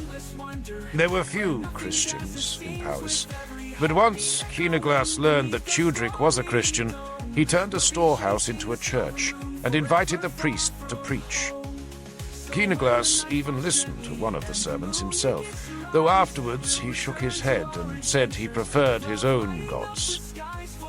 King Gorfithid called the church a nonsense, but did not forbid his son from indulging Tudric's religion, though Gorfithid took care that his druids surrounded the makeshift church with a ring of charms. "Gorfithid is not wholly convinced we mean to keep the peace," Arthur warned us on the second night. "But Keenaglas has persuaded him. So for God's sake stay sober, keep your swords in your scabbards and don't pick a fight. One spark here and Gorfithid will throw us out and make war again." On the 4th day, the Council of Powys met in the Great Hall. The main business of the day was to make peace, and that, despite Gorfithid's reservations, was done swiftly. The Powyssin king slouched in his chair and watched as his son gave the proclamation. Powys, Gwent, and Dumnonia, Keenaglas said, would be allies, blood of each other's blood, and an attack on any one of the 3 would be construed as an attack on the others. Gorfithid nodded his assent, though without enthusiasm. Better still, Keenaglas continued, once his own marriage with Heleth of Elmet was achieved, Elmet too would join the pact, and so the Saxons would be surrounded by a united front of British kingdoms. That alliance was the great advantage Gorfithid gained from making peace with Dumnonia, the chance to make war on the Saxons, and Gorfithid's price for that peace was a recognition that Powys would be the leader of that war. "He wants to be High King," Agravain growled to us at the back of the hall. Gorfithid also demanded the restoration of his cousin, Gundlius of Siluria. Tudric, who had suffered more than any from Siluria's raids, was reluctant to put Gundlius back on his throne, and we Dumnonians were unwilling to forgive him for Norwenna's murder, while I hated the man for what he had done to Nimue. But Arthur had persuaded us that Gundlius's freedom was a small enough price to pay for peace, and so the treacherous Gundlius was duly restored. Gorfithid may have seemed reluctant to conclude the treaty, yet he must have been persuaded of its advantages, for he was willing to pay the greatest price of all for its successful conclusion. He was willing for his daughter, Cynwyn, the star of Powys, to marry Arthur. Gorfithid was a dour man, suspicious and harsh, yet he loved his 17-year-old daughter, and he poured onto her all the remnants of affection and kindness that were left in his soul. And the fact that he was willing for her to marry Arthur, who was no king and did not even possess the title of prince, was evidence of Gorfithid's conviction that his warriors had to be turned away from fighting fellow Britons. The betrothal was also evidence that Gorfithid, like his son Keenaglas, recognized that Arthur was the real power in Dumnonia, and so, at the great feast that followed the council, Cynwyn and Arthur were formally betrothed. The betrothal ceremony was deemed sufficiently important for the whole assembly to decamp from Caer Sus to the more auspicious feasting hall on the summit of Caer Dolvorwyn, that was named after Dolvorwyn, a meadow at the hill's base which, appropriately enough, meant the Maiden's Meadow. We arrived at sunset, when the hilltop was smoky from the great fires, on which deer and swine were being roasted. Far beneath us, the silvery Severn twisted in its valley, while to the north the great hill ranges stretched dim towards darkening Gwynedd. It was said that on a clear day Cader Idris could be seen from Caer Dolvorwyn's peak, but that evening the horizon was misted by a distant rain. The lower slopes of the hill were thick with great oaks, out of which a pair of red kites climbed as the sun turned the western clouds scarlet, and we all agreed that the sight of the two birds flying so late in the dying day was a wonderful omen for what was about to happen. Inside the hall the bards were singing the tale of Havren, the human maid who had given Dolvorwyn its name, and who had turned into a goddess when her stepmother tried to drown her in the river at the foot of the hill. They sang until the sun dropped. The betrothal was performed at night, so that the moon goddess would bless the pair. Arthur prepared for it first, leaving the hall for a whole hour before returning in all his glory. Even hardened warriors gasped as he re-entered the hall, for he came in his full armour. The scale coat, with its gold and silver plates, glittered in the flamelight, and the goose feathers on his high, silver-chased death's head helmet brushed the hall rafters as he strode up the central passage. His silver-covered shield dazzled in the light, while his white cloak swept the ground behind. Men did not carry weapons in a feasting hall, but that night Arthur chose to wear Excalibur, and he stalked to the high table like a conqueror, making peace, and even Gorfithid of Powys gaped as his erstwhile enemies strode towards the dais. Till now, Arthur had been a peacemaker, but that night he wanted to remind his future father-in-law of his power. Cynwyn entered the hall a few moments later. Ever since our arrival at Caer Sus, she had been hidden in the women's quarters, and that concealment had only heightened the expectations among those of us who had never seen Gorfithid's daughter. I confess that most of us expected to be disappointed in this star of Powys, but in truth, she outshone any star. She came into the hall with her attendant ladies, and the sight of the princess took men's breath away. It took mine.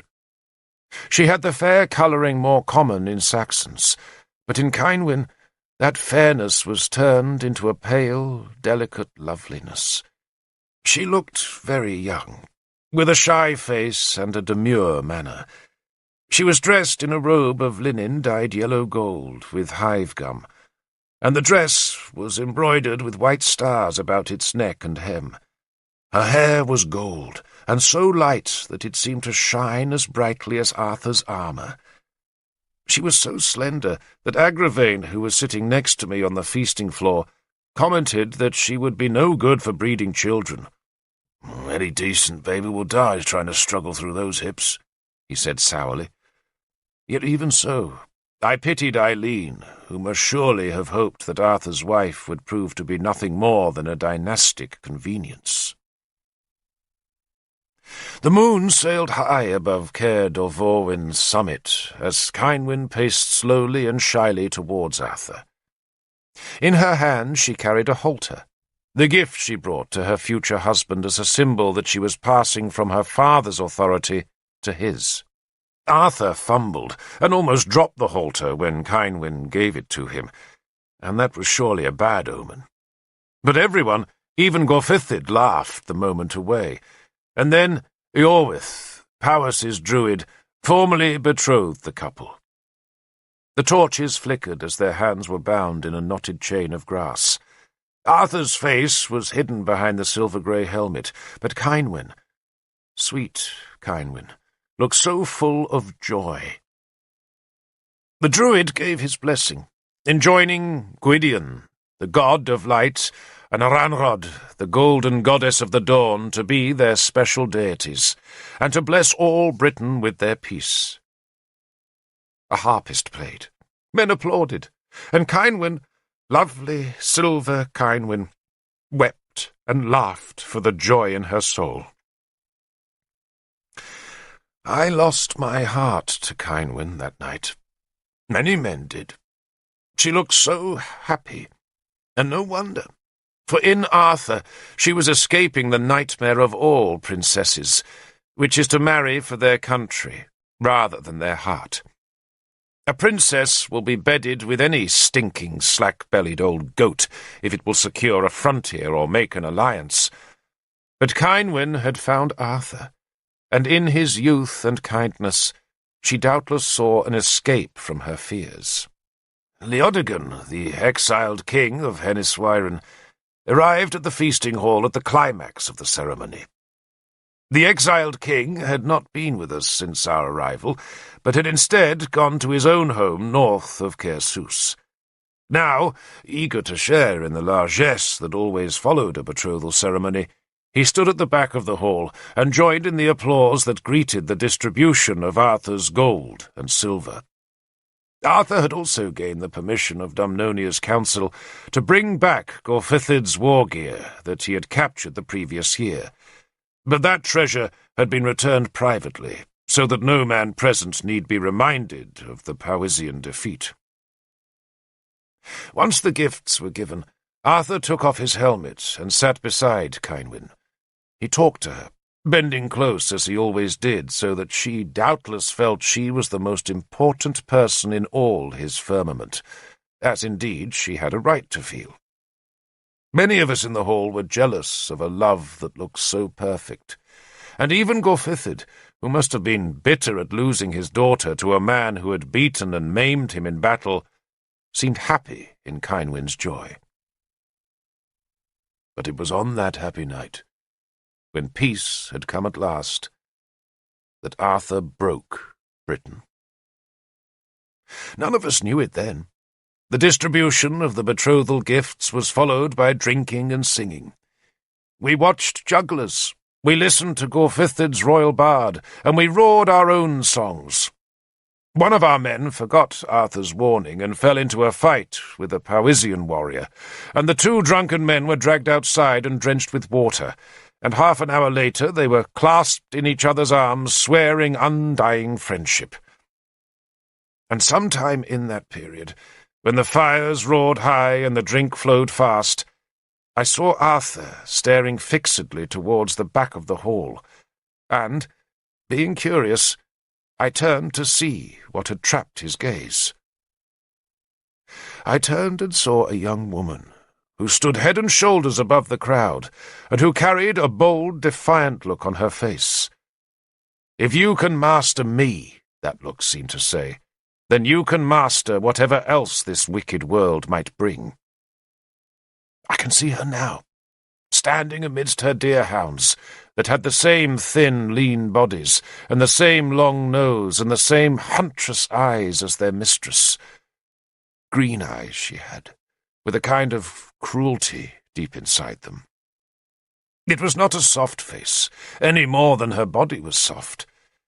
She was a woman of strong lines and high bones, and that made for a good face and a handsome one, but hard, so hard. What made her beautiful was her hair and her carriage, for she stood as straight as a spear, and her hair fell around her shoulders like a cascade of tumbling red tangles. That red hair softened her looks, while her laughter snared men like salmon caught in basket traps. There have been many more beautiful women, and thousands who were better, but since the world was weaned, I doubt there have been many so unforgettable as Guinevere, eldest daughter of Leodegan, the exiled king of Henisweiren. And it would have been better, Merlin always said, had she been drowned at birth. The royal party hunted deer next day. Guinevere's hounds brought down a pricket, a young male without antlers, though to hear Arthur praise the dogs you would have thought they had chased down the wild stag of Difford itself. The bards sing of love, and men and women yearn for it, but none knows what love is, until, like a spear thrown from the dark, it strikes. Arthur could not take his eyes from Guinevere, though the gods know he tried. In the days after the betrothal feast, when we were back at Caer Sus, he walked and talked with Cynwyn, but he could not wait to see Guinevere, and she, knowing just what game she played, tantalized him. Her betrothed, Valerian, was at the court, and she would walk with her arm in Valerian's arm, laughing, then cast a sudden, modest, sidelong glance at Arthur, for whom the world would suddenly stop in its turning. He burned for Guinevere. Would it have made a difference if Bedwin had been there? I think not. Not even Merlin could have stopped what happened. A man might as well call on the rain to go back to the clouds, or command a river to curl back to its source. On the second night after the feast, Guinevere came to Arthur's hall in the dark, and I, who was standing guard, heard the ring of their laughter and the murmur of their talk. All night they talked, and maybe they did more than talk, I wouldn't know, but talk they did. And that I do know, for I was posted outside the room and could hardly help but listen. Sometimes the talk was too low to hear, but at other times I heard Arthur explaining and cajoling, pleading and urging. They must have spoken of love, but that I did not hear. Instead, I heard Arthur talk of Britain, and of the dream that had brought him over the sea from Armorica. He spoke of the Saxons, and how they were a plague that must be cured if the land was ever to be happy. He spoke of war, and of the terrible joy it was to ride an armoured horse into battle. He spoke as he had spoken to me on the ice-cold ramparts of Derfel Cadarn, describing a land at peace, in which the common folk did not fear the coming of spearmen in the dawn. He talked passionately, urgently, and Guinevere listened so willingly and assured him his dream was inspired. Arthur spun a future from his dream, and Guinevere was deep inside the thread. Poor Cynwyn. She had only her beauty and her youth, while Guinevere saw the loneliness in Arthur's soul and promised to heal it. She left before the dawn, a dark figure gliding across Caer Sus with a sickle moon trapped in her tangling hair. Next day, full of remorse, Arthur walked with Cynwyn and her brother. Guinevere wore a new torque of heavy gold that day, and some of us felt a sorrow for Cynwyn. But Cynwyn was a child, Guinevere was a woman, and Arthur was helpless. It was a madness, that love. Mad as Pellinore, mad enough to doom Arthur to the Isle of the Dead. Everything vanished for Arthur.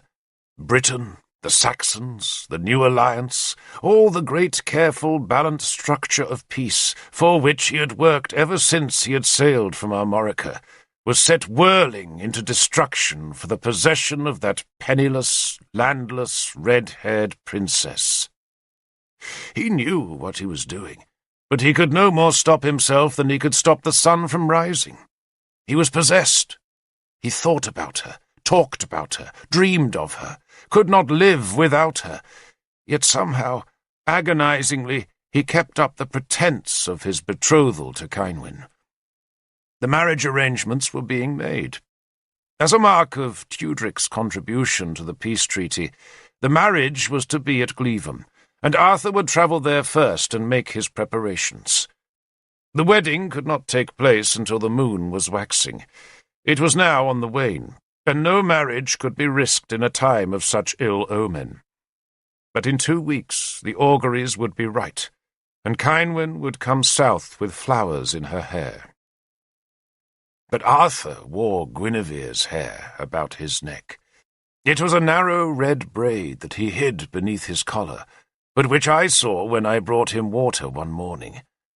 He was bare-chested, sharpening his shaving knife on a stone, and he shrugged when he saw me notice the woven braid. "You think red hair is unlucky, Derfel?" he asked when he saw my expression.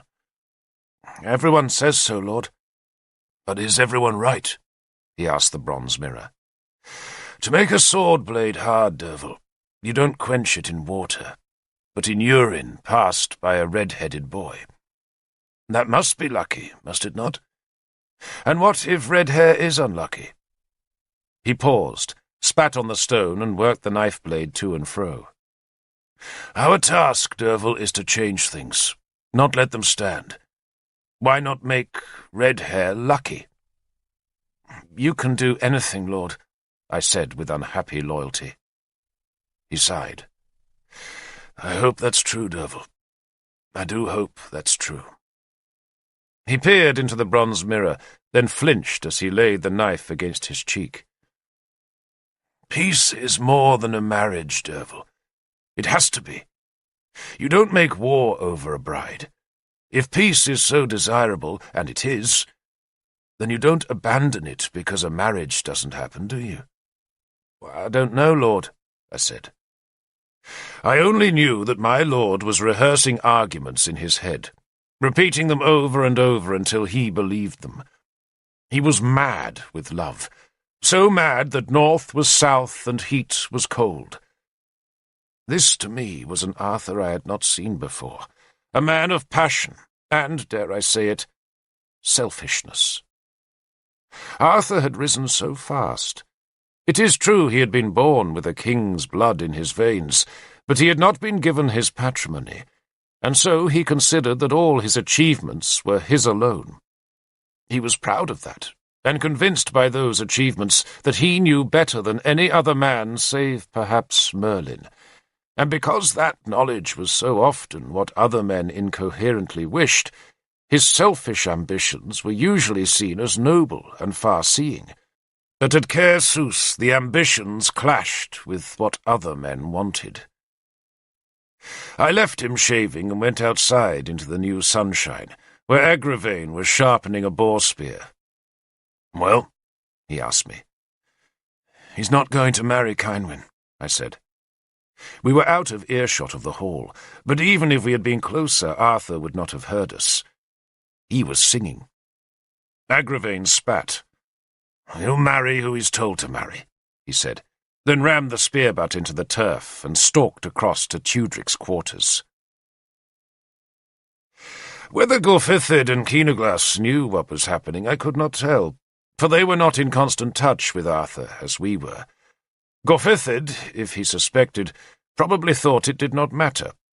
He doubtless believed, if he believed anything, that Arthur would take Guinevere as a lover and Cynwen as a wife. It was bad manners, of course, to come to such an arrangement in the week of the betrothal, but bad manners had never worried Gorfithid of Powys. He had no manners himself, and knew, as all kings know, that wives are for making dynasties, and lovers for making pleasure. His own wife was long dead, but a succession of slave girls kept his bed warm, and, to him, impoverished Guinevere would never rank much above a slave, and was thus no threat to his beloved daughter. Keenoglas was more perspicacious, and I'm sure he must have scented trouble, but he had invested all his energies into this new peace, and he must have hoped that Arthur's obsession with Guinevere would blow away like a summer squall. Or maybe neither Gorfithid nor Keenoglas suspected anything, for certainly they did not send Guinevere away from Caer Sws, though whether that would have achieved anything the gods alone know. Agravain thought the madness might pass. He told me that Arthur had been obsessed like this once before. "There was a girl in Innistribes," Agravain told me. I can't think of her name. Messa, something like that. Pretty little thing. Arthur was besotted, trailing after her like a dog behind a corpse cart. But mind you, he was young then. So young that her father reckoned he'd never amount to anything. So he packed his Messa off to Brociliand and married her to a magistrate 50 years older than her. She died giving birth, but Arthur was over her by then. And these things do pass, Derfel. Tudric will hammer some brains back into Arthur, you watch. Tudric spent the whole morning closeted with Arthur, and I thought perhaps he had succeeded in hammering some brains back into my lord, for Arthur seemed chastened for the rest of the day. He did not look at Guinevere once, but forced himself to be solicitous of Cynwyn. And that night, perhaps to please Tudric, he and Cynwyn listened to Sansom preach in the little makeshift church. I thought Arthur must have been pleased with the Mouse Lord's sermon, for he invited Sansom back to his hall afterwards, and was closeted alone with the priest for a long time. Next morning, Arthur appeared with a set, stern face, and announced that we would all leave that very same morning, the very same hour, indeed. We were not due to depart for another 2 days, and Gorfythid, Keenaglas, and Cynwyn must have been surprised. But Arthur persuaded them he needed more time to prepare for his wedding, and Gorfythid accepted the excuse placidly enough. Keenaglas may have believed Arthur was going early to remove himself from Guinevere's temptation, and so he made no protest, but instead ordered bread, cheese, honey, and mead packed for our journey. Cynwyn, pretty Cynwyn, said her farewells, starting with us, the guard. We were all in love with her, and that made us resent Arthur's madness, though there had been little any of us could do about our resentment.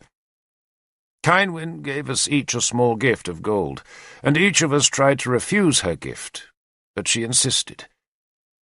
She gave me a brooch of interlocking patterns, and I tried to thrust it back into her hands, but she just smiled and folded my fingers over the gold. "Look after your lord," she said earnestly. "And after you, lady," I answered fervently. She smiled and moved on to Arthur, presenting him with a spray of may blossom that would give him a swift and safe journey. Arthur fixed the blossom in his sword-belt and kissed his betrothed's hand before clambering onto Llamray's broad back. Keenaglas wanted to send guards to escort us, but Arthur declined the honour. "Let us leave, Lord Prince," he said, "the sooner to arrange our happiness." Cynwyn was pleased by Arthur's words, and Keenaglas, ever gracious, ordered the gates opened, and Arthur, like a man released from an ordeal, galloped Llamray madly out of Caersus and through the Severn's deep ford. We guards followed on foot, to find a spray of may lying on the river's far bank. Agravain plucked the may from the ground so that Cynwyn should not find it. Sansom came with us. His presence was not explained, though Agravain surmised that Tudric had ordered the priest to counsel Arthur against his madness, a madness we all prayed was passing. But we were wrong. The madness had been hopeless from the very first moment Arthur had looked down Gorfythid's hall and seen Guinevere's red hair. Sagramore used to tell us an ancient tale of a battle in the old world, a battle over a great city of towers and palaces and temples, and the whole sorry thing was all started because of a woman, and for that woman 10,000 bronze-clad warriors died in the dust. The story was not so ancient after all. For just 2 hours after we had left Caersus, in a stretch of lonely woodland where no farm stood, but only steep-sided hills and fast streams and thick, heavy trees, we found Leodegan of Henniswyren waiting beside the track. He led us, without a word, down a path that twisted between the roots of great oaks to a clearing beside a pool, made by a beaver-dammed stream. The woods were thick with dog-mercury and lilies, while the last bluebells made a dancing shimmer in the shadows. Sunlight fell on the grass, where primroses, cuckoo-pints, and dog-violets grew, and where, shining brighter than any flower, Guinevere waited in a robe of cream linen. She had cowslips woven into her red hair. She wore Arthur's golden torque, bracelets of silver, and a cape of lilac-coloured wool. The sight of her was enough to catch a man's throat. Agravain cursed quietly. Arthur threw himself off his horse and ran to Guinevere. He caught her in his arms, and we heard her laugh as he whirled her about. "My flowers!" she cried, putting a hand to her head, and Arthur let her gently down, then knelt to kiss the hem of her robe. Then he stood and turned. "Sansom!" "Lord?" "You can marry us now." Sansom refused. He folded his arms over his dirty black robe and tilted up his stubborn mouse face. "You are betrothed, Lord?" he insisted nervously. I thought Sansom was being noble, but in truth it had all been arranged. Sansom had not come with us at Tudric's bidding, but at Arthur's. And now Arthur's face turned angry at the priest's stubborn change of heart. "We agreed," Arthur said. And when Sansom just shook his tonsured head, Arthur touched the hilt of Excalibur. "I should take the skull off your shoulders, priest." "Martyrs are ever made by tyrants, Lord," Sansom said, dropping to his knees in the flowery grass, where he bent his head to bare the grubby nape of his neck. "I'm coming to you, O Lord," he bawled towards the grass. "Thy servant, coming to thy glory. O praise thee! I see the gates of heaven open. I see the angels waiting for me. Receive me, Lord Jesus, into thy blessed bosom. I'm coming, I'm coming." "Be quiet and get up," Arthur said tiredly. Sansom squinted slyly up at Arthur. "You won't give me the bliss of heaven, Lord?"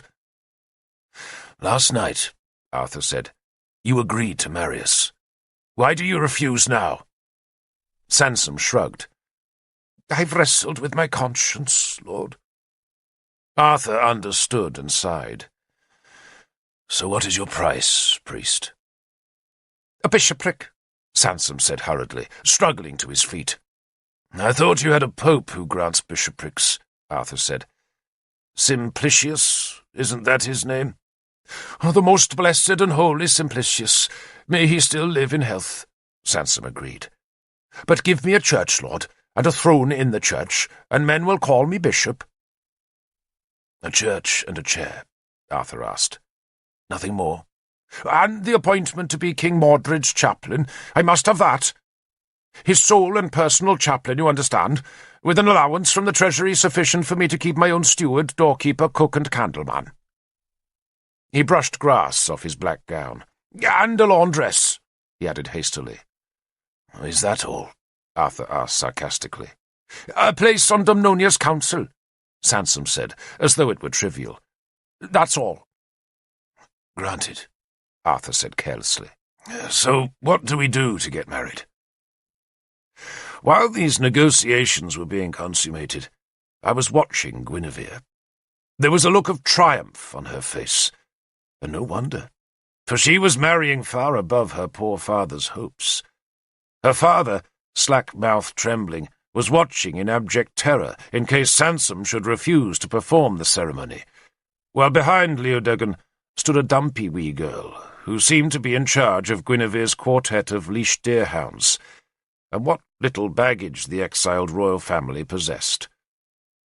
The dumpy girl, it turned out, was Gwenlliodfach, Guinevere's younger sister. There was a brother, too, though he had long since retired to a monastery on the wild coast of Strathclota, where strange Christian hermits competed to grow their hair, starve on berries, and preach salvation to the seals. There was little enough ceremony to the marriage. Arthur and Guinevere stood beneath his banner, while Sansom spread his arms to say some prayers in the Greek tongue. Then Leodegan drew his sword and touched his daughter's back with the blade, before handing the weapon to Arthur as a sign that Guinevere had passed from her father's authority to her husband's. Sansom then scooped some water from the stream and sprinkled it over Arthur and Guinevere, saying that thereby he was cleansing them of sin and receiving them into the family of the Holy Church, that hereby recognized their union as one and indissoluble, sacred before God and dedicated to the procreation of children. Then he stared at each of us guards in turn, and demanded that we declare that we had witnessed the solemn ceremony. We all made the declaration, and Arthur was so happy that he did not hear the reluctance in our voices, though Guinevere did. Nothing escaped Guinevere. "There," Sansom said when the paltry ritual was done. "You're married, lord." Guinevere laughed.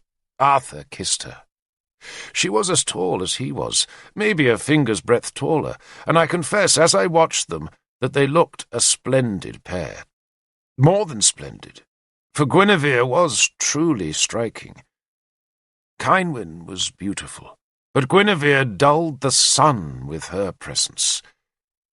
We guards were in shock. There was nothing we could have done to stop this consummation of our lord's madness, but the haste of it seemed as indecent as it was deceitful. Arthur, we knew, was a man of impulse and enthusiasm, but he had taken our breath away by the speed of this decision. Leodegan, though, was jubilant, babbling to his younger daughter how the family finances would now recover, and how, sooner than anyone knew, Arthur's warriors would sweep the Irish usurper Dyranak out of Henniswyren. Arthur heard the boast and turned quickly. "I doubt that's possible, father," he said. "Possible? Of course it's possible," Guinevere intervened. "You shall make it my wedding gift, lord. The return of my dear father's kingdom." Agravain spat his disapproval. Guinevere chose to ignore the gesture, and instead walked along the row of guards and gave us each a cowslip from the diadem she had worn in her hair. Then, like criminals fleeing a lord's justice, we hurried south to leave the kingdom of Powys before Gorfethid's retribution followed. Fate, Merlin always said, is inexorable. So much followed from that hurried ceremony in the flower-speckled clearing beside the stream. So many died. There was so much heartache, so much blood, and so many tears, that they would have made a great river. Yet in time, the eddies smoothed, new rivers joined, and the tears went down to the great wide sea, and some people forgot how it ever began. The time of glory did come, yet what might have been never did. And of all those who were hurt by that moment in the sun, Arthur was hurt the most. But on that day, he was happy. We hurried home. The news of the marriage rang in Britain like a god's spear clanging against a shield. At first the sound stunned, and in that calm period, while men tried to understand the consequences, an embassy came from Powys. One of that embassy was Valerian, the chief who had been betrothed to Guinevere. He challenged Arthur to a fight, but Arthur refused, and when Valerian tried to draw his sword, we guards had to drive him out of Lindinnis. Valerian was a tall, vigorous man with black hair and a black beard, deep-set eyes and a broken nose. His pain was terrible, his anger worse, and his attempt at revenge thwarted. Iorwerth, the druid, was chief of Powys's delegation, which had been sent by Keenaglas rather than Gorfethid. Gorfethid was drunk with mead and rage, while his son still hoped there was a chance to retrieve peace from the disaster. The druid Iorwerth was a grave and sensible man, and he talked long with Arthur. The marriage, the druid said, was not valid, for it had been conducted by a Christian priest, and the gods of Britain did not recognize the new religion. Take Guinevere for your lover, Iorwerth urged Arthur, and Cynwyn for your wife. Guinevere is my wife! We all heard Arthur shout that statement. Bishop Bedwin added his support to Iorwerth, but Bedwin could not change Arthur's mind. Not even the prospect of war would change Arthur's mind. Iorwerth raised that possibility, saying that Dumnonia had insulted Powys, and the insult would needs be washed clean with blood if Arthur did not change his mind. Tudric of Gwent had sent Bishop Conrad to plead for peace, begging Arthur to renounce Guinevere and marry Cynwyn, and Conrad even threatened that Tudric might make a separate peace with Powys. My lord king will not fight against Dumnonia, I heard Conrad reassure Bedwin, as the two bishops paced up and down on the terrace in front of Lindinis's villa. But nor will he fight for that whore of Hennisweren. Whore? Bedwin asked, alarmed and shocked by the word. Maybe not, Conrad allowed. But I tell you one thing, my brother. Guinevere's never had a whip taken to her. Never. Bedwin shook his head at such laxity on Leodegan's part. Then the two men walked out of my earshot. Next day, both Bishop Conrad and the Powisian embassy left for their homes, and took no good news with them. But Arthur believed the time of his happiness had come. There would be no war, he insisted, for Gorfethid had already lost one arm and would not risk the other. Keenaglass's good sense, Arthur claimed, would ensure peace. For a time, he said, there would be grudges and mistrust, but it would all pass. He thought his happiness must embrace the world. Labourers were hired to extend and repair Lindinis's villa, to make it into a palace fit for a princess. Arthur sent a messenger to Ban of Benwick, beseeching his former lord to send him masons and plasterers who knew how to restore Roman buildings. He wanted an orchard, a garden, a pool of fish. He wanted a bath with heated water. He wanted a courtyard where harpists would play. Arthur wanted a heaven on earth for his bride, but other men wanted revenge.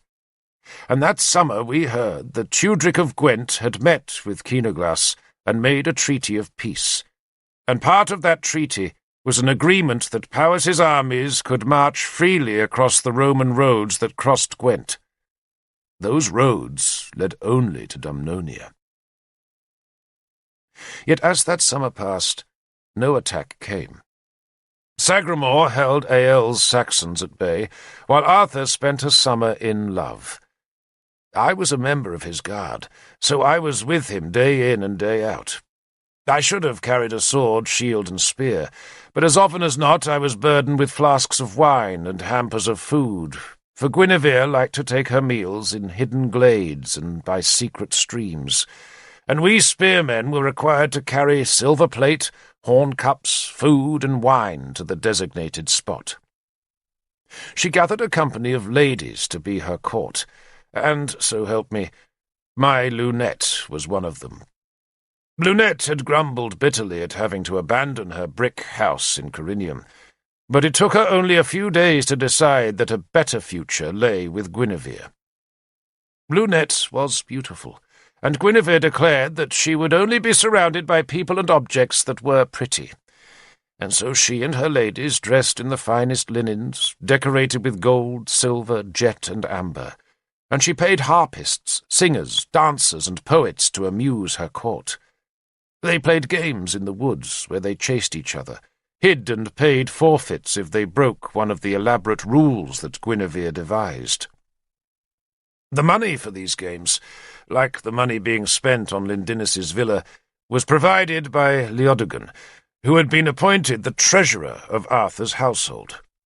Leodegan swore the money all came from back rents, and maybe Arthur believed his father-in-law, though the rest of us heard dark tales of Mordred's treasury being lightened of gold and filled with Leodegan's worthless promises of repayment. Arthur seemed not to care. That summer was his foretaste of Britain at peace, but for the rest of us it was a fool's heaven. Amhar and Loholt were brought to Lindinus, though their mother Eileen was not summoned. The twins were presented to Guinevere, and Arthur, I think, hoped they would live in the pillared palace that was rising around the heart of the old villa. Guinevere kept the twins company for one day, then said their presence upset her. They were not amusing. They were not pretty, she said, just as her sister, Gwenhwyfach, was not pretty.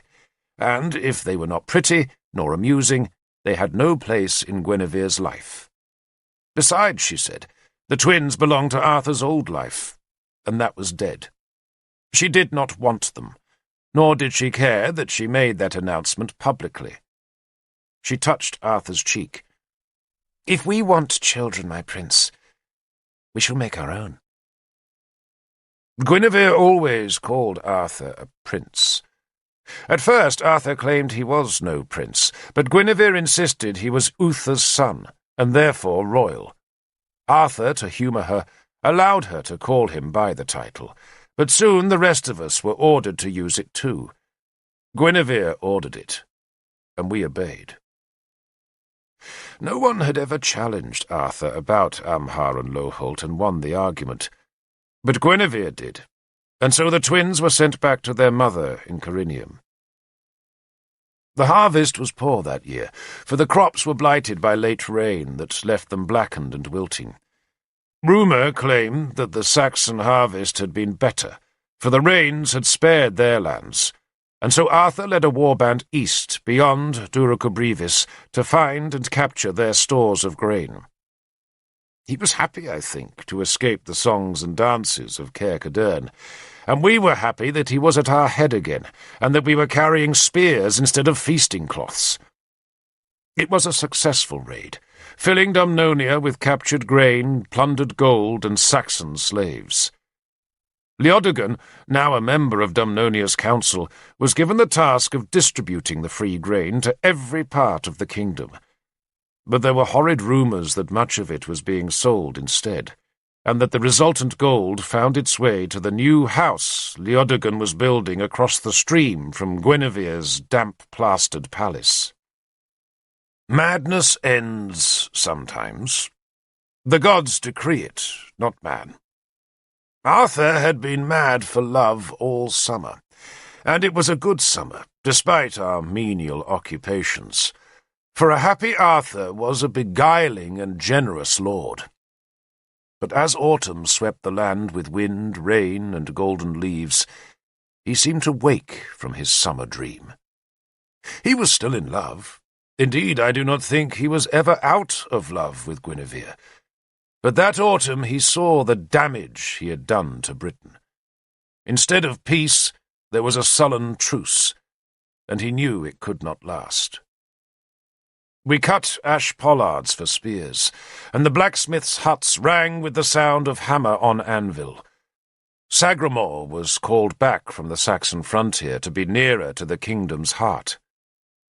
Arthur sent a messenger to King Gorfythid, acknowledging the hurt he had done to the king and to his daughter, apologizing for it, but pleading that there must be peace in Britain. He sent a necklace of pearls and gold to Cynwyn, but Gorfythid returned the necklace draped about the messenger's severed head. We heard that Gorfythid had stopped drinking and taken his kingdom's reins back from his son, Kyneglas.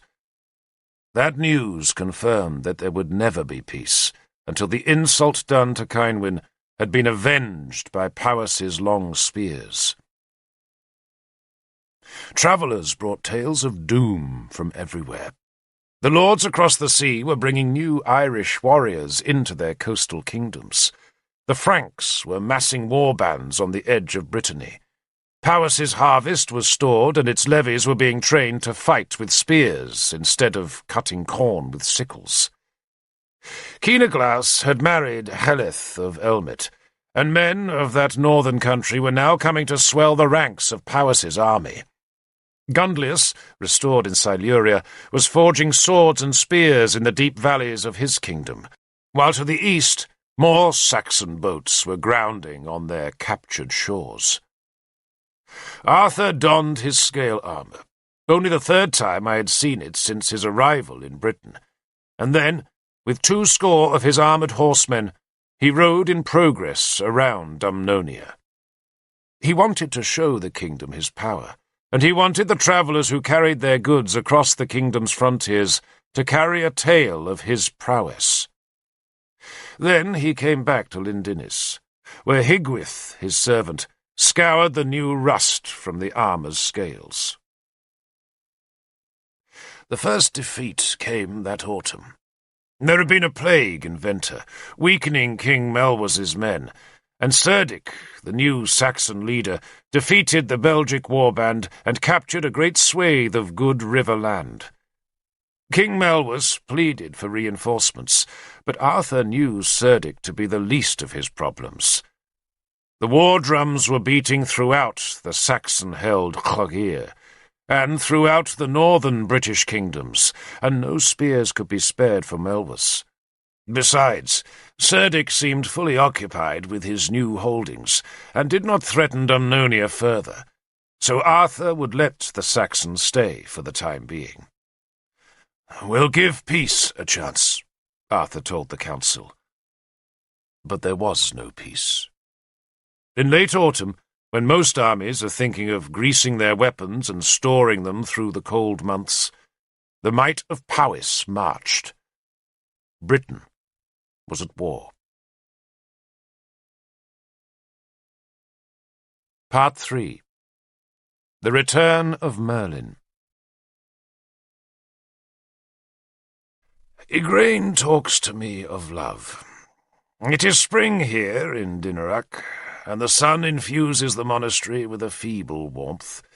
There are lambs on the southern slopes, though yesterday a wolf killed 3 of them and left a blood trail past our gate. Beggars gather at the gate for food and hold out their diseased hands when Igraine comes to visit. One of the beggars stole the maggoty remains of a lamb carcass from the scavenging ravens and sat there gnawing at the pelt as Igraine arrived this morning. "Was Guinevere really beautiful?" she asks me. "No," I say, "but many women would exchange their beauty for Guinevere's looks." Igraine, of course, wanted to know if she herself was beautiful, and I assured her she was. But she said the mirrors in her husband's care were very old and battered, and it was so hard to tell. "Wouldn't it be lovely," she said, "to see ourselves as we really are?" "Oh, God does that," I said, "and only God." She wrinkled her face at me. "I do hate it when you preach at me, Derfel. It doesn't suit you. If Guinevere wasn't beautiful, then why did Arthur fall in love with her?" "Love is not only for the beautiful," I said reprovingly. "Did I say it was?" Igraine asked indignantly. "But you said Guinevere attracted Arthur from the very first moment. So if it wasn't beauty, what was it?" "The very sight of her," I answered, "turned his blood to smoke." Igraine liked that. She smiled. "So she was beautiful?" "She challenged him," I answered, "and he thought he would be less than a man if he failed to capture her. And maybe the gods were playing games with us." I shrugged, unable to come up with more reasons. "And besides," I said, "I never meant to say she was not beautiful, just that she was more than beautiful. She was the best-looking woman I ever saw." "Including me?" my queen immediately demanded. "Alas," I said, "my eyes are dim with age." She laughed at the evasion. "Did Guinevere love Arthur?" she asked. "She loved the idea of him," I said. "She loved that he was the champion of Dumnonia, and she loved him as he was when she first saw him. He was in his armour, the great Arthur, the shining one, the lord of war, the most feared sword in all of Britain and Armorica." Igraine ran the tasselled cord of her white robe through her hands. She was thoughtful for a while. "Do you think I turn Brockvale's blood to smoke?" she asked wistfully. "Nightly," I said. "Oh, Derfel," she sighed, and slipped off the windowsill to walk to the door from where she could stare down into our little hall. "Were you ever in love like that?" she asked.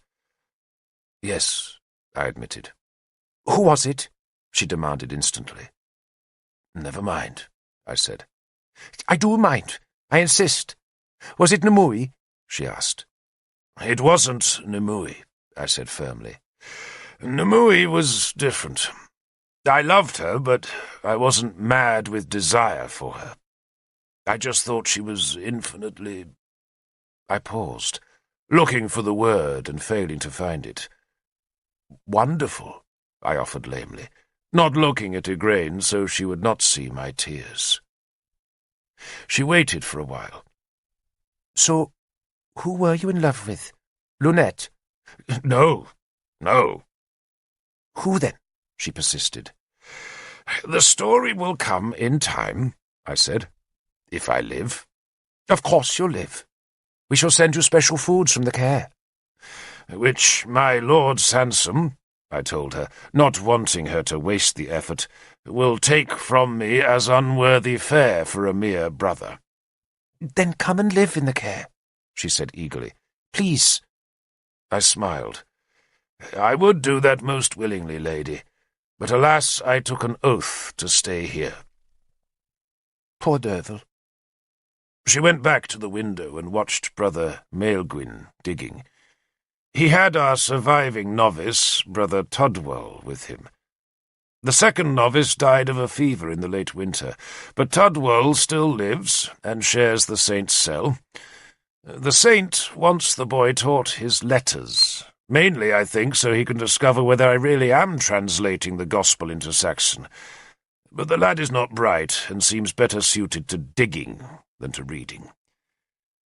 It is time we had some real scholars here in Dinarac, for this feeble spring has brought our usual rancorous arguments about the date of Easter, and we shall have no peace until the argument is done. "Did Sansom really marry Arthur and Guinevere?" Igraine interrupted my gloomy thoughts. "Yes," I said, "he really did." "And it wasn't in a great church, with trumpets playing?" "It was in a clearing beside a stream," I said, "with frogs croaking and willow catkins piling up behind the beaver dam." "We were married in a feasting hall," Igraine said, "and the smoke made my eyes water." She shrugged. "So what did you change in the last part?" she asked accusingly. "What story shaping did you do?" I shook my head. "None." "But at Mordred's acclamation," she asked disappointedly, "the stone was only laid on the stone, not thrust into it. Are you sure?" "It was laid flat on top, I swear it. I made the sign of the cross. On Christ's blood, my lady." She shrugged. "Dafydd ap Gruffydd will translate the tale any way I want him to, and I like the idea of a sword in the stone. I'm glad you were kind about Keenaglas." "He was a good man," I said. "He was also Igraine's husband's grandfather." "Was Cynwyn really beautiful?" Igraine asked. I nodded. She was. She truly was. She had blue eyes. "Blue eyes?" Igraine shuddered at such Saxon features. "What happened to the brooch she gave you?" "I wish I knew," I said, lying. "The brooch is in my cell, hidden there safe from even Sansom's vigorous searches. The saint, whom God will surely exalt above all men living and dead, does not allow us to possess any treasures. All our goods must be surrendered to his keeping. That is the rule. And though I surrendered everything else to Sansom, including Howlbane, God forgive me, I have Cynwyn's brooch still. The gold has been smoothed by the years, yet still I see Cynwyn when, in the darkness, I take the brooch from its hiding place and let the moonlight gloss its intricate pattern of interlocking curves. Sometimes, no, always, I touch it to my lips. Oh, what a foolish old man I have become. Perhaps I shall give the brooch to Igraine, for I know she will value it. But I shall keep it a while, for the gold is like a scrap of sunshine in this chill grey place. Of course, when Igraine reads this, she will know the brooch exists, but if she is as kind as I know her to be, she will let me keep it as a small remembrance of a sinful life. I don't like Guinevere, Igraine said. Then I have failed, I said. You make her sound very hard, Igraine said. I said nothing for a while, but just listened to the sheep bleating. She could be wonderfully kind, I said after the pause. She knew how to make the sad happy, but she was impatient with the commonplace. She had a vision of a world that did not hold cripples or bores or ugly things, and she wanted to make that world real by banishing such inconveniences. Arthur had a vision too, only his vision offered help to the cripples, and he wanted to make his world just as real. He wanted Camelot, Igraine said dreamily. We called it Dumnonia, I said severely. Oh, you tried to suck all the joy out of it, Derfel, Igraine said crossly, though she was never truly angry with me. I want it to be the poet's Camelot. Green grass and high towers and ladies in gowns and warriors strewing their paths with flowers. I want minstrels and laughter. Wasn't it ever like that? A little, I said, though I don't remember many flowery paths. I do recall the warriors limping out of battle, and some of them crawling and weeping with their guts trailing behind in the dust. Stop it, Igraine said. So why do the bards call it Camelot? She challenged me. Because poets were ever fools, I said. Otherwise, why would they be poets? No, Derfel. What was special about Camelot? Tell me. It was special, I answered, because Arthur gave the land justice. Igraine frowned. Is that all? It is more, child, I said, than most rulers ever dream of doing, let alone do. She shrugged the topic away. Was Guinevere clever? She asked. Very, I said.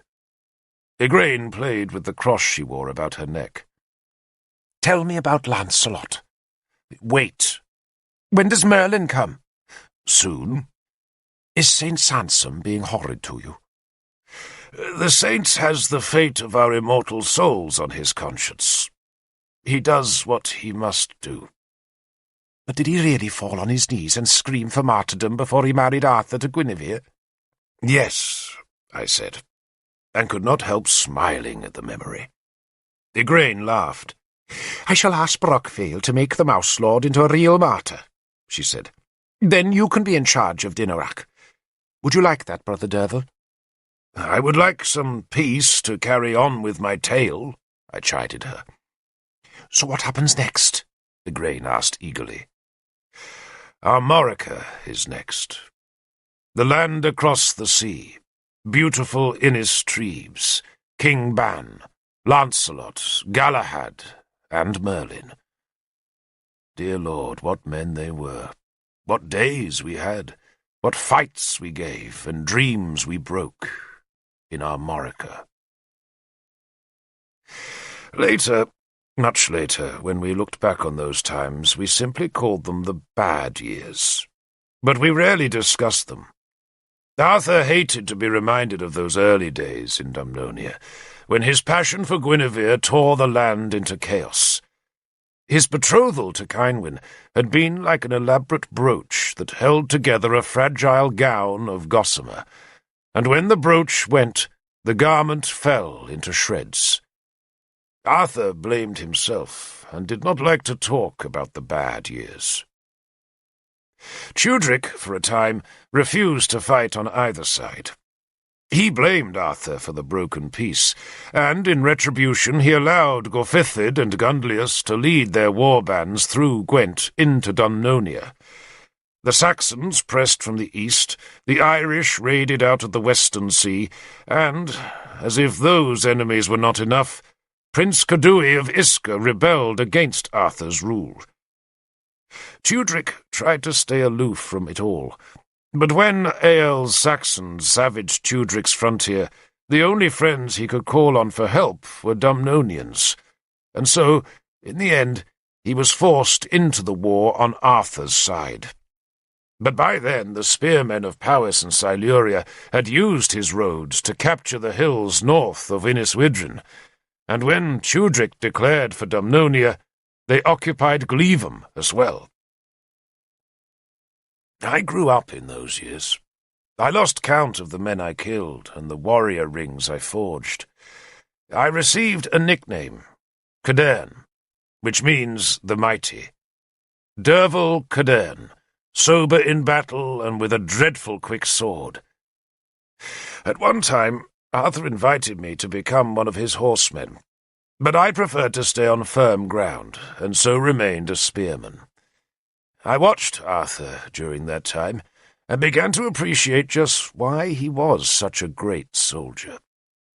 It was not merely his bravery, though he was brave, but how he outfoxed his enemies. Our armies were clumsy instruments, slow to march and sluggish to change direction once they were marching, but Arthur forged a small force of men who learned to travel quickly. He led those men, some on foot, some in the saddle, on long marches that looped about the enemy's flanks, so they always appeared where they were least expected. We liked to attack at dawn, when the enemy was still fuddled from a night's drinking, or else we lured them on with false retreats, and then slashed into their unprotected flanks. After a year of such battles, when we had at last driven the forces of Gorfithid and Gundlius out of Glevum and northern Dumnonia, Arthur made me a captain, and I began handing my own followers gold. 2 years later, I even received the ultimate accolade of a warrior, an invitation to defect to the enemy. Of all people, it came from Legesac, Norwenna's traitorous guard commander, who spoke to me in a temple of Mithras, where his life was protected, and offered me a fortune if I would serve Gundlius as he did. I refused. God be thanked, but I was always loyal to Arthur. Sagramor was also loyal, and it was he who initiated me into Mithras's service. Mithras was a god the Romans had brought to Britain, and he must have liked our climate, for he still has power. He is a soldier's god, and no women can be initiated into his mysteries. My initiation took place in late winter, when soldiers have time to spare. It happened in the hills. Sagramor took me alone into a valley so deep that even by late afternoon the morning frost still crisped the grass. We stopped by a cave entrance, where Sagramor instructed me to lay my weapons aside and strip naked. I stood there shivering as the Numidian tied a thick cloth about my eyes and told me I must now obey every instruction, and that if I flinched or spoke once, just once, I would be brought back to my clothes and weapons and sent away. The initiation is an assault on a man's senses, and to survive he must remember one thing only: to obey. That is why soldiers like Mithras. Battle assaults the senses, and that assault ferments fear, and obedience is the narrow thread that leads out of fear's chaos into survival. In time, I initiated many men into Mithras, and came to know the tricks well enough. But that first time, as I stepped into the cave, I had no idea what would be inflicted on me. When I first entered the god's cave, Sagramor, or perhaps some other man, turned me about and about sunwise, so quickly and so violently that my mind reeled into dizziness, and then I was ordered to walk forward. Smoke choked me, but I kept going, following the downward slope of the rock floor. A voice shouted at me to stop, Another ordered me to turn, a third to kneel. Some substance was thrust at my mouth, and I recoiled from the stench of human dung that made my head reel. "Eat!" a voice snapped, and I almost spewed the mouthful out, until I realized I merely chewed on dried fish. I drank some vile liquid that made me light-headed. It was probably thorn-apple juice, mixed with mandrake or fly agaric, for though my eyes were tight covered, I saw visions of bright creatures coming with crinkled wings to snap at my flesh with beaked mouths. Flames touched my skin, burning the small hairs on my legs and arms. I was ordered to walk forward again, then to stop, and I heard logs being heaped on a fire, and felt the vast heat grow in front of me. The fire roared, the flames roasted my bare skin and manhood, and then the voice commanded me to step forward into the fire, and I obeyed, only to have my foot sink into a pool of icy water that almost made me cry aloud from fear that I had stepped into a vat of molten metal. A sword point was held to my manhood, pressed there, and I was ordered to step into it, and as I did, the sword point went away.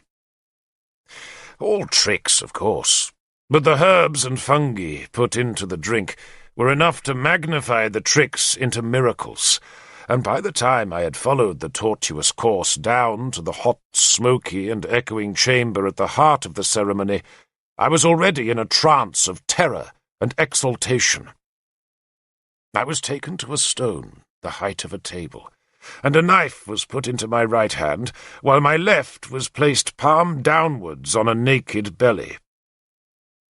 "It's a child under your hand, you miserable toad," the voice said, and a hand moved my right hand until the blade was poised over the child's throat. "An innocent child that has harmed no one," the voice said. "A child that deserves nothing but life, and you will kill it. Strike!" The child cried aloud as I plunged the knife downwards, to feel the warm blood spurt over my wrist and hand. The heart-pulsing belly beneath my left hand gave a last spasm and was still. A fire roared nearby, the smoke choking my nostrils. I was made to kneel and drink a warm, sickly fluid that clogged in my throat and soured my stomach. Only then, when that horn of bull's blood was drained, was my blindfold taken away, and I saw I had killed an early lamb with a shaven belly.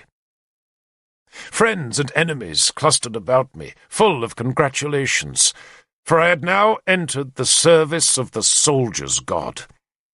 I had become part of a secret society that stretched clear across the Roman world and even beyond its edges.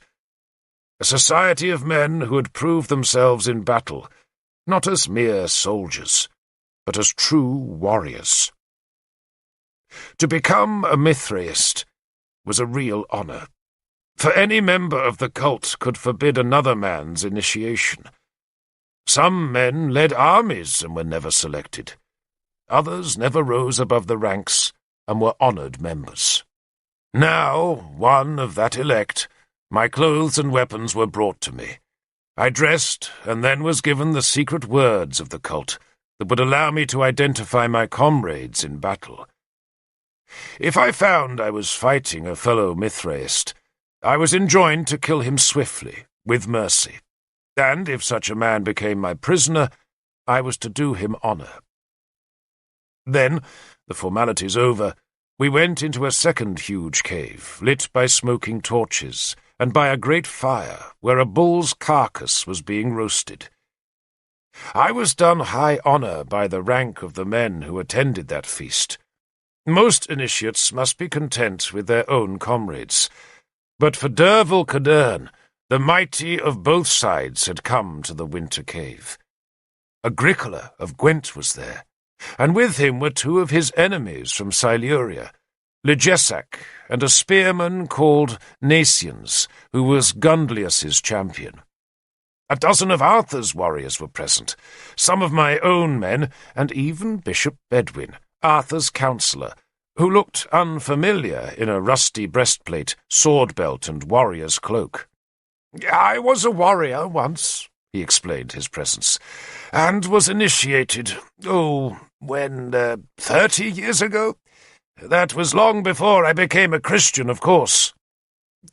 And this," I waved about the cave where the bull's severed head had been hoisted on a tripod of spears to drip blood onto the cave's floor, "is not contrary to your religion." Bedwin shrugged. "Of course it is," he said, "but I would miss the companionship." He leaned towards me and lowered his voice to a conspiratorial whisper. "I trust you will not tell Bishop Sansom that I am here." I laughed at the thought of ever confiding in the angry Sansom, who buzzed about war-shrunken Dumnonia like a worker bee. He was forever condemning his enemies, and he had no friends. "Young Master Sansom," Bedwin said, his mouth full of beef and his beard dripping with the meat's bloody juice, "wants to replace me, and I think he will." "He will?" I sounded aghast. "Because he wants it so badly," Bedwin said, "and he works so hard. Dear God, how that man works. Do you know what I discovered just the other day? He can't read. Not a word. Now, to be a senior churchman, a fellow must be able to read. So what does Sansom do? He has a slave read aloud to him and learns it all by heart." Bedwin nudged me to make certain I understood Sansom's extraordinary memory. "Learns it all by heart. Psalms, prayers, liturgy, writings of the fathers, all by heart." "Dear me." He shook his head. "You're not a Christian, are you?" "No." "You should consider it. We may not offer too many earthly delights, but our lives after death are certainly worth having. Not that I could ever persuade Uther of that, but I have hopes of Arthur." I glanced round the feast. "No Arthur," I said, disappointed that my lord was not of the cult. "He was initiated," Bedwin said. "But he doesn't believe in the gods," I said, repeating Owain's assertion. Bedwin shook his head. "Arthur does believe. How can a man not believe in God, or gods? You think Arthur believes that we made ourselves, or that the world simply appeared by chance? Arthur's no fool, Derfel Cadarn. Arthur believes, but he keeps his beliefs very silent. That way the Christians think he is one of them, or might be, and the pagans believe the same, and so both serve him the more willingly. And remember, Derfel, Arthur is loved of Merlin, and Merlin, believe me, does not love unbelievers." "I miss Merlin." "We all miss Merlin," Bedwin said calmly. "But we can take comfort in his absence, for he would not be otherwhere if Britain was threatened with destruction. Merlin will come when he's needed." "You think he isn't needed now?" I asked sourly. Bedwin wiped his beard with the sleeve of his coat, then drank wine. "Some say," he said, dropping his voice, "that we would be better off without Arthur. That without Arthur there would be peace.